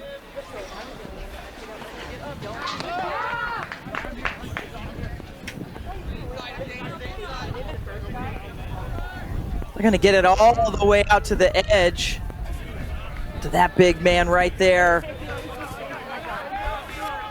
Gets caught finally. Now to the side. Look at the width of the field they're using with their passes. There's still somebody now in frame. Somebody at the bottom of the screen. Gadsden takes that one. Big tackle. Here comes the poach attempt. No, it's going to go the other way. Tackler's got to roll first. is the call from Elvie, WPL referee.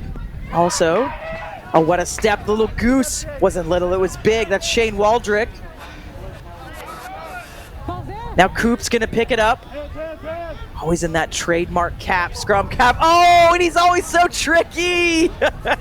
Coop getting a little room around the outside. Here comes the support for Tennessee, trying to counter-ruck a Schuylkill River. Strong base, stepping, double stepping twice, fooling everybody, scoring Tennessee Elite.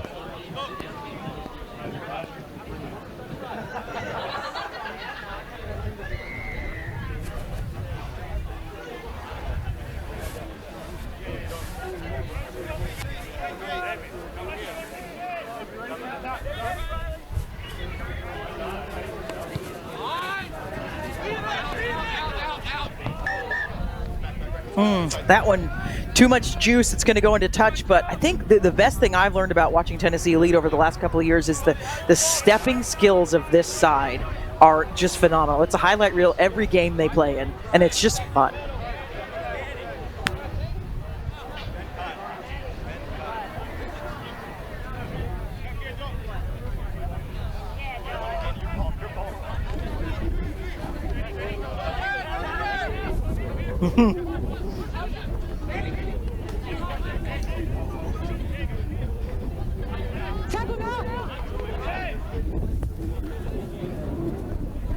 Schuylkill just showing a bit of their skill as well. Saw some flicker passes, as we call them, just when you flick it kind of with your fingers or your wrist. Now penalized Tennessee Elite. Schuylkill River going to go fast.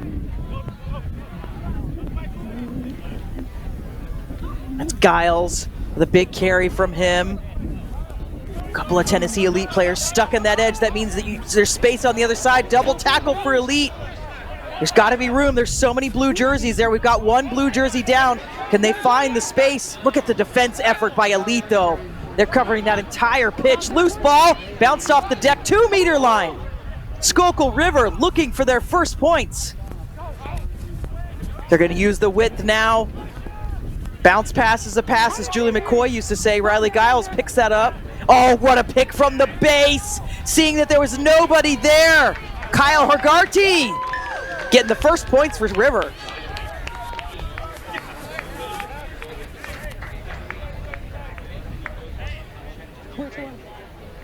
Not rolling, yeah. Before you can go for the ball, you're still passing it away. They weren't fully away first.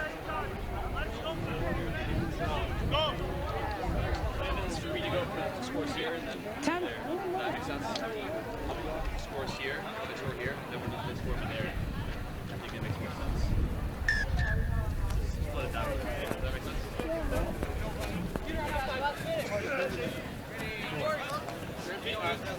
They do get the conversion, as you said, Tyler, so we are all tied up here. 7-all. Still time to play in the first half, about 30 seconds to go. 7 players, 7 minutes each half. You can get a little shot of the crowd there. It's a beautiful facility in Madison, Wisconsin. Stolen there by Schuylkill. So all momentum with them right now.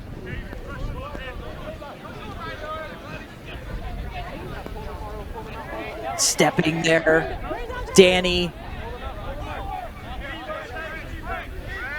Tennessee looking to maybe counter-ruck, but changes their mind. Keown passes out to the support. Just in thrall of the Tennessee Elite defense, their ability to cover this pitch here. Schuylkill finding a couple of spots here in this latter half of this first half. There's a little kick through. It's going to get picked up. Oh, Giles, what a dive to maybe keep it in bounds. No. Oh, what a fantastic effort, though.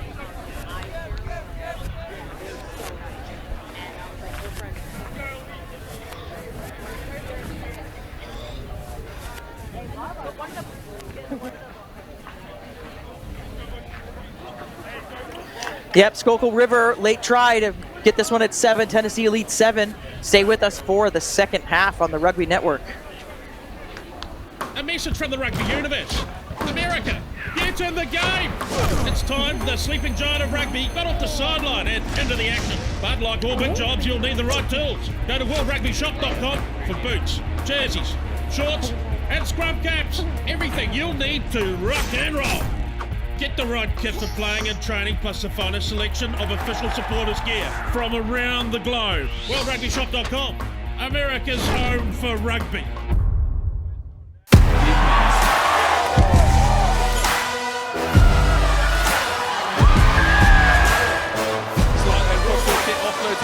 It's going to be the man who can celebrate now.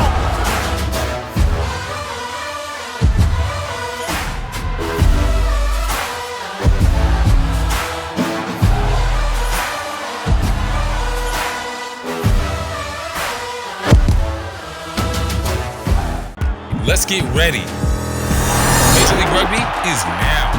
This is the moment we waited for. Everything you want is right here. We gon' give them what they came for. We gon' take it up from last year. The Rugby Network is giving you all the free MLR content you want, live and on demand. Never miss a hit, never miss a try, never miss your team. MLR on TRN. Never miss a match. It's here and it's right for you, the rugby fans. It is the Fantasy League game for Major League Rugby, the only exclusive Fantasy League game.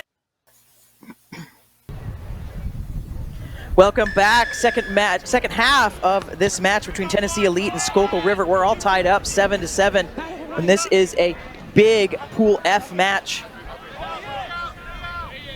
Tennessee Elite getting a bit of Schuylkill River's number, it seemed like, in that first half, but they were able to crawl back into it to score a late try.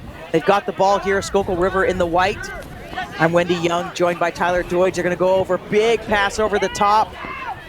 It's into the hands of Capriati. Well tackled, though. Going to go to that right side. See if they can find anything, but no. Going to be trying to be held up. Now tackle goes down. That's LV, our referee in the center, out of Virginia. A little bit of room here. Can they use it? Well tackled by Tennessee Elite again. Their defense has been very good in this match. Schuylkill slowly moving up the pitch, eating up that territory, getting closer to the 22-meter line. It took a while for their first try. They had to go through several phases and a long extended period of time with the ball in hand. Nice little inside dish there to Danny G. Now they release the defense. Gonna go to the short side, as we call it. Big shots coming in.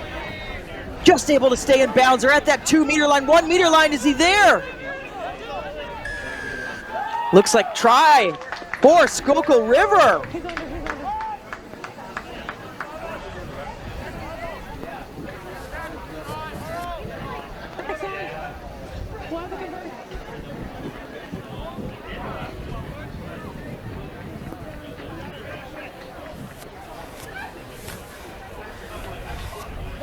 Elite, jog it on. Time is off.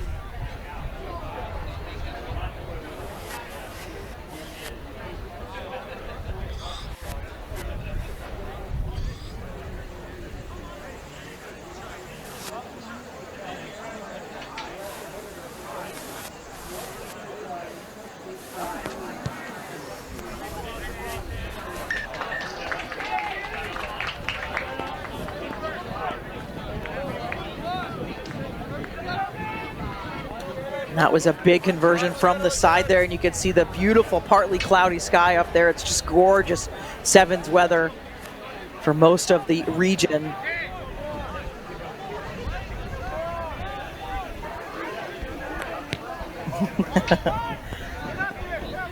This is a big one, tapped down by Schuylkill River. That is a skill to go up with 2 hands and tap that down and keep your attack alive. This is Mitch Benoit, still going. Just untouchable. Now he lets it go. Keown out to Danny G. Now this guy, he's been really dangerous on this side. Oh, stepping again, Jesse Capriotti. Third defender finally gets him. Ball's out, says the referee. It's stolen by Tennessee Elite. This is big. Now Schuylkill River not releasing is the call, so they get the penalty.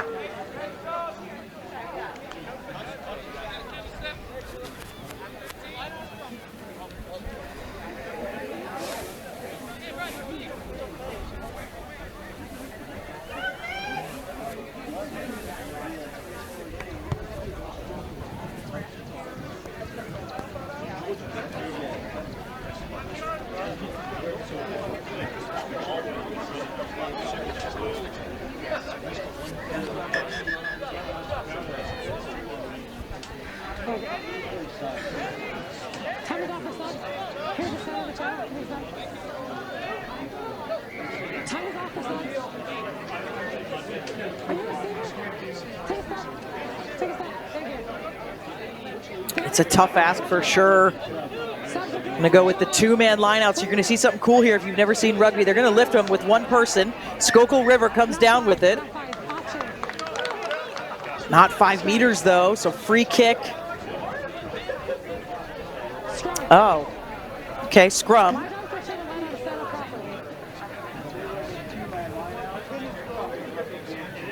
Yeah, so they survived that initial. Oh, we're getting just a confirm in our ear that the throw is not straight. So that makes more sense than not 5. We're having a couple of substitutions here, but Tyler, you're right. That skill to go up for the ball is so critical on those restarts. And we're going to see them all day today. Tennessee Elite with the scrum. Playing from behind by 7 points. Make sure we're off our knees on the touch or bind. Yeah.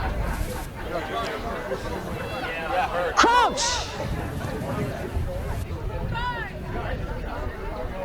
Set. Balls away, balls away. Home blue, you're on. Huge kick. Yeah, 40-meter kick. Definitely gets them out of trouble. Gonna wrap up Schuylkill right away if they can get up and go for it. Stays with River. They've gained all that territory, has Elite. Huge hits coming in.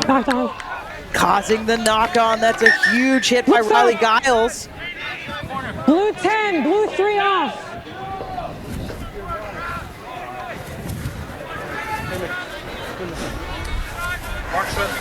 All right, here. Time is still on. About a minute and a half left. Time is correct. Complete. Time is on. Crouch. Bind. Set. Ball away, ball backward. Pressure there, yep, comes up with River. They're gonna go for it, not satisfied with 2 converted tries. But Tennessee Elite there in defense at the 5-meter line. Whistle. Was knocked on, knocked on. The second ball carrier knocks it on. Give it a prep, let's go! There's your mark.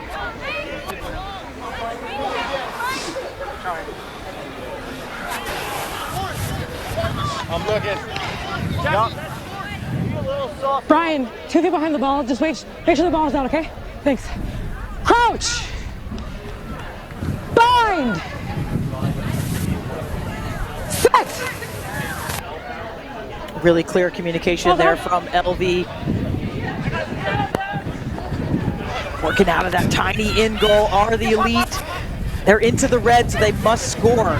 We've seen it in 7s before. We've seen teams go 95 meters, and that's what Tennessee Elite need to do right now if they want to draw this one. It would have to be a converted try, and it begins with this man right here. Can he get around on the outside? No, he's well defended, but still going, trying to duck under tackles, fighting. This leg drive from him to keep that alive. They've made it up to the 22-meter line now. Another step. Finally brought down. having to pick it up, and he's just got white all over him. Jersey swarming. Now it's a tackle. Coop's going to pick it from the back. Then lets it fly. And try to pin those defenders and take the edge. The offside, oh my goodness, but the steal. Oh, the potential was there for that one. Schuylkill River survives 14-7 over the Elite, and look at the dejection on Tennessee Elite.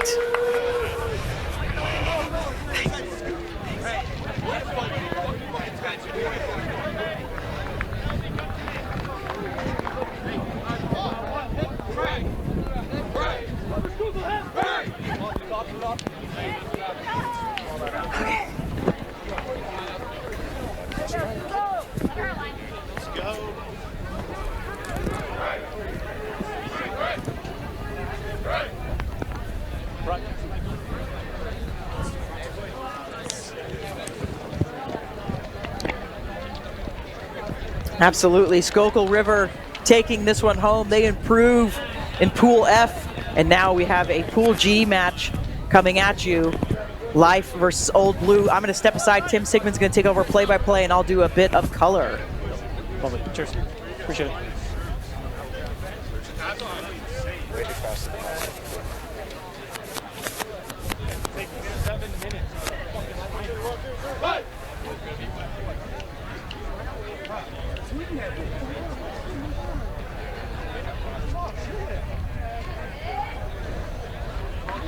Well, windy as these two teams take the field. Life, losing their first game today against the men of Nova. Still looking for their first one of the day. It's 8th place Old Blue, who also lost in their matchup against Belmont Shore. So it should be each of these teams hungry for a win. See how they take off here. And you're right, it is Life University, so they are playing in the men's competition, a college side playing in this competition. We are starting to see that. It did get an inquiry from Life Women to participate in the club competition in 15s as well. They're just kind of in a secluded area down there in Georgia, Marietta, Georgia, and there's not a lot of rugby at their level, so we are seeing them compete here. Our referee in the middle, Jared Ford. Yeah, very competitive, very entertaining sides, and Life with the kick up, looking deep here. Working it up. Now working it out to the right side. Old Blue looking for space on the outside here. Strong run up. Oh, good fin.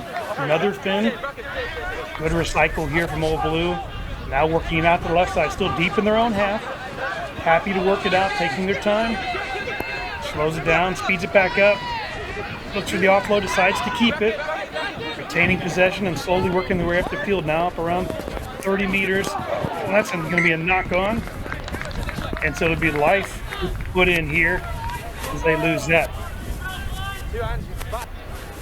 Looked like a good start by the Old Blue. They kind of had a stop and start day, losing their first match, as you said, Tim. Had a lot of potential there, but just a little bit of a knockout, and that's that pressure from the Life University side. They're going to have a scrum here.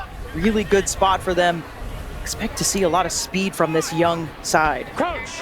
Yeah, unfortunately from Old Blue, it seems like they're putting something together, and that wide pass just didn't quite go to hand. So Life with the put in. Good solid base. Picks it off the back. His way up. Knocks it back. Now working it out to the left-hand side. Old Blue pushing up hard, but maybe leaving a gap here, not able to make the break. Strong run. Still able to retain possession. Thought he might have lost it there. Now working it wide right. He's got some space, tries to cut it back in. Good defense by Old Blue. But Life again retains possession. Good job in support here. Working their way through the hands. Muddling their way through the, good fit. Oh, not able to get the offload away, so working against the sideline, works it back in. He might have a gap. Accelerating away. He gets his first 5 points of the day on the board for Life. And that was just really working all from the other side of the field. They worked it all the way across and just able to outmatch his opponent to get the score. Is number 15. Life, like we talked about, that speed coming through. You can see the replay here. He just follows his ball, and then he's going to get it again. Going to work hard here. support coming, but there's the follow. He follows his ball and then again follows the ball just on that hip, sitting there and able to get past the defender, even getting dragged down by his shorts. Power. That conversion kick is good, so it'll be 7-0 Life, and he did, that actually is the try scorer in our first game this morning when they played Nova. So 2 tries on the day for him. Sorry, we don't have a roster number for him, but Life on the board first, 7-0 advantage over Old Blue. Now Blue looking to answer quickly, maybe a little high there. Referee says it's okay. Now working it out to the left. Striking this ball through. Life doing a good job of holding him up and slowing down this ball, but they got a lot of folks. Oh, boy. Ball squirts out, and Life's going to get an easy one here on the outside. Whoa! Ooh, we'll see. Have a conversation here. I have in touch before a knock. Do you know which side of the line? Okay. In touch before we got there or after? After. So we have a knock on in the field of play, into touch, so we're going to have a scrum. We have a knock on in the field of play. Tackle there to save the try. You can hear the discussion. He knocked it on after he crossed the try line. So it's going to be a 5-meter scrum to Old Blue. Just a big break, and he slowed down. The number 10 from Old Blue, Godfrey Polidor. Great cover tackle. What do you think about that tackle for him, Wendy? Yeah, I was more looking at, did the ball leave his hand? I think the referees got it right, but I'm just wondering, the distinction, the conversation between the referees was great, because the distinction there is if it's a knock-on in goal, it's a goal line dropout, but if it's a knockout in the field of play, that's where the scrum came from. So I love that conversation. But yeah, the tackle, I don't know why the ball carrier slowed down. Unfortunate there. It seemed like it would be 5 points at least. Life leaves him on the board. Polidor stays his team right there, keeps him in a very tight match. About 2 minutes left here in the first half. Old Blue not really had anything offensively going for him. So see what they can do here off this line out. Ball is up. Old Blue not able to gather. Life back on attack. Rotating it out wide. Good cut inside. Commits 2 defenders. Takes it again on his own. Held. Now Life is cycling out to the right-hand side. Testing the middle of the Old Blue defender's zone. He's going to lose that. Old Blue's going to get it. Keeps it in the field of play. Great effort there by Old Blue to not get pushed to the touch there. It is, yep. Now, a kick, but that is charged down, and this is dangerous. This is exhausting also. Lose again. Tackle! Stevie Garofalo there recovering for Old Blue. Now working from inside their own 5, and another knock on. Anduvate gets a knock on there inside their own 5-meter. See Old Blue looking very frustrated, Wendy. Yeah, I think it's this young Life University side. They've got a lot of gumption, right? So they're flying up in defense and they're taking the space and putting all this pressure on Old Blue. And I hate to say it, but they're kind of looking old, right? They're not looking like they've got a spark in their pants this morning, and Life is just eating it up. I love it. I love it. One's full of life, one's not. Huh?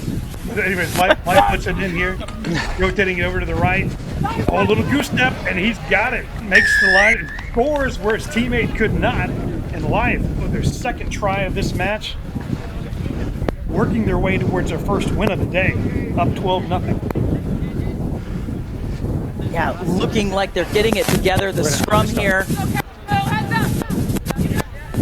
It's a good push. They keep it safe, and then it's a little dish on the outside in the fly half, able to just get through and touch that one down for their second score of the day. And I think you're right, Tim. Unless something changes for Old Blue, this is going to be Life's second win. Conversion kicks low and driven, and it's going to go under the bar.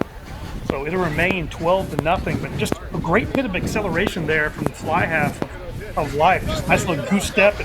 You saw him just pop it on real quick, get around there for that. So we'll have this kickoff, and this will be probably the last set of play before half.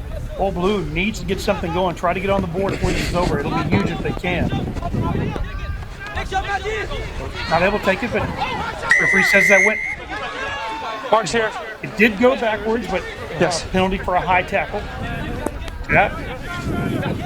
Now, oh, good show and go. Able to get a little bit to slow him down. I thought he was through there right up. Move up, take him down. Now working it out to the left-hand side. Jake Fury with some strong running here. Now recycling out to the right. Old Blue retaining possession, but staying right around midfield here. There's a strong run. Good fin. And Life's first try scored. Realize he's not going to be able to get him. They're trying to keep him from the middle, but he's going to be able to dot down. Number 10, Godfrey Polidor. He had the try-saving tackle earlier on the opposite end of the field, but now scores his own for Old Blue just before it happens. We'll take a look at it here. It's a bit of individual effort there by Polidor, excuse me, and he's just got the speed to get around Life University. Like you said, they do try to cut the angle, so then that makes the kick harder. We can hear the whistle in the background that the conversion was made, but just beautiful running there. Yeah, great effort there. Polidor gets Old Blue on the board, and we are at 12-7 here at the end of the first half. We'll be back soon with second half action between Life University and Old Blue New York. Thank you.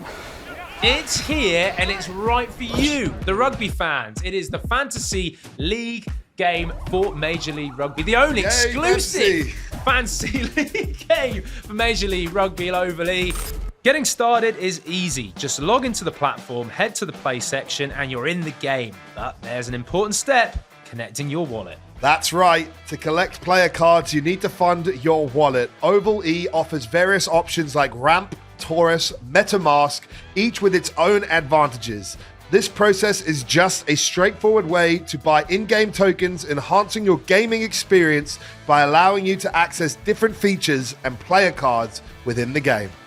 Once you're set up, explore the play section to see available tournaments. It's where all the action happens. Looking for new cards? Head to the primary marketplace. And if you're into trading, the secondary marketplace is your playground to sell and swap cards. Ooh, Overly is not just a game, Corbs, it's a rugby community and an experience. Whether you're competing in tournaments or trading cards, there's something for every rugby fan. Exactly. So log in, set up your wallet, and start your manager's journey in Oval E. It's easy, fun, and the rewards are just waiting for you. Welcome to the Rugby Rundown on the Rugby Network. Welcome to second half action of Old Blue of New York and Life University from Marietta, Georgia. We're here in beautiful Madison, Wisconsin at the Wisconsin Rugby Grounds for the 2024 USA National Rugby Sevens Championship. Second game of the day for each team, Wendy. We saw Life dominate about the first 6 minutes and 45 seconds of this first half, but Old Blue able to respond right before halftime. What do you think? Definitely like to see a little bit of spark of life out of Old Blue. We know they can play. They're a storied club. Thank you, number 4. And I was just chastised by my co-commentator, not you, Tim, someone else, saying I shouldn't call them old, but it's in their name. Blue captain. And I just meant that we'd like to see a bit more from them because we know they can play rugby. They've been at the national championships for decades, and they are typically a team that will get to the final 8. Life University bringing some electricity, but a good tapped down by Old Blue to start this half. Yeah, always great if you can get your own kickoff in 7, so important. Now working it through the hands, and there's our Polidor again. He scored one right before the end of the first half, and he'll score one again here at the beginning of the second. So we are tied 12-12. Great way to shoot out the second half for Old Blue. It's absolutely what they needed to do. You know, they maybe got a little bit of a chewing on at half. And so then Godfrey Polidor just getting it done again. And it's that step in the fin right there. Got such long arms and legs, and he's able to finish it through 15. with a try right up the middle. This will make the kick good as well. Should make the kick easier, I should say. Connor Wallace-Sims takes that one over. Polidor with 2 tries for Old Blue and enough kinetic tape to wrap a small child, but it seems to be working for him. Those halftime chats are really important. You know, coaches can take different tactics, so we never know what they are, but we do love to always pontificate. But seeming like Old Blue knowing they've got to get the kickoffs, they've got to get some juice going. So here they go again with another restart. Wallace-Sims with a high kick. Again contested, this time Old Blue not able to slap it back. Life Quick shoot up. Good job securing possession by Life there as they now work it out to the left-hand side. Looking to commit. He commits both defenders. Not able to get the offload there. And now a contest. Life retains possession. Now working out to the right side. Both the 10 and the 15 for Life scoring in the first half. Responsible for their 2 tries. Life up to halfway. Working it through the phases. Doing a good job of retaining possession here. Now getting themselves some space here. Testing the width of the field. Oh, not able to get the pop. Ball's loose. Life just looking to retain possession, commit Old Blue defenders here. Good contest from Old Blue. And looks like they're able to get and force a handling error there by Life for a knock-on. So we're going to have some subs. But Wendy, what are you seeing there at the contest there at the breakdown? Yeah, it's definitely getting a little bit more contention now that we've got such a close score with Old Blue leading by 2 points. So they're really both starting to try to fight for it and get it. I think that's what Old Blue needs to do in this second half, is just kind of show their experience. You know, age and wisdom generally will do better over youth. And they need to just kind of apply that rule and really try to put the pressure on Life, and I think they are doing that. You're right, yeah, that maturity that they have may show itself out here as you get tired. You don't try to force things, you just let what come.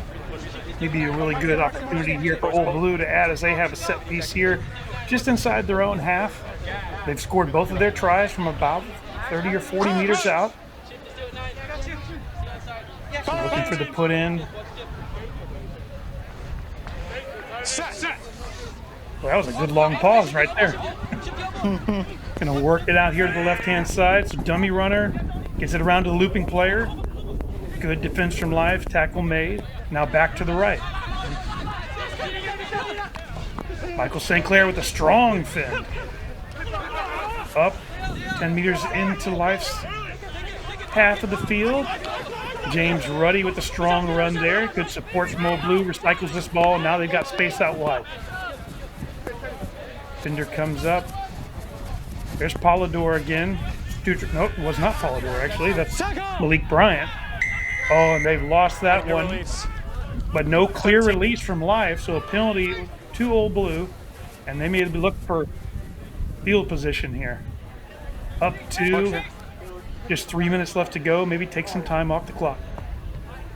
Yeah, it's a good call to tick some time off and gain a bit of territory. And I think the other distinction I'm seeing in this second half from Old Blue is their dedication to the breakdown. It's the 1, 2, 3 is so fast. And so that's ball carriers 1, 2 is your first support player, and then 3rd is your distributor.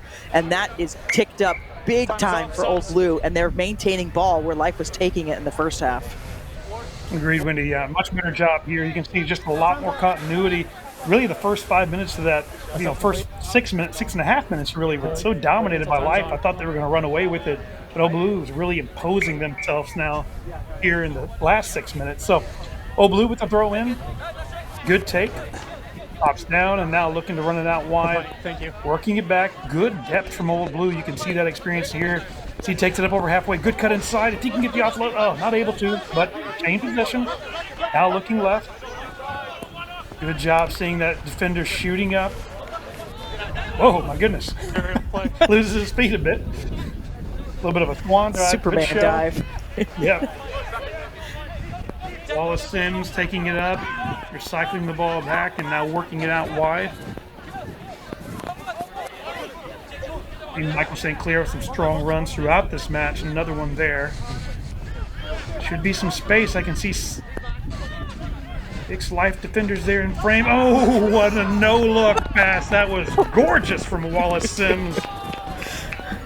Gerald Anduvata says, yes, I'll take that, please. And he puts down 5 points and puts Old Blue up 19-12.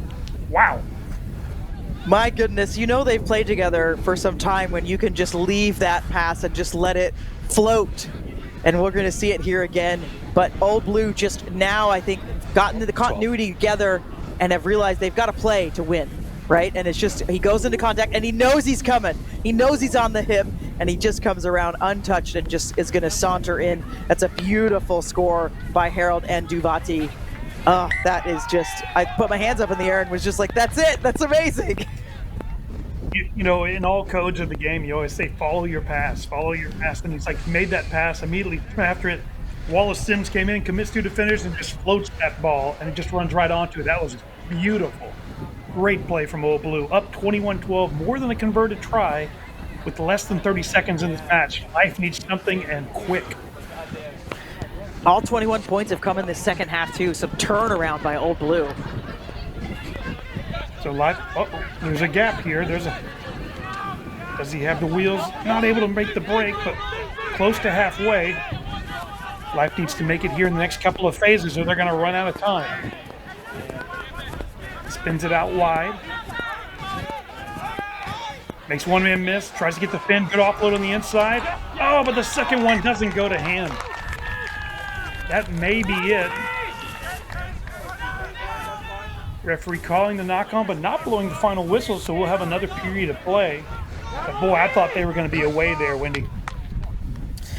Yeah, and I'm just thinking back to Life's tries. You convert both of those, and this score is 14, and they only need 7. Now they need 9 points, which is just not going to happen in this amount of time. So just feel for this young Life side, but lots of potential from them. And we've been talking about future USA Rugby Eagles, and this Life side for sure has a couple. Boys, we need an offset. We need an offset. Well, I mean, last time he went to the right. Boys, half a step to the side. Good. Some good conversation between referees and the players. Crouch! Here I'm asking for time. Says the scoreboard is accurate. Set! So, get in. Gonna get a penalty. It should be a tap and a kick out. See what Old Blue wants to do. Tap it, kicks it out. That'll be the game. Old Blue 21, Life University 12. Old Blue now at 1-1, and Life at 0-2 in pool play. Broadcast. Let's go broadcast first. I like that plan. It's a good plan. You could be the next radio. Wendy, what did you see in this one that made the difference? Big turnaround for Old Blue in the second half. Just came out and looked like a different side. Looked like they got keyed up together on the halftime chat and then able to put it together. 3 converted tries. They use their experience. They take this one 21-12 over Life University. Cool. Welcome to the Rugby Rundown on the Rugby Network. Join myself, Alex Corbicero, and Will Hooley as we bring you your weekly rugby fix. With the big news, special guests, and unparalleled access, this is your rugby show. From college rugby, Premiership Women's Rugby, MLR, and more, we've got you covered. Watch exclusively on the Rugby Network. Come along for the ride as we bring you the Rugby Rundown. Not just some leftover brine from the jar. Pickle Juice Sport was developed with the specific purpose of stopping muscle cramps and aiding hydration. This is the only product on the market that addresses muscle cramps at the neurological root cause. Pickle Juice has been named the #1 product on the globe to stop muscle cramps. Alleviates most muscle cramps within 60 seconds. Pickle Juice Sport is USDA organic certified. Contains 10.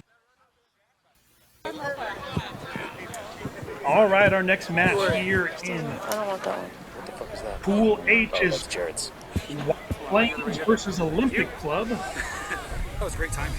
Olympic Club and White Plains both losing their opening matches. The men of the Dallas Rugby Club and the Denver Barbarians. So each looking for their first win of the day. Competitive games from both. Yes. I'm here with Wendy Young. Wendy, what do you see from each of these teams earlier in the day? And what kind of matchup are we looking at here? Yes. Yeah, I think this is definitely, both of these sides, like you said, looking for their win. In particular, I think, Olympic Club, both of them, when you look at it, actually, the scores are identical. They both lost by 26 points, so it's a tough one. So they're going to be just searching for that first win of the day, things they can build on and kind of get out of their pool and try to get into those quarterfinals. I mean, that's the goal for everybody, right? Watching White Plains in the early game, they lost by that larger margin, but they were very competitive. It was all breakaway tries that led to it was individual efforts. They weren't being dominated at the set piece or being consistently beaten from set plays or anything like that. It was just loose balls and breaks. So they'll look to clean that up a little bit and maybe get a better opportunity here in this game. So Good high kick. Taken by... Wait, scrum. Oh, it's going to be a knock-on here. Oh, unfortunate there. So Olympic Club will gather this one in, and they'll be able to put it into the scrum. I mean, number 9, Lorenzo Rosas, put in. And Olympic in that white and red, White Plains out of White Plains, New York, in that kind of teal and yellow. Olympic Club out of San Francisco, California. So a matchup of regions also, East Coast, West Coast. You're going to rap battle after the game, I think. But Lorenzo Rosas, good put in, recovers it, passes it to the fly half out wide, and there's Gap going to try it against the sideline, not able to make the gap. Cade Carter there, strong run, and Olympic Club now working it back all the way to the opposite end. Oh, nice little show and go. Is he going to have the speed to finish? Cover defender tracking him down, makes the tackle, no support. Turnover. Now he's up on his feet. Recycles it back inside. Now Olympic Club on the back foot. Doesn't go to hand. Off the foot, still backwards. So they may try to regather and slow it down a little bit. Now off to the right. Good fit. 2 defenders on him now, down to his knees.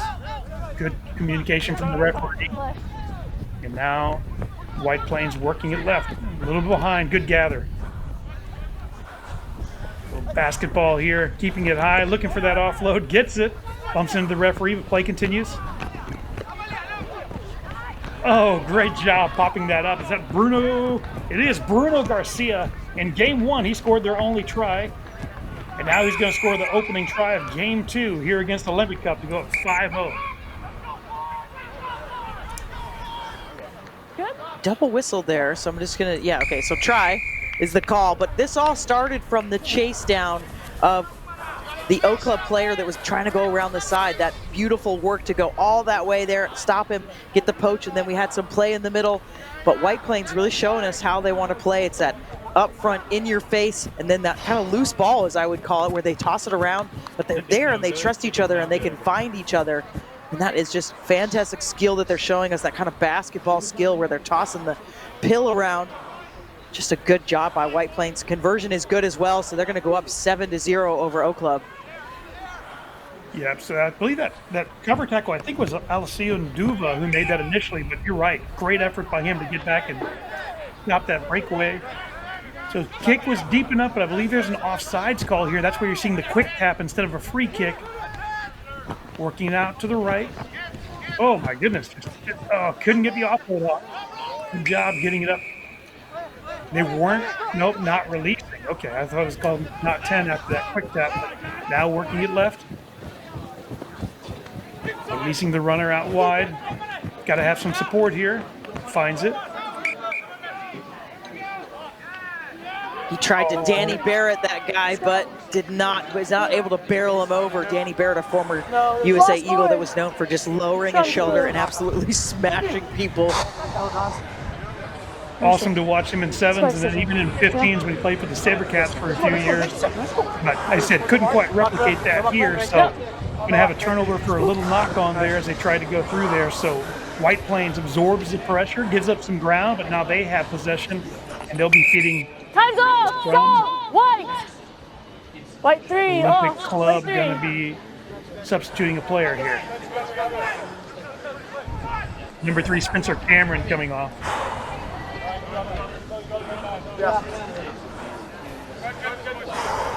Be replaced by number 7, Martin Hernandez. Coach! Ball! So White Plains, ball in. Recycles it back, now out to the left. And working it up the middle. Good recycle ball. Acceleration away from everybody. I do not think that anybody's going to catch him as he goes through here. And he will have this one directly under the sticks. Walk it to the back, and he's going to wait for a chaser. dots it down. And that is Alessio Naduba. He had the chase down earlier, keeping Olympic Club from scoring, and there the breakaway off the release. He takes it about 80 meters for the try. Up and over. It's a 12-0 to White Plains. Great try from him. So here you see, gets that offload inside, had 3 defenders committed, and look at him high step and extend that stride, and nobody's going to catch him. Great effort.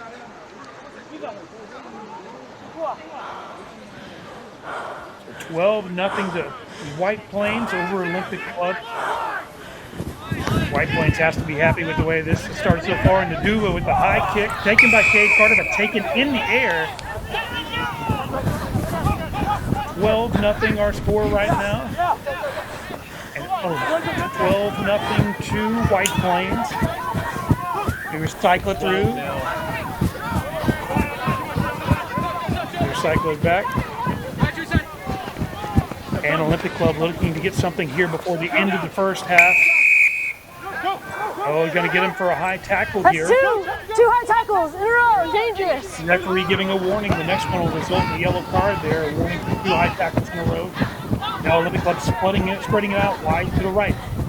Cade Carter wasn't able to complete the chase earlier, not able to complete the breakthrough there, but making ground for Olympic Club, now recycling out wide to the left. So Hernandez, who just came in as a replacement, recycles that ball. Great gather. There's 4 players committed.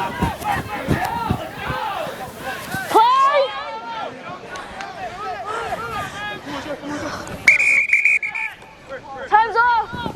Serious injury. Serious injury called by the referee, so we're going to have a break in play. Serious injury. Play will restart with a scrum to White. So time is off. There's about 30 seconds left here. I can't tell who's down. Huh? Sure.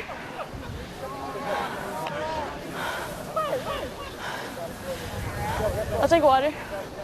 Play stops. Entertaining play here from White Plains and from the Olympic Club. White Plains with a few good plays. But currently with the serious injuries, we have a stoppage in play.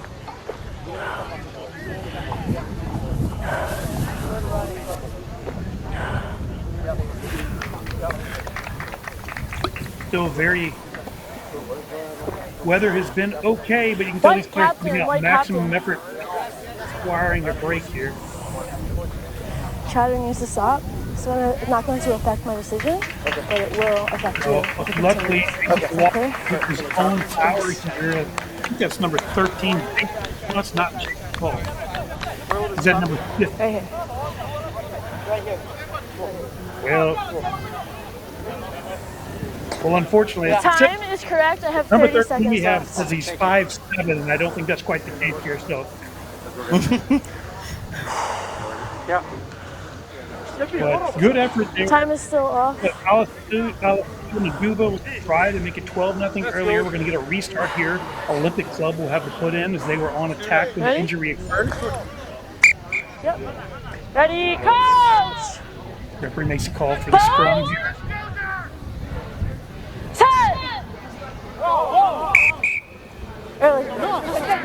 Early, so cycle it through here. Roses gets it out wide. Working it through the hands. He had a gap. Carter not working, still strongly pushing his way through, but now down.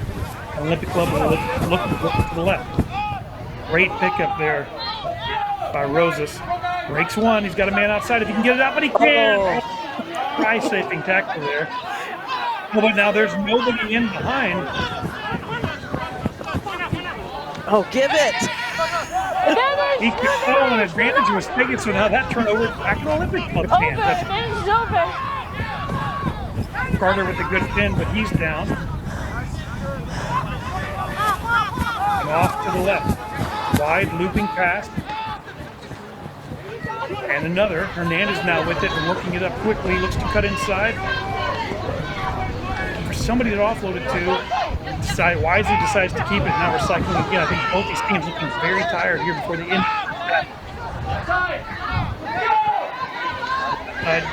Carter again. Very active. That ball does not go to him.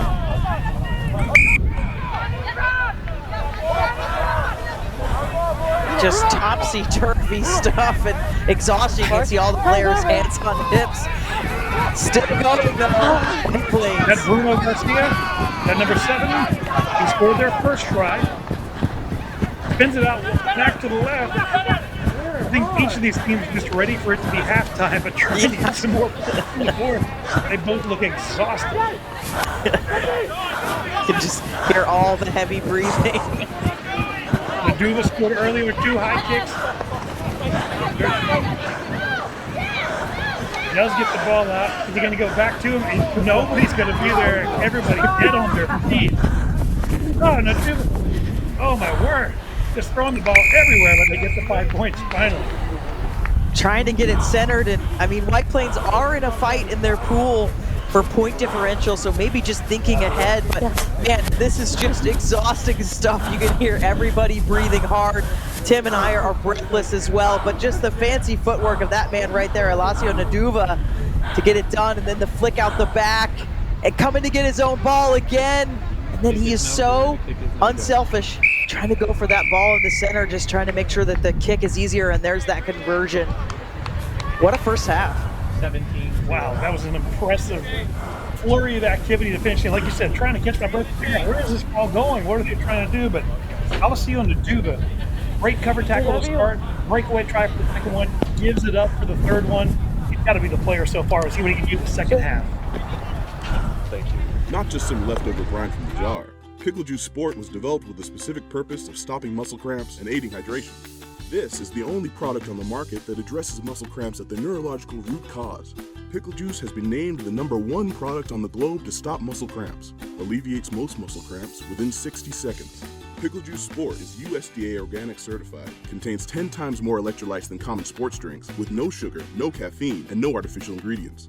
Pickle Juice, because it works. Credo Rugby is a club development platform that helps rugby clubs create and sell their own on-field, training, and fan supporters gear. We work with clubs of all sizes, from grassroots to professional, and help them generate revenue to support their continuous development.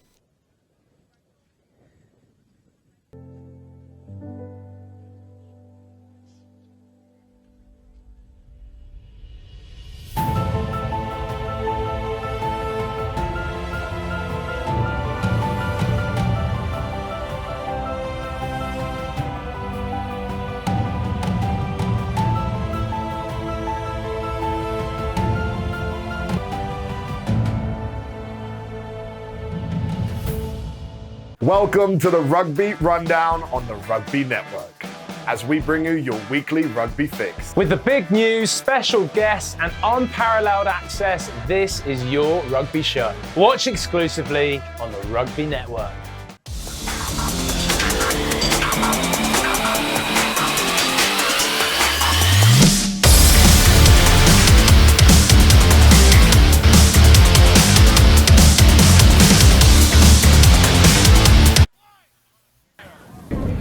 Welcome back to second half action between Team White Plains, New York, and Olympic Club from San Francisco, California. Wendy mentioned earlier a West Coast, East Coast battle here. And right now, White Plains putting on a show at the end of this one with an exhausting period of play that resulted in putting a third try on the board to be up 17-0, and they are receiving this kick, working it out to the left. Strong pressure here from Olympic Club, trying to set a tone to start this second half.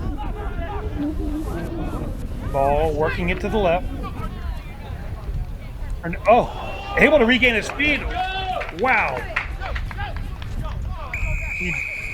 Sam Reed amazingly keeping his feet there, Wendy. Wow. What did you see there? Yeah, I think his ligaments just stretched outside of his body as he was able to do that, Sam Reed, but the step here is good, and then just kind of leaping over to keep it alive. I need to almost see it again because I just don't understand what he was doing, but he made it work. Yeah, it looked like a White Plains defender flew under him, and so he tried to avoid it, but he had like kind of a Superman look there. I mean, if you remember Chris Ashton and his work for England and in the English Premiership, he used the Superman dive when he scored tries. He did it before he got the ball, but still results in the try, 17-7, and Olympic Club's got to like that start. We saw it in the match before. This Old Blue was down in their match and they were able to come back and win it, but White Plains maybe hold them off here.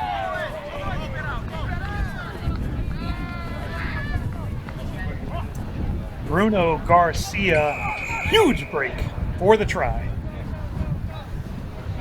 He scores them all for them, and that's just the speed that that man has. Conversion is good. White Plains said, all right, we'll give you one. We're going to go again. You can see it here from the kickoff. Just stepping everybody. It's really that 1, 2, 3 right there. That footwork before the ball carrier can get in there, and then he's got Finn up, touching it down.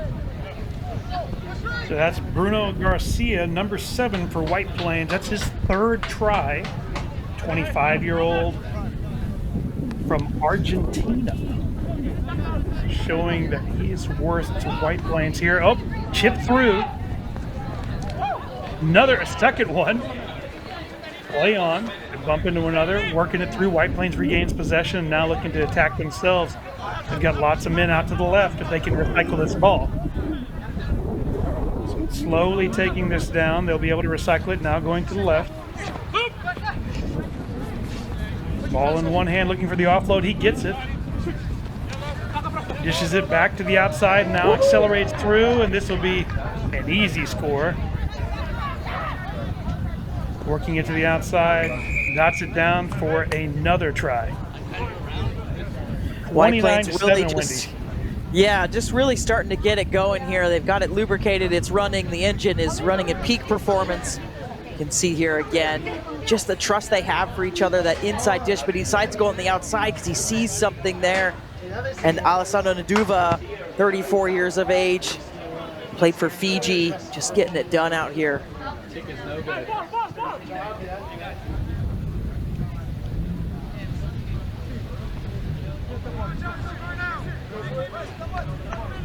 Yeah, so that kick to miss, so at 29-7.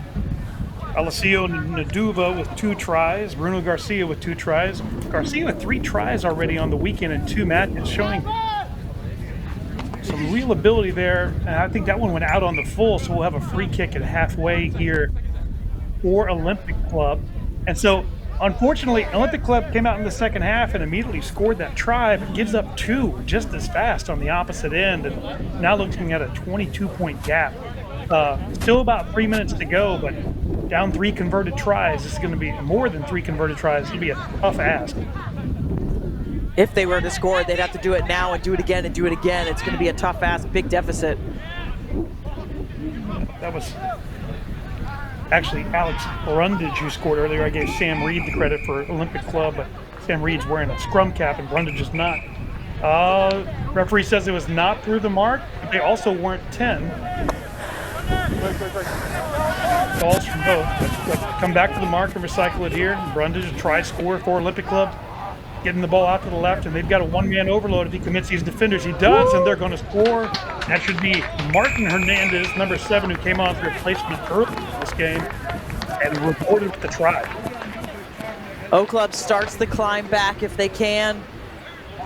And it's just from the penalty. It's just some quick thinking, changing direction, going to that left side. Just look, it's the quick, just dish out pass. They committed everybody, and then they're able to pass it out, and Martin Hernandez coming on and making an impact. They need 2 more. Yeah, unfortunately, that kick being no good, the gap stays 17 points, so more than 2 converted tries. And this is going to be a very tough ask. Like you said, 2 minutes left to go. They're going to have to score pretty much off this kickoff still. Deeper kick inside, just right at the 22. Olympic Club takes it. A little show to the right. Oh, he breaks the tackle. Is there any... Second one, keeping his feet, looking to recycle. He's just showing the ball to everybody, but not giving it. Now recycle. Oh, now he loses it forward, and so Olympic Club has it. There's plenty of folks out to the left if they have the wheels. Cycling it back, still working it left. Backwards here, now over to the right, and an interception. Just sitting there waiting on it. Cuts inside, looking for the right line to run. A little slow down, it could be enough. He's going to score. was going to score in the corner, but now it brings it in just a little bit, and another try for White Plains. If it wasn't over before, you got to think it is now. Yeah, that one's the nail in the coffin, as they say, with about 45 seconds, so they'll use the entire time for the kick. But again, it's just the interception there, just reading the play, and then it's just really unselfish play, committing a couple defenders and just releasing, and then look, it's the hitch right there. Which way is he going? Just fools the defender and tries to go for the tackle. But White Plains putting it together in this match and showing us what they've got. Yeah, if you can just freeze them long enough to get that little bit of space to get in there, that's what he did. So kick. Here's Sam Reed taking it from Olympic Club. He breaks the tackle, and he's going to take it right off the kickoff. All the way, coast to coast. So makes the scoreboard, the score line a little bit closer, but this should be about it. And they're going to forego the kick so they can have a kickoff. Referee blows the whistle, and that's going to be it. Here you can see, what do you see here, Wendy, for the last play of the game? Yeah, restart kick just goes himself, and it kind of looks like they just went quick, and you know, they're White Plains kicked off, but they just look a little bit asleep there, so he just sneaks one into Sam. Nothing wrong with that, a little pride at the end of the game, but White Plains showing us why they came in ranked 5th. So into the match, White Plains New York 34, Olympic Club 17. Join us. We're going to have about a 10-minute, 20-minute break here, and we'll rejoin more action. 24 USA Rugby 7 Championship live from Madison, Wisconsin.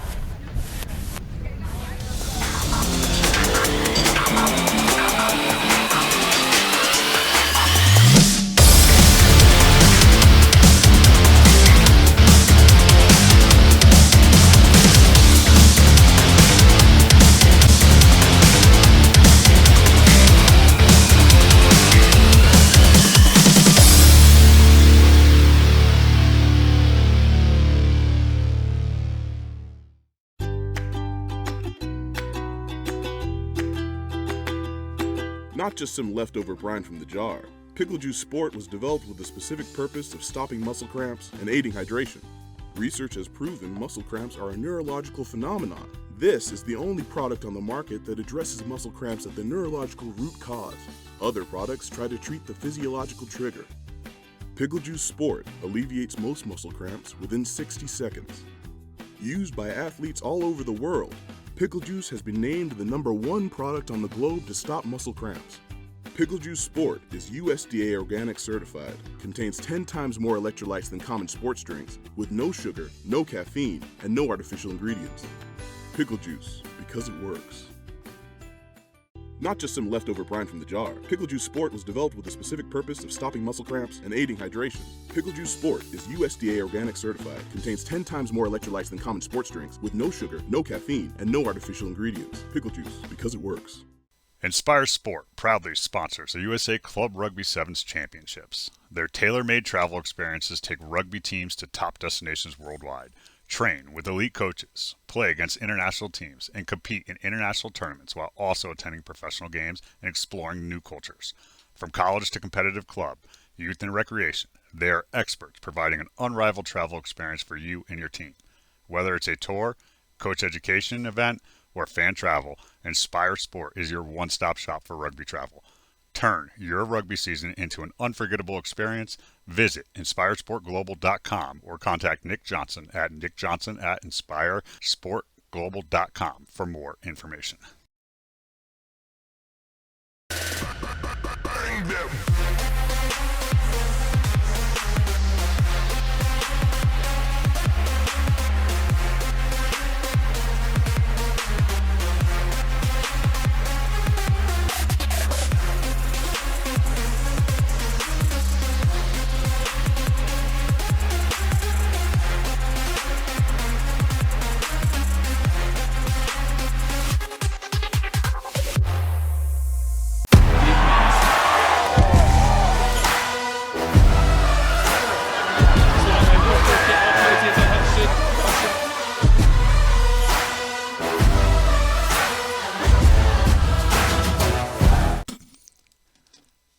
Attention all rugby fans. World Rugby Shop is your one-stop shop for all your rugby gear needs.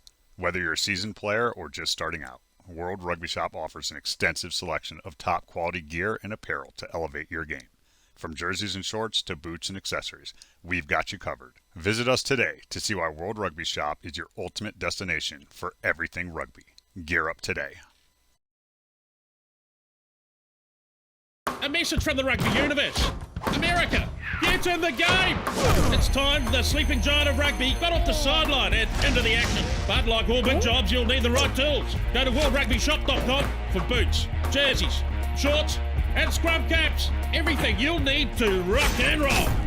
Get the right kit for playing and training, plus the finest selection of official supporters gear from around the globe. worldrugbyshop.com, America's home for rugby.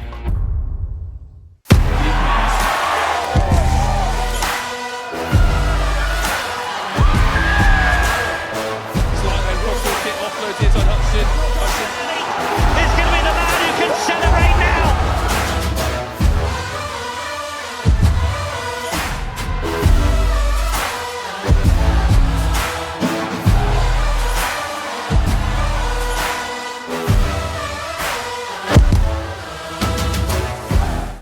Let's get ready. Major League Rugby is now. This is the moment we waited for. Everything you want is right here. We gon' give them what they came for. We gon' take it up from last year. The Rugby Network is giving you all the free MLR content you want, live and on demand. Never miss a hit, never miss a try, never miss your team. MLR on TRN. Never miss a match.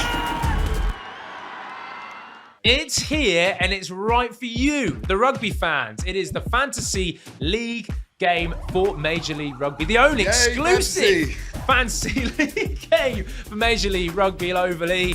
Getting started is easy. Just log into the platform, head to the play section, and you're in the game. But there's an important step, connecting your wallet. That's right. To collect player cards, you need to fund your wallet. Oval E offers various options like Ramp, Taurus, MetaMask, each with its own advantages. This process is just a straightforward way to buy in-game tokens, enhancing your gaming experience by allowing you to access different features and player cards within the game. Once you're set up, explore the play section to see available tournaments. It's where all the action happens. Looking for new cards? Head to the primary marketplace. And if you're into trading, the secondary marketplace is your playground to sell and swap cards. Ooh, Oval E is not just a game, Corbs, it's a rugby community and an experience. Whether you're competing in tournaments or trading cards, there's something for every rugby fan. Exactly. So log in, set up your wallet, and start your manager's journey in Oval E. It's easy, fun, and the rewards are just waiting for you. Welcome to the Rugby Rundown on the Rugby Network. Join myself, Alex Corbicero, and Will Hooley as we bring you your weekly rugby fix. With the big news, special guests, and unparalleled access, this is your rugby show. From college rugby, Premiership Women's Rugby, MLR, and more, we've got you covered. Watch exclusively on the Rugby Network. Come along for the ride as we bring you the Rugby Rundown. Not just some leftover brine from the jar. Pickle Juice Sport was developed with the specific purpose of stopping muscle cramps and aiding hydration. This is the only product on the market that addresses muscle cramps at the neurological root cause. Pickle Juice has been named the #1 product on the globe to stop muscle cramps. Alleviates most muscle cramps within 60 seconds. Pickle Juice Sport is USDA organic certified, contains 10 times more electrolytes than common sports drinks, with no sugar, no caffeine, and no artificial ingredients. Pickle Juice, because it works. Credo Rugby is a club development platform that helps rugby clubs create and sell their own on-field, training, and fan supporters gear. We work with clubs of all sizes, from grassroots to professional, and help them generate revenue to support their continuous development.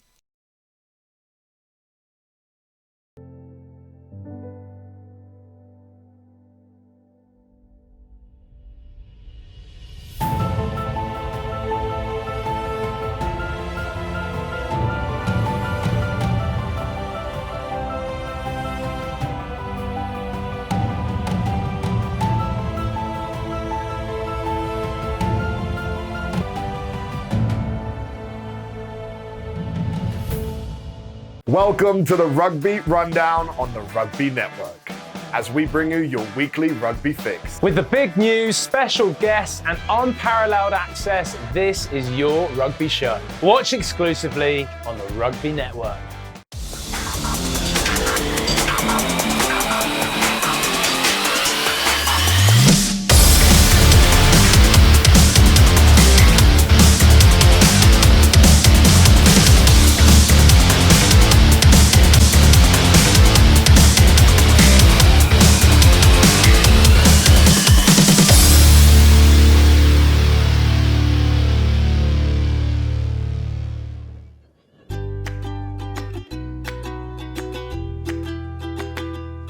Not just some leftover brine from the jar, Pickle Juice Sport was developed with the specific purpose of stopping muscle cramps and aiding hydration.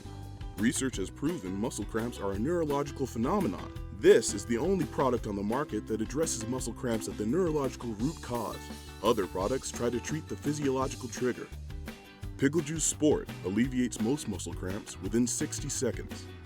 Used by athletes all over the world, Pickle Juice has been named the #1 product on the globe to stop muscle cramps. Pickle Juice Sport is USDA organic certified, contains 10 times more electrolytes than common sports drinks, with no sugar, no caffeine, and no artificial ingredients. Pickle Juice, because it works. Not just some leftover brine from the jar, Pickle Juice Sport was developed with the specific purpose of stopping muscle cramps and aiding hydration. Pickle Juice Sport is USDA organic certified, contains 10 times more electrolytes than common sports drinks, with no sugar, no caffeine, and no artificial ingredients. Pickle Juice, because it works. Inspire Sport proudly sponsors the USA Club Rugby Sevens Championships. Their tailor-made travel experiences take rugby teams to top destinations worldwide. Train with elite coaches, play against international teams, and compete in international tournaments while also attending professional games and exploring new cultures. From college to competitive club, youth and recreation, they are experts providing an unrivaled travel experience for you and your team. Whether it's a tour, coach education event, or fan travel, Inspire Sport is your one-stop shop for rugby travel. Turn your rugby season into an unforgettable experience. Visit InspireSportGlobal.com or contact Nick Johnson at NickJohnson@InspireSportGlobal.com for more information.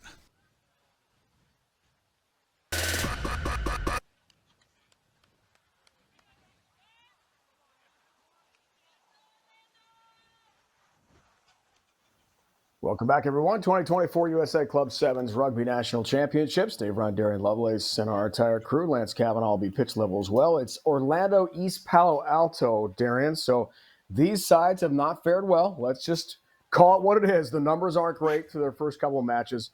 But the good news is someone's going to win this match, and maybe these two teams that have not scored much, can really get going. And we talk about how there's always going to be the bottom part, which is going to play for the Bulls. So there's still a lot of competition left for both sides here.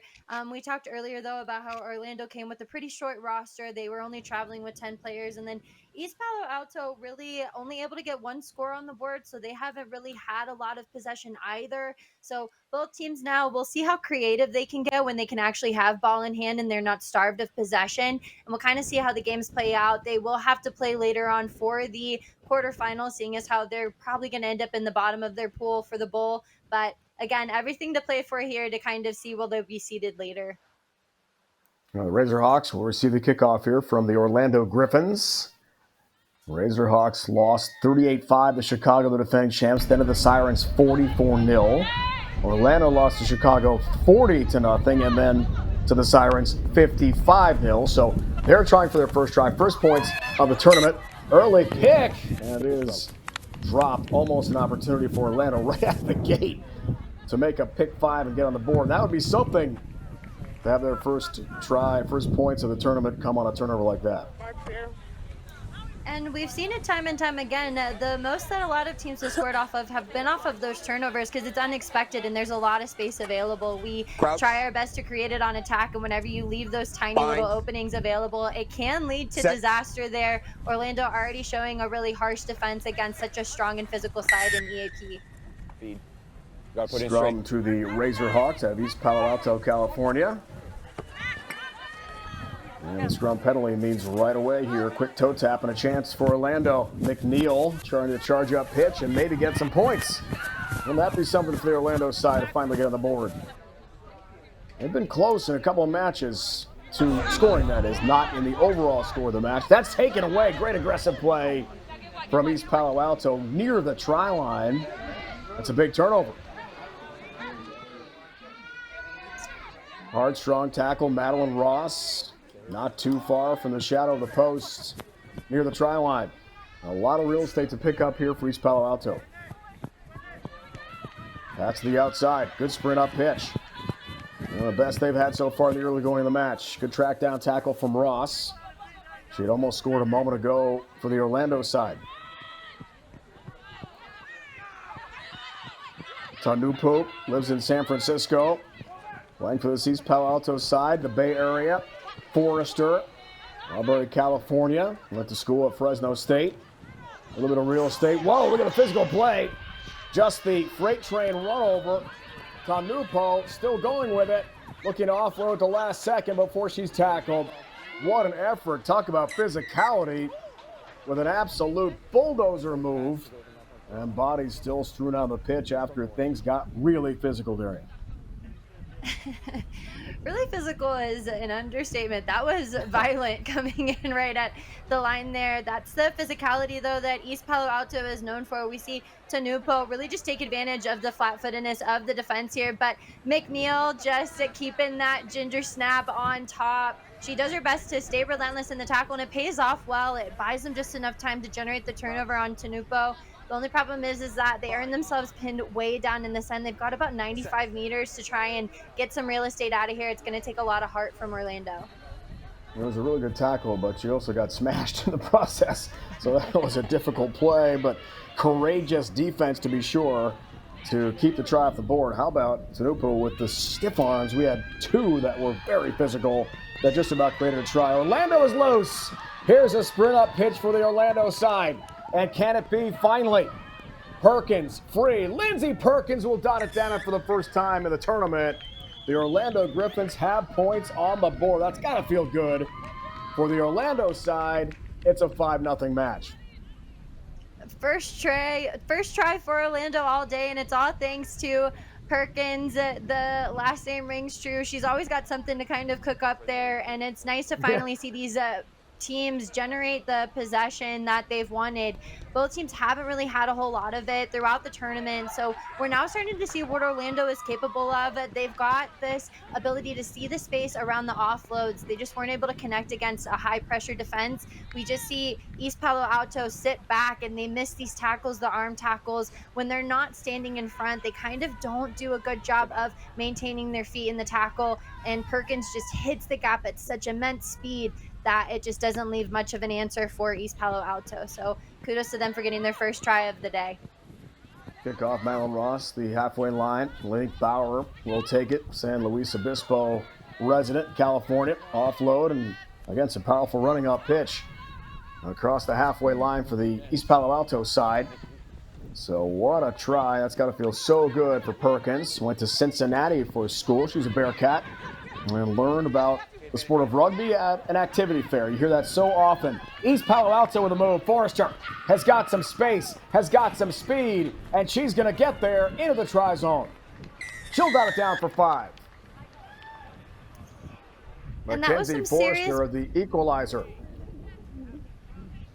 Exactly, and that was just because of some serious ball movement. It's almost like because they saw Orlando string it together, they started to level up as well. And this ball movement is the best that we've seen from them all day, working it from sideline to sideline, finding those gaps around the middle. But this is just good individual footwork of stepping into the pressure defense and then trusting the left foot to then generate the space. Forrester looks fast, and because of that, she just trusts her speed and backs it. That's got to feel good as well to kind of tie up this game. We'll see if the conversion is good. Looks like we've got smiling faces, so it was not 5-5 still, though, but it's still a tie ball game, and both teams are really starting to demonstrate why they qualified for nationals here.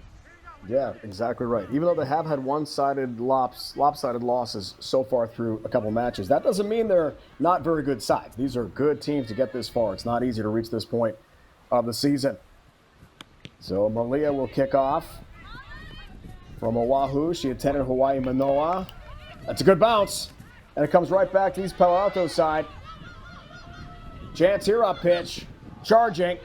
Rosales lost it. Turnover Orlando. And the tide turns very quickly. Jontavia House from the City Beautiful. Went to Valencia College in the state of Florida. Able to gain some meters up pitch, and the whistle won't stop playing a knock-on, but wild, wide open play, which, as you know, Darren, so well, playing the sport yourself at such a high level. This is really fun. In sevens, you can have some major races for 5. Well, it's fun whenever you are able to look up and recognize the pictures. That's whenever the mental game really comes in to play with rugby. And so what we're seeing now is that players are starting to look up and recognize the pictures, which is why they're able to make these beautiful plays and string things together. These moments of brilliance happen throughout sevens, and that's what leads to momentums or to tries. The only problem is that whenever you keep killing the momentum, like we've seen both sides experience, from the opposing sides, the two teams that are kind of at the top of their pool, they haven't really been able to demonstrate these moments of brilliance. So it feels good whenever you start to really showcase your athletes and about what they're qualified to do. All right, big scrum here in the 6th minute of our first half to the Razorhawks. We'll try to be successful here. Taken right back by Orlando. Aggressive tackle. Orlando on the move. Mortella Rowe from Naples, Florida. She went to UCF. They call her Slim Shady. That's a pretty good nickname in any sport, but especially in rugby. That's a top name as far as I'm concerned. I love it.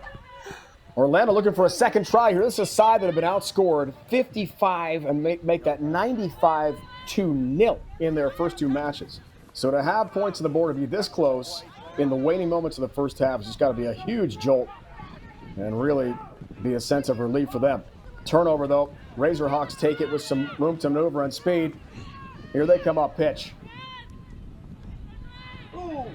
Malia able to gain some ground across the halfway line. Now whistle stops play here with just about 45 ticks remaining. Quick re-trigger. Hutaski has got it with wheels, with space. Green grass ahead. Janet Hutaski. Dot down for 5. East Palo Alto tallies final moments, first half, big try.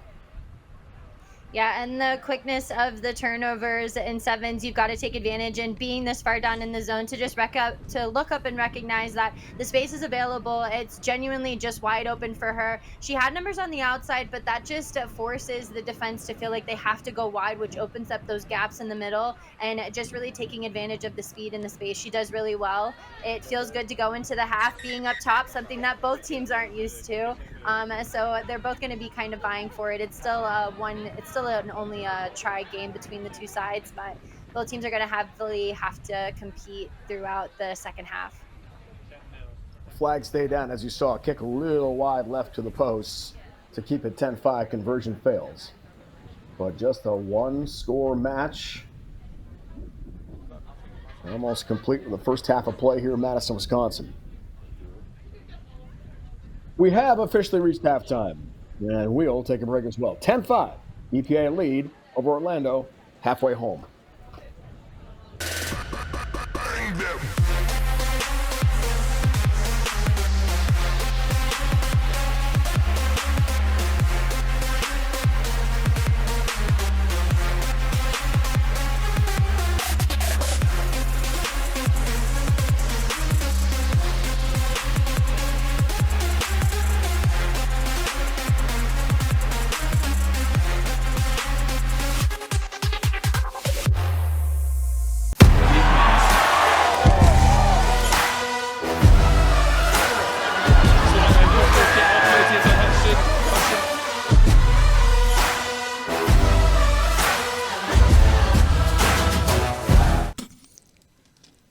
Attention all rugby fans. World Rugby Shop is your one-stop shop for all your rugby gear needs. Whether you're a seasoned player or just starting out, World Rugby Shop offers an extensive selection of top quality gear and apparel to elevate your game. From jerseys and shorts to boots and accessories, we've got you covered. Visit us today to see why World Rugby Shop is your ultimate destination for everything rugby. Gear up today. A message from the Rugby Universe. America gets in the game. It's time the sleeping giant of rugby got off the sideline and into the action. But like all big jobs, you'll need the right tools. Go to worldrugbyshop.com for boots, jerseys, shorts, and scrum caps. Everything you'll need to rock and roll. Get the right kit for playing and training, plus the fun. Here we go, half number 2. Kickoff from the halfway line, and Orlando, East Palo Alto, the Razorhawks in the white kits, Orlando, the blue and orange. Here on the pitch, sun-splashed afternoon, Madison, Wisconsin. Dave Darian, our entire crew, watching the third match for each team. So how would you, partner, wrap up half number 1 and what you saw? We got to see Orlando and East Palo Alto demonstrate a lot of creativity. We haven't been able to see a lot of it earlier throughout the day. Both teams have a super high point differential, just not able to generate points on the board. But right now, both teams have scored. Right now, we've got East Palo Alto up, and really it just comes from the lack of connectivity. This is the third game of the day. Second half feels they're rough, to say the least. So both teams, it's going to really just boil down to the fatigue. They really worked very hard in the first half. Yeah, that's such a good point. They put a lot of effort in half number 1. There were some long run outs and a lot of running hard in half number 1. Now attrition, I mean, you know as well as anybody, will take effect. Third match of a single day, that's rugby in tournaments like this. It's going to be challenging. You're going to have to dig deep right in half number 2.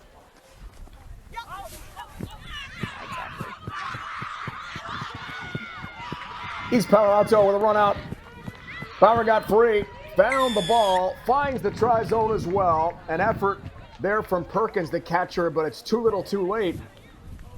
And Lanique Bauer from San Luis Obispo, California, finds pay dirt. What a start second half here for the Razorhawks.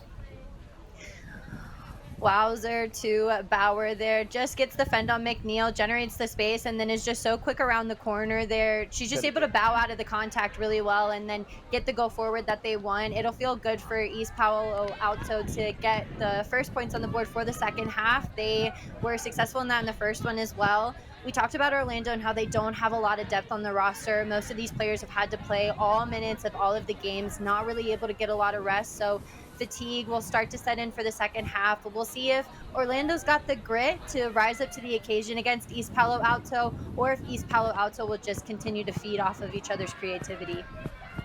So 15 straight points here, partner. 3 tries in a row after Perkins, the icebreaker on the tournament. Orlando's first points in now their third match. So dominance for the Razorhawks. Great start to half number 2. The conversion failed. We haven't had a successful conversion yet. It was a tough angle and a deep kick for the Razorhawks.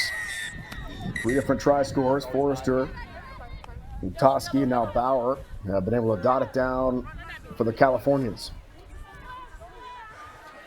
High tackle. High tackle to call. Not something that you'd want to figure. East Palo Alto, Orlando are already looking to stretch it right and try and find some space. Motorola. We've seen some good power and speed from her throughout the matches here in Madison today. Able to gain a couple of meters to the 10. Orlando going the wrong direction, and they have trouble with the handle again. Play on is called. Ross on a bounce. Finds the handle, but they're in reverse. They've got to put that in drive and get going forward. Penalty call. Quick restart. The Razorhawks are in gear after a slow start to the match. Forrester won already. Offload. Bauer again. She'll dive in. Make it 2. Lanique Bauer, the first to a brace for East Palo Alto on the day. And they've now scored 20 in a row. And you really couldn't have asked for anything from Bauer to just maintain the space out wide. She doesn't cut in. She doesn't try and honeypot to the ball. And that allows for the Orlando team to have to make a decision there on the outside and to cut back in. It leaves her wide open. And the ball movement, the trust in the pass, the bounce goes in favor of Bauer, which sets her up well. But we're starting to see them start to really find a lot of success around stretching it out wide. In Orlando, they're just not able to cover that space very well. It's a lot of poor decision making on the outside, which is just leading to a lot of tries around those 15-meter channels. Bauer, the 22-year-old, discovered rugby in college. Another story of a big rugby family. So she grew up around the sport, didn't play a lot in high school, any sort of clubs in her area, but once she got to college, just found a true love and passion for the sport. And she has been dicing the Orlando defense here in half number 2. Back-to-back tries for her to brace. Orlando trouble with a handle on a tackle. That's kind of been emblematic of their day. A lot of ball handling errors, some drops. The passes have not been crisp and clean, and it's hurt them badly. And one thing that, just looking at that play alone, it's the hesitancy that's coming in from Orlando, the lack of decision making when they're at the line. They have really good athletes, they have strong runners, but whenever they get to the point where they have to play make, it's the hesitancy, the lack of a second to make the decision that leads to the turnovers.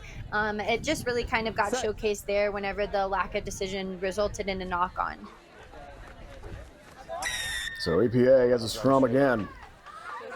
And you heard the call there on the scrum violation. So Orlando does get a chance. Quick toe tap and a re-trigger here for the Orlando side. The Griffins will try to charge up pitch. Make something happen here with just a minute plus to go in the match, and things looking awfully good for the Razorhawks to get win number 1. And you mentioned point differential being so important. In pool play, this is Pool A for the women. 3 matches, that's a lot of playing already here in Madison. Sometimes whenever I think about playing, the universe ends up canceling the tournament or something ends up happening. And when I watch day 1, game 3 feels, it makes me a little bit grateful that rugby hasn't really allowed me to play again. Well, sometimes maybe that does work out for the best, doesn't it? The line out not straight in the final moments here. As Tuavoa, Macanetti Tuavoa, the number 10, trying to grab that and sprint up pitch for maybe another Razorhawk try. Just a few moments to go. This will be in the books and make it official. I need both props coming straight through, okay? What's the most matches you played in a day, Dan? Sally? 5. Oh, that's a lot. Crouch. That's a lot. Yeah, I hope it wasn't that's too why high. I'm up here talking and probably not playing. Set. Still recovering from the 5 games. Talking's a lot easier. That's a lot easier. Just do the talking about sports for sure. I'm behind. Final moments. Toe tap and a re-trigger here for the Razorhawks. Trying to make this official and put this away with a full time.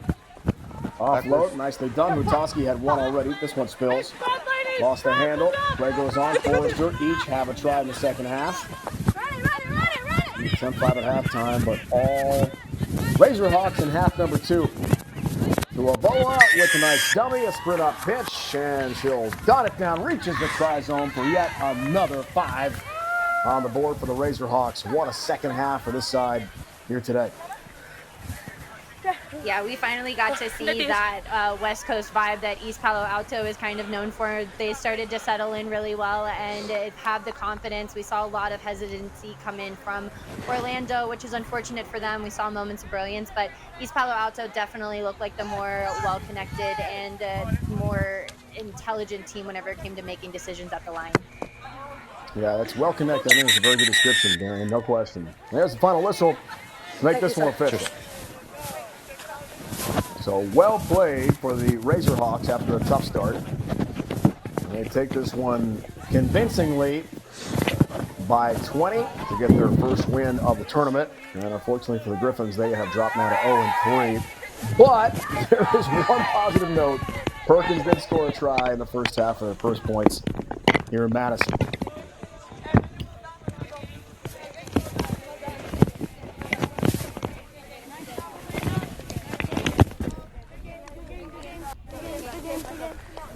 Handshake line of a good match for the Razorhawks. We'll build some momentum for the rest of the tournament. This still might be heard from, Darian. I know they had a tough start to this event, but there's some talent on that roster. Yeah, and there's no doubt about it. Like we were talking about, all of these teams have had to compete heavily in order to even qualify for nationals. There's a lot of rugby here in the United States when it comes to the club level, and so because of that, it's It's not an easy feat to get to this point. However, there does have to be a bottom of the totem pole. It just goes to show how much growth is still left to happen in Florida Rugby. Tampa did take away the D2 championship, and it shows that it has a lot of potential. Orlando finally qualifying, but East Palo Alto, I mean, when it comes to California, they know their rugby relatively well out there. That is fine. Where's the broadcast mic? All right, so here we go. Bonus track, Chicago's second side. Slaughterhouse RFC, one of the best names in sports I've ever heard. Darren, I've done this a long time. 35 years on the air. Slaughterhouse RFC, I mean, that's intimidating. The side from Eastern Pennsylvania. And it's left. Right. It's right. And you've got to hope that the name would give you some. You've got to hope that the name would give you some confidence in aggressiveness. Just hoping to see both sides who are both really physical teams. I love to talk some smack up here and see the violence and the carnage. So hopefully Slaughterhouse will be able to bring it to the Chicago Lions, their bonus side. But Chicago, they've got 3 sides in this tournament. They know how to play their rugby really well. So I feel like this is going to be a very evenly contested match between the 2 sides. It is not going to stick. Pool B play here. All right, we'll see. We'll see. About set to go. Right off the hop from finishing the last match to the next one. Full action, multiple fields here in Madison, Wisconsin. And what's better for rugby fans on the Rugby Network? But check this out.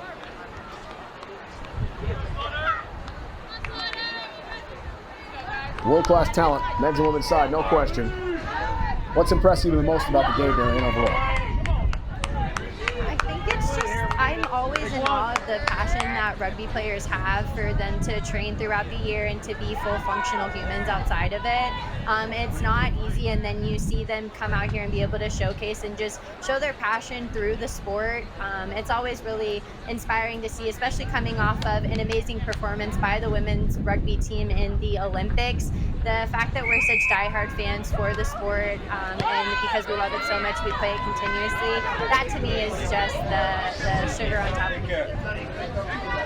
Kelsey Diablo partner with a deep kick, something you don't see a lot in 7. Generally, it's a 12-meter desired kick just past the 10. We'll try to get a quick turnover and catch your own kick. This is a deep one, though. It pins the bonus track side pretty deep for an initial line out to begin the match here. And you've got to wonder Mr. Brown looks like it's not straight. And you've got to wonder if that's a tactic by Slaughterhouse to really pin them down in this end and then to hopefully get a turnover. It's a smart decision for teams that don't want the other team to have a lot of possession. So Slaughterhouse are really going to have to execute off of a very poor mistake from the Chicago Lions. Diablo gets the action started here. Gets to the outside channel. Hits a foot though. Goes errant. Bills. Had some room. Looked like an easy cash-in try. It got bogged down a bit though in the works. Bill, good crisp passing. Phases are solid. And good ball handling. You can see how well organized this side is. Doesn't take long just to watch them play how organized they are. First few moments of our first half. You match up here in Pool B. Take back, Chicago. Lots of room. Hit up. Speed. Now it's a race. Gonna get there first and got it down. 4-5.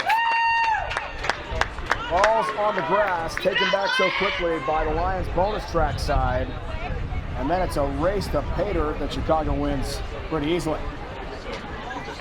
And you've got to wonder, why didn't the game plan of Slaughterhouse work and how did that turnover happen? They were doing a good job of working it sideline to sideline, but here's the deal with sevens is that you've got to hit the line on a pace in order to try and get the go forward. They just continuously went backwards, which caused a turnover. It ended up right in the hands of the Chicago Lions that are utilizing a rush defense.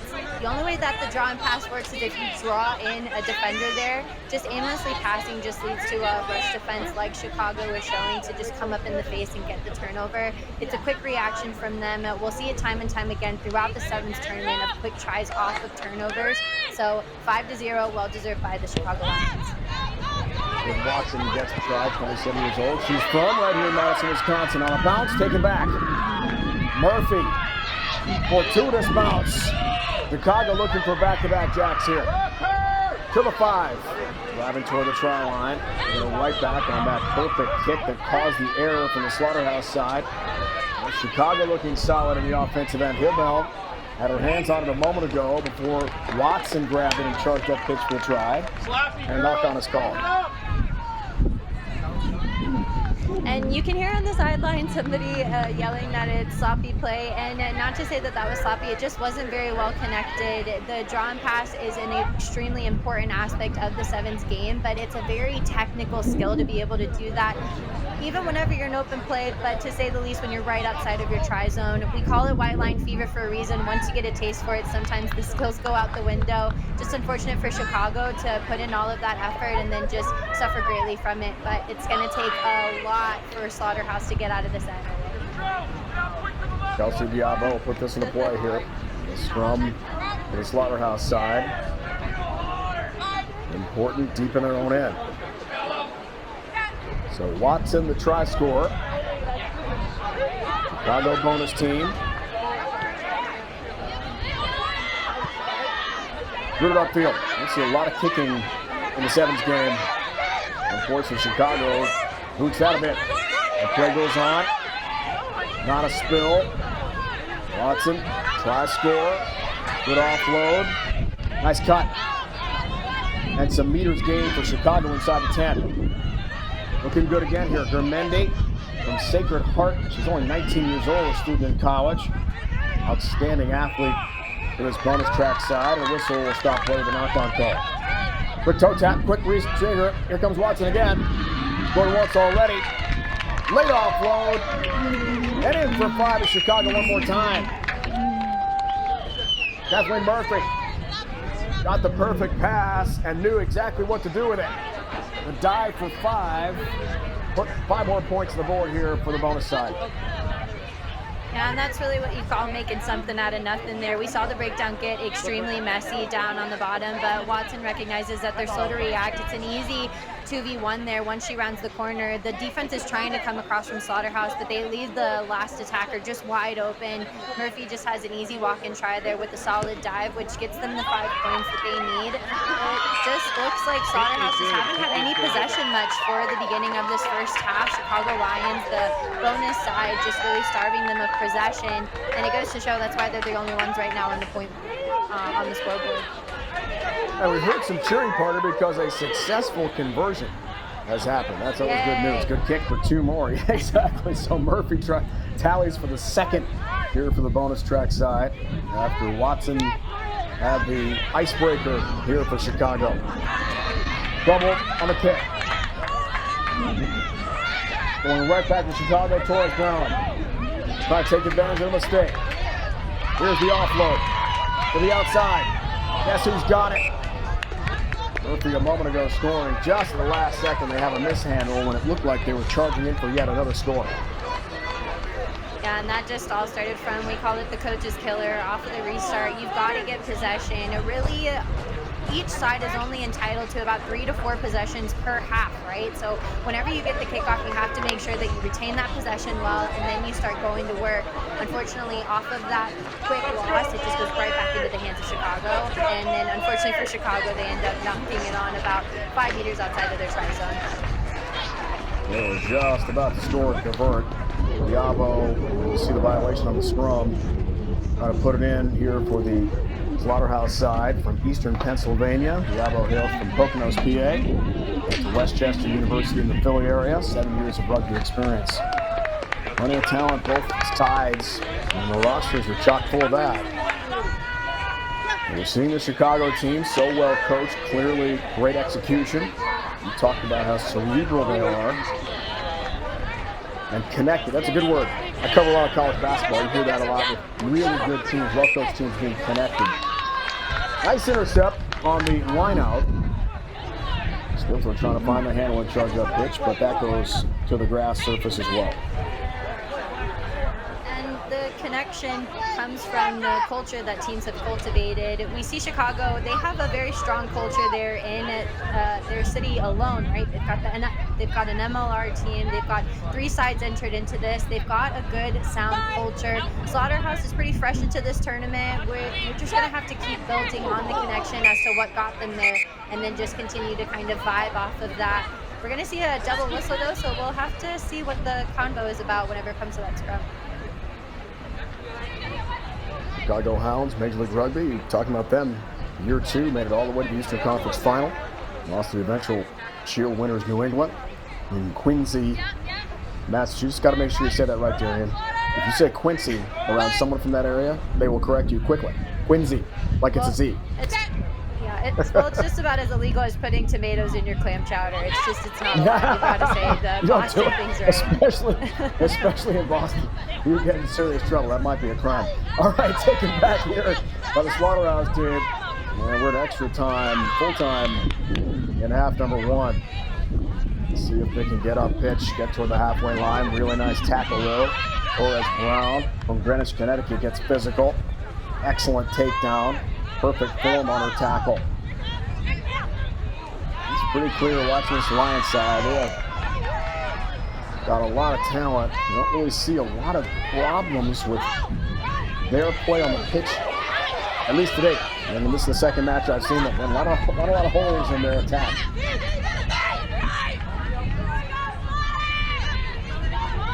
Full time continues here. Eastern PA team trying to get something going. First to the halfway line, maybe a breakout possibly. A few meters in between the halfway line and the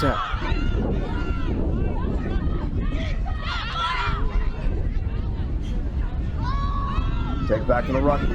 Diabo had a handle for a moment. Look at the shoot tackling. Now that is brilliant. Open field. Torres Brown, perfect form tackle. Bring down the ball carrier. That was something special to watch. Kind of late Slaughterhouse. And a whistle now as we'll go back to the original point.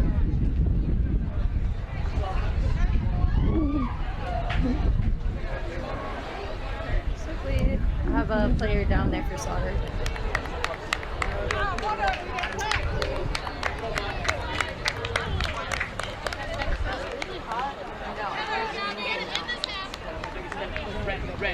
Like Isabel Byrne is shaken up. To the sideline, getting some attention from the team trainer.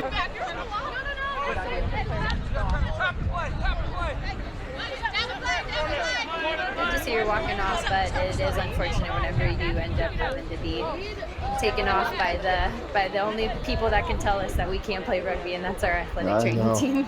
That's the worst, right? I'm sure you know. All right, time back on. It was off for a moment during the injury timeout. And a kick and a whistle. Will send us to the break.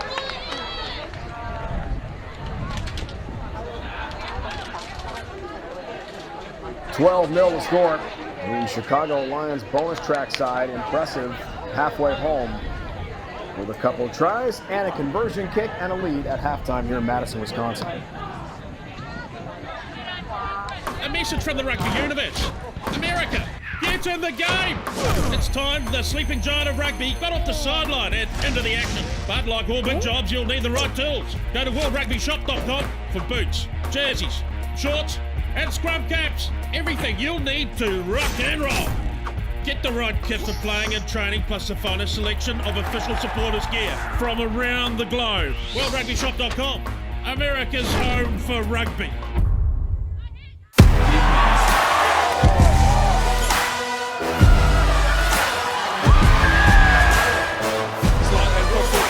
It's on Hudson. It's going to be the man who can celebrate now.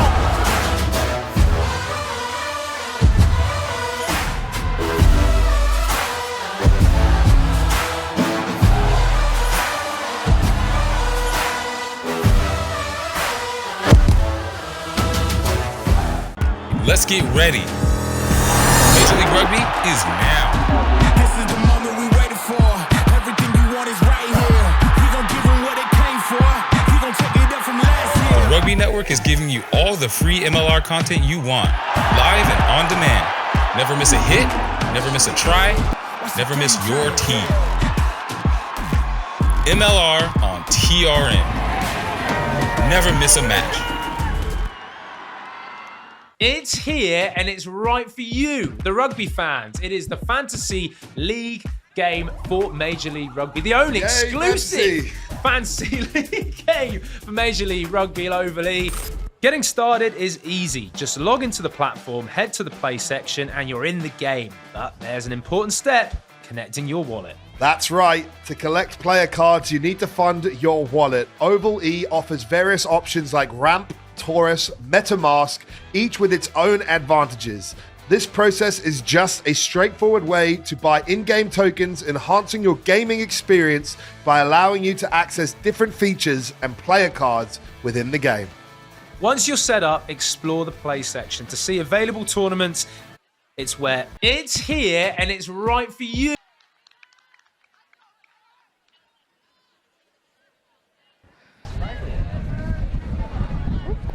Half number 2 is underway here in Madison, Wisconsin. Dave Derry and our entire crew. That's Kavanaugh's pitch level. Time permitting, he'll have a post-match interview. Line out here, the Slaughterhouse RFC women's side. This is Pool B play. Each side, a couple matches in the books already here in Madison.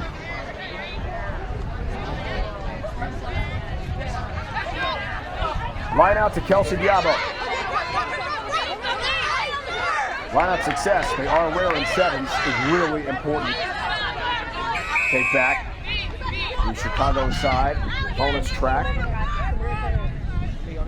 Watson, the first try. And then Kathleen Murphy had a great run in for the second try of the match, scored today. Jerry, what are you expecting second half here? Well, I would hope that they start to be a little bit more tactical right there. We just see her go for the kick after losing that last line out, so we'll see if they're able to connect well, and they do.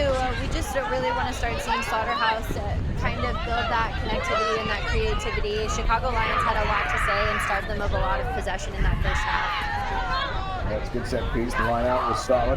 Put in by Diabo again. 7 years of rugby experience for her. It is spilled backwards. Play continues.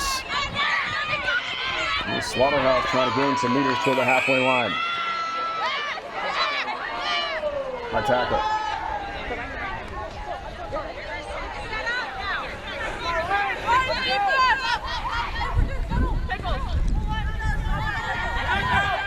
Diabo has been busy. Toe tap starts play. Halfway line. Charging through traffic, solid tackle. Slaughterhouse is between the halfway line and the 10. Well, who's got possession? I'm happy. 50-50 ball. Taken back by the Lions, bonus track side. Looking for a third try of the match. Outside channel. Watson with the offload. It's going to be an easy one. And a dot down. And Chicago does it again. First try of the second half. Looks like Hibel has got it. Out of Rockfront, Michigan for 5. And after losing the body height battle there at ruck time, it generates a turnover in Chicago. They do well to move the ball away from the pressure area, and that offload that happens right here, it just feels good, right? The cut back inside and the ability to just hit on at pace there. She trusts the inside gap to open up, and for that last attacker to just kind of tiptoe along the sideline and maintain her balance. That was such an exceptional skill set that came in for the Chicago Lions. On their bonus side, Slaughterhouse just need to learn to drop the body height a little bit better at ruck time. We're seeing the fatigue start to set in when the body height would start to tick up a bit, and that was just kind of a little bit of a lazy play at the breakdown. For the offload pass, Watson to Hibel, the 22-year-old. And she competes at Arizona State. Club rugby at ASU in Tempe. Look out! Kick taken right back. Airborne and another turnover. What an effort. Fantastic kick location. A better, courageous play to go into traffic and grab it. Orfiello. Offload, last moment again. Chicago looking good. Chicago cruising in. And they'll dot it down. Hennick. UIC student, Midwest All-Star, U23 side, has got 5 more. Lauren Hennick, and the dominance continues for the bonus track side. I mean, that is just impressive play coming in from both sides. We saw a really cool play on the right-hand side, and then here just the backing of herself, the number 25 there for the Lions, Hennick, who just trusts her speed, trusts the gap, let the ball do the work. And that's really all that it boils down to whenever it comes to sevens rugby. A beautiful conversion set for Chicago Lions. You can see what it means to Ramsey. She looks onto the sideline and gives the thumbs up. Conversions, they matter when it comes to sevens and the differences in points. So to see them come away with the well-deserved try in Hennick and then the conversion from Ramsey, the Chicago Lions 24-0. It looks like they're just warming up here for the second half. Boy, you're right about that, partner. They're getting better as the game progresses. Nice to see another conversion made. Perfect kick for the Syracuse native. On the McKenna 5, Ramsey. on the 5. On the 5. Syracuse Silverhawks. Got to mention Syracuse. I need you to take it from the 5. I lived there 25 years, upstate New York, guys. So anytime you have a Syracusan, they're going to get a mention. Albeit a quick one. Hey, it's 24-0. What a match here for the Razorhawks. Or rather for the it's a new ball. You cannot go quick. Okay. As they have bounced back. Still so well here can we get the tongue over there? Your tongue was fine. Well, the active player for Mendy. Line out. Kelsey Diabo. Gets there and spilled. That means anybody's ball. From here. Penalty called. Slaughterhouse team. Right back in the retrigger for Mendy. They work to the outside. They've been so effective. Worked yellow from Lockport, Illinois. A little bit of run before she lost the ball. You'll be on your feet to play. From where you're standing. From where you're standing. Slaughterhouse player a little slow to get up in our final moments. So the Chicago Lions sides, plural, including the defending champs, the A team or Team 1, however you want to look at it, have been really good in this event so far, showing us why they've been a dominant program and club for so long.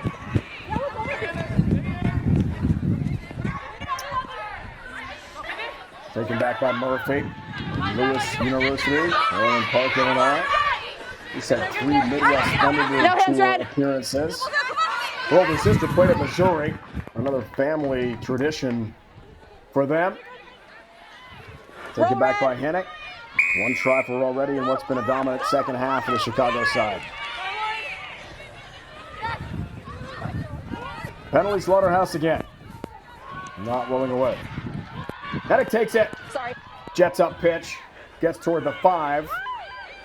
Try saving tackle in our final moments. Bravo, 28 years old from Chicago, thinking about getting her name in the scorebook. Gets close. From the 5. Quick retrigger. Yes. Penalty call. Over the line again. Murphy a dive. You can see a couple of the players with their hands opening up to the heavens. Just a little bit of, looks like frustration there after scoring the try there. So Slaughterhouse might just be getting a little bit frustrated there at the bottom of that score. But it's just because Chicago Lions, they just stay so well in the fight. They keep the dog going. They keep the momentum going there. They are really good at recognizing the heads up play, and when Slaughterhouse is slow to get back there, just the drop of the body height and then the scoring, just so well executed by Chicago Lions. And it's really impressive. Like we were mentioning about Chicago, they've got 2 other sides in here, so you've got to imagine that they've played against each other. Conversion is unsuccessful, and you can hear how disappointed we all are about that. But no disappointment there for the Chicago Lions, the bonus side. They take it away 29-0 over Slaughterhouse. What a performance by them in this match. Absolutely brilliant. They get the whitewash and the shutout, the blanking, what you want defensively, and the offense was awesome. The brace for Murphy. The last kick a moment ago from Mendy found the crossbar. About the only thing that didn't go well for the Lions bonus track side as they win easily 29-0. To get a win in Pool B play in Madison. It's here and it's right for you, the rugby fans. It is the Fantasy League game for Major League Rugby. The only exclusive fantasy league game for Major League Rugby globally. Getting started is easy. Just log into the platform, head to the play section, and you're in the game. But there's an important step, connecting your wallet. That's right. To collect player cards, you need to fund your wallet. Oval E offers various options like Ramp, Taurus, MetaMask, each with its own advantages. This process is just a straightforward way to buy in-game tokens, enhancing your gaming experience by allowing you to access different features and player cards within the game. Once you're set up, explore the play section to see available tournaments. It's where all the action happens. Looking for new cards? Head to the primary marketplace. And if you're into trading, the secondary marketplace is your playground to sell and swap cards. Ooh, Oval E is not just a game, Corbs, it's a rugby community and an experience. Whether you're competing in tournaments or trading cards, there's something for every rugby fan.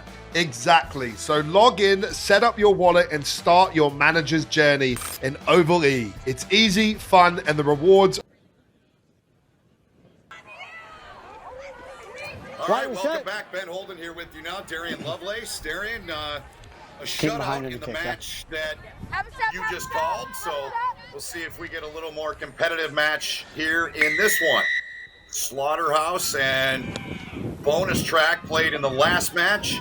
This time we've got Nova and Dallas squaring off. Nova's in the purple kits and Dallas in the white kits.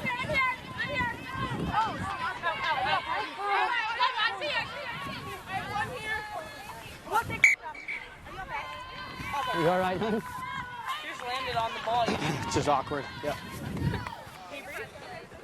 Right here. Okay. Right here. Hey, I hate to say this on the air, but guys in the control room, if you could cut your mics to us, that would be tremendous. Please and thank you. Step in. Coach! Bind! Set! And right from the jump, we've got the scrum set with Nova set to put in right outside of their try zone here. They do well to get it, but the pressure is coming on tremendously from the Harlequins there. They do a good job of corralling at the line, and now Nova are going to try and work it wide. They elect to go in the middle, though. This rush defense really putting on a lot of pressure. It's a dogfight at the ruck.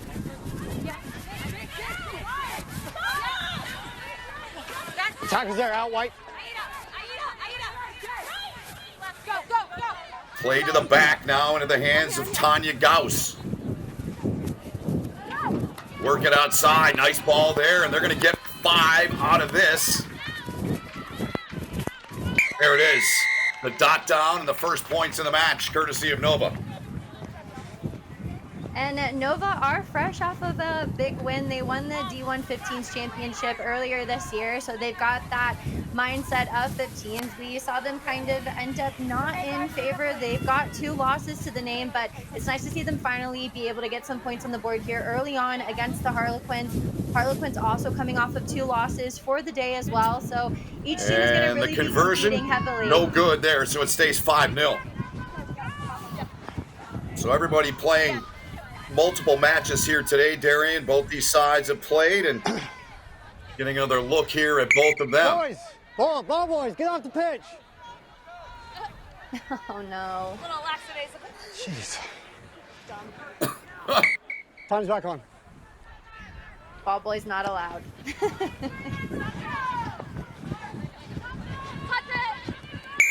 Gotta go 10, and that didn't. So free kick coming for Dallas.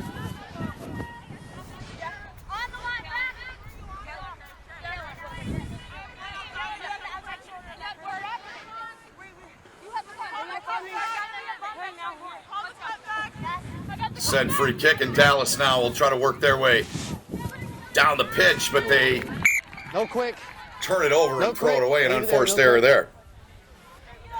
Yep, and that defender, they never miss, unfortunately. So just a pass that goes a little bit wayward for the Harlequins just gives possession back to Nova.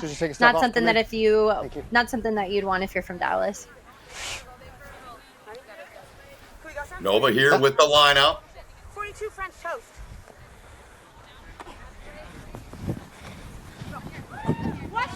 Throw works, and they get it free, and now Dallas, great speed at the line. Nowhere to go. Move, White. Come on, move. Laid back, wanted that white body there out of the way, but Nova gets it, and they go to work here. Errant pass. Picked up here by Dallas into the hands of Amy Martello. No hands, Gold, you're off. Martello gets to the base there in the ruck, and she'll take it herself for the time being. Outside, she plays it. Back inside is Josie Fisher. Nova trying to get the steal in there, unable to do so. Now carried out of there by Ada Gutierrez. Gutierrez, hard charging run, but it's knocked on. It'll go over to Nova. Two. Yeah. Just had to be a little bit more protective there whenever she was down on the ground. Just looks like she had it planned that she wanted to release and then try and go, but just got caught with the ball a little bit too in front of the shoulders. Ref not happy. So it's just an incessant error that just leads to possession back to Nova. Sit. Give space, White. Play on. Dallas trying to come away and take this ball out of there. Kaylee Goodwin in there. Trying to rip it out. Nova able to maintain possession. Dallas, great speed, getting to the ball once again.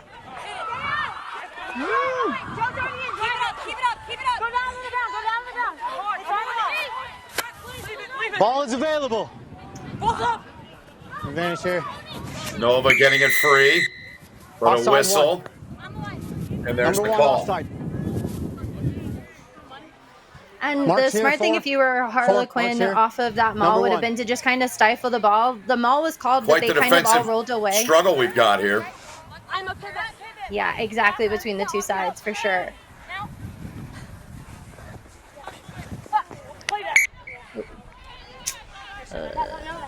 Okay, that's fine.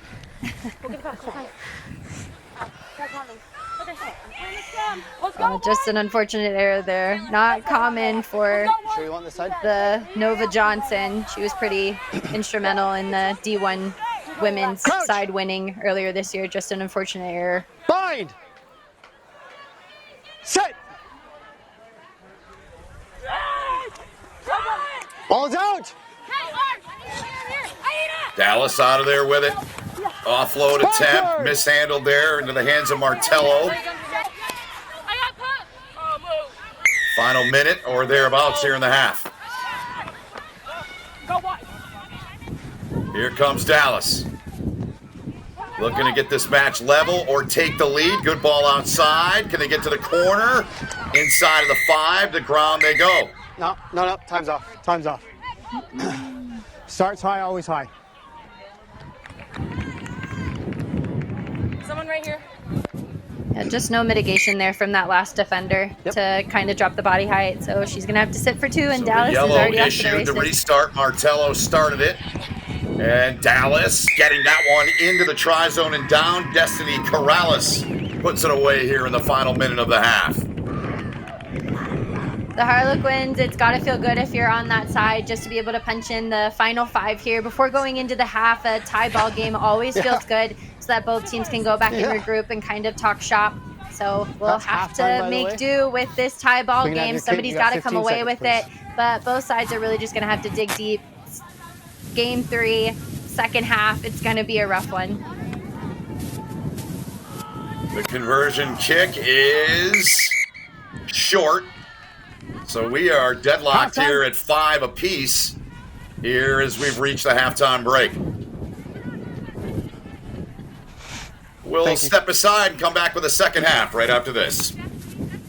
It's here and it's right for you, the rugby fans. It is the Fantasy League game for Major League Rugby. The only exclusive Fantasy League game for Major League Rugby globally. Getting started is easy. Just log into the platform, head to the play section, and you're in the game. But there's an important step, connecting your wallet. That's right. To collect player cards, you need to fund your wallet. Oval E offers various options like Ramp, Taurus, MetaMask, each with its own advantages.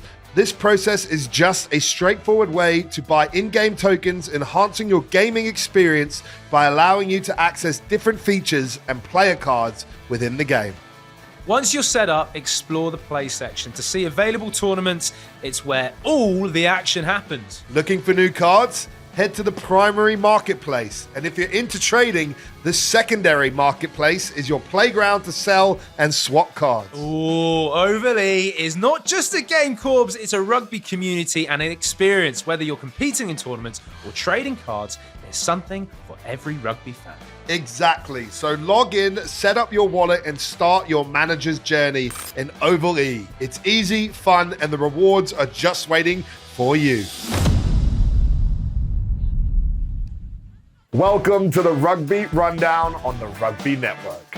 Join myself, Alex Corbicero, and Will Hooley as we bring you your weekly rugby fix. With the big news, special guests, and unparalleled access, this is your rugby show. From college rugby, Premiership Women's Rugby, MLR, and more, we've got you covered. Watch exclusively on the Rugby Network. Come along for the ride as we bring you the Rugby Rundown. Not just some leftover brine from the jar. Pickle Juice Sport was developed with the specific purpose of stopping muscle cramps and aiding hydration. This is the only product on the market that addresses muscle cramps at the neurological root cause. Pickle Juice has been named the #1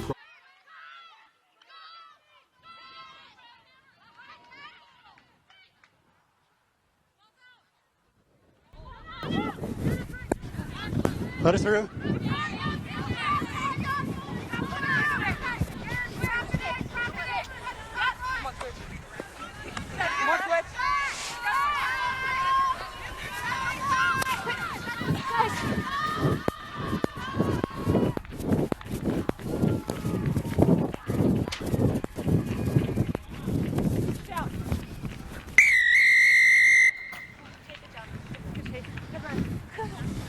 Gabby, yes or no? Do you in or out? Are you good? Yeah. Okay. I don't know why that was kicked, but we're going with it. Let's go. All right, so back here on field 2, and Dallas gets the try early on here, Darian. They continue where they ended the first half, and now they've got the lead here in this one. Yeah, and we're just going to start to see a real big game of possession between the two sides here. And Dallas really dominated throughout the whole beginning of it. They have this relentless defense there. Nova was able to string together a lot of really good phases, I'd say. But the defense that the Harlequins demonstrated really stifled a lot of opportunities. So good for them for getting the first couple of points. But Nova's going to be looking for that next 5. And it looks like they're back to a fresh 7 as well. Yeah, it's good to hear you, by the way. I'll just throw that out there for everybody so everyone knows. So it's great to hear your voice through my ears. And this one, a pretty tight match. I mean, this is typical in these events. You see some of these teams, they don't play real well in the beginning, but then they seem to kind of find it after a match or two. Is that a fair assessment in your experience? Yeah, it almost seems like you can't really rely on the body anymore. You've got to rely on the mind. So we're going to have to see players work a lot smarter and not as hard. They've played in 2 matches already. This is the second half of the 3rd match. So it's going to come down to who's mentally tough and who's technically sound whenever it comes to the pressure that each team is going to present throughout the weekend. There's still a lot of rugby for every team to play that's here that's qualified for nationals. So we'll have to see who's able to bring out that big rugby brain we always talk about. Yeah, no doubt about it. Here comes Dallas now making a push. They want more points, and they may very well get more points right here on this passage of play. Some great running right there turned in from Destiny Corrales, and they're a couple of meters shy of the line. And pulled from the back there and trying to slip their way in, and they get it down. It is down on the ground courtesy of Amy Martello. She's been really strong here in this match. And that was just lovely between the connections, the way that they were able to get the offloads, the footwork that the Harlequins showed, the number 15 Corrales corralling her feet, making sure that she rounds up all of those defenders there. There's about 4 defenders just honeypotting around there for Nova. It leaves a lot of space around the outsides there. We see Johnson just try and give an arm out to try and stop the momentum that the Harlequins are generating, but they are just seeming to get more gas in the tank as the game goes on. Conversion is good, which we've loved to see a good conversion, and so the Harlequins now coming out on top, and Nova just not able able to get a lot of possession here in the second half. Yeah, Harlequins looking good. With a couple of tries here early in the second half. They are on top of this match by a couple of scores here. Now Nova, let's see what their response is. What can they do? Very manageable situation still for them. Still plenty of time left here. Now Nova getting it free. Some speed here coming from them. There they go, off and running. Hillary Hoffman trying to take this one the distance, but she's tracked down from behind by Jelly Joseph. Huge pickup there. Now Nova, just shy of the 22-meter line. Never onside. And not releasing, says the referee, in time, so that'll be a quick tap-and-go restart here for Nova. Here they come with some speed for the back and some power as well. About 6 meters away. They get it free, get it outside. And some speed up that touch line and near the line, but short.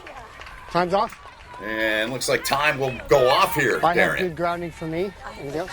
And it's nice to see. It's nice to see Avila, the Nova player, just able to get a second touch on the ball after she had a beautiful line break. It was a hawk down coming in for the Harlequins, and they had to work a couple more phases, but we saw number 3, Morissette, really take it to the line there against the Harlequins, revving up the aggression. Sometimes you just need one player to generate the heart to kind of get you back into the game here. So now we've got the Harlequins and Nova still very much in contention for who's going to end up on top for this game. We do indeed. Less than a couple of minutes remaining in the match. One of the tighter ones we've seen all day. Ball's away. Dallas had 2 tries to open the scoring here in this second half. They're going to get the ball back here with the lead. Time back on.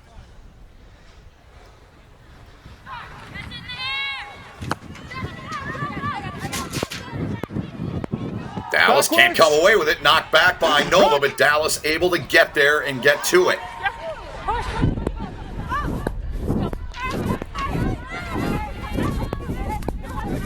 Now Dallas. Outside they go. Near that touch line, staying in touch on the tackle, I do believe. And the restart will come up here with the scrum. Yeah, and then such an evenly contested match here. Both teams are going to be vying for possession. We're in the final minute here for this second half. So both teams are going to be competing heavily to try and make their way down in the try zone. They've got to be really smart whenever it comes to each technical skill. Okay? Yeah, you guys good? Yeah. On set, we need to maintain the mark. We all agree? Thank you. Time will come on in the middle, okay? Crouch. Bind. Time is on.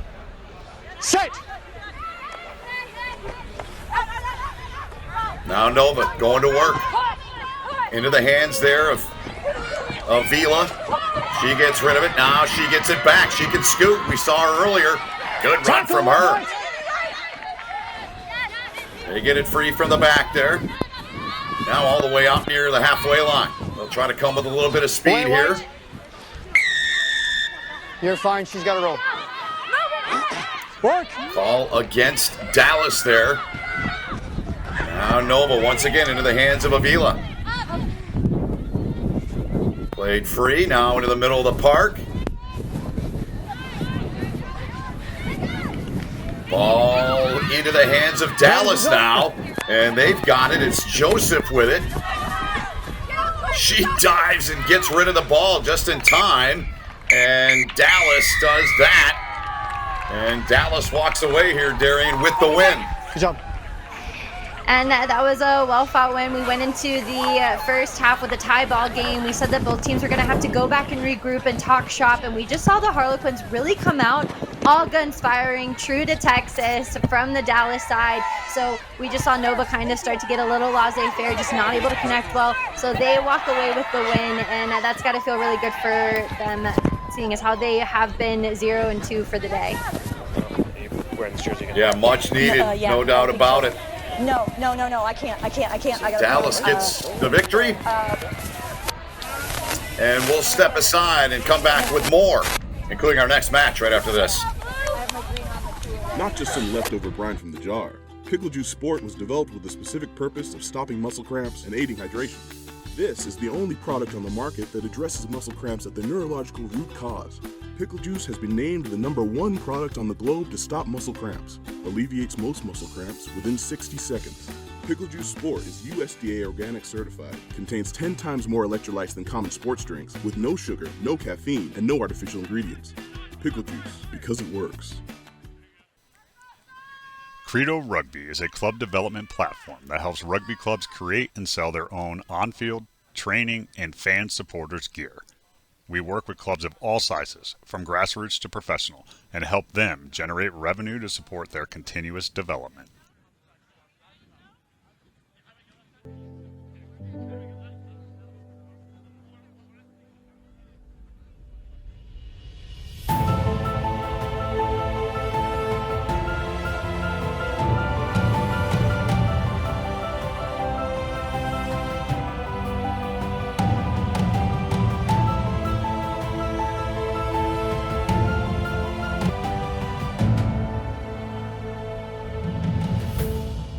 Welcome to the Rugby Rundown on the Rugby Network, as we bring you your weekly rugby. They've got more blue than green on. Welcome back here to Madison, Wisconsin. Our next match is Oregon. The Sharks, they're in the blue kits. They'll take on Phoenixville. Ben Holden and Darian Lovelace with you. Darian, we just saw one of the most competitive matches we've had on the women's side so far today in our previous contest. Yeah, both teams were extremely evenly matched, I'd say, but I love the aggression that the Dallas Harlequins came with right from the jump in the second half. It's the third game of the day for the Sharks and for Phoenixville. Both teams coming off of 2 losses, so they're going to be competing heavily to try and get the game on top, get some points on the board. Right now, we didn't see much coming in for either team when it came to high-scoring games. They were usually in favor of the other side, so it'll be nice for both teams to start to settle in, try and promote a little bit of creativity. So basically, leave everything you got on the pitch, right? You haven't won a match yet. You got to win some point, right? All gas, no brakes for this third game. It means a lot to them. I like that. That's good. Very good. So just about set here to go. Deep into the day here on day 1 from Madison. The Club 7's national championships being played here in Madison. This all culminate tomorrow around 7:30 once everything is complete.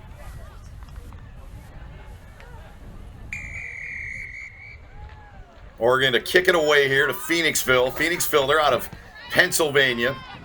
The Oregon Sharks team based in Willamette Valley, Oregon. And inside of the 22, Phoenixville able to get down and get on the ball. Trouble for them right out of the gate. Back at their own 5. Trying to slip through there. They're going to be careful that tackle's not too high. Looks all right. It's taken away by Oregon. The Sharks trying to find the try zone, and they do. Right out of the gate, the opening 30 seconds of the match. Mendoza Silva, she puts it down. It's 5-0. Mendoza Silva, a Life University alum. She's played a lot of competitive rugby, and we talk time and time again about the turnovers that can generate tries quickly. And that's just an individual effort, the poach and then the footwork, the recognition of the gaps in the defense. That was stellar from Mendoza Silva. Terrific job by them. The conversion is through and good. A minute in, it's 7-0 Oregon.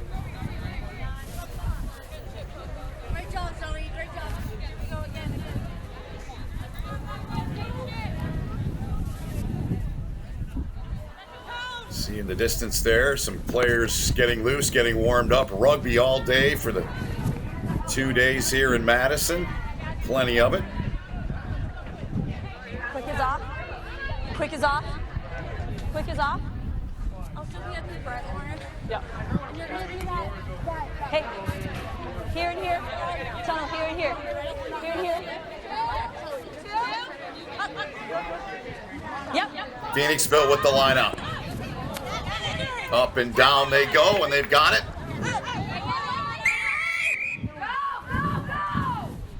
Not rolling away. Quick restart here from Phoenixville. They're on the run. Played back. Looking for help. Pass a bit off the mark. Turned over. Oregon's got it now. Very short pitch inside of the 22. What a run. What an offload. What a play. And they get the finish.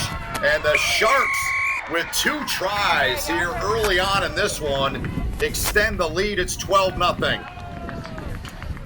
And 12-0, it looks like the Sharks are finally here for some Shark Week. We're starting to see them start to hunt for the ball, get aggressive whenever it comes to the point of contact, and dominating there around there. KB Broughton, she does a good job of getting her arms free. Also a Life University alum, and then just the patience for the space there to dot it down in the middle. The Sharks are really hunting together, it looks like, and Phoenixville are going to have to start to build some connectivity here if they want to try and regain some possession. Yeah, no doubt about it. Good energy out of Oregon. You can see it, you can feel it coming through the screen. They're playing well. So apparently a prerequisite, you have to have played at Life to score for Oregon in this match, huh? I guess that could be the determining factor. We'll see if anybody's ready to kind of add to the tally. Did you play with both those young ladies? KB, yes. KB. Mendoza Silva was after. So.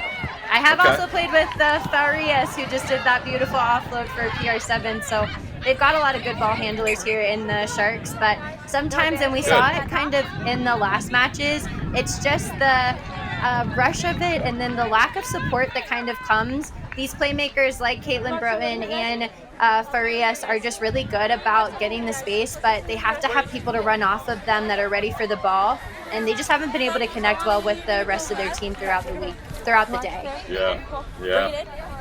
Well said. 4 minutes in here.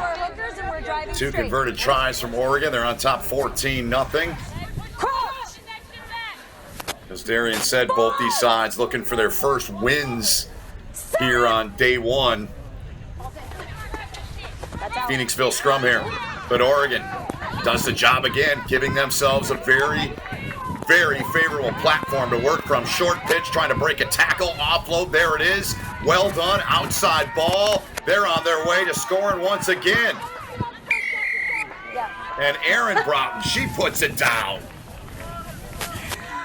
Oh, that was pretty. That was just gorgeous rugby. We had the turnover at the scrum time. They dominated Phoenixville there. And then just the ball movement. We see Mendoza Silva. Caitlin Broughton does that beautiful step to cut right back inside. The no look behind the head pass to Mendoza Silva. The trust. And then the second Broughton, the number 2, just able to finish and solidify the deal there.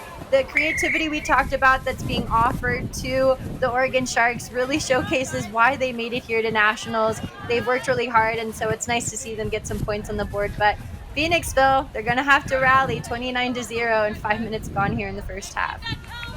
Yeah, they're going to need a lot of help and a lot of work to come back. And this Oregon side, they don't look like a side that's 0-2 to me, but that's just how it goes. They played very well here with the 3 tries to this point.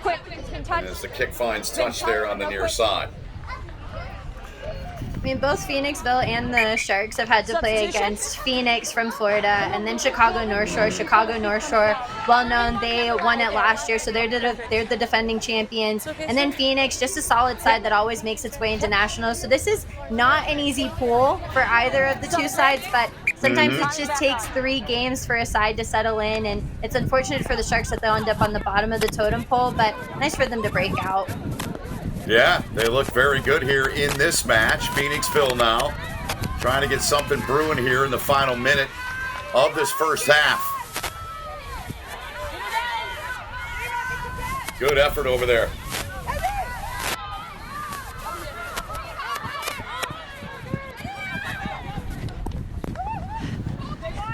Speed from the back there, but Oregon gets there to it quickly.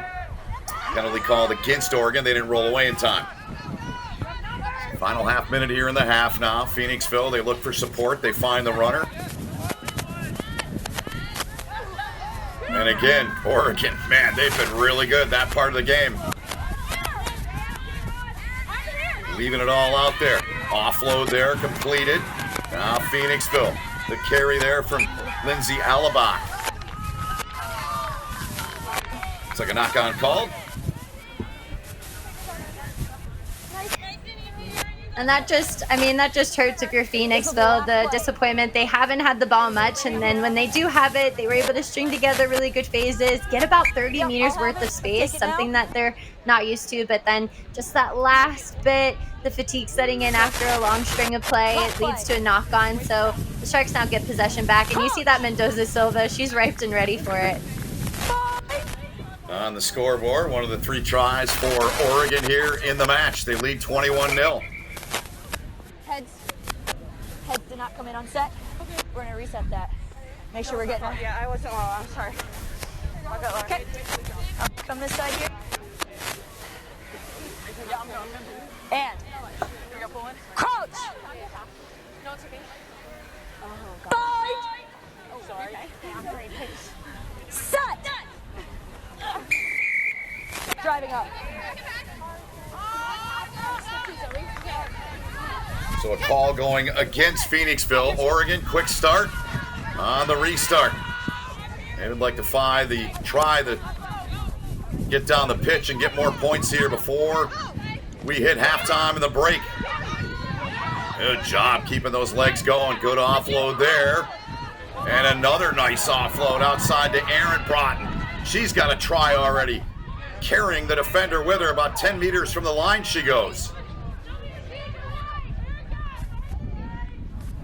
Picked up from the back, and this one will be put down in there by Farias at some point.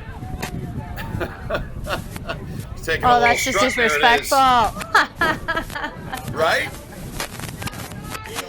But she's cheeky. She's cheeky. That's why she made it to the PR7s League. That's why she did so well there. Whenever she came on tour with us, she was just the cheeky little player that we need. And this is cheeky play coming in from Faria. She waits patiently, recognizes that number 11 is just very slow to get up, just not able to recover quickly. It does mean a lot whenever you can get in center post. We all get excited for a successful conversion. So good work from her. But that's just cheeky rugby play, and we all have one on our side for sure. Well, a great way to finish the half if you're Oregon. They're in complete control of this match here with 4 tries in that opening half. Looking great here so far against Phoenixville. We'll take a timeout. Be back with more right after this. Welcome to the Rugby Rundown on the Rugby Network, as we bring you your weekly rugby fix. With the big news, special guests, and unparalleled access, this is your rugby show. Watch exclusively on the Rugby Network.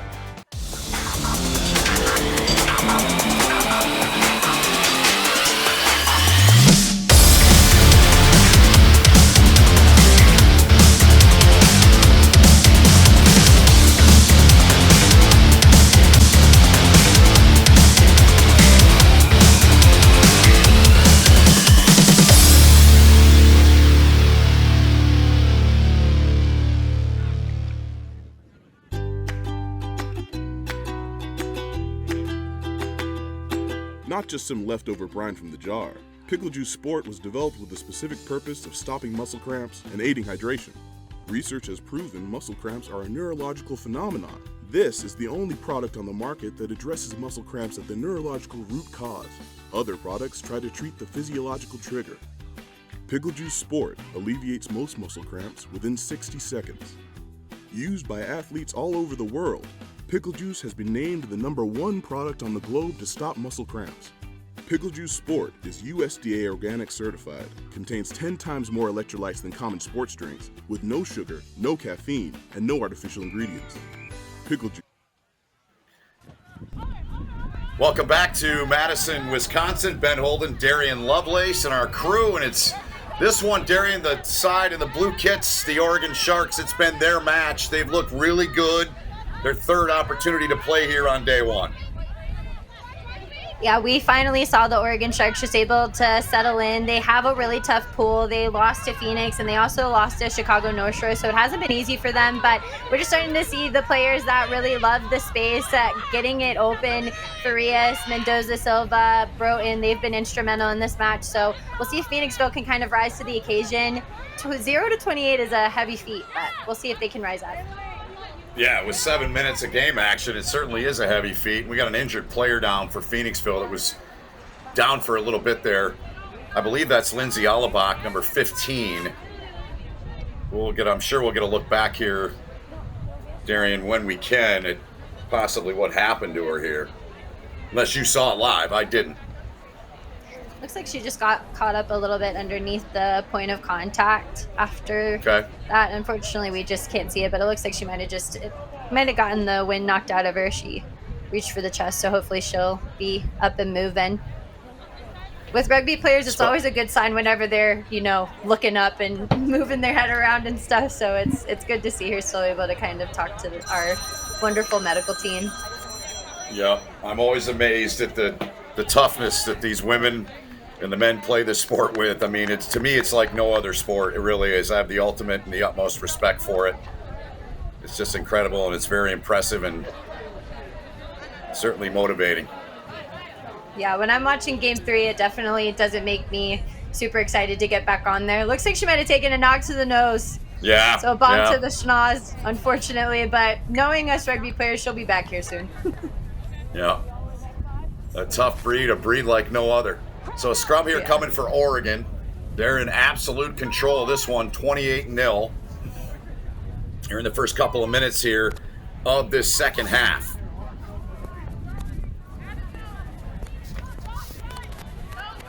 They'll work the far side of the pitch, pass off the mark. Now they're retreating backwards, and it's whistled here by a referee.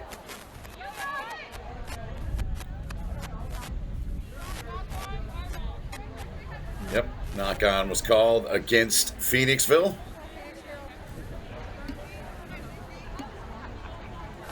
Should be nice for Oregon. You gotta hope that for the second half, they don't revert back to what we saw them play in the first two matches, where the passes just weren't going to hand and they were putting themselves under a lot of pressure at the line. Phoenixville might have made the adaptation to really start cutting off of those lines, and in turn, Oregon is going to have to make those adaptations as well. Yeah. No scoring yet here in the second half of this match.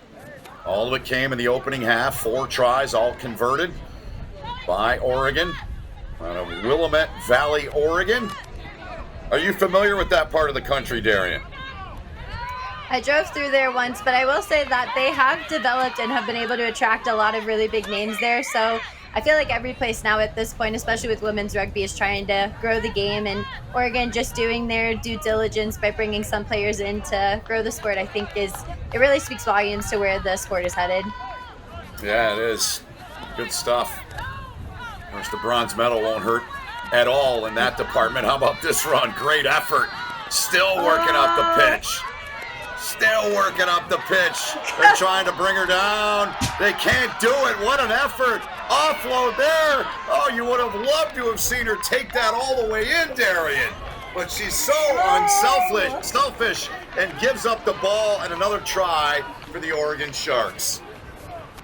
Fergie said it one time, but she said that the London Bridges were going down, and right there, the number 12 for the Sharks. I knew that name. Of course, it's Kayla Hunkin-Clark. Goes by KFC. She's just able to make things look so good. This fend, oh my gosh, that's part of the highlight reel and a half. And just the fact that she ran about 60 meters, kept the ball, was patient with it, had full control up until the very end, and then just waited for the right moment to crack the whip. That's not an easy feat. Kudos to you. That was awesome. Had some big plays, and the men's and the women's side here today, but that was one of the prettier ones I've seen. Well done by Kayla Hunkin-Clark. That was a hunk of something, I tell you. She got going on that one. No doubt about it. I was rooting for her to get in and try, and I have no allegiance in any way, shape, or form in these matches. That was a beautiful piece of work. So the kick no good. It's 33-0 here with just a couple of minutes remaining in this match. And Oregon on their way to ending pool play here with a victory in their last match. Here they come again. They want more. From the back now, some speed coming in there. That's the young lady that scored the try on that play by Hunkin Clark that finally offloaded it. Here they go quick. They're racing through there trying to beat 3 defenders, and they will do that with no problem. It's Mendoza Silva. She'll put her second try down there to make it 38-0. And seeing as how she did score the first try just because of the lookup and the turnover and the quick tap, and so it's no wonder that she does this the second time, and it's just her work rate. Mendoza Silva, she's been instrumental in the playmaking aspect of getting the ball away, but it's nice whenever those playmakers get the right space in front of them and are just able to get over the line and get the try. Very well deserved by somebody who's been working really hard in this match. She has. And that is a life saw. thing. Yeah, that's a life thing. He's working hard. Yeah. That's culture. That's a way of life. Pun intended. Yeah, exactly. All the time. Yeah, that's great. So 40-0 here with less than 2 minutes, or less than a minute, I should say, remaining here in the match. And Oregon will send it down the pitch to Phoenixville. And Phoenixville going to come up short, 0 for 3 in pool play. And Oregon getting a much needed, much deserved win. They played really well in this match and looked like a really good unit. Good tackle there. They're not letting up at all here, even though they're up 40 with about 30 seconds to play in the match.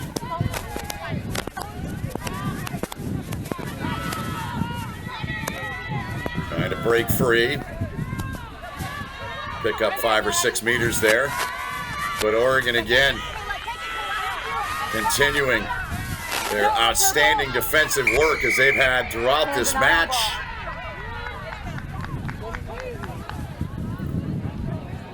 It's going to be right over there. Right where the infringement happened.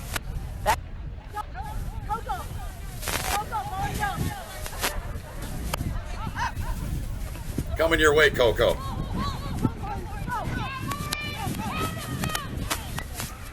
Lauren Carlton got the carry there. Over the top, looking to find the try zone and the try line one more time. And just like that, they do it. It's 45-0.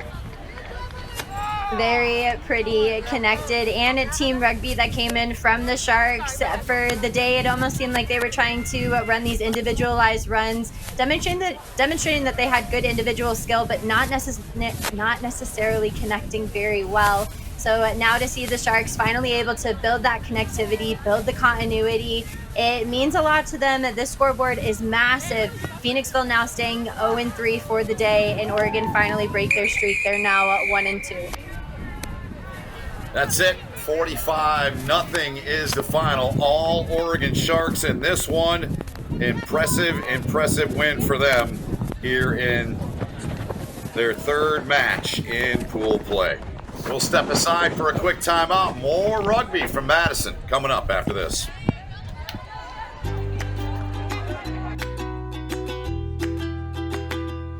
Not just some leftover brine from the jar. Pickle Juice Sport was developed with the specific purpose of stopping muscle cramps and aiding hydration.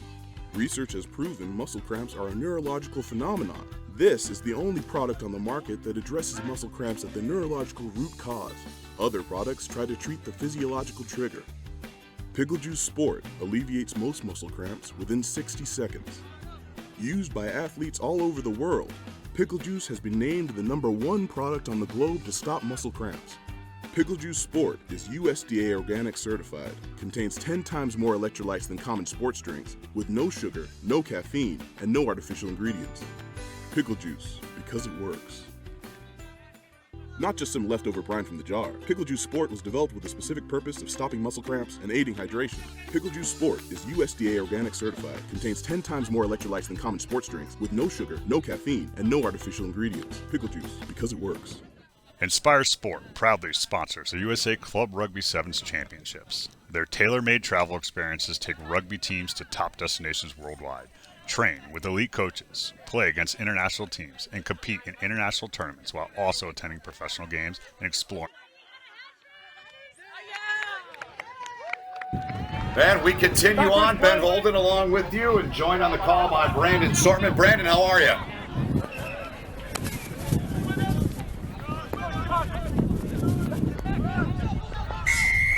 We'll get Brandon in here momentarily. Santa Monica with the ball, taking on the Detroit Tradesmen.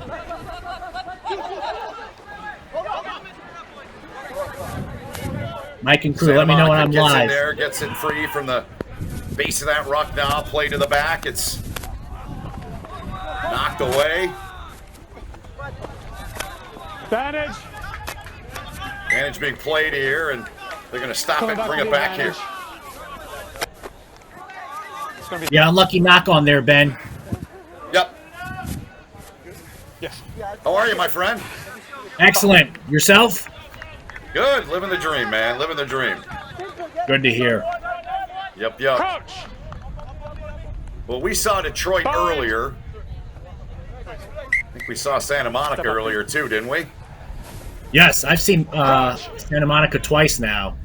Okay. What are your thoughts on them?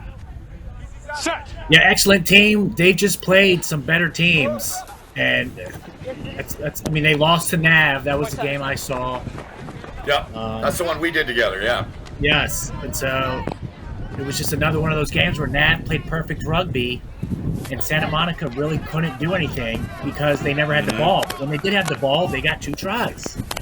Yeah. So let's here see comes what they Detroit. can do here. They're looking for one.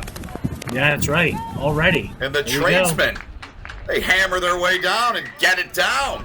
They got the lead here a minute and a half in. Yeah, that's number 1, Big Joe Barterstock getting the try. And here's the replay here in the top left. Good long pass. Skips over 2 players. Look how quickly they get it outside there. Excellent play. And you've got a 3-on-2 there. And defenders had to pick a guy. They picked the wrong one. Big Joe takes it in. Nice, easy try to start the game off for Detroit. Here's a look at the try score and set to kick this away and put it into the hands of Santa Monica, or potentially come away with it. Santa Monica a little sloppy with the pill back there, back inside of their own 22 now. Now Santa Monica. Joey Krasenstein, number 5, started that play. Down on the deck. Only picked up there, far side. Santa Monica, about 7 meters from the halfway line. They look to the back. Little look off there. Defender down, good hands in there, but they're going to bring this back.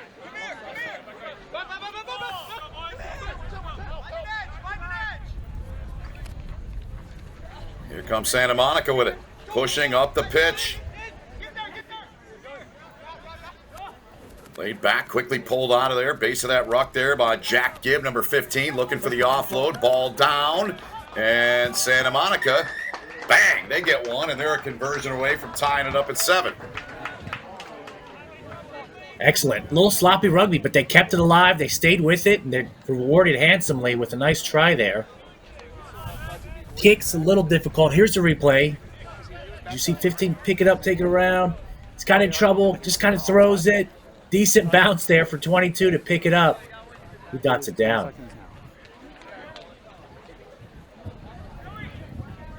Getting the finish and looking to get this kick to get things evened up at 7 apiece here. And said kick is no good, well off the mark, so it remains a 2-point match at 7-5 here in favor of Detroit.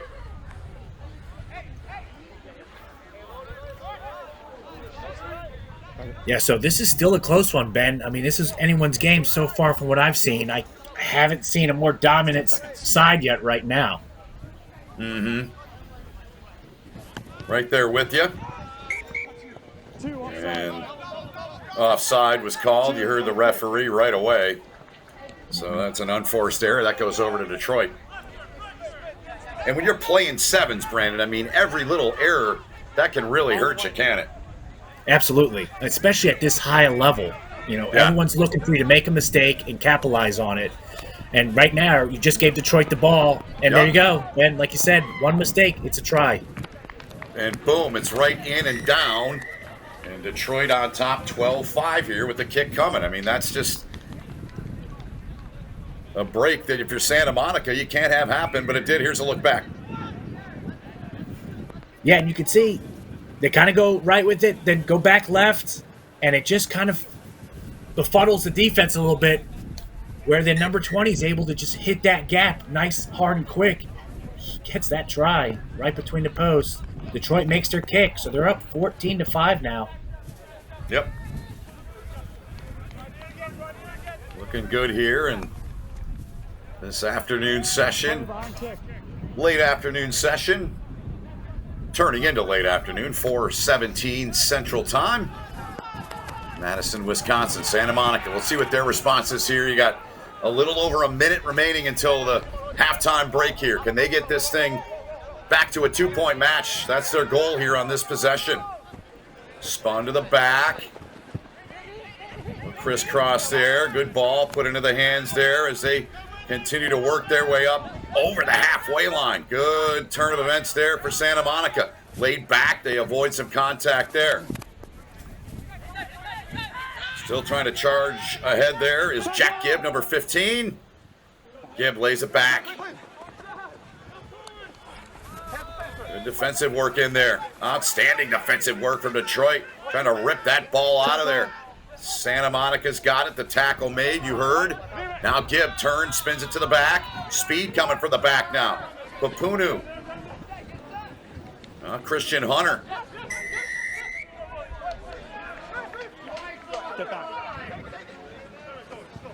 Penalty call against Santa Monica. Great call there by the referee, Jared Ford. Just holding on by Santa Monica's great defense. Okay, I thought he was going to go to the pocket. Okay. No. So did okay, I, yeah, see, they're talking. Yeah, they're talking. Yeah. And what are they talking exactly about here, Brandon? They're just, wrong call, ref. No, that's not right. What are you talking about? You know, it's all sorts of things where they're just in disagreement with Jared's call there. Pleading their case to no avail, as I like to say in sports, right? Right, and they could even be polite about it and still get that penalty. It's not that they're cursing, it's just talking back. Like you said before, this is a sport about respect, and you never talk back, even politely, can give you a penalty. Yep, that's so true, and I think it's great. Played with every ounce of energy, physical exertion you can imagine this sport, but at the end of the day, the end goal is, number one, having fun and winning, but the respect means so much to these men and women that play this great sport. So here we go. We're in a little extended time here as Detroit leading this thing by 9. And they're going to restart that way, Brandon. What do you look for here? Yeah, I think like they're doing. Go wide with it, get it out wide, and then break back. And that's exactly what Just they did here. that. Yeah. Start throwing it wide. You see a hole, hit it hard. And Detroit's excellent at that, and they've been doing that all day very well. They've got 3 tries here in the half, 19-5. So they get that one down, and let's try to make it 21-5 as we've hit halftime here. No problem from in front. Here's a look back. Yeah, excellent play. Great run. Finishes it off in between the posts. Great job, Detroit. All right, we'll take a break. 21-5. The tradesmen of Detroit on top over Santa Monica, the second half. Coming right up. Inspire Sport proudly sponsors the USA Club Rugby Sevens Championships. Their tailor-made travel experiences take rugby teams to top destinations worldwide. Train with elite coaches, play against international teams, and compete in international tournaments while also attending professional games and exploring new cultures.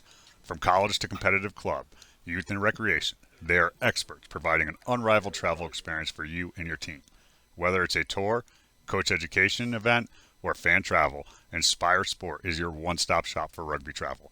Turn your rugby season into an unforgettable experience. Visit InspireSportGlobal.com or contact Nick Johnson at nickjohnson@InspireSportGlobal.com for more information.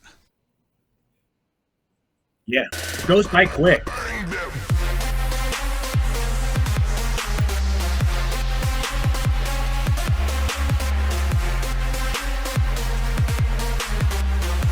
Yeah, let's do Santa Monica and talk about what they can do to improve on this. Yeah, Santa Monica.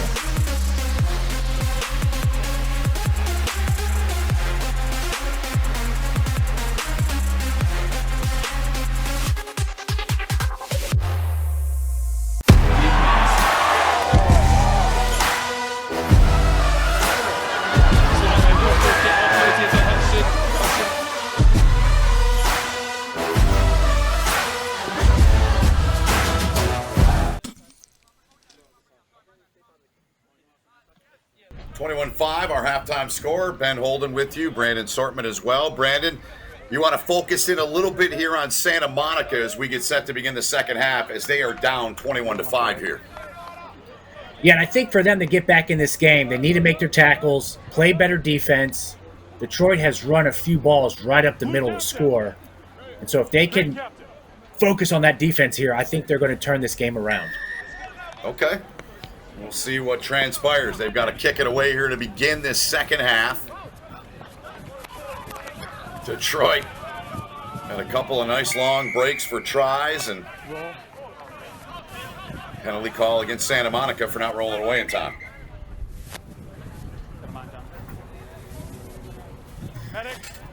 Yeah, that was an easy call by Jared. Yeah, we've got an injury now.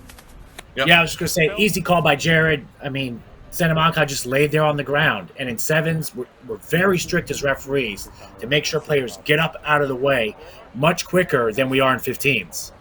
And, I mean, he just laid there in the way, and that's simple penalty.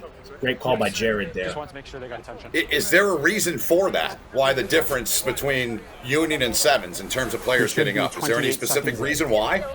Yeah, we just want to see quicker ball in sevens. It's an explosive sport. You want that ball out immediately, so you don't want anything stopping it. A lot of times in 15s, you like to go slow in 15 sometimes, right? Yeah. Look around, take your time, set up some pods to crash with your big boys. Sevens, you don't want that. You always want quick electric ball right out. Gotcha. Great explanation, my friend. Here comes Detroit now, looking for yet another break. They've got the break, but look at the speed coming back. My goodness, can they get him? What a job to track him down, but he can't take him down. Jack Gibb looked like an Olympic track star, but too much advantage in front. Detroit houses it. Yeah, just like I said, make your tackle, Santa Monica, right there. It's a missed tackle, causes a try. They're not going to win this game unless they play better defense. And right now they're not doing it. Detroit is just running all over them. That's a simple try, one missed tackle. They've got 7 points more, and now it's 28-5. Impressive showing here from the tradesmen of Detroit. Out of the 3-1-3, as they say in the great state of Michigan, where they're from. Hey, I need one. I need one. Is that area code just Detroit? Yes. Just Detroit, the 3-1-3, yep. That is correct. The take here from Santa Monica. Down by 23 here. Need to make their way down the pitch here and get some points. It is an absolute must at this stage of the match. Step on the gas, and that's a good guy to do it. That's Gibb. We saw his speed nearly chasing down the would-be scorer. And here goes Santa Monica, but Detroit gets their hands in there and knocks it loose. Danny Thomas was the one with the carry there. Wow. Try-saving play there by Detroit.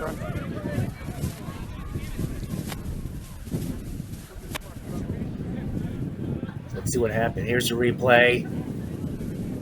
Number 9 right on him. Yeah, excellent defense. Wow.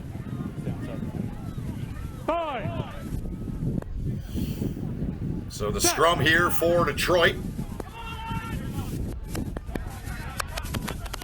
They know they've got to move it out of this corner of the pitch here, trying to. But it's taken away. No, it's not taken away. Detroit maintains possession, nearly taken away. Good hit there. Woods with the contact there, number 10 for Santa Monica. Santa Monica would love to get a turnover right here in this end of the field. On the jack. Line out. You heard the call there. Go for line out, yeah. Yeah, got to keep your feet. He came right in, put his hands right on the ground. That's a penalty every time. Yep. There's the kick. Give him a little breathing room here. Set up the lineup outside of the 22. On the elbows on the ground. Timing was good. Substitution. We all set? Yeah, and just to go back to that knock-on, Ben, that was not a knock-on. That great defensive play by Detroit. Time is on. The defender actually hit it backwards towards his in goal, so that's why it was not a knock-on by Detroit. Excellent defensive play there. Good stuff. Here's Santa Monica now with it. They've got it. They come away. This is give. He can fly. We've seen it. Good ball outside. Inside of the 5. Tackle made. Ruck ensues. Clean out continues on. Detroit trying to poach. There's a penalty called against Santa Monica here. Mark's here. Yeah, player was on the ground, picked up the ball. Got to be on your feet to play rugby. That was just great defense by Detroit. Just muscling, powering Santa Monica off the ball. And a nice turnover by Detroit. Well-deserved, well-earned.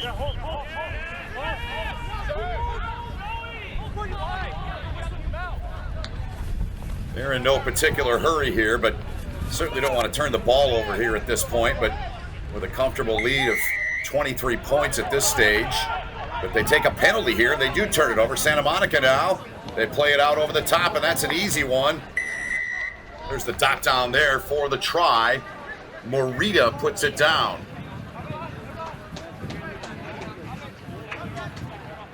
Yeah, and here's the replay. Yeah, as you can see, 10 is rolling there, and that's why he gets that holding on call. Santa Monica went down to grab the ball. 10 rolls to not allow Santa Monica to grab it quick. And that's a penalty. Great call by Jared Ford there. Looks like the kick was no good, Ben. So that's correct. 10. Yeah, 10 Santa Monica, 28 Detroit. Still some time. 18 points is going to be a tough challenge, but still some time. 15. See if the squad can Cali from down 23 can continue a comeback. Down 18 now. Good job. They get down and get to it on the kick. You need to score here quickly. Yep. To the back, they play it. Still on his feet. Detroit trying to knock it out. Can't. Laid down. It's going to be a call. They're not releasing on Santa Monica here, Brandon. Yeah, number 5 from Detroit did a great job getting his hands on the ball, pulling it up. And as soon as we see that pull up, and it doesn't go up, that's a penalty. Not rolling away there. Here comes Detroit now. Scooting their way up the pitch. Good heavy tackle made there. Laid out of the ruck. Here they go. Trying to stay in up that touch line. And they do. They'll put it down right there. 2 tries in the match for that young man there. That puts him over 30 here. It's 33-10. Yeah, and here's the replay. Upper left. Nice fend. Again, there's a missed tackle there by Santa Monica. I think that's what really cost them this game. Those missed tackles. Yep. And then 20 fakes it. Gives his teammate a nice good kick. And that's legal, that tackle there. He still had the ball when he went in to make the tackle. So no issue there with that tackle by Santa Monica. Kick is good. And so is the victory for the Tradesmen of Detroit. They win it 35-10. Dan Campbell would be proud. Lions head coach. Brandon, we'll see you a little bit later. You continue to carry the torch on. I'll be back in a little bit. Great working with you as always. Same here, Ben. Take care. I'll see you soon. You too. Thanks. Attention all rugby fans. World Rugby Shop is your one-stop shop for all your rugby gear needs. Whether you're a seasoned player or just starting out, World Rugby Shop offers an extensive selection of top quality gear and apparel to elevate your game. From jerseys and shorts to boots and accessories, we've got you covered. Visit us today to see why World Rugby Shop is your ultimate destination for everything rugby. Gear up today. A message from the rugby universe. America, Yeah, he's get in the game. so he's away from 2 games. It's time the sleeping giant of rugby got off the sideline and into the action. But like all big jobs, you'll need the right tools. Go to worldrugbyshop.com for boots, jerseys, shorts, and scrub caps. Everything you'll need to rock and roll. Get the right kit for playing and training, plus the finest selection of official supporters gear from around the globe. Worldrugbyshop.com, America's home for rugby.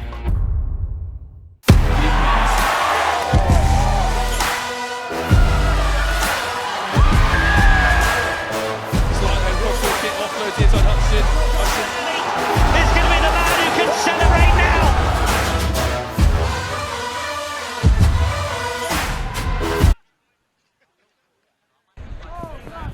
And welcome back, rugby fans, to the Wisconsin Rugby Sports Complex. 2024 USA Club 7's Rugby National Championships continue. I'm still right alongside Brandon Sortman. We'll hear from Lance Gavin on pitch level as well. Third match here, Brandon, for each of these sides. Tennessee Elite, Pool F play for the men against Washington Athletic Club, the WAC-M team. So both partner have not won a match, but both have been very close in some of their matches today. Yeah, both of these are great teams. I've seen them both play today. They've got great skill. They just went up against stronger teams, which is why they don't have the wins right now. So this is going to be a great match. And like you said, both are hungry for a win because both have none. 0-2 for the Washington Athletic Club team. They lost to the St. Louis Bombers in Pool F 24-14 and then to Schuylkill River 19-17. And the Tennessee Elite Pool F play, a 41-7 loss to the Bombers, 14-17 to Schuylkill River. So each team came very close to beating the Philadelphians, but fell a little bit short. So now the pivotal and all-important third match to try to get that one victory to finish up the day.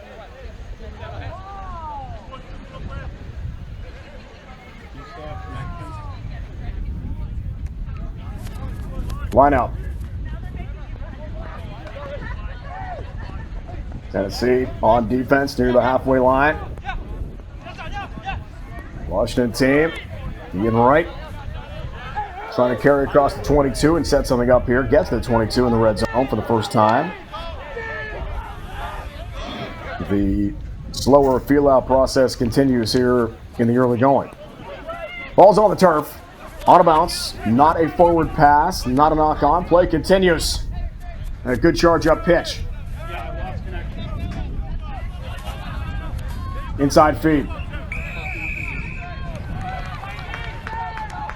Taken away, great defense. Play on continues with a good stiff arm, toe tap, and a restart here.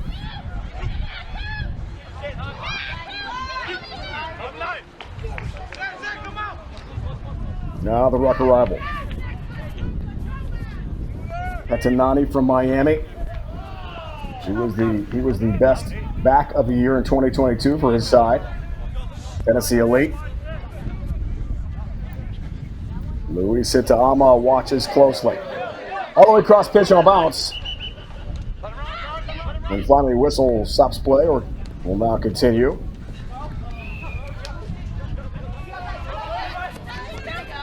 Take it back to the outside channel and to the try zone for 5. First try of the match. Elijah Ashman for the Washington Athletic Club, able to dot it down, and we've got 5 on the board here. Yeah, and you see the replay here. Just a poor kick by Tennessee. Washington's able to get back on it. They do, and they capitalize. And you see 14 there from my Athletic Club getting the score. Great job by Elijah Ashman. Second time he has reached the, we've seen anyway, the try zone. That kick is wide and the flag stays down. from the assistant referee. Ashman had scored earlier today. Getting a victory in the third and final match of the day would just be enormous for confidence and, of course, point differential when it comes to adding things up in pool play. Kick back, though, to Tennessee. They'll try to get something going.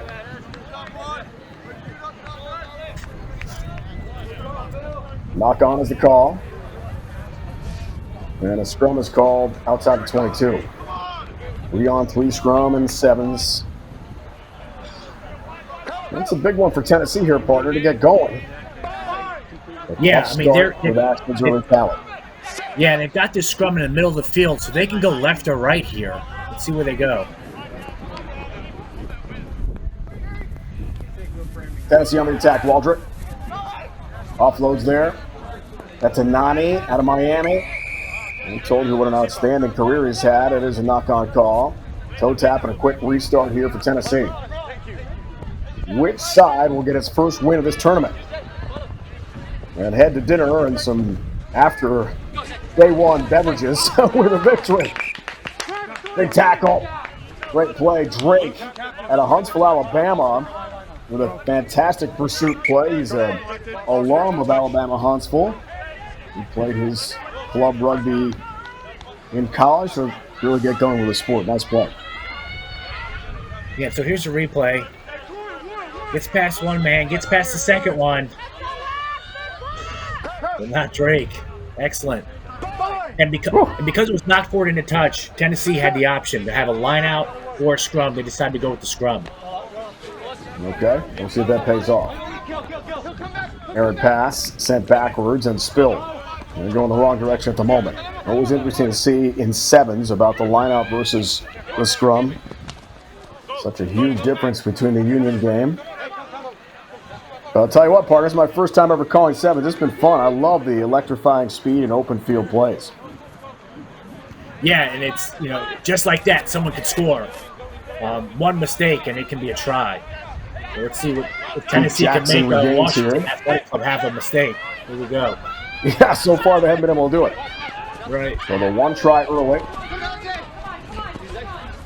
That was Elijah Ashman, the 14. Near the touchline, things get aggressive, physical, then the snapback from Washington and the number 8 in Louis Satama. Yeah, and it'll still be Tennessee's ball because when Washington went to pick up the ball, he knocked it forward. So it was a great job by the scrum half there to keep it in play, keep the ball alive, and he got lucky where Washington knocked it on. So Tennessee's ball here, not much time left in the half. Let's see if they can get a score on the board. The Washington team only a combined losses in their 2 matches of 12 points. So they've been close. Now a lead, and the issue is going to hang on into the second half. We're about to find out. Late in the day, third match for each. Maybe the legs are starting to feel a little attrition right at this point of the day in terms of your ability to really open things up with some speed in the open field. Oh, absolutely. They're definitely feeling it. Speaking of speed, Satama able to break through a tackle, offload, but that's errant. The second one, and picked up by Tennessee on the return. Corey Graham has got lots of room. Corey Graham by himself out of Charlotte, North Carolina, is going to dot this down. Tennessee Elite now has 5 on the board. At full time in half number 1, exactly what the Tennessee side wanted to tie the match up. Yeah, just like we were saying before, Dave, one mistake and it's a try, and there was that mistake. You'll watch Washington throw it away here. Corey says, "Thank you very much. I'll take that to the house." And that's exactly what he does here. Great job, Corey. 31 years old out of Charlotte. Went to Notre Dame College. He's played rugby for 16 years. We've reached halftime. And a collegiate All-American and 4-time national champ at his level. Corey Graham impressive on the pitch here in Madison today. All tied. Halftime here at the championships.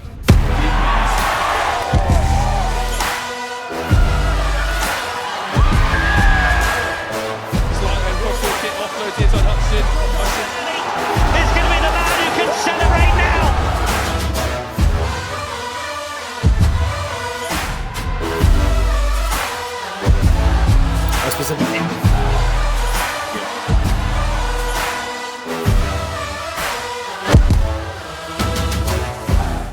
Let's get ready. Major League Rugby is now. This is the moment we waited for. Everything you want is right here. We gon' give them what they came for. We gon' take it up from last year. The Rugby Network is giving you all the free MLR content you want, live and on demand. Never miss a hit, never miss a try, never miss your team. MLR on TRN. Never miss a match. It's here and it's right for you, the rugby fans. It is the Fantasy League game for Major League Rugby. The only exclusive Fantasy League game for Major League Rugby globally. Getting started is easy. Just log into the platform, head to the play section, and you're in the game. But there's an important step. Blue captain, scoreboard is correct. Tennessee Elite with a late try at the very end of the first half, and the kick, by the way, was good. So it is a 7-5 match, just as time had run out into full time at the end of half number one. Corey Graham jetting up pitch, and a huge try. Dave Bryant, Brandon Sortman, and Lance Cavanaugh is pitch level. So, Brandon, you imagine the momentum has got to be huge for Tennessee, right, getting that try at the end of the first half. Yeah, that's exactly what they want going in. That's going to uplift their spirits here. They're kicking off. Good high kick. See if they can get the ball back. It's not 10, but he played it. So, playing a man in the air. But yeah, Tennessee needed that. They're going to be riding high right now. Hey, just back up 2 steps, 8. Right here. Thank you. You're good. Right there. Perfect. All about getting that first win of the tournament. To wrap up a busy day in Madison. The weather's been fantastic, by the way. High in the 70s. Unseasonably cool for the capital city. Held the championships here in Madison for a second straight year. Great scene, as always, in this event. Ashman did have the first try. Has his first touch of the second half. They'll try with some offloads to work it toward the halfway line. Taken back. Ian Wright. Paul King has got it. Now the passing a little more precise. You can tell they're more deliberate. In the second half, things get a little more serious. Betama with some speed and power, trying to break the tackle. Not easy to do. 2 big men hit the grass hard. That was a physical confrontation. Zaya Kaya works to the outside. Nail. Inside feed. Ian Wright driving toward the try. Look at the deliberate play from the Washington side to begin half number 2. It's like a different team out there. And a whistle stops play.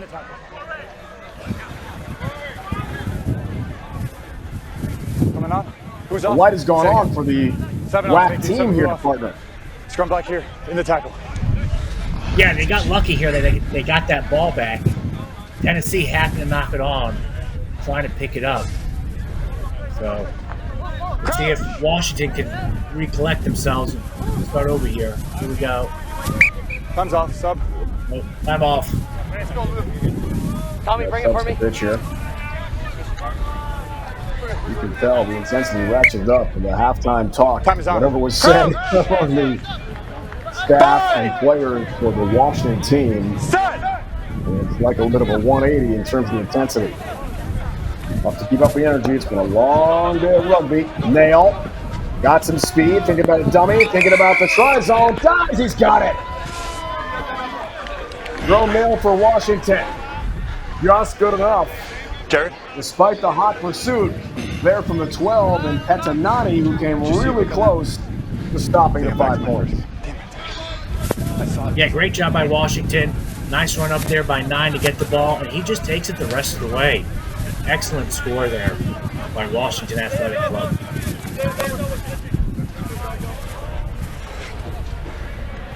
A 10-7 match, and now Nail will stay out with a tough angle and the difficult conversion, and that drifts a little bit left and the flag stays down. But the assistant referee, so that makes it a 10-7 match. One score, anything can happen here. We might have a great finish in this match for Madison. Yeah, this is a close game, Dave. I mean, it's real, still anyone's match. Yeah, an important kickoff. Trying to get that to 12 meters. See if a teammate can grab it. Instead goes deep. Watch out! Just on cue, it's taken by Washington. Ashman grabs it in midair. That was deeper than 12 meters, but perfectly placed on the kickoff. And it turns right back over to the Washington side. Tape driving forward inside the 22. Good work from Keene, the number 10. Offload. Vainavalu gaining some meters. Running out an arm tackle. Finally hit there. Not easy from Drake trying to bring him down. Now Washington looks very comfortable in Mayo. Just scored a moment ago. Dances away from traffic. Very patient here. Open field of sevens play. Washington looks a lot more comfortable offensively here in the second half for sure. Like a different team out there. Back to the outside channels. Kaya takes it. Here's Keene, the number 10. Ball movement to the outside. Tape breaks a tackle again. Nice cutback for Tape. Had some speed, but got drilled. Hit hard again by Drake, who's been everywhere. The Huntsville, Alabama native has been so effective. Take back for Clark. Here's Keene. Works to the outside. Vainavalu getting close. And gets it done. Extra effort. Monsi Vainavalu from Fiji makes a tremendous play. Yeah, it was all started by Ashman catching that ball from the kickoff. And here you go, Washington. And they passed a lot there. There was a lot of phases of play. Going left, going right, trying to find an opening. They finally did. And as you see there in that score, they found pay dirt. And it was an excellent job by Washington to keep that ball alive. Great passing, great movement. And it was great tackling, too, by Tennessee. Like you said, Drake was all over the place with a few great tackles. So excellent play by both teams. Washington comes out ahead. Agreed, partner. Carl Keene, fantastic at a double in Ireland with the two-point conversion. Sneaks it inside the post. So +2 on the board for the Washington Athletic Club side here in Pool F play. And just like that, a 17-7 lead. Tennessee Elite's got to respond. The question is, can they? How will they? It's a critical moment of the match for them. Drake, at 25 years old, we've seen some powerful tackles from him defensively. Play continues. Off the whistle. Richardson from Memphis. He played at Middle Tennessee. In Murfreesboro, home of the Blue Raiders. Also has played overseas in England on different clubs. Drive through traffic. Good carry. Meters gain. Critical. Katanani gets the return. There's Rep. Works to the outside.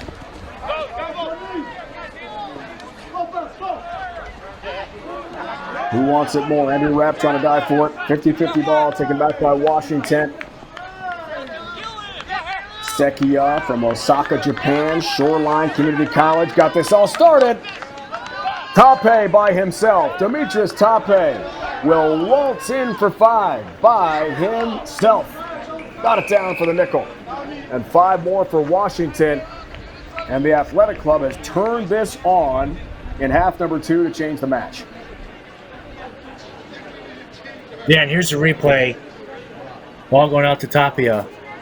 And, I mean, he finishes it off. And that all started with the great turnover ruck by Washington. As you said before, they wanted it more. They won that ruck. They got the try. Tapia finished it off. Great play, Washington.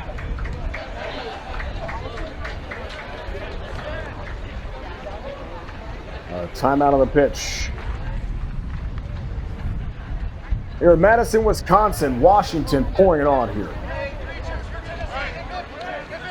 It's here and it's right for you, the rugby fans. It is the Fantasy League game for Major League Rugby. The only exclusive Fantasy League game for Major League Rugby locally.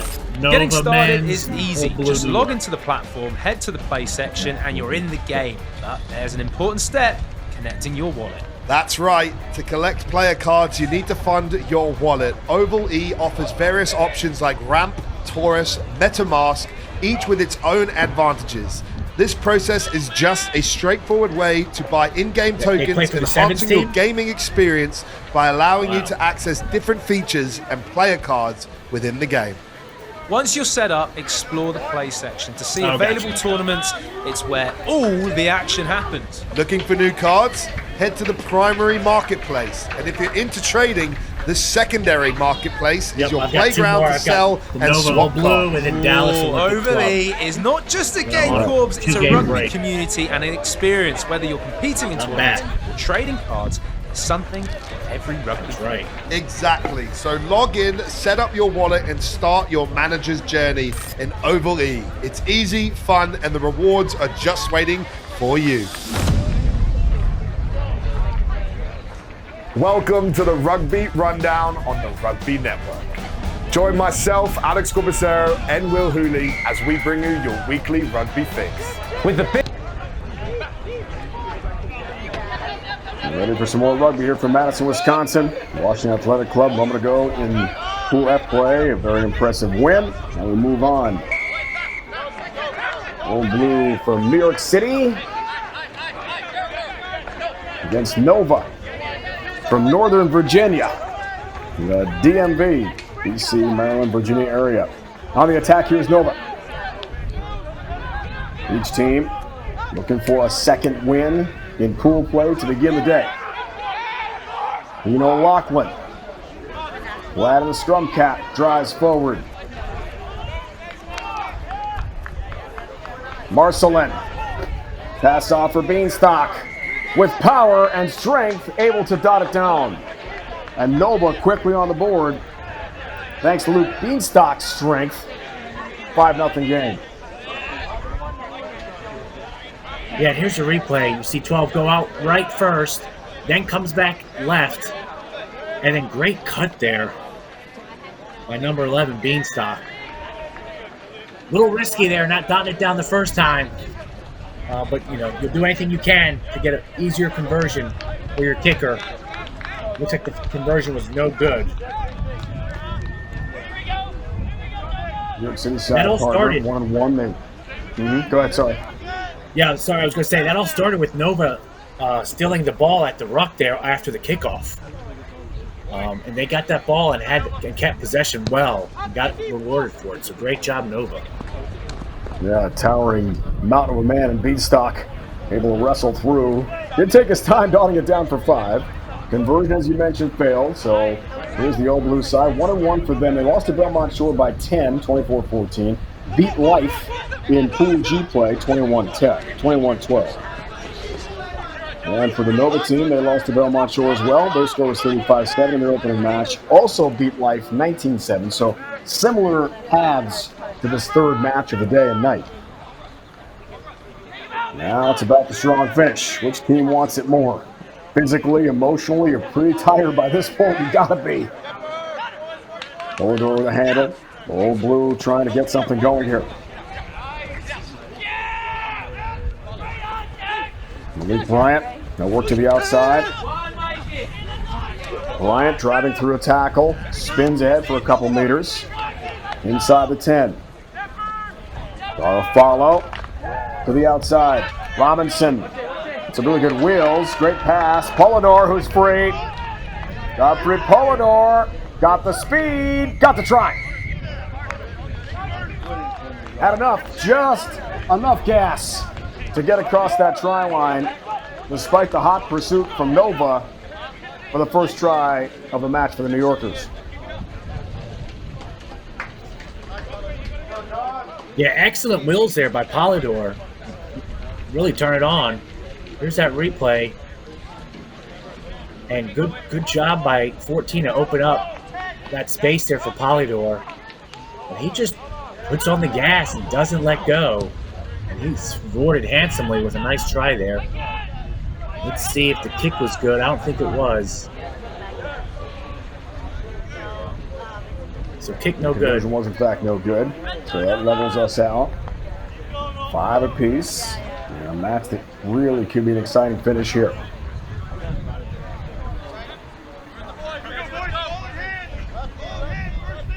Kick for Connor Wallace-Sims in the number 5 from the halfway line. Sinks the left foot into it. Now high kick. Doesn't go far enough. And free kick the other way. Option for a quick tap. Halfway line, look at the speed here for Nova. Trying for a second try. O'Loughlin. That'll be called New York side. Quick resumption of play for Dakota Worth. The outside Marcelin, we've seen his speed already. Ball's on the ground. Take back from Robinson. Only Robinson with a nice hesitation move along the try line. He lost it. Aggressive tackle from Polidor. Just scored the try a moment ago. O'Loughlin from Galway, Ireland was hammered down to the grass surface. Yeah, it was a great tackle by Nova to cause that turnover on Old Blue. So that may have been a defensive, a try-saving tackle there by Nova, because it looked like 14 from Old Blue was going to be gone. Well, you take a look at the front line. More of the forwards for the Nova side. There's some big men down there on the pitch. These guys are strong and physical. Here's a key scrum. Nova with a win. Trying for another try here. That one's lost. Airborne taken right back. Really blue, but does have a player injured. Let's see if that's Robinson who's shaken up. He's holding his mouth. This is rugby. It is physical. Not taking a shot. That is, in fact, Tony Robinson, 14.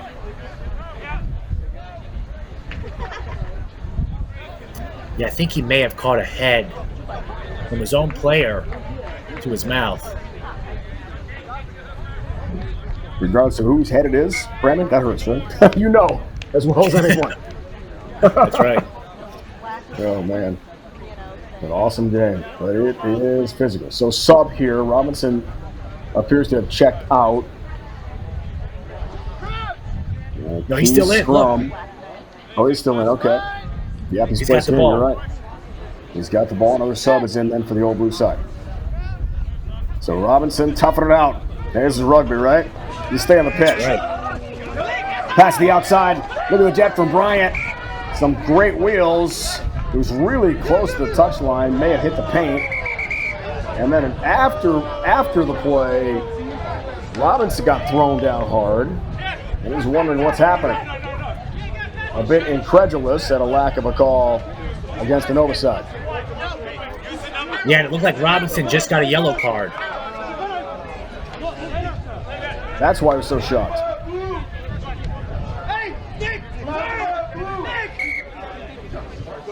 There was a knock on earlier. Robinson got hit right in the chops, but stayed in. And then a moment ago, a penalty.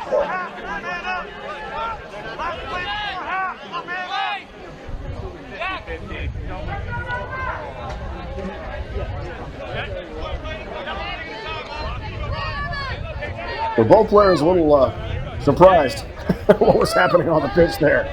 Robinson got sent into the third row. I mean, he got pushed a long way.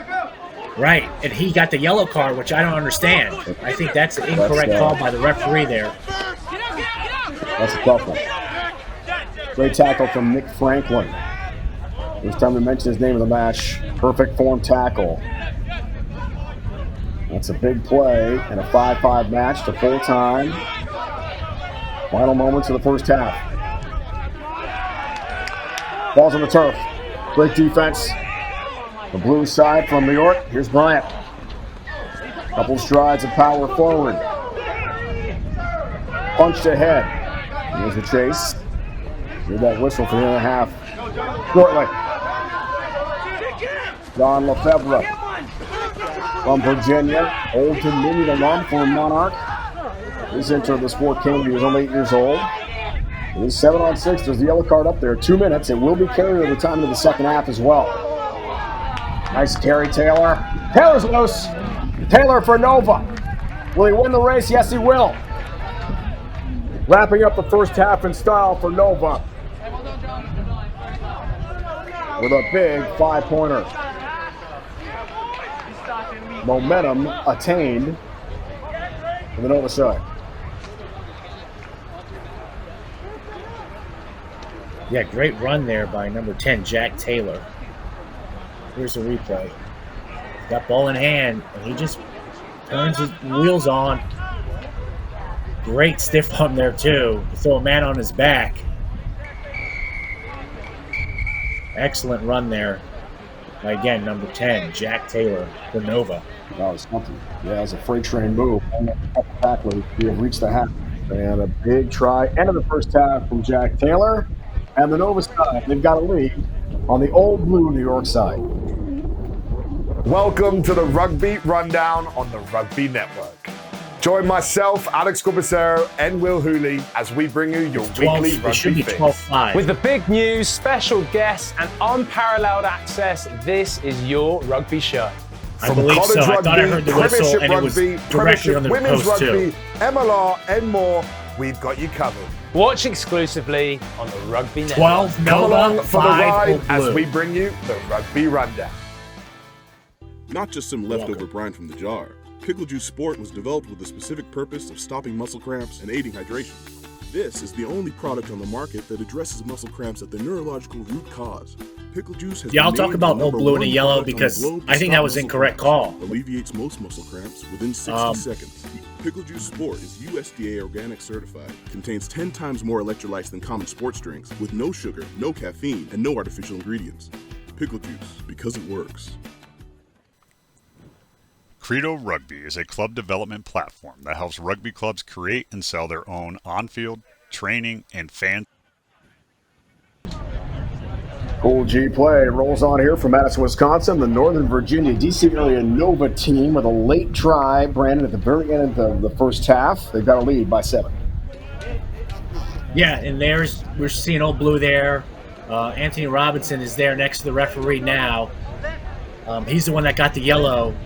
I thought he was there he is. He's arguing his case right now. I think it was unlucky for Anthony to get that card. He's saying you have to put the ball down. I don't think he knew whose ball it was. But maybe the ref said, Nova ball, and he has to drop it. But he had no chance. Nova came up and pushed him right away and shoved him. If anything, I would have given 2 yellows there, 1 to Nova and 1 to Old Blue for not releasing the ball. And for Nova, for a 2-hand push, and you saw Anthony go 5 meters over the rope into the crowd there. So dangerous. I think I would have given a yellow to both. He got ragdolled. I mean, just tossed toward the stands. That was something. Connor Wallace-Sims with a kick for Old Blue New York. And play stopped on that touch. So just underway here in half number 2. And you're right, it created the 2-minute yellow that gave Nova the 7-on-6 advantage. They were able to cash in with Taylor's sprint to glory. Exactly. I think Nova's lucky they got Very big call. Let's go.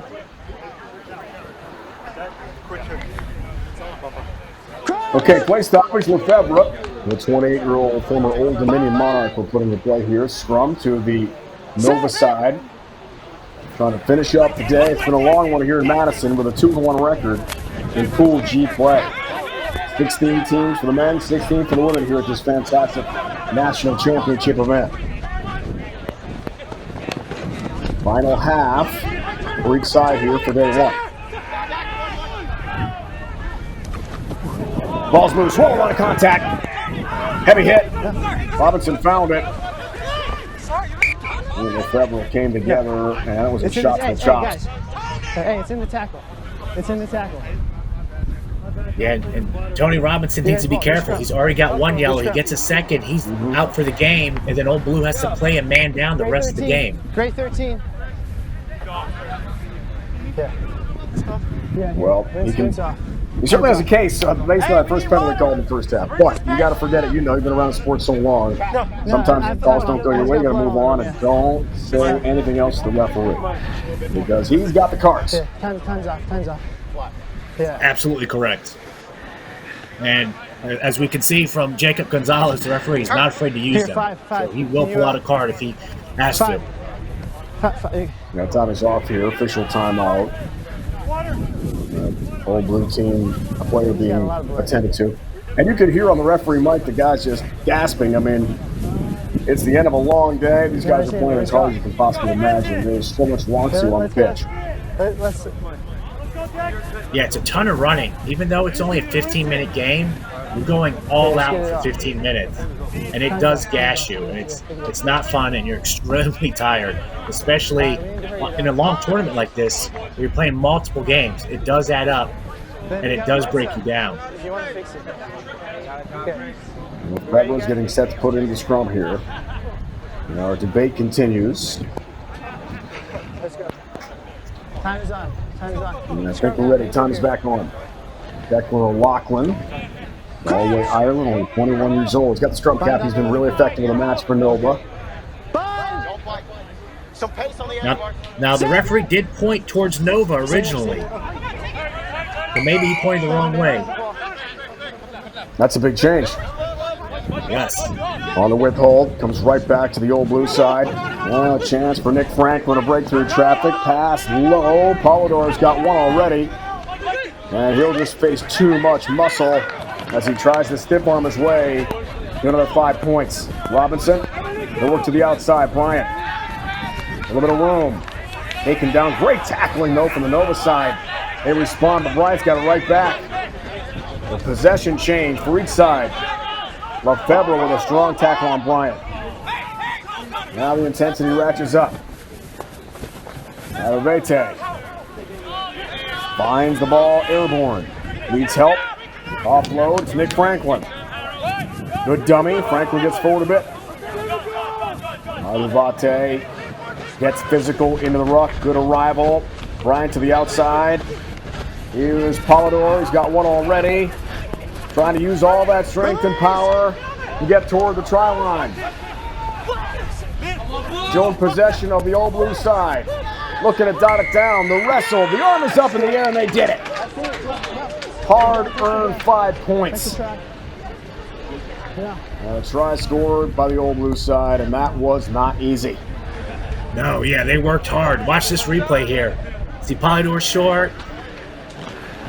And then 11 with a good ruck. And then the last guy comes in, and he's taking on 2 men, going backwards. And he gets that try, and he, like you said, he wrestled it down. And that ball just has to touch a blade of grass. Even though there could be an overhand under it, holding it, as long as part of the ball, with a little tip of it, touches a blade of grass, that's a try. And that's what the referee saw there. So they were awarded. And the kick is good, too. Great play. Conversion from a tough angle. Yeah, for sure, partner. Just inside the post. So a big 2 points tacked on. St. Clair had the tremendous effort with the ruck arrival. And it looked like, from our angle, it might have been held up and not dotted down. But you're right, just need that blade of grass to make it a 5-pointer. We got it done. We have ourselves a good match.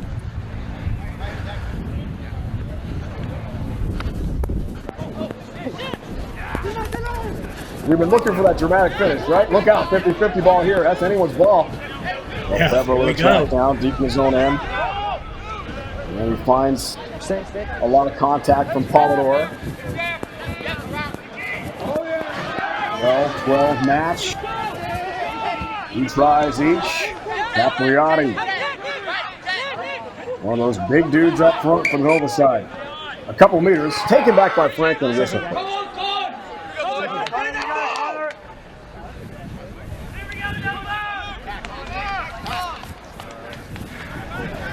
Big scrum upcoming. Clock ticking toward 14. Tie match. Lefebvre, the scrum to Nova. We'll place it in the 3-on-3 of those big guys going head-to-head. Get your head. You gotta get your head. Let's go. It's not pretty in there. It's not pretty in there, Brandon. No, it doesn't smell good either. That's what I mean. It's tough all the way around, especially at this point of the day. Lefebvre does come away with it, but it's knocked on. Double the handle. Jack Taylor, one of the try scorers for Nova, lost it. Robinson regains. Here's Wallace Sims looking for support. The offload, so instead of ruck for Robinson. Nick Franklin, that worked to the outside. St. Clair had the big try plus the conversion to tie it. St. Clair went down in a heat. I don't know if that's a cramp or I don't think he was hit. But he was down on the pitch. He fell hard just after he had the offload. He's still down. You can see him in the middle of the screen. That's a bad thing because look who's loose. Taylor by himself. Here comes the track down. Adovete trying to get to him. Taylor's in. Harold Anuvate, what an effort. Exhausted Old Blue players left in the wake of Taylor's second of the match. Wow, and just that's the game. With no time left, Nova scores to win the game. And I think it's because that big man went down. It looked like, yeah, you see him still down there trying to push himself up in the replay. And they just didn't have enough men, and Jack Taylor saw that and just attacked. Taylor with a buzzer beater. He has the brace, and he's got a win for the Nova side in full time. What a finish in Pool G play here tonight. Wow, just amazing. Time's up, time's up. This is not accurate then. No, that's right. That's right.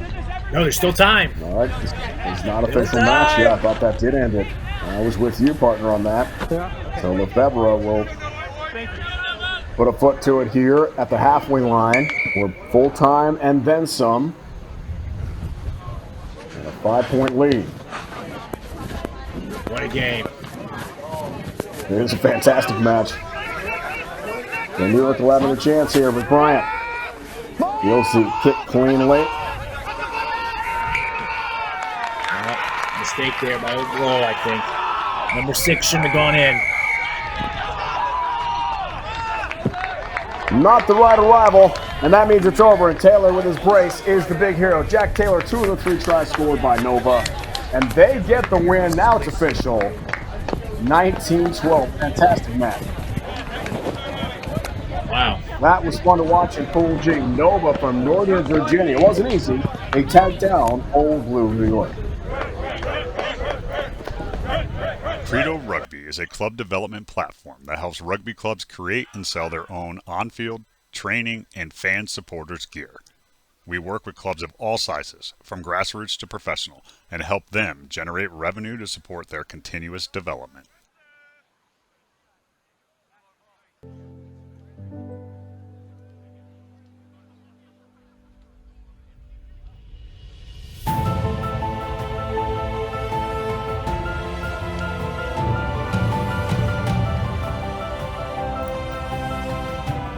Yeah, it says it's in there.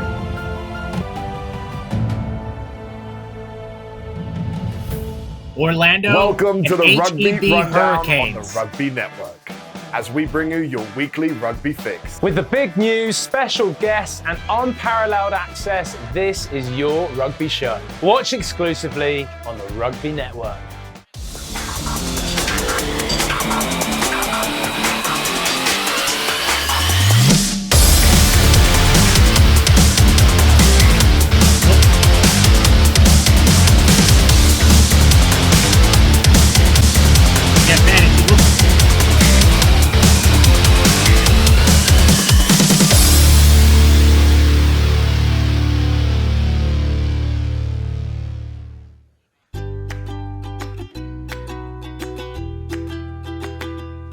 Not just some leftover brine from the jar. Pickle Juice Sport was developed with the specific purpose of stopping muscle cramps and aiding hydration. Research has proven. Yes. All right, Pool H, Ben Holden back with you, Brandon Sortman. Brandon, what's this, 4 in a row for you this swing around, my friend, right? That's right. They like to keep me busy here. That's right, man. So we got Dallas squaring off here with the Olympic Club out of San Francisco. And they've got the ball. Do the guys from San Francisco, the white kids, Dallas in the red kids. So once we are through this match, then it's knockout rugby from there on out from the rest of tonight and then tomorrow. Brandon, have you seen either one of these sides yet? Yes, I saw the Denver Barbarians shut out the Olympic Club, and I also saw Denver beat Dallas 22-12. That's right. We did that one together. That's right. So both of them I've seen, they both lost. So I haven't seen them play a winning match yet. So I think this will be a big one for both of them to try to get a win here. Yeah, for sure. Ball at the back here for Dallas. They spin it way out wide. So Good footwork out there. The offload. Got to be careful over there near the touchline. Good job to get it back now. John Flex Stewart, number 21 there. He's going to get it right back. Plays it back for Chad Joseph. Joseph trying to break through. Offloads the ball there. Nifty little ball out over the top for Ben O'Lee, number 20. Picked up from the base of that rock there. Taken out of there by Aaron Davis. And try to kick through here. Gonna hustle, try to get it down. And they do. Nicely done there by Ani Mateto.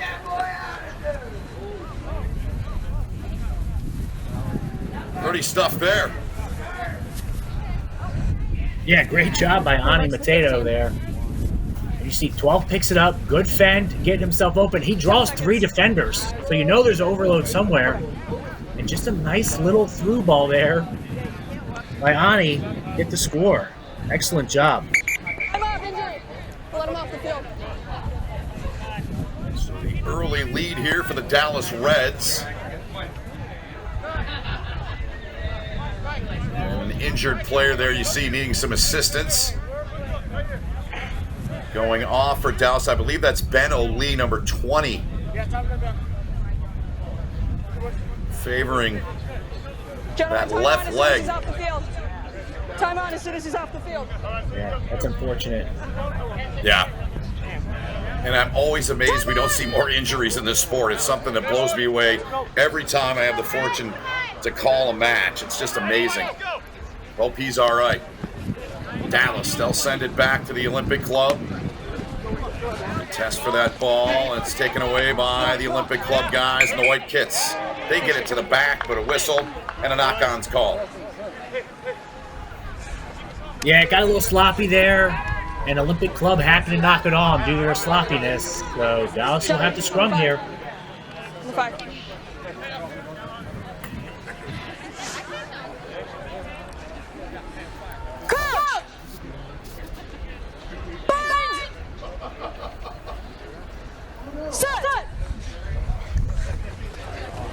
Beautiful game picked up in the back there by Stewart. Offside was called on the Olympic Club. Empty one-handed offload there. Played into the hands of Jalen Tatum, number 7. Davis trying to get in there and get it free at the base. Instead, he holds off and allows his teammate Mateo to get in there and get it. He's the try scorer here in the match. Just over 2 minutes gone in this first half.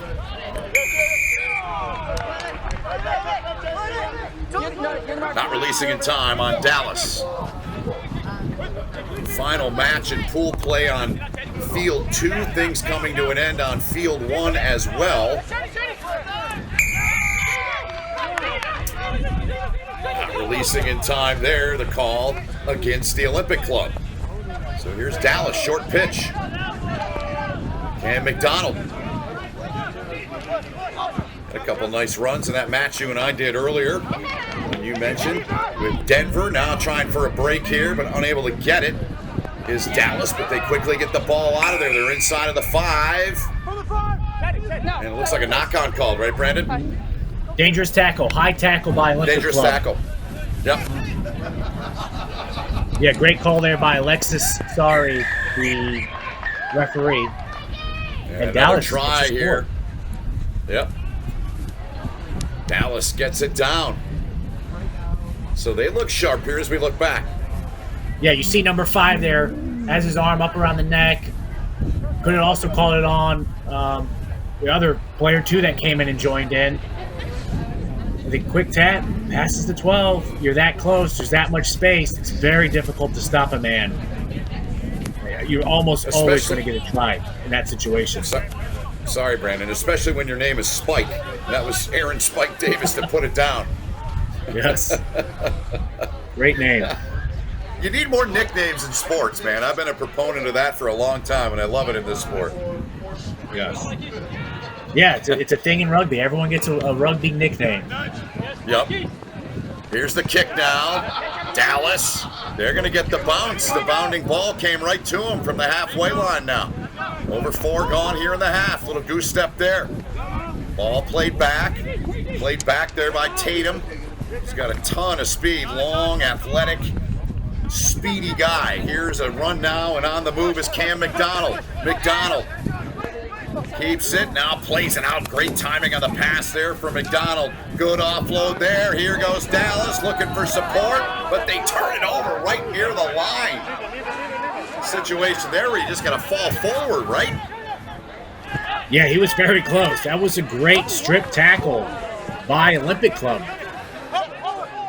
Sure was. Now they've got possession, keeping this thing a lot more manageable at 10-0. See if they can get something going on the offensive side. Here they come with some speed up the near touchline, and they're going to get it going.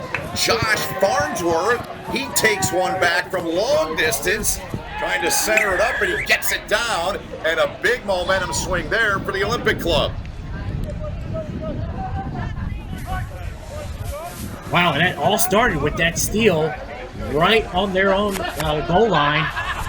And then they shoot it out wide quickly to Josh. And Josh Farnsworth takes it home. Excellent play by number 11.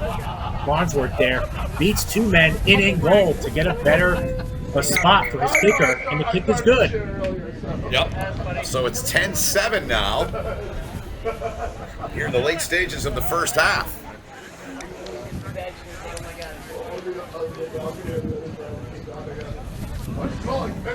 Just over a minute remaining. Looks like it's halftime, though, right? It's halftime indeed, so the clock a little bit off, so we'll get that resynced, and we've reached the halftime break on that play. That's fine.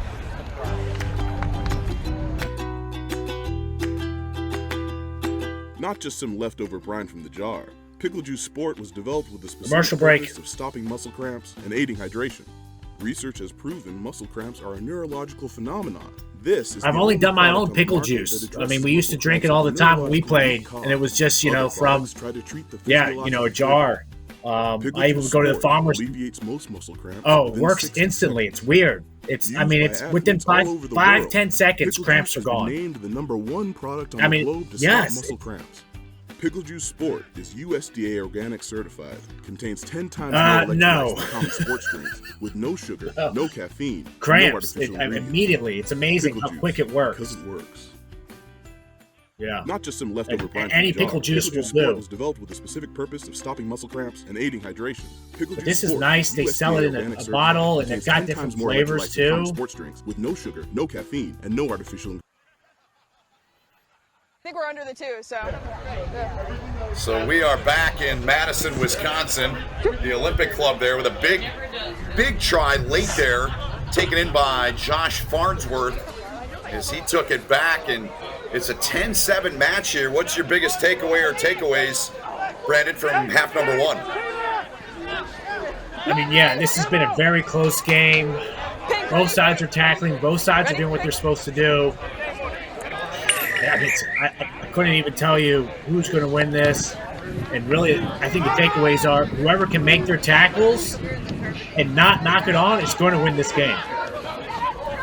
Roger that. We'll see how it goes. That is Brandon Sortman. My name is Ben Holden, all of our crew from Next Level Rugby. Couldn't do it without him. A great job by everyone involved on the production side. Is that our penalty? Here in Madison, Wisconsin. So much goes into these days. People are like, yeah, it's an all-day event, but you don't realize the work that is put in from the production groups just to get everything set up the day before and maintaining it throughout. So I tip my hat to them for a great job here so far. Now 2 days in for them. We'll close things out tomorrow.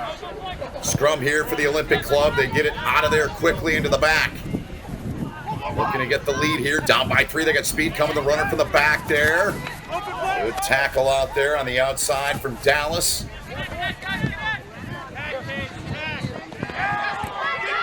Now it's down on the deck, and it's kicked ahead by Dallas. Now the Olympic Club guys trying to get it settled. They're way back, and we got a whistle here. See, I think she was playing knock-on advantage. Okay. Yep, so she's going back to the original knock. Okay. Right, yep. Oh, sorry guys. Scrum it from here. Yeah, okay, good. Yeah, I thought it was Dallas's ball. Olympic knocked it on. Dallas kicked it forward. Right. Okay. Good. So, the man they call Flex with the put in here for Dallas. What is reset? What is reset?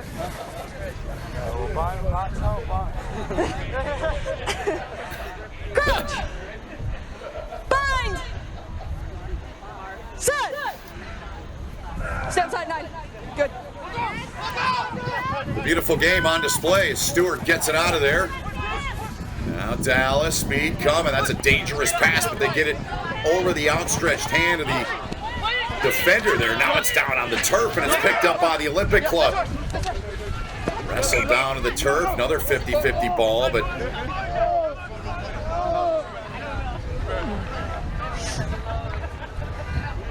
Yeah, I think we've got an injury to a Dallas player. No? Okay. It's forward off red, and it's forward past 5.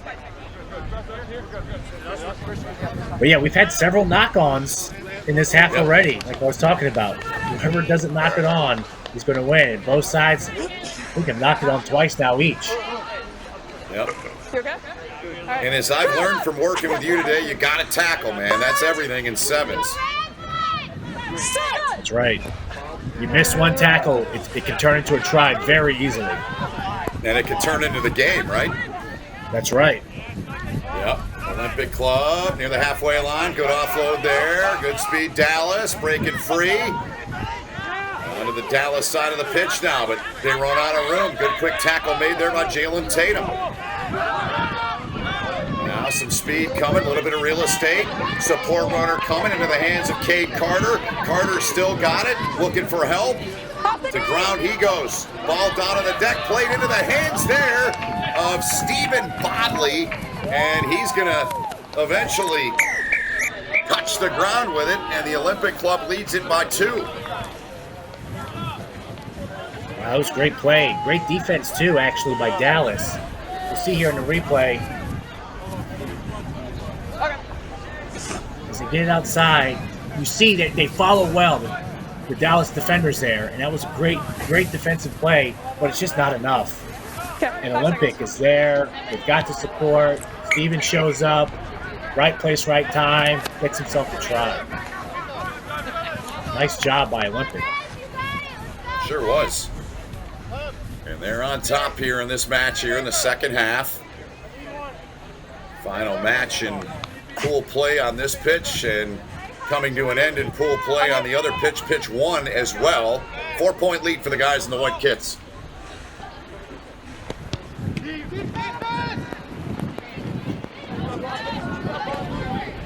Dallas. See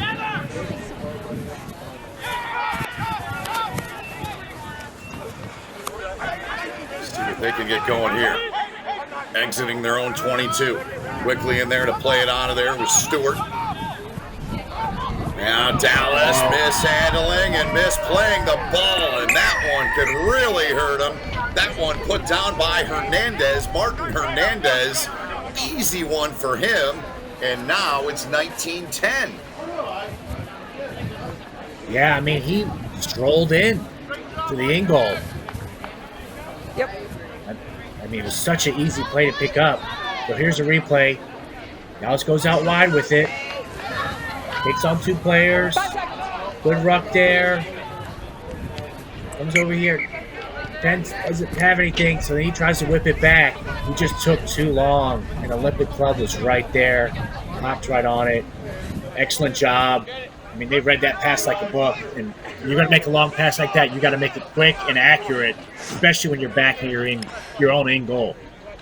Yep, and you better be sure on it too. So that could prove costly to Dallas here. They're going to get a chance to get it right back. The take from Dallas.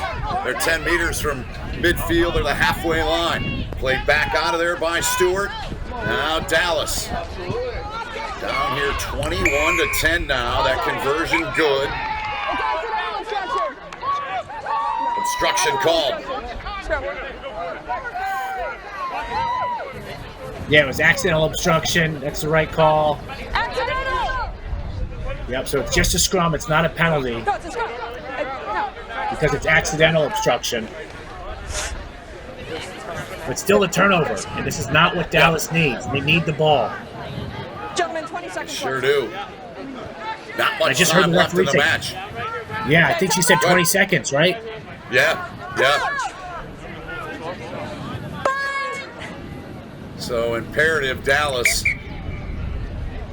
get this thing back in a hurry. Keep the space. Both sides. Coach! Bind! Set! To the back it goes. Team with the ball, leading by 11 here in the final seconds of the match. They want more. Look at the speed up that touchline. Now pops one in there for himself, trying to make a run and get in there was Kasnick. It's in there, and it is put down. What an effort. He touched that down, right? Well, I think she's calling time off to check her assistant referee. Okay. Let's see. Let's watch the replay here and see what happens. Grounded by red. Great kick ahead, by the way. Yeah, it was.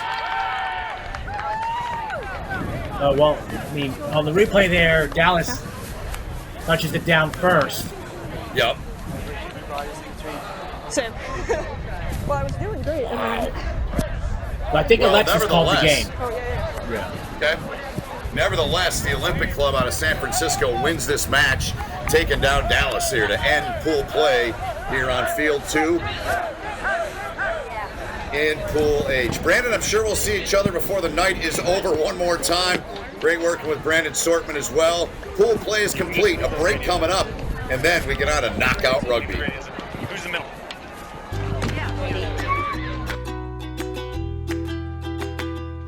Not just All some right, leftover clear. brine from the jar. All right, great Pickle job, juice Ben. Sport was developed with the specific purpose of stopping muscle cramps and aiding hydration. Yeah, so you're- Research has Yeah, so proven there's a that game muscle break, cramps are a and then you're on neurological again phenomenon.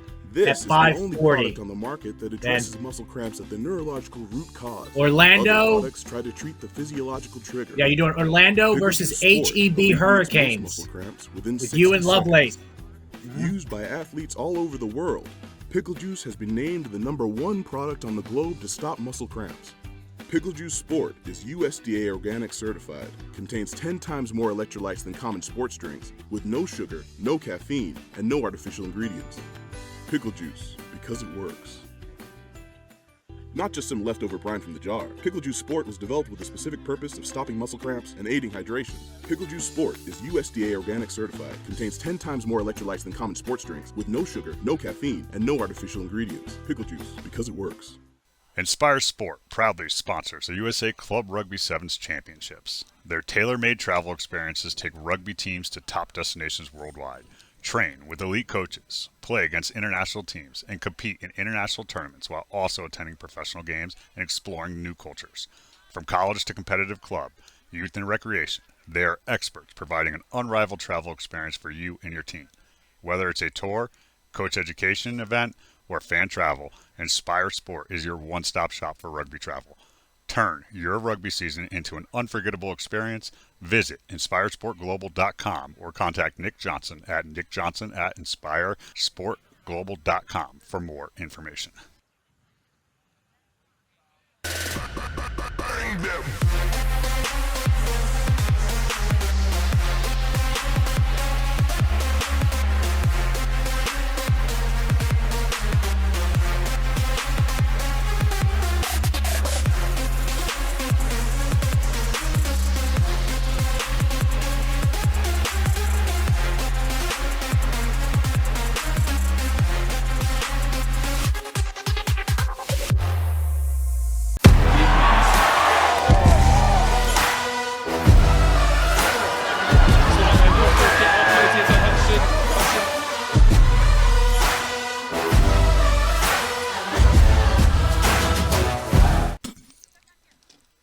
Attention all rugby fans. World Rugby Shop is your one-stop shop for all your rugby gear needs.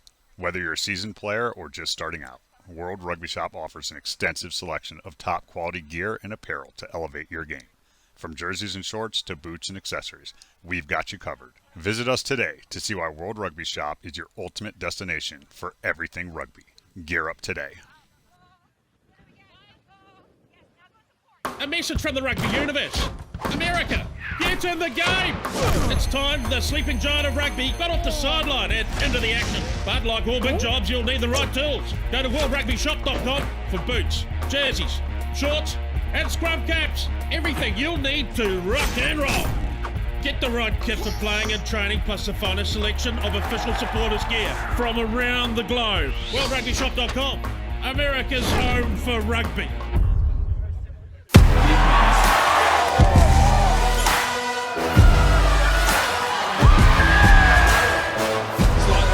Offload on Hudson.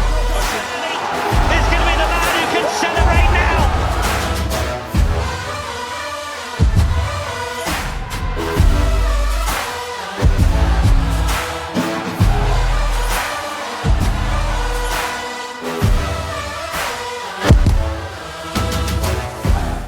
Let's get ready. Major League Rugby is now. This is the moment we waited for. Everything you want is right here. We gon' give them what they came for. We gon' take it up from last year. The Rugby Network is giving you all the free MLR content you want, live and on demand. Never miss a hit, never miss a try, never miss your team. MLR on TRN. Never miss a match. It's here and it's right for you, the rugby fans. It is the Fantasy League game for Major League Rugby. The only exclusive Fantasy League game for Major League Rugby globally. Getting started is easy. Just log into the platform, head to the play section, and you're in the game. But there's an important step, connecting your wallet. That's right. To collect player cards, you need to fund your wallet. Oval E offers various options like Ramp, Taurus, MetaMask, each with its own advantages. This process is just a straightforward way to buy in-game tokens, enhancing your gaming experience by allowing you to access different features and player cards within the game. Once you're set up, explore the play section to see available tournaments. It's where all the action happens. Looking for new cards? Head to the primary marketplace. And if you're into trading, the secondary market. And we welcome you back here to Madison, Wisconsin. Ben Holden, Darian Lovelace, and we're through pool play here, Darian, so they all mean a lot, but it means a heck of a lot more now, as here we are, as we've got Orlando squaring off against HEB, the squad out of Texas. Right, and these are knockout rounds now, so whoever loses today loses the chance to compete tomorrow. These are the bowl quarterfinals, so tomorrow whenever we have whoever wins this game competing, it'll be for the bowl final, which will be for 9th and 10th. Gotcha. All right. Good to have you with us here on the Rugby Network, wherever you're watching. Mark. Here. HEB, man, I'll tell you this much. They have the snazziest kits I've seen today so far. I don't know about you, but they look really good. Let's see how well their game is here against this Orlando squad. Quickly on the restart, HEB, but that is taken down to ground. Tap and go on the restart. Big run there, and that one is down, says the referee.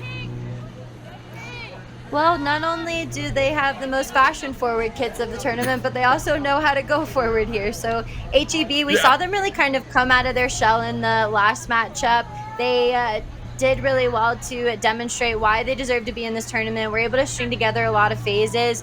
Orlando, unfortunately for them, it just hasn't really been the best run. They only traveled with about 10 people to roster. It's the 4th game of the day, so that hurts in all ways and shapes and forms. So both teams are going to be competing heavily, but I've got to say HEB looked pretty promising right from the jump.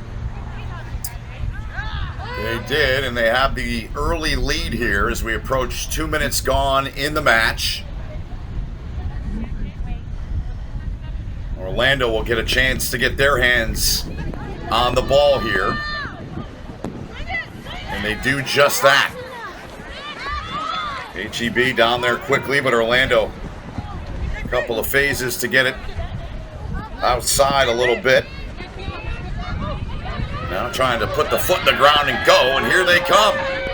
Here they come, and there they go. This will be taken in for the try for Orlando. And they get it down to ground there, and the match is level at 5. Oh, and that was so greatly needed for that Orlando side there. You see the smiles all around because it does mean a lot. That's a hard effort. That's about 80 meters that she had to cover just by an individual effort. That's a good friend, Jen, who's just able to round the corner. The lucky number 13 for Orlando gets them even closer to possibly playing again tomorrow. These teams are going to be vying for everything, so we're going to see a very even matchup between the two sides. They really want to play tomorrow, even though they've been through the thick of it for 4 games now. Jen Fasano, correct? Correct. That's Jen. She still owes me a drink from a wedding, so I guess I'll take it off her tab after scoring that try. All right, so level at 5 here. HEB set to get their hands back on the pill, and they do. Some speed. Look at this run. Outstanding. Grabbing the back of the top of the kit there to slow her down. The ball flung back, and a nice play there inside with it. They're about 15 meters from the line. Laid back there. Orlando thought they could come in and steal it away, but not so fast. The call against them. Now the restart on the tap and go here from HEB. Good ball played, speed coming from the back. That is good stuff. Second effort, they've got another try.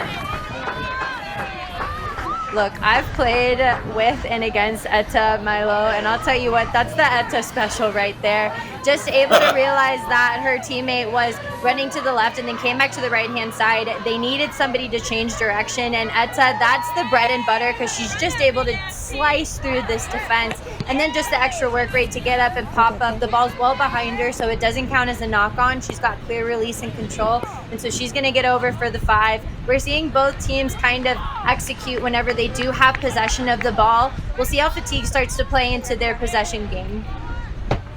So the 29-year-old Milo, as you say, gets the try there, and it's a 10-5 match now here as we come up on 2 minutes remaining in the first half. The take from Orlando. Played back. Dummy there. They keep the carry, and now the ball down to ground. In there to get it was Perkins, but a whistle comes. Knocked on. It goes over to HEB. It looks like she might have just forced the pass a little bit. She didn't have exactly control over it. Looks like it got a little bit messy there at the bottom, so you see her get a little bit frustrated as she gets up. She thought that it was a knock-on off of HEB, but each possession in sevens matters. You only get about 3 per half, which means a total of 6. When you've got the ball in hand, you've got to retain it. Orlando just give it right back to HEB, and players like Etta, we see there in the number 2, they're hungry for it, and they're going to get over the line if they get ball. I need you to tighten in. Good stuff. There we go. Thank you. And let's go. Crouch. Bye. Set. In it goes. Paige Serber. Sorry. But McNeil a little too aggressive there on the tackle there. Or was it?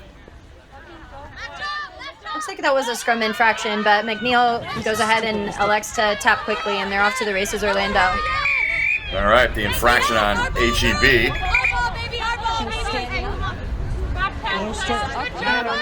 Not allowing that push. And now right back over to HEB. Leading by 5 here in the final minute of the first half. Here comes your gal again, number 2 there, Milo. Gave the ball up.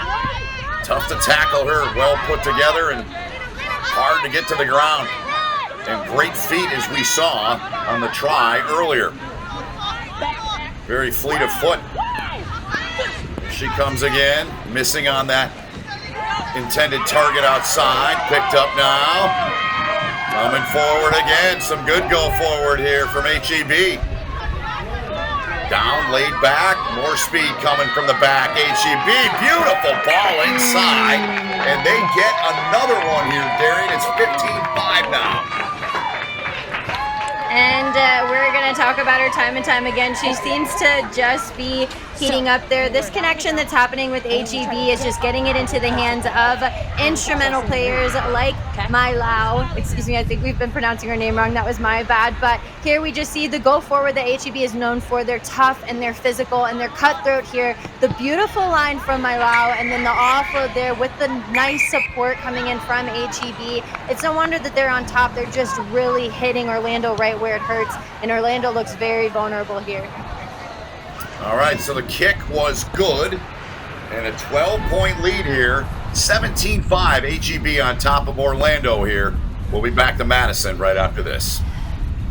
It's here and it's right for you, the rugby fans. It is the Fantasy League game for Major League Rugby. The only exclusive Fantasy League game for Major League Rugby globally. Getting started is easy. Just log into the platform, head to the play section, and you're in the game. But there's an important step, connecting your wallet. That's right. To collect player cards, you need to fund your wallet. Oval E offers various options like Ramp, Taurus, MetaMask, each with its own advantages. This process is just a straightforward way to buy in-game tokens, enhancing your gaming experience by allowing you to access different features and player cards within the game. Once you're set up, explore the play section to see available tournaments. It's where all the action happens. Looking for new cards? Head to the primary marketplace. And if you're into trading, the secondary marketplace is your playground to sell and swap cards. Ooh, Oval E is not just a game, Corbs, it's a rugby community and an experience. Whether you're competing in tournaments or trading cards, there's something for every rugby fan. Exactly. So log in, set up your wallet, and start your manager's journey in Oval E. It's easy, fun, and the rewards are just waiting for you.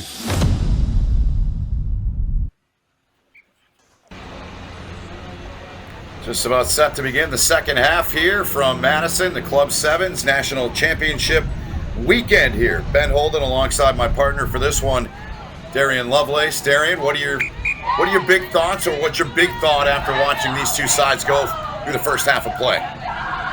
That these girls came here to play. These athletes are really showing out, showing their capabilities, showing why the women's game is just as important as the men's here because of big hits and the rugby IQ that they're demonstrating, the beautiful pinch lines, the tenacity that they're showing at the point of contact, the aggressiveness of which they're launching on the defense has really put HEB in front. We see there in the left-hand corner, Mai Lau, we've been talking about her the whole entire time. She's been a connected piece. And the Lone Ranger there, the number 13, Jen, for Orlando, got their only try. Orlando's really going to have to put it together. They have the potential of getting knocked out. These are knockout rounds now, and HEB look like they might be competing tomorrow for the bowl. Looks that way. 12-point lead here. They start the second half here with possession of the pill. Dummy there. They'll come back to the short side of the pitch now. Now they got something brewing here over the halfway line. Trying to play it back, but the pass never got there, and now looks like it goes into touch on that far side.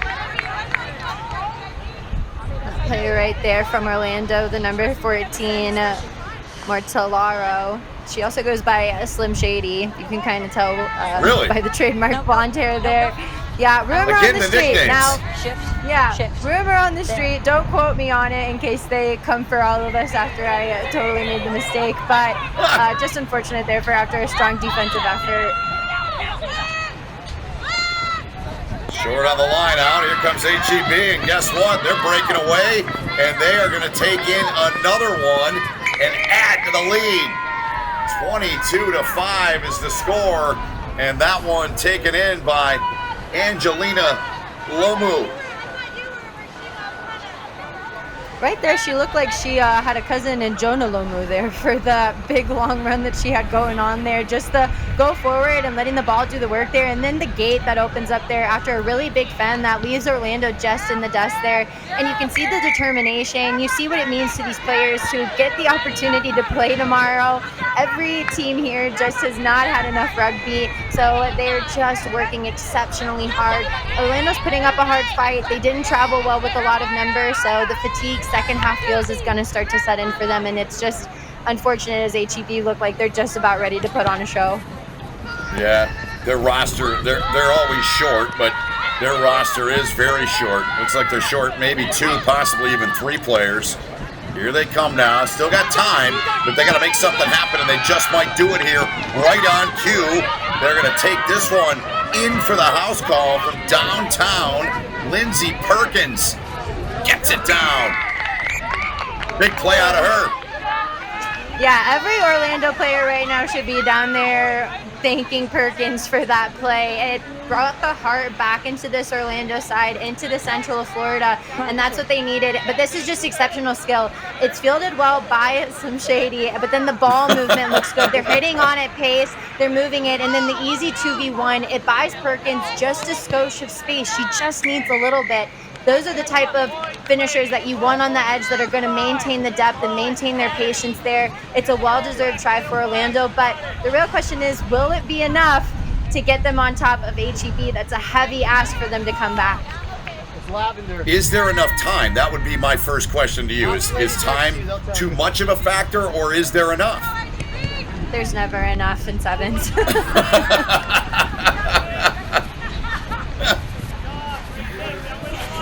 Ever. So into touch, and we'll restart from here.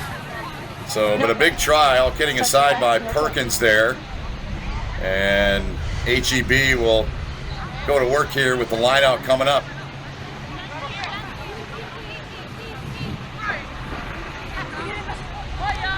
Short again with it. Did that last time. It worked. It led to a try. Does this one? It might. Here they come. The stiff arm, the offload. How sweet was that? Reaching around the player with the right hand and putting it into the runner's hands. 12-point lead. 11 minutes have expired in the match. 3 to go. Orlando coming away with it, yeah. Madeline Ross in there to swipe it.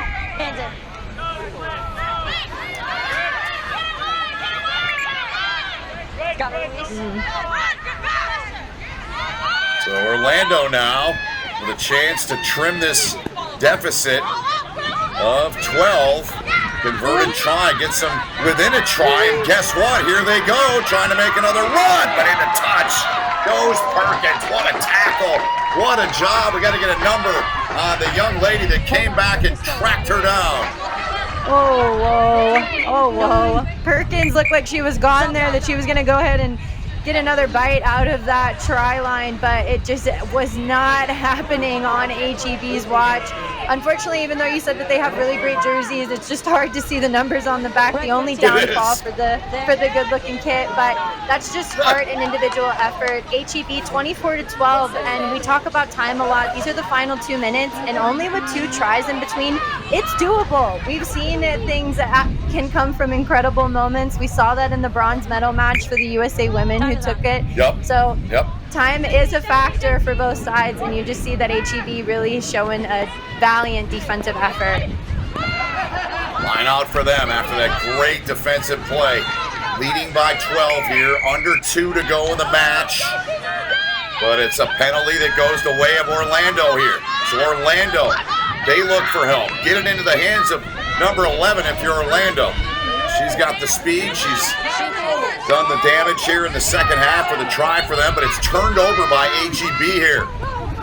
Nearly taken right back away by Orlando. Now, if you're Orlando, you've got to make sure you get this ball back here somehow, some way.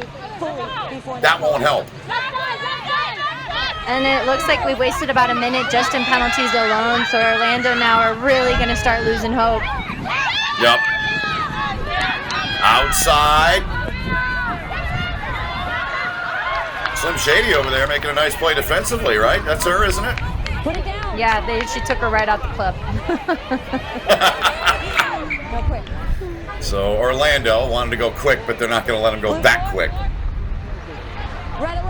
There's Lindsey Perkins. The speed she's got from the back.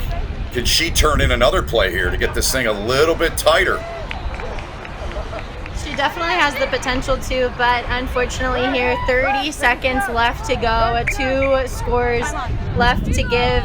Unfortunately, that minute wasted of just a lack of discipline for Orlando is what probably cost them the opportunity to play tomorrow, as HEB just have to hold on to the ball for the next 20, 30 seconds, and they've got possession, so looks like it might be heartbreak for Orlando.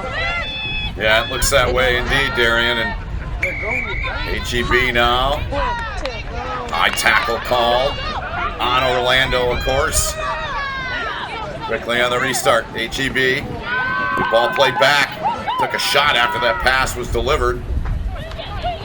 That's fine. It was out. Played out of there. Now trying to get to the corner, HEB. Trying to get in one more time, but they don't dare. But see, was that knocked on, Darian? It looked like it. It looked like she tried to be a little cheeky and pop up and go, but we heard the whistle automatically, so didn't look like she was going to get a piece of that cake there. But 24-12, you've got HEB pinning Orlando way down deep into this end, and taking on Perkins is a confident thing to do there, but it costs her greatly there with the knock-on. It won't cost them the win, so it looks like HEB is probably going to head to the bowl finals tomorrow. This will be last play. You just heard there from our referee. Last play coming up. All right. Time is on. Last play. Here we go. Crouch.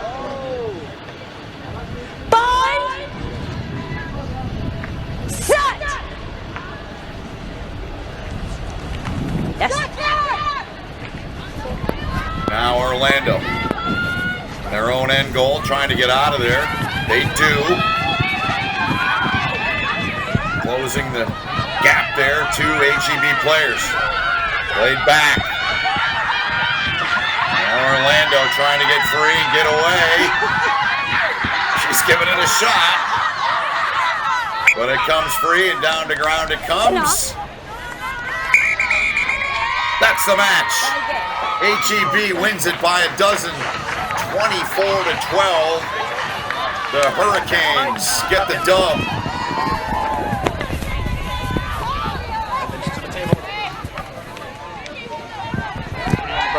We'll step aside. More rugby coming your way. Still a couple more matches to go here on the Rugby Network here before we close out day number 1 for Darian Lovelace. My name is Ben Holden. We'll see you next time with more from Madison, Wisconsin. It's here and it's right for you, the rugby fans. It is the Fantasy League game for Major League Rugby. The only exclusive Fantasy League game for Major League Rugby globally. Getting started is easy. Just log into the platform, head to the play section, and you're in the game. But there's an important step. Connecting your wallet. I'm here. That's right. To collect player cards, you need to fund your wallet. Oval E offers various options like Ramp, Taurus, MetaMask, each with its own advantages. This process is just a straightforward way to buy in-game tokens, enhancing your gaming experience by allowing you to access different features and player cards within the game. Once you're set up, explore the play section to see available tournaments. It's where all the action happens. Looking for new cards? Head to the primary marketplace. And if you're into trading, the secondary marketplace is your playground to sell and swap cards. Ooh, Oval E is not just a game, Corbs, it's a rugby community and an experience. Whether you're competing in tournaments or trading cards, there's something for every rugby fan. Exactly. So log in, set up your wallet, and start your manager's journey in Oval E. It's easy, fun, and the rewards are just waiting for you. Welcome to the Rugby Rundown on the Rugby Network. Join myself, Alex Corbacero, and Will Hooley as we bring you your weekly rugby fix. With the big news, special guests, and unparalleled access, Can you hear me? This Brandon? is your rugby show. From college rugby, Premiership rugby, Premiership women's rugby, MLR, and more, we've got you covered. Watch exclusive. Welcome back, team. My name is Darian Lovelace, and we are watching Nova, the team in purple make their way to the try zone off of a restart against Phoenix. This is the bowl semifinal here in Madison, Wisconsin for the Club 7's Nationals. And here we just saw a valiant effort by number 7, the one who always finds her way down there. That's Asumang. And Brandon, that was something, that was a statement right from the jump from Nova. Yeah, I mean, just to collect the kickoff and then take it the other way, 60, 70 meters is a huge statement. So great way to start the game for Nova.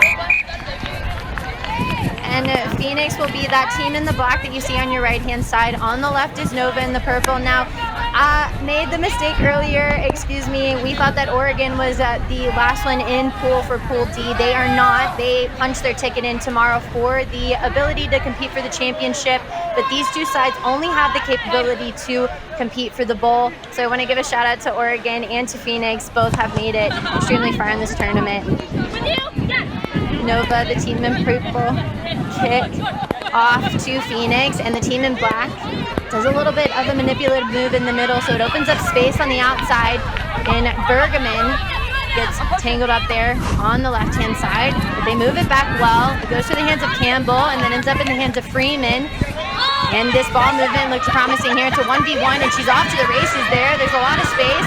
There's a chase down coming from 2 Nova players. The number 3 is on the number 5 for Phoenix, but it looks like Pro Dedic for Phoenix will answer back quickly to Nova's early try. Yeah, great way to answer here. And here's the replay, and you can just see it's just nice, simple hands, getting it out wide, breaks 1 tackle, and then she just outspeeds 11, and then also 3. I mean, look at this. Way to go, number 5. Excellent play. Way to turn on the gas. Was thinking about more in the middle than stop to touch it down. Got a decent try, decent kick here too, with a conversion for her teammate. Conversion is attempted by Campbell. It veers to the right a little bit, so 7-5 will stay at. Nova got a center try, so they were able to convert that. But we'll take a look here at Phoenix, and that point differential really made the difference here with who went between Oregon and Phoenix.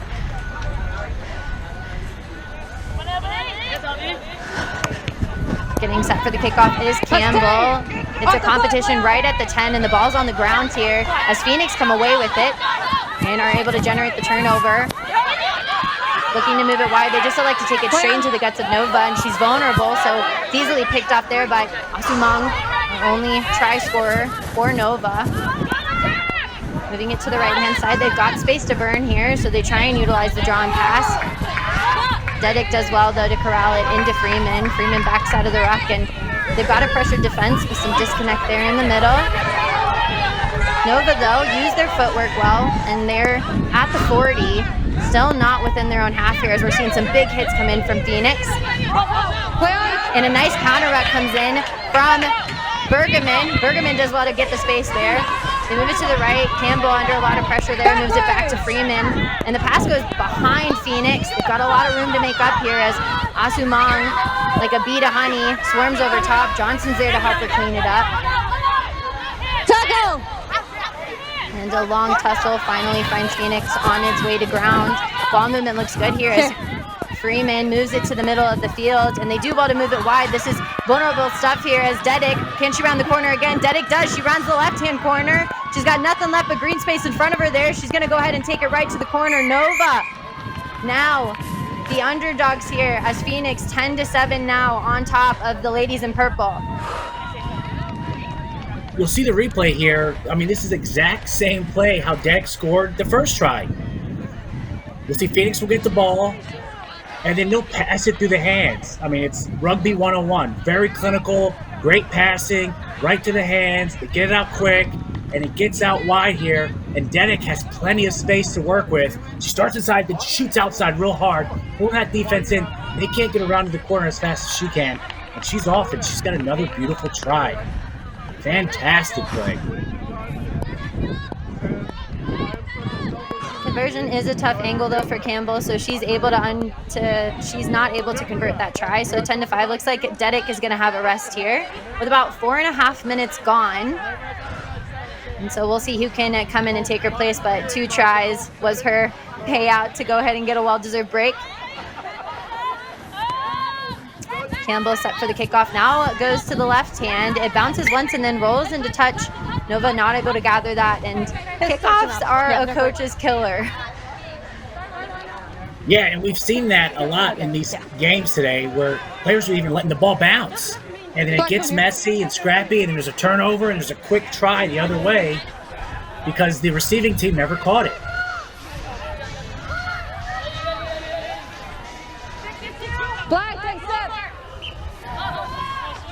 Nova have the throw in. The line out is successful, goes off the top, and now will work its way through the hands. They do a looping play there, which leaves Asumung vulnerable there, and she rounds the corner easily. It's a chase down though. Campbell's coming across there to corner flag.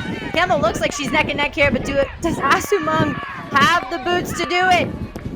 And she'll do it to the left of the try zone. And so now that's going to bring our score 12-10. Nova answering back quickly against Phoenix. And here we'll watch the replay. Great line out. We bring the ball down.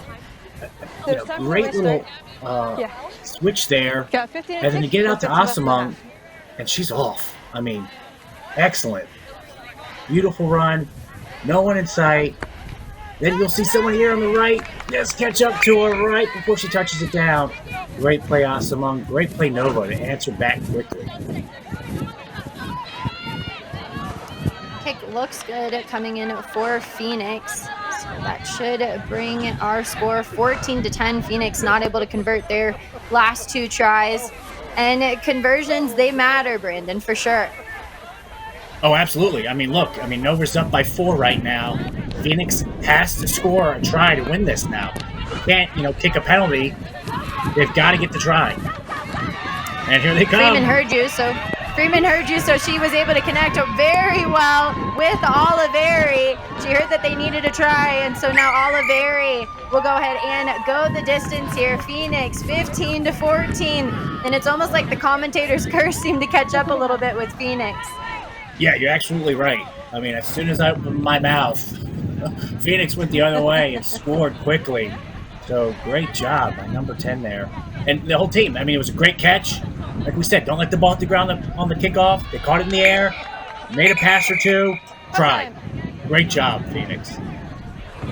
And so we're going to go with Phoenix leading at the break 17-14. We've got a whole second half here for these bowl quarterfinals. Stay with us, team. Track me. Otherwise. Welcome to the Rugby Rundown on the Rugby Network. Join myself, Alex Corbicero, and Will Hooley as we bring you your weekly rugby fix. With the big news, special guests, and unparalleled access, this is your rugby show. From college rugby, Premiership Women's Rugby, MLR, and more. We'll talk about Nova. Watch exclusively right on the Rugby Network. Come along for the ride as we bring you the Rugby Rundown. Not just some leftover brine from the jar. Pickle Juice Sport was developed with the specific purpose of stopping muscle cramps and aiding hydration. This is the only product on the market that addresses muscle cramps at the neurological root cause.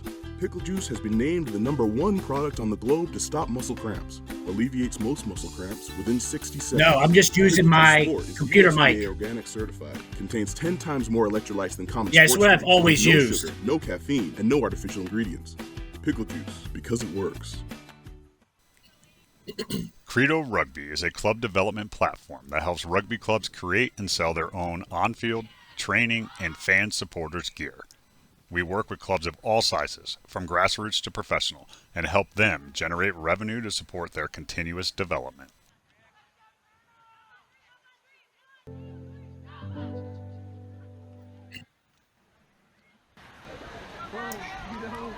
Welcome back, team, to Madison, Wisconsin, where we've got Nova playing against Phoenix, and Nova now down 14-17. Brandon, talk us through the thought process if you're the team in purple. Yeah, Nova needs to make their tackles and then get the ball to Asumung right there. She scored both their tries. She's extremely deadly. I would do whatever I can to get that ball out wide to her as quick as possible. She knows how to score. She will score again. I'm expecting 2 more tries out of her, and Nova needs to give her the ball immediately.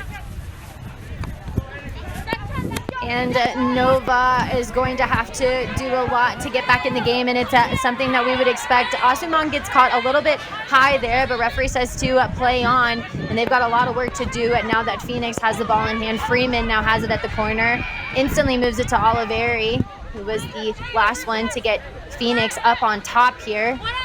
Nova now using a rush defense with the right-hand side, the left side lagging here, so there's more space around. Asumang does well to be patient, forces a one-on-one tackle, but Phoenix holding strong in their attack to run it sideline to sideline. Freeman now electing to attack. She cuts back inside and moves it to Campbell, who works hard to work the loop. And Johnson from Nova able to keep that ball from going out wide. Oliveri gets it from Freeman, and Oliveri's got some room to burn here as Nova doing their best to try and corral her to that last defender that never misses. She does a beautiful offload into Freeman. This connection is just right on the money here. Support comes quickly from Phoenix. And it looks like Priest just got caught under Back 10.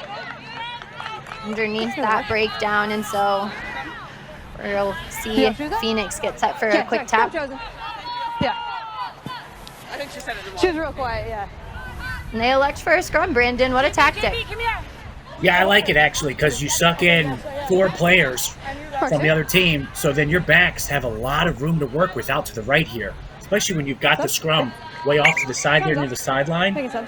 Give your ball to backs with space, and especially this Phoenix team, they've got some great backs. They're going to find some holes, and they'll get a try here, I think. One more time. Purple 11. Does that want to go? And Phoenix now rolling in some finishers here as we've got 2 minutes gone in this second half. Looks like some subs will also be coming in for Nova as Hoffman has a seat. Time's back on. Crouch! Bind! Set! Scrum is wheeled around. Nova end up with it after that, so they're pretty flat on attack here as they work to do their best to get it to Asumang. Asumang finally gets that 1v1 that she always asks for. Freeman dives for the ankles, but Asumang, a free woman there. She's going to go ahead and get her third for the match, and Nova now on top of Phoenix. We talked about them being down. We wanted to start off with them right from the jump because we were hoping for beautiful moments like this. Yeah, and you see, I mean, this is why you do the scrum, but Nova stole it, and so it went in Nova's favor where they've got all that space out wide, and you give it to a fast back, you're going to score. And excellent job by Asumang to get the try, and then you just saw the conversion there too by Nova. And you can see how she's still standing upright after scoring numerous tries, 4 games to the name today. And whoever wins this will get the opportunity to play in a match. Whoever loses, it's their final match for the Club 7's Nationals here. These are knockout rounds from here on out. Nova takes a deep breath as Burton goes to the boot. It veers to the left and it hits the deck. It goes backwards though. And Phoenix already doing what they do best. They look like they were going to move it, but they cut back inside. They slice through the defense, and Nova, desperate and scrambling back. They get set on defense though, and they like to move it to a one-off runner. She moves it to the right-hand side with no space to work with, and Freeman does some dances around there, and Freeman gets a line break, puts it behind the back of Asumang, and it does find its way into the hands of Oliveri. It's a foot race. Asumang coming across. Looks like she might have almost gotten high there. Referee not happy with that one at all. So it is a penalty. Freeman will move it quickly. They've got space to burn if they can utilize some unselfish play there. They take it in, and somebody who selfishly takes the confident run in was Smith.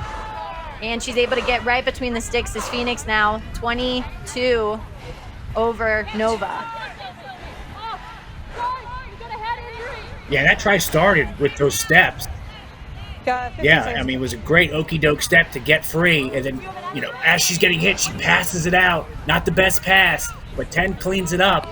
And then if it wasn't for that high tackle, she probably would have scored. So awesome, unlucky to get away with no card there. I think Phoenix quickly recycles. And look at that beautiful fen, another fen, 12 gets the score. Awesome play by Phoenix. So 24-21, Nova on top here. Or excuse me, Phoenix now on top after a relentless show of attack. Yes. And so they'll get set for the restart, kicking off to Nova. They like to shoot the gap. It does bounce once. Nova's able to corral it well, and they're going to look for some real estate on the right-hand side. They've got a big runner who decides to take it into the heart of our try-square. Avila's got to stay in. She loses the ball, though, after a unfortunate knock-on. So either way, the advantage is going to go in favor of Phoenix. Captain. Not me. Yeah, great tackle there. Okay. Not getting a touch. By Phoenix. Scrummer line out. Scrummer line out. Okay. Scrum? Okay. Scrum chosen. It's going to be here. Arm over the shoulder for attacking. Okay. Time's up. Purple 6. Never mind, Taylor's here. Perfect. Okay. There you go. Looks like Bertrand is going to go ahead and have a seat there as Nova looks on 21-24. We have a minute to go. And Brandon, 2 opposing viewpoints here, and it means everything for the last 30 seconds. What? Yeah, middle round ball was out. Phoenix comes up.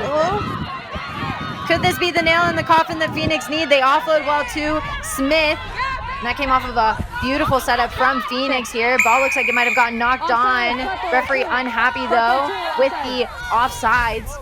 So she'll call it back here in Phoenix. You can see them sort of saunter on over. They know that time is now officially on their side. Yeah, that's a smart play. Take your time, waste a little time there, because like you said, time is on their side. They're going to do what they do best. Freeman, though, wants some more here as she steps in one, dishes a fend to the other, and Nova look like they have their hands in there. Ball goes out. Looks like referee's going to go ahead and call a knock on, unfortunately, from Asumong after all of that effort there. And it looks like we're almost about out of time, so this has got to be close to the last play. Referee just confirmed it. So this is a big scrum here with only a 3-point deficit. Huge, yeah. And Nova stole the last, or 2 scrums ago, but then they almost stole this last one with that wheel. Ready? Could this be a spiff of greatness for us? Can they do what Spiff Cedric just did in the bronze medal? We'll see what Nova can do. Yeah, I'm looking forward to the magic. Oh, and the magic now gone as Phoenix go ahead and punch their ticket in tomorrow with the final try from Bradley off the last minute. That just solidifies the deal here. So Phoenix now will go on to the bowl. Yes. And Nova, unfortunately, are now knocked out of the Club Sevens championship. Yes. But kudos to them for making this far. But that was a valiant effort by Phoenix. Yeah, and this is a great play here by the number 3.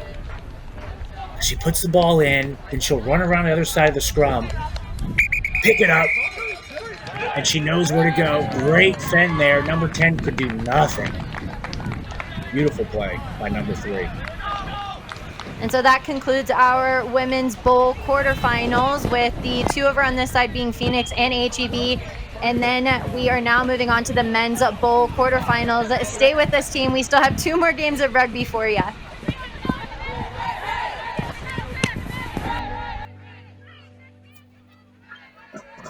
Awesome. Great job there, Darian.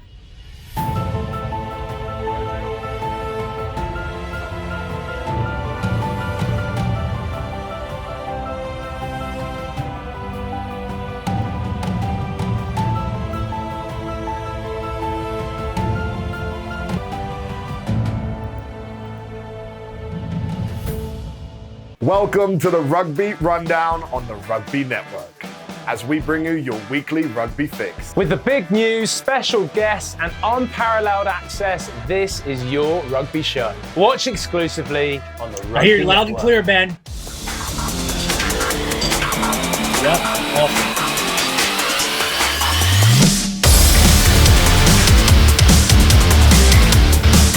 Awesome, give it all you got. Let's go.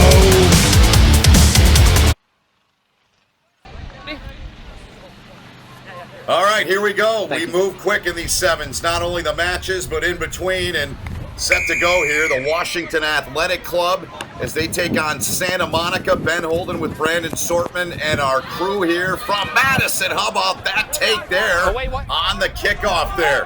That was pretty stuff. Brandon, what's your take on this matchup? What's the story here as you see a break here, and this one is going in, and the Washington Athletic Club on top early, just like that, 20 seconds into the match. Yeah, I was going to say, WAC looked amazing in the last game we saw when they played Tennessee Elite, and then they start off great here. And here's a replay. Ball goes to hand to 16, and he just beats one guy. And like we said, you beat one guy, or one tackler in sevens, you can get yourself a try, and that's exactly what Washington Athletic Club did there. Pretty stuff out of them. Of course, their women's side, a dynamite side as well. Quite an outfit they've got all the way around out there in Portland, Washington. Now they're going to send the ball over to Santa Monica. I remember from, I think, 2 or 3 matches ago, as it's taken away again here on the kick by WAC. You talked about Santa Monica, the big thing, and I've heard you talk about it all day, whether it's been you and I together or you with other commentators, is tackling and how critical that is, especially in the knockout round stages. Yeah, exactly. And it's going to be very important here in this game, too. And if WAC just keeps winning these kickoffs, there's going to be no chance for Santa Monica to score. Look out here. Offload. What a play. Jerome Nale takes this one in, but that offload was special. Oh, what a beautiful play. And Washington Athletic Club on top, 12-0 with a conversion coming. Yeah, that was one of the nicest one-handed offloads we've seen today. Sure Here was. you go. You're going to see it again in replay. And that's your first try scorer, number 16. Draws in 2 guys. Beautiful turn with the one hand. Pass to number 9. Gets the try. And nothing wrong with that tackle. That's a clean, fair tackle. Ball hadn't been touched down yet. So smart play by Santa Monica to try to hit the Washington player and try to pop that ball loose. Now, the next big thing is they need to get a kick here. They need to take one. They've lost them both here so far. That's right. And these are amazing kicks. Look, they're just 11 meters, nice and high. But yeah, great job by Santa Monica there to bring that one in. Yep, sure was. Here they come now. Getting their hands on the pill here, trying to put their first passage of play together. Pulled out of there. Joey Krasenstein, number 5, was at the base of that rock. Now they go outside with it. Trying to step on the gas. Good tackle out there. The ball spills out, and a turnover is forced. What a play on the outside there by Elijah Ashman. Sorry. Terrific defensive work. Move right here. Forward. Yeah, What'd you see here, Brandon? Yeah, referee was playing advantage. As he got tackled, he tried to throw the ball backwards, but in the tackle, it went forward. So it's a turnover to Washington. He played advantage. They got tackled, so it's going to be their scrum back to where he got tackled. So great tackle there by Washington to force that turnover. Sure was. Terrific play. Again, tackling, right? Here's the put in. Santa Monica trying to come away with a steal. They don't this time around, but they put some heavy pressure on here, forcing Washington Athletic Club back. And there's the man that made the tackle, Elijah Ashman. He can fly. We just saw that. Trying to get free of 2. He's wrestled down to the ground by the second defender. Played out of there. Now, well-spun ball, but that one mishandled out there on the wing. And we'll get a whistle to come back and reset after the knock-on. Yeah, just unlucky there for Washington to knock that forward.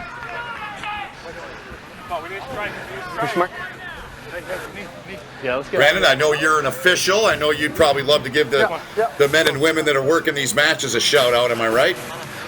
Absolutely. And, you know, we've got right here Dan Frankenfeld, the referee of this match. Set. Put in by Santa Monica, trying to get on the board here, down 14-0. Here they come with some speed. Bapunu, good ball there. They got a shot here to the corner. He slowed up a bit. Away, Black. May have cost him here, but he doesn't get it that time, but it's pulled out.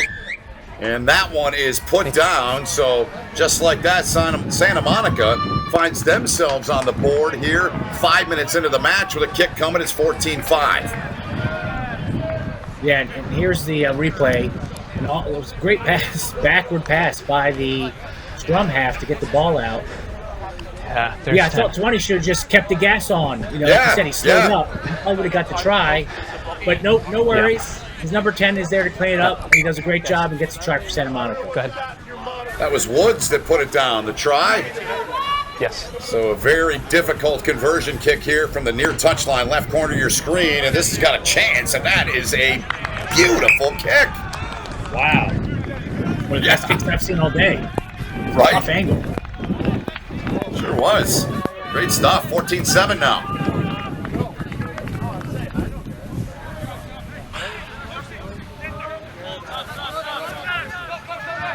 We'll see what Santa Monica does here with the kick. Time. Is the clock accurate? 1 minute remaining.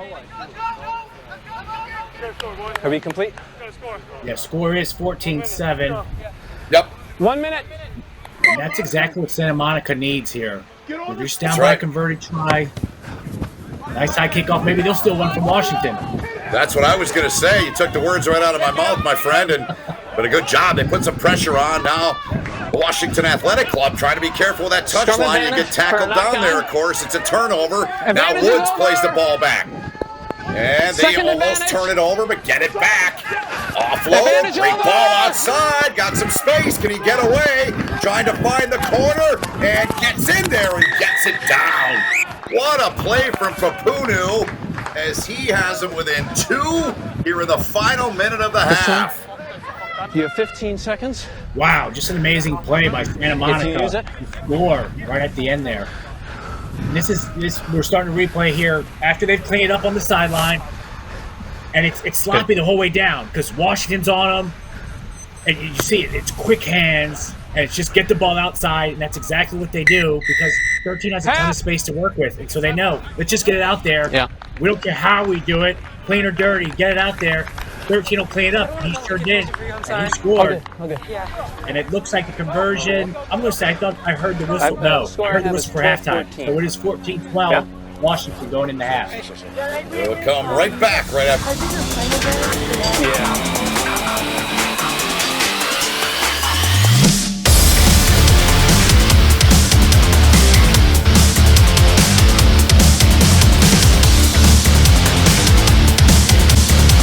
That's an awesome game. Another close game. I mean, the game Gary and I did, Melbourne and Phoenix was close the whole way.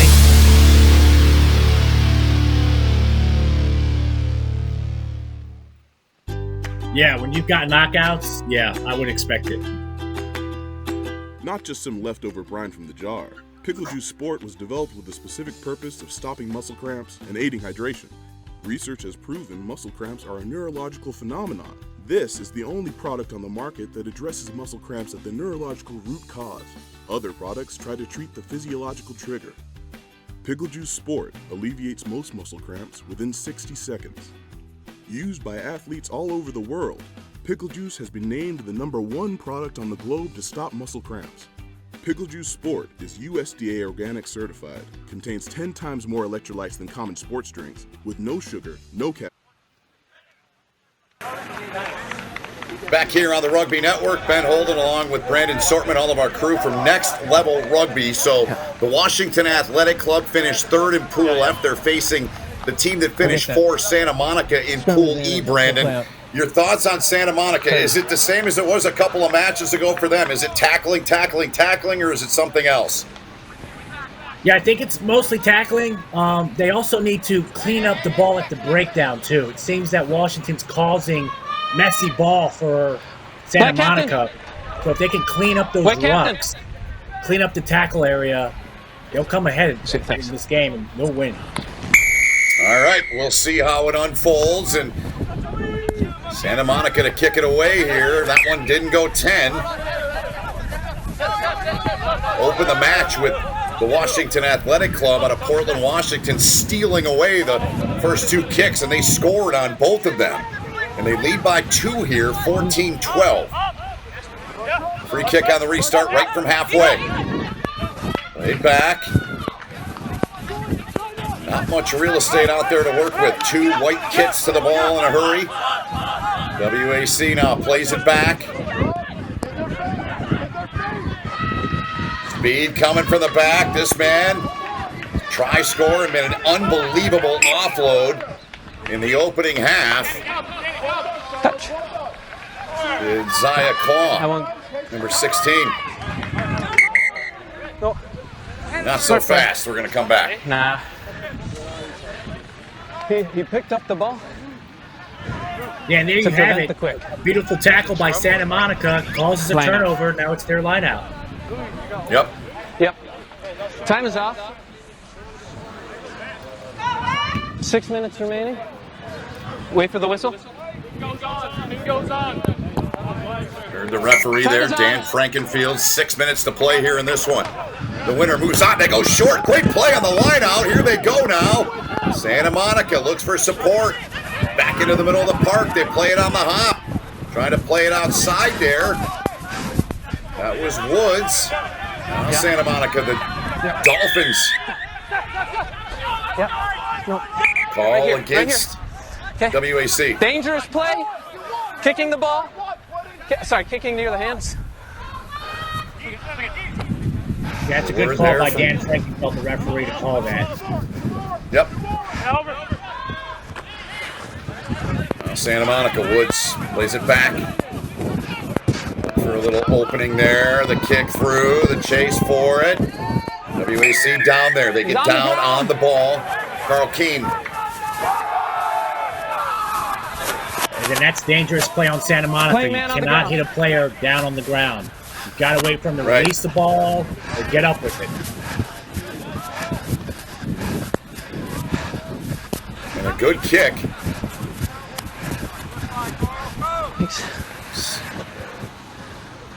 Setting up this line out here for the Washington Athletic Club.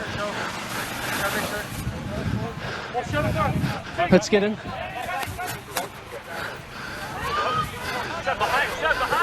They've got the 2-point lead. They go short with it. Yeah, I've got not straight.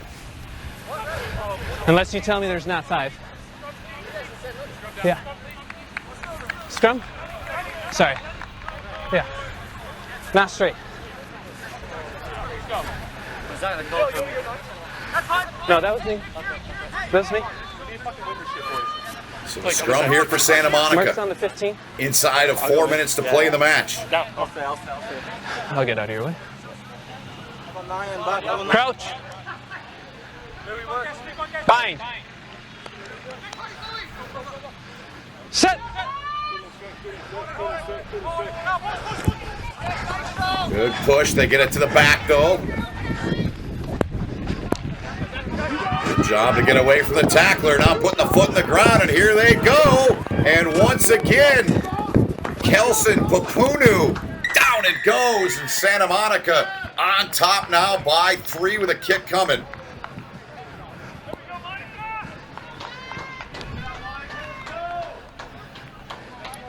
Yeah, and this is an excellent fend here. And it goes through the hands. And just beautiful. Just throw them right down to the ground. Eat some grass. While I coast in for a try. Great play there by Pupunu.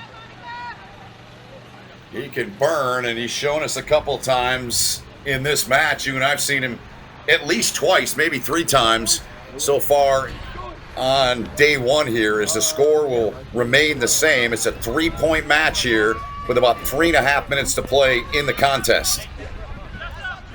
Yeah, Pupunu is a very dangerous weapon, and Santa Monica is very lucky to have him. He is excellent rugby player. I think back to the match you and I had about 2 hours ago with Jack Gibb, number 15, who haven't really seen him yet much, but he can fly as well. He might be even faster than Pupunu back there for Santa Monica. The kick did not go 10, so it goes right over to WAC. Scrum. How do we get the worst? So we'll scrum it. And I think that's the second kick in a row for Santa Monica, not going 10. Mark's here. You are correct. Quick sub. Thank you. Okay. Show Sakai with the ball under his arm. He'll have the put in here. Good. 2 minutes. What's the word? 2 minutes to play here. 3-point match. Bind. The winner moves on. The loser is done. Set. Okay.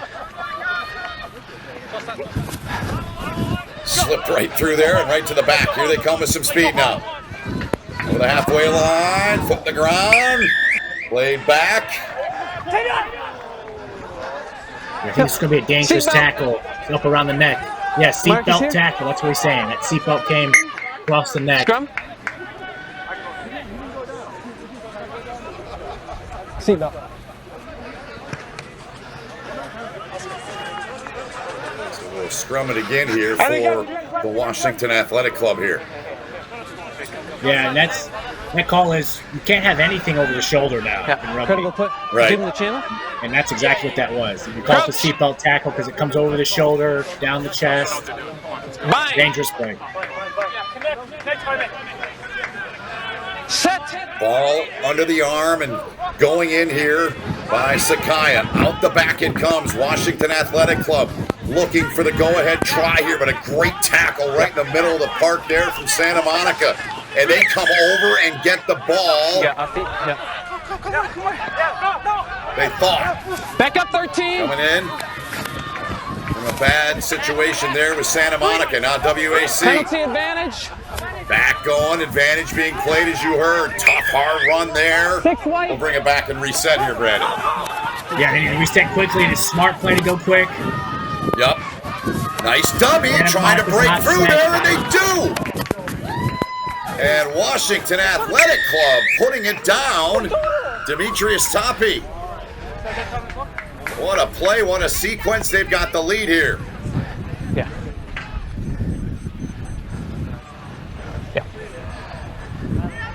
Yep, so you can see, he's playing advantage, no advantage gain there.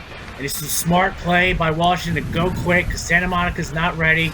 Just takes one fake pass to beat the defender on the left.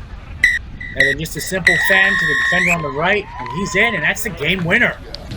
That is the game winner. In essence, a walk-off win. Brandon, I'll see you tomorrow, partner. Have fun with the final one of the day. It was great working with you. We'll see you tomorrow. Broadcast. Yeah, I'll see you tomorrow, Ben. Great working with you, too. Great job today. All right. Brandon and Darian will bring us home here on the Rugby Network.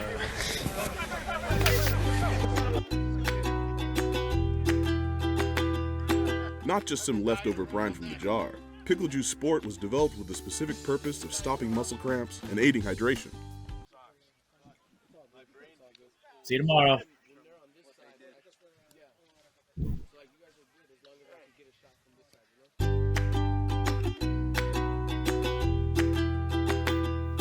Not just some leftover brine from the jar. Pickle Juice Sport was developed with the specific purpose of stopping muscle cramps and aiding hydration. Research has proven muscle cramps are a neurological phenomenon. This is the only product on the market that addresses muscle cramps at the neurological root cause. Other products try to treat the physiological trigger. Pickle Juice Sport alleviates most muscle cramps within 60 seconds. Used by athletes all over the world, Pickle Juice has been named the #1 product on the globe to stop muscle cramps. Pickle Juice Sport is USDA organic certified, contains 10 times more electrolytes than common sports drinks, with no sugar, no caffeine, and no artificial ingredients. Pickle Juice, because it works. Not just some leftover brine from the jar. White Pickle Plains. Juice Sport was developed with the specific purpose of You're stopping muscle you're in cramps New and York. aiding hydration. Life is Georgia. I'm good. Right. And welcome back, team, Green ready? to Madison, Wisconsin. Blue ready? Final match of the day here for the Bowl quarterfinals. You'll see the White Plains in the blue. On your left-hand side, they're set for the kickoff, and they're going to be kicking off to Life University, their men's club. It's contested right at the 10, and it ends up back in the hands of the White Plains. as Green scrum, blue JP knock-on. takes it in. Also a Georgia native. He's familiar with it, but he's Three familiar calls, with three this movements, you're not Life pushing U till the ball side, is I'm right, sure. sir. As they get set sir. for the first scrum of the match. I'm joined here by Brandon. Now, Brandon, you've got a little bit more say in the matchup between these two sides. You've talked a lot about the men's competition throughout the day. Then on the women's side, what can we expect from these two sides, and what have you seen for the men today? Yeah, seen a lot of different styles of play from the men's side. Knock on there. And I could expect some fast-paced rugby from Life and from White Plains. Over here, boys. We know White Plains has some flying Fijians on their side, and we know the Fijians are excellent fast rugby players. And Life is just a perennial brick house in rugby when it comes to 7s or 15s. So they're going to have some flyers. They're going to have some great rugby players too. So I think it's going to be a very evenly matched game. I got my fair share of some sevens training at Life University, so exciting stuff to see them here as we get underway. Feels a little bit full circle here as a full shake and bake happens here mid-pitch, and White Plains now already doing what they're known for. The Fijians are under a lot of pressure here as Life seem to have slapped it, and it looks like it'll go as a knock-on in favor of Life after some tenacious defense. What are you doing there? Scrumming up. Just keep it straight, all right? How about the other side? Let's go again. Yeah, I think Life is lucky there to not get an intentional knock-on because he did come in and slap the ball. Yes, it did go backwards towards his side. Crouch! But got to be careful with that. Bind! Scrum is set underway. Give it space, give it space, give it space.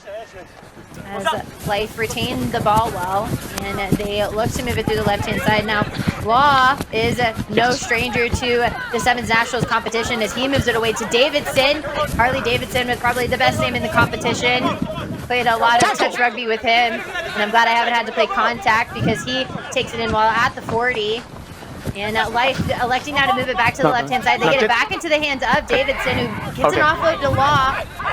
They're backtracking, though, so they've got to go ahead and set the tone here as the work rate comes in from Glazer, who's able to move it to the right-hand side. It's a deep setup from Life, but they're able to hit on it pace there, and the 2v1 is created, and it looks like somebody's off to the races here.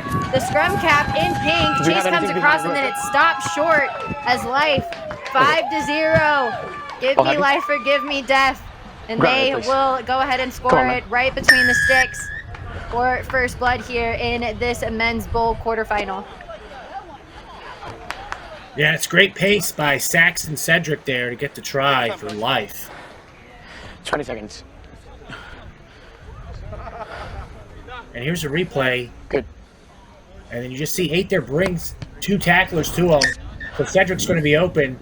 And he takes it all the way to the house. Great play by Cedric. Get that try. 2 Cedrics came out of Life University here. It must be something in the water for them. Seems to give them some speed here. Spiff Cedric was our American hero in the bronze final for USA, who's also a Life University alum. As Life go ahead and boot it deep within their end here, and the White Plains leave the ball vulnerable. It goes backwards though, and they are going to try and give Life a taste of its own medicine here. Davidson comes across and tries to dish it back inside to the White Plains here. There's a roll on the ground though, and referee not happy with that lack of discipline there. So it'll go back into the hands of Life University, but the White Plains trying to answer back here against Life.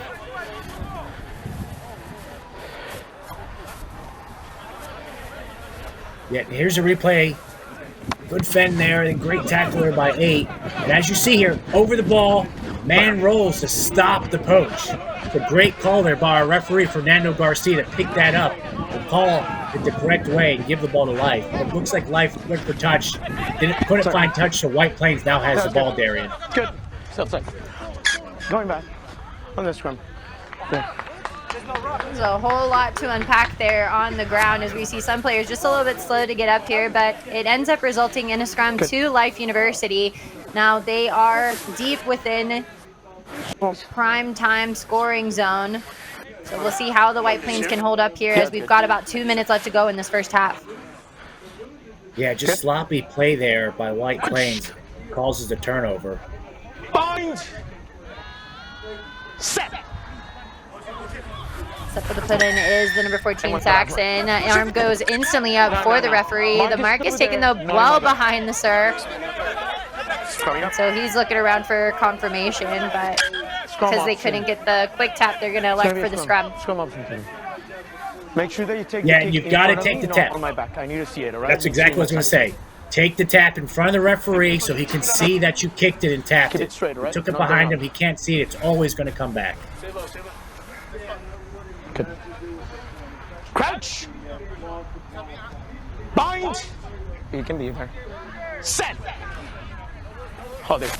Go ahead. Scrum looks a little wobbly there, though, and Life University able to dig it out. They move it instantly to the right-hand side, and Davidson's got it. Davidson does a little bit of a step and then dives at the corner there. We'll see if the flag goes up, though, from the serve. Referee's given a double whistle, so he's going to go back and converse. Jesus. Hold goes out completely, because he has a grounding over there. Because it went out completely?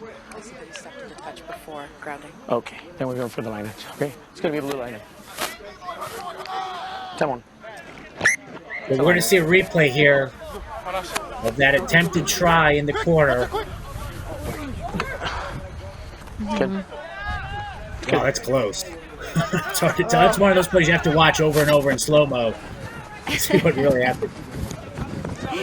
Luckily, we have a good shot of it, and we have wonderful ARs who are able to go ahead and get the call for us. Don't leave it up to us commentators. We talk up here.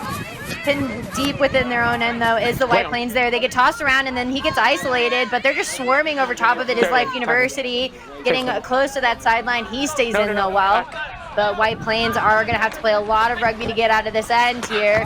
As they lose it, it ends up right into the hands of the number 5 for First Life. thing that happened, it's a green offside. All right, so you go 10 back. Referee is unhappy, though, with the defensive line for Life, so he gives an offsides penalty to the White Plains. Yeah, you're good.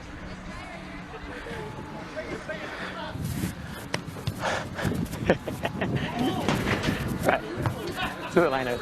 Yeah, it looks like there's not much time left either here, so this might be a final play here for White Plains. Yeah.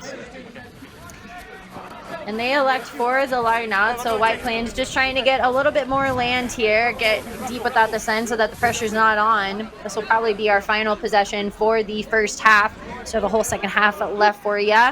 For the bowl semifinals, they try and hit it in the front and don't hit and connect well in the back, so now Life have the ability to go ahead and give a final answer as Law breaking laws and breaking hearts. He connects well with Davidson, and that motorcycle is going to go right through the sticks. And in for the try is Harley Davidson, and that'll bring our score now 12-0.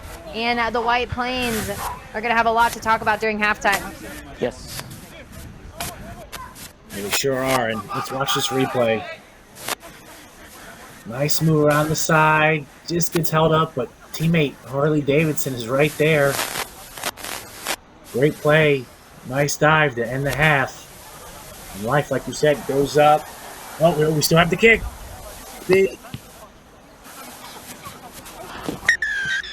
No good. Flags are going to stay down for that one. So Life University on top, though. White Plains, no scores to the name now. Both teams are going to have some hard conversations here as we have a whole second half for you that's going to round out our day here in Madison, Wisconsin. Stay with us, team. My whistle, I was like, oh, feet. Oh, no, die. Don't die. Not just some leftover brine from the jar. Pickle Juice Sport was developed with the specific purpose of stopping muscle cramps and aiding hydration. Research has proven muscle cramps are a neurological phenomenon. This is the only product on the market that addresses muscle cramps at the neurological... Let's go White Plains. We'll talk about what they need to do to get back in this game. Pickle Juice Sport alleviates most muscle cramps within 60 seconds. Used by athletes all over the world, Pickle Juice has been named the #1 product on the globe to stop muscle cramps. Pickle Juice Sport is USDA organic certified, contains 10 times more electrolytes than common sports drinks, with no sugar, no caffeine, and no artificial ingredients. Pickle Juice, because it works. Not just some leftover brine from the jar. Pickle Juice Sport was developed with the specific purpose of stopping muscle cramps and aiding hydration. Pickle Juice Sport is USDA organic certified, contains 10 times more electrolytes than common sports drinks, with no sugar, no caffeine, and no artificial ingredients. Pickle Juice, because it works. Inspire Sport proudly sponsors the U.S.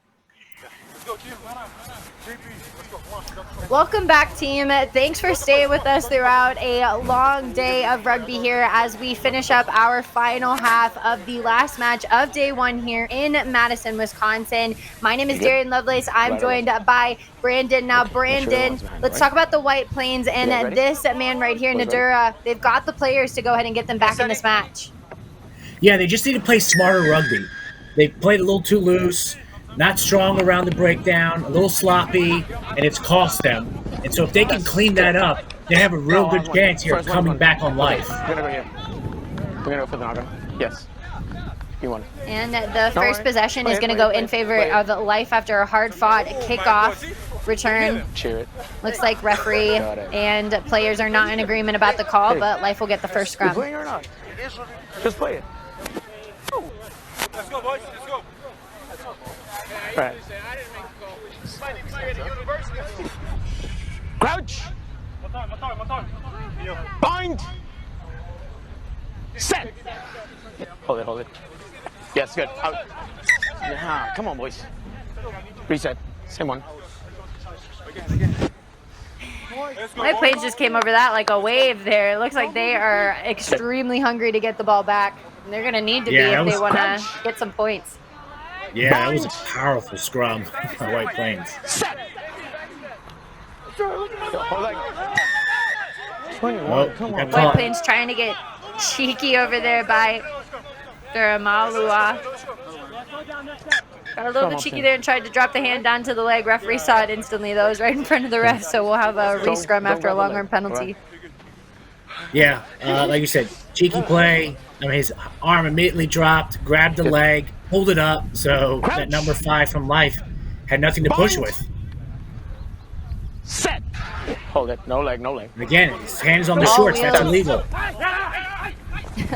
All wheels, though, stay on the ground, so referee says play on here as Life is just swarmed by some White Plains players there. We hear referee call them off, though, after they lost their feet. Now Life just getting more meters for the lack of discipline by the White Plains.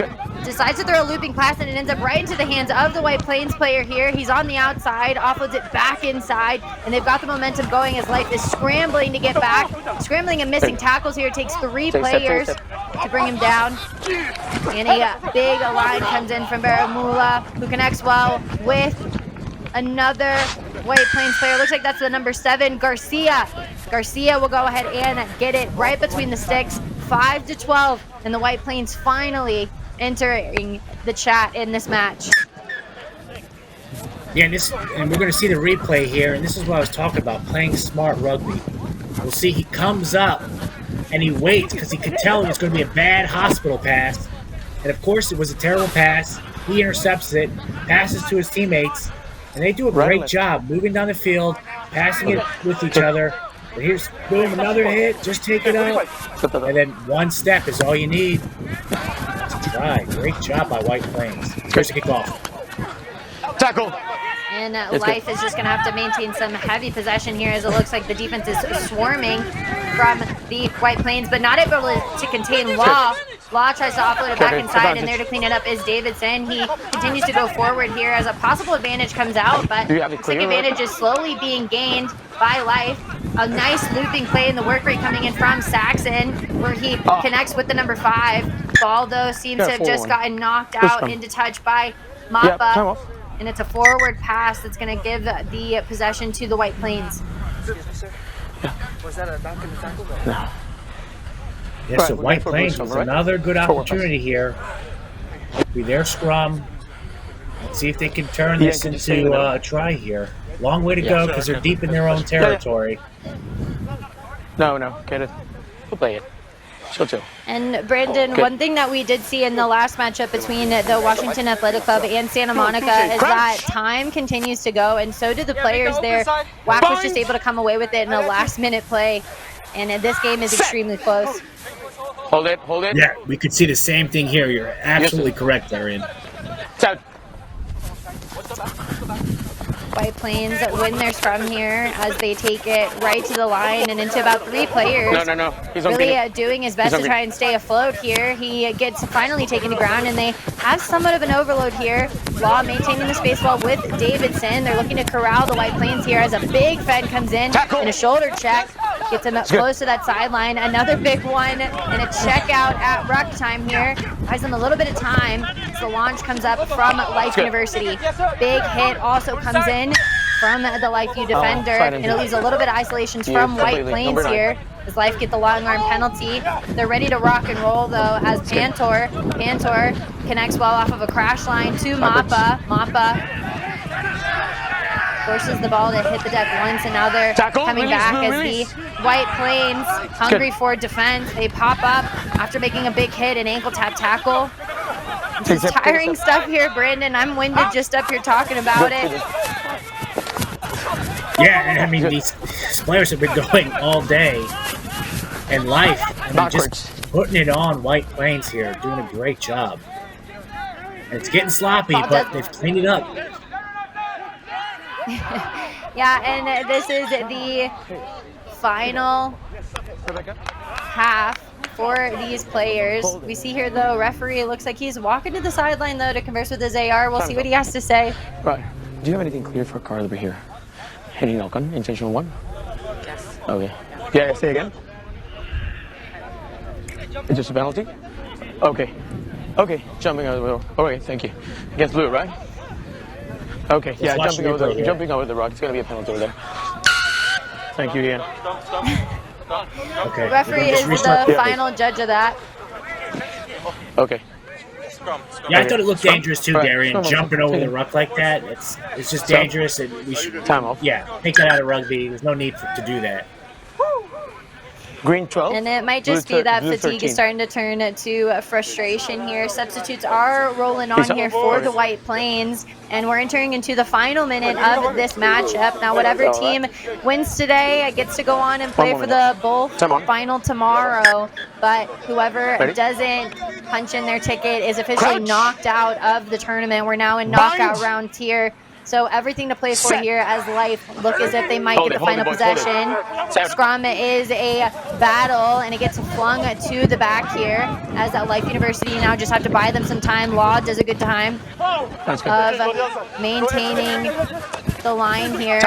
They've just got to keep it out of ruck time for the White Plains as the defense holds strong, dancing with them a little bit and just moving the ball here. They're winding down the clock and take it right into the White Plains, who are contesting at ruck time. Not happy with the release, so it goes back in favor of the White Plains. And they'll give a quick tap. There's a little bit of space that starts to open up around the defense, and he rounds the corner, gives a switch back inside, and ball movement looks strong here as a one-handed offload gets it back into the hands of the number 10. We talked about him earlier. Was this the move that the White Plains needed? Is Life's hope for the Bull finals out of the question? Wow, I think it's going to be, because it's a tie game right now, and there's going to be a conversion. That one's correct? Okay, then one more minute. Yep. Having a restart then. Yeah. Wow, I'm just speechless. White Plains were able to score there. Yeah. Yeah, exactly. Awesome. Conversion is good. Looks like, though, we're going to go ahead and sit for another play. So still more time on the clock here as the White Plains finally take the lead. Brandon, sort us out here and what it means to these two sides.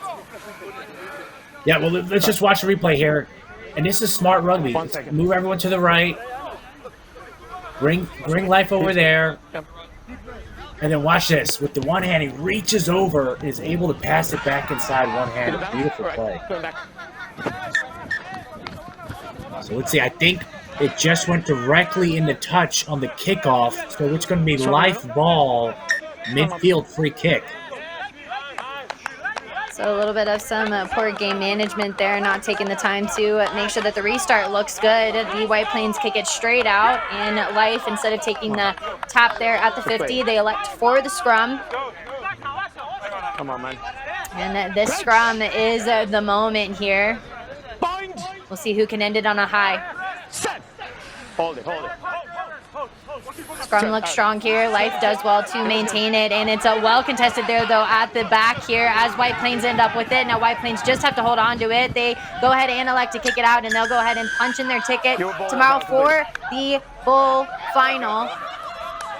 And that is our final matchup. Brandon, final thoughts here for us in Madison, Wisconsin. Bull was out for me in that scrum. I mean, like I said, kind of speechless. I called it before. It was going to be a close game, and it came down to the very last minute here for White Plains. And they just peeked ahead there by 2 points. But, yeah, both teams played excellent rugby. It was anyone's game. But in the end, White Plains, they got the try at the end there. It was just great rugby, smart play. Good for them, and they deserved it. So, yeah, great job by both sides. It's an excellent game to watch and be a part of. And if you thought you were tired from day one, don't worry, because Next Level Rugby is going to be bringing you day 2 action tomorrow. Sunday's our championship stage. We have much more rugby left to come at you here in Madison, Wisconsin. Thanks for your time, Brandon. My name is Darian Lovelace, signing off until tomorrow, team. Job well done.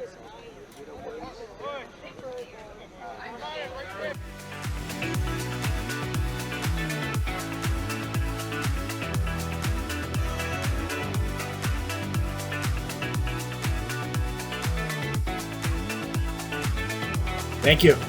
Yeah, excellent job, Darian.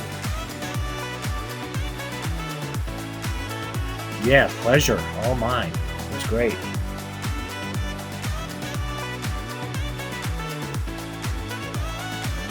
Yeah, let me see. Oh, you start early tomorrow.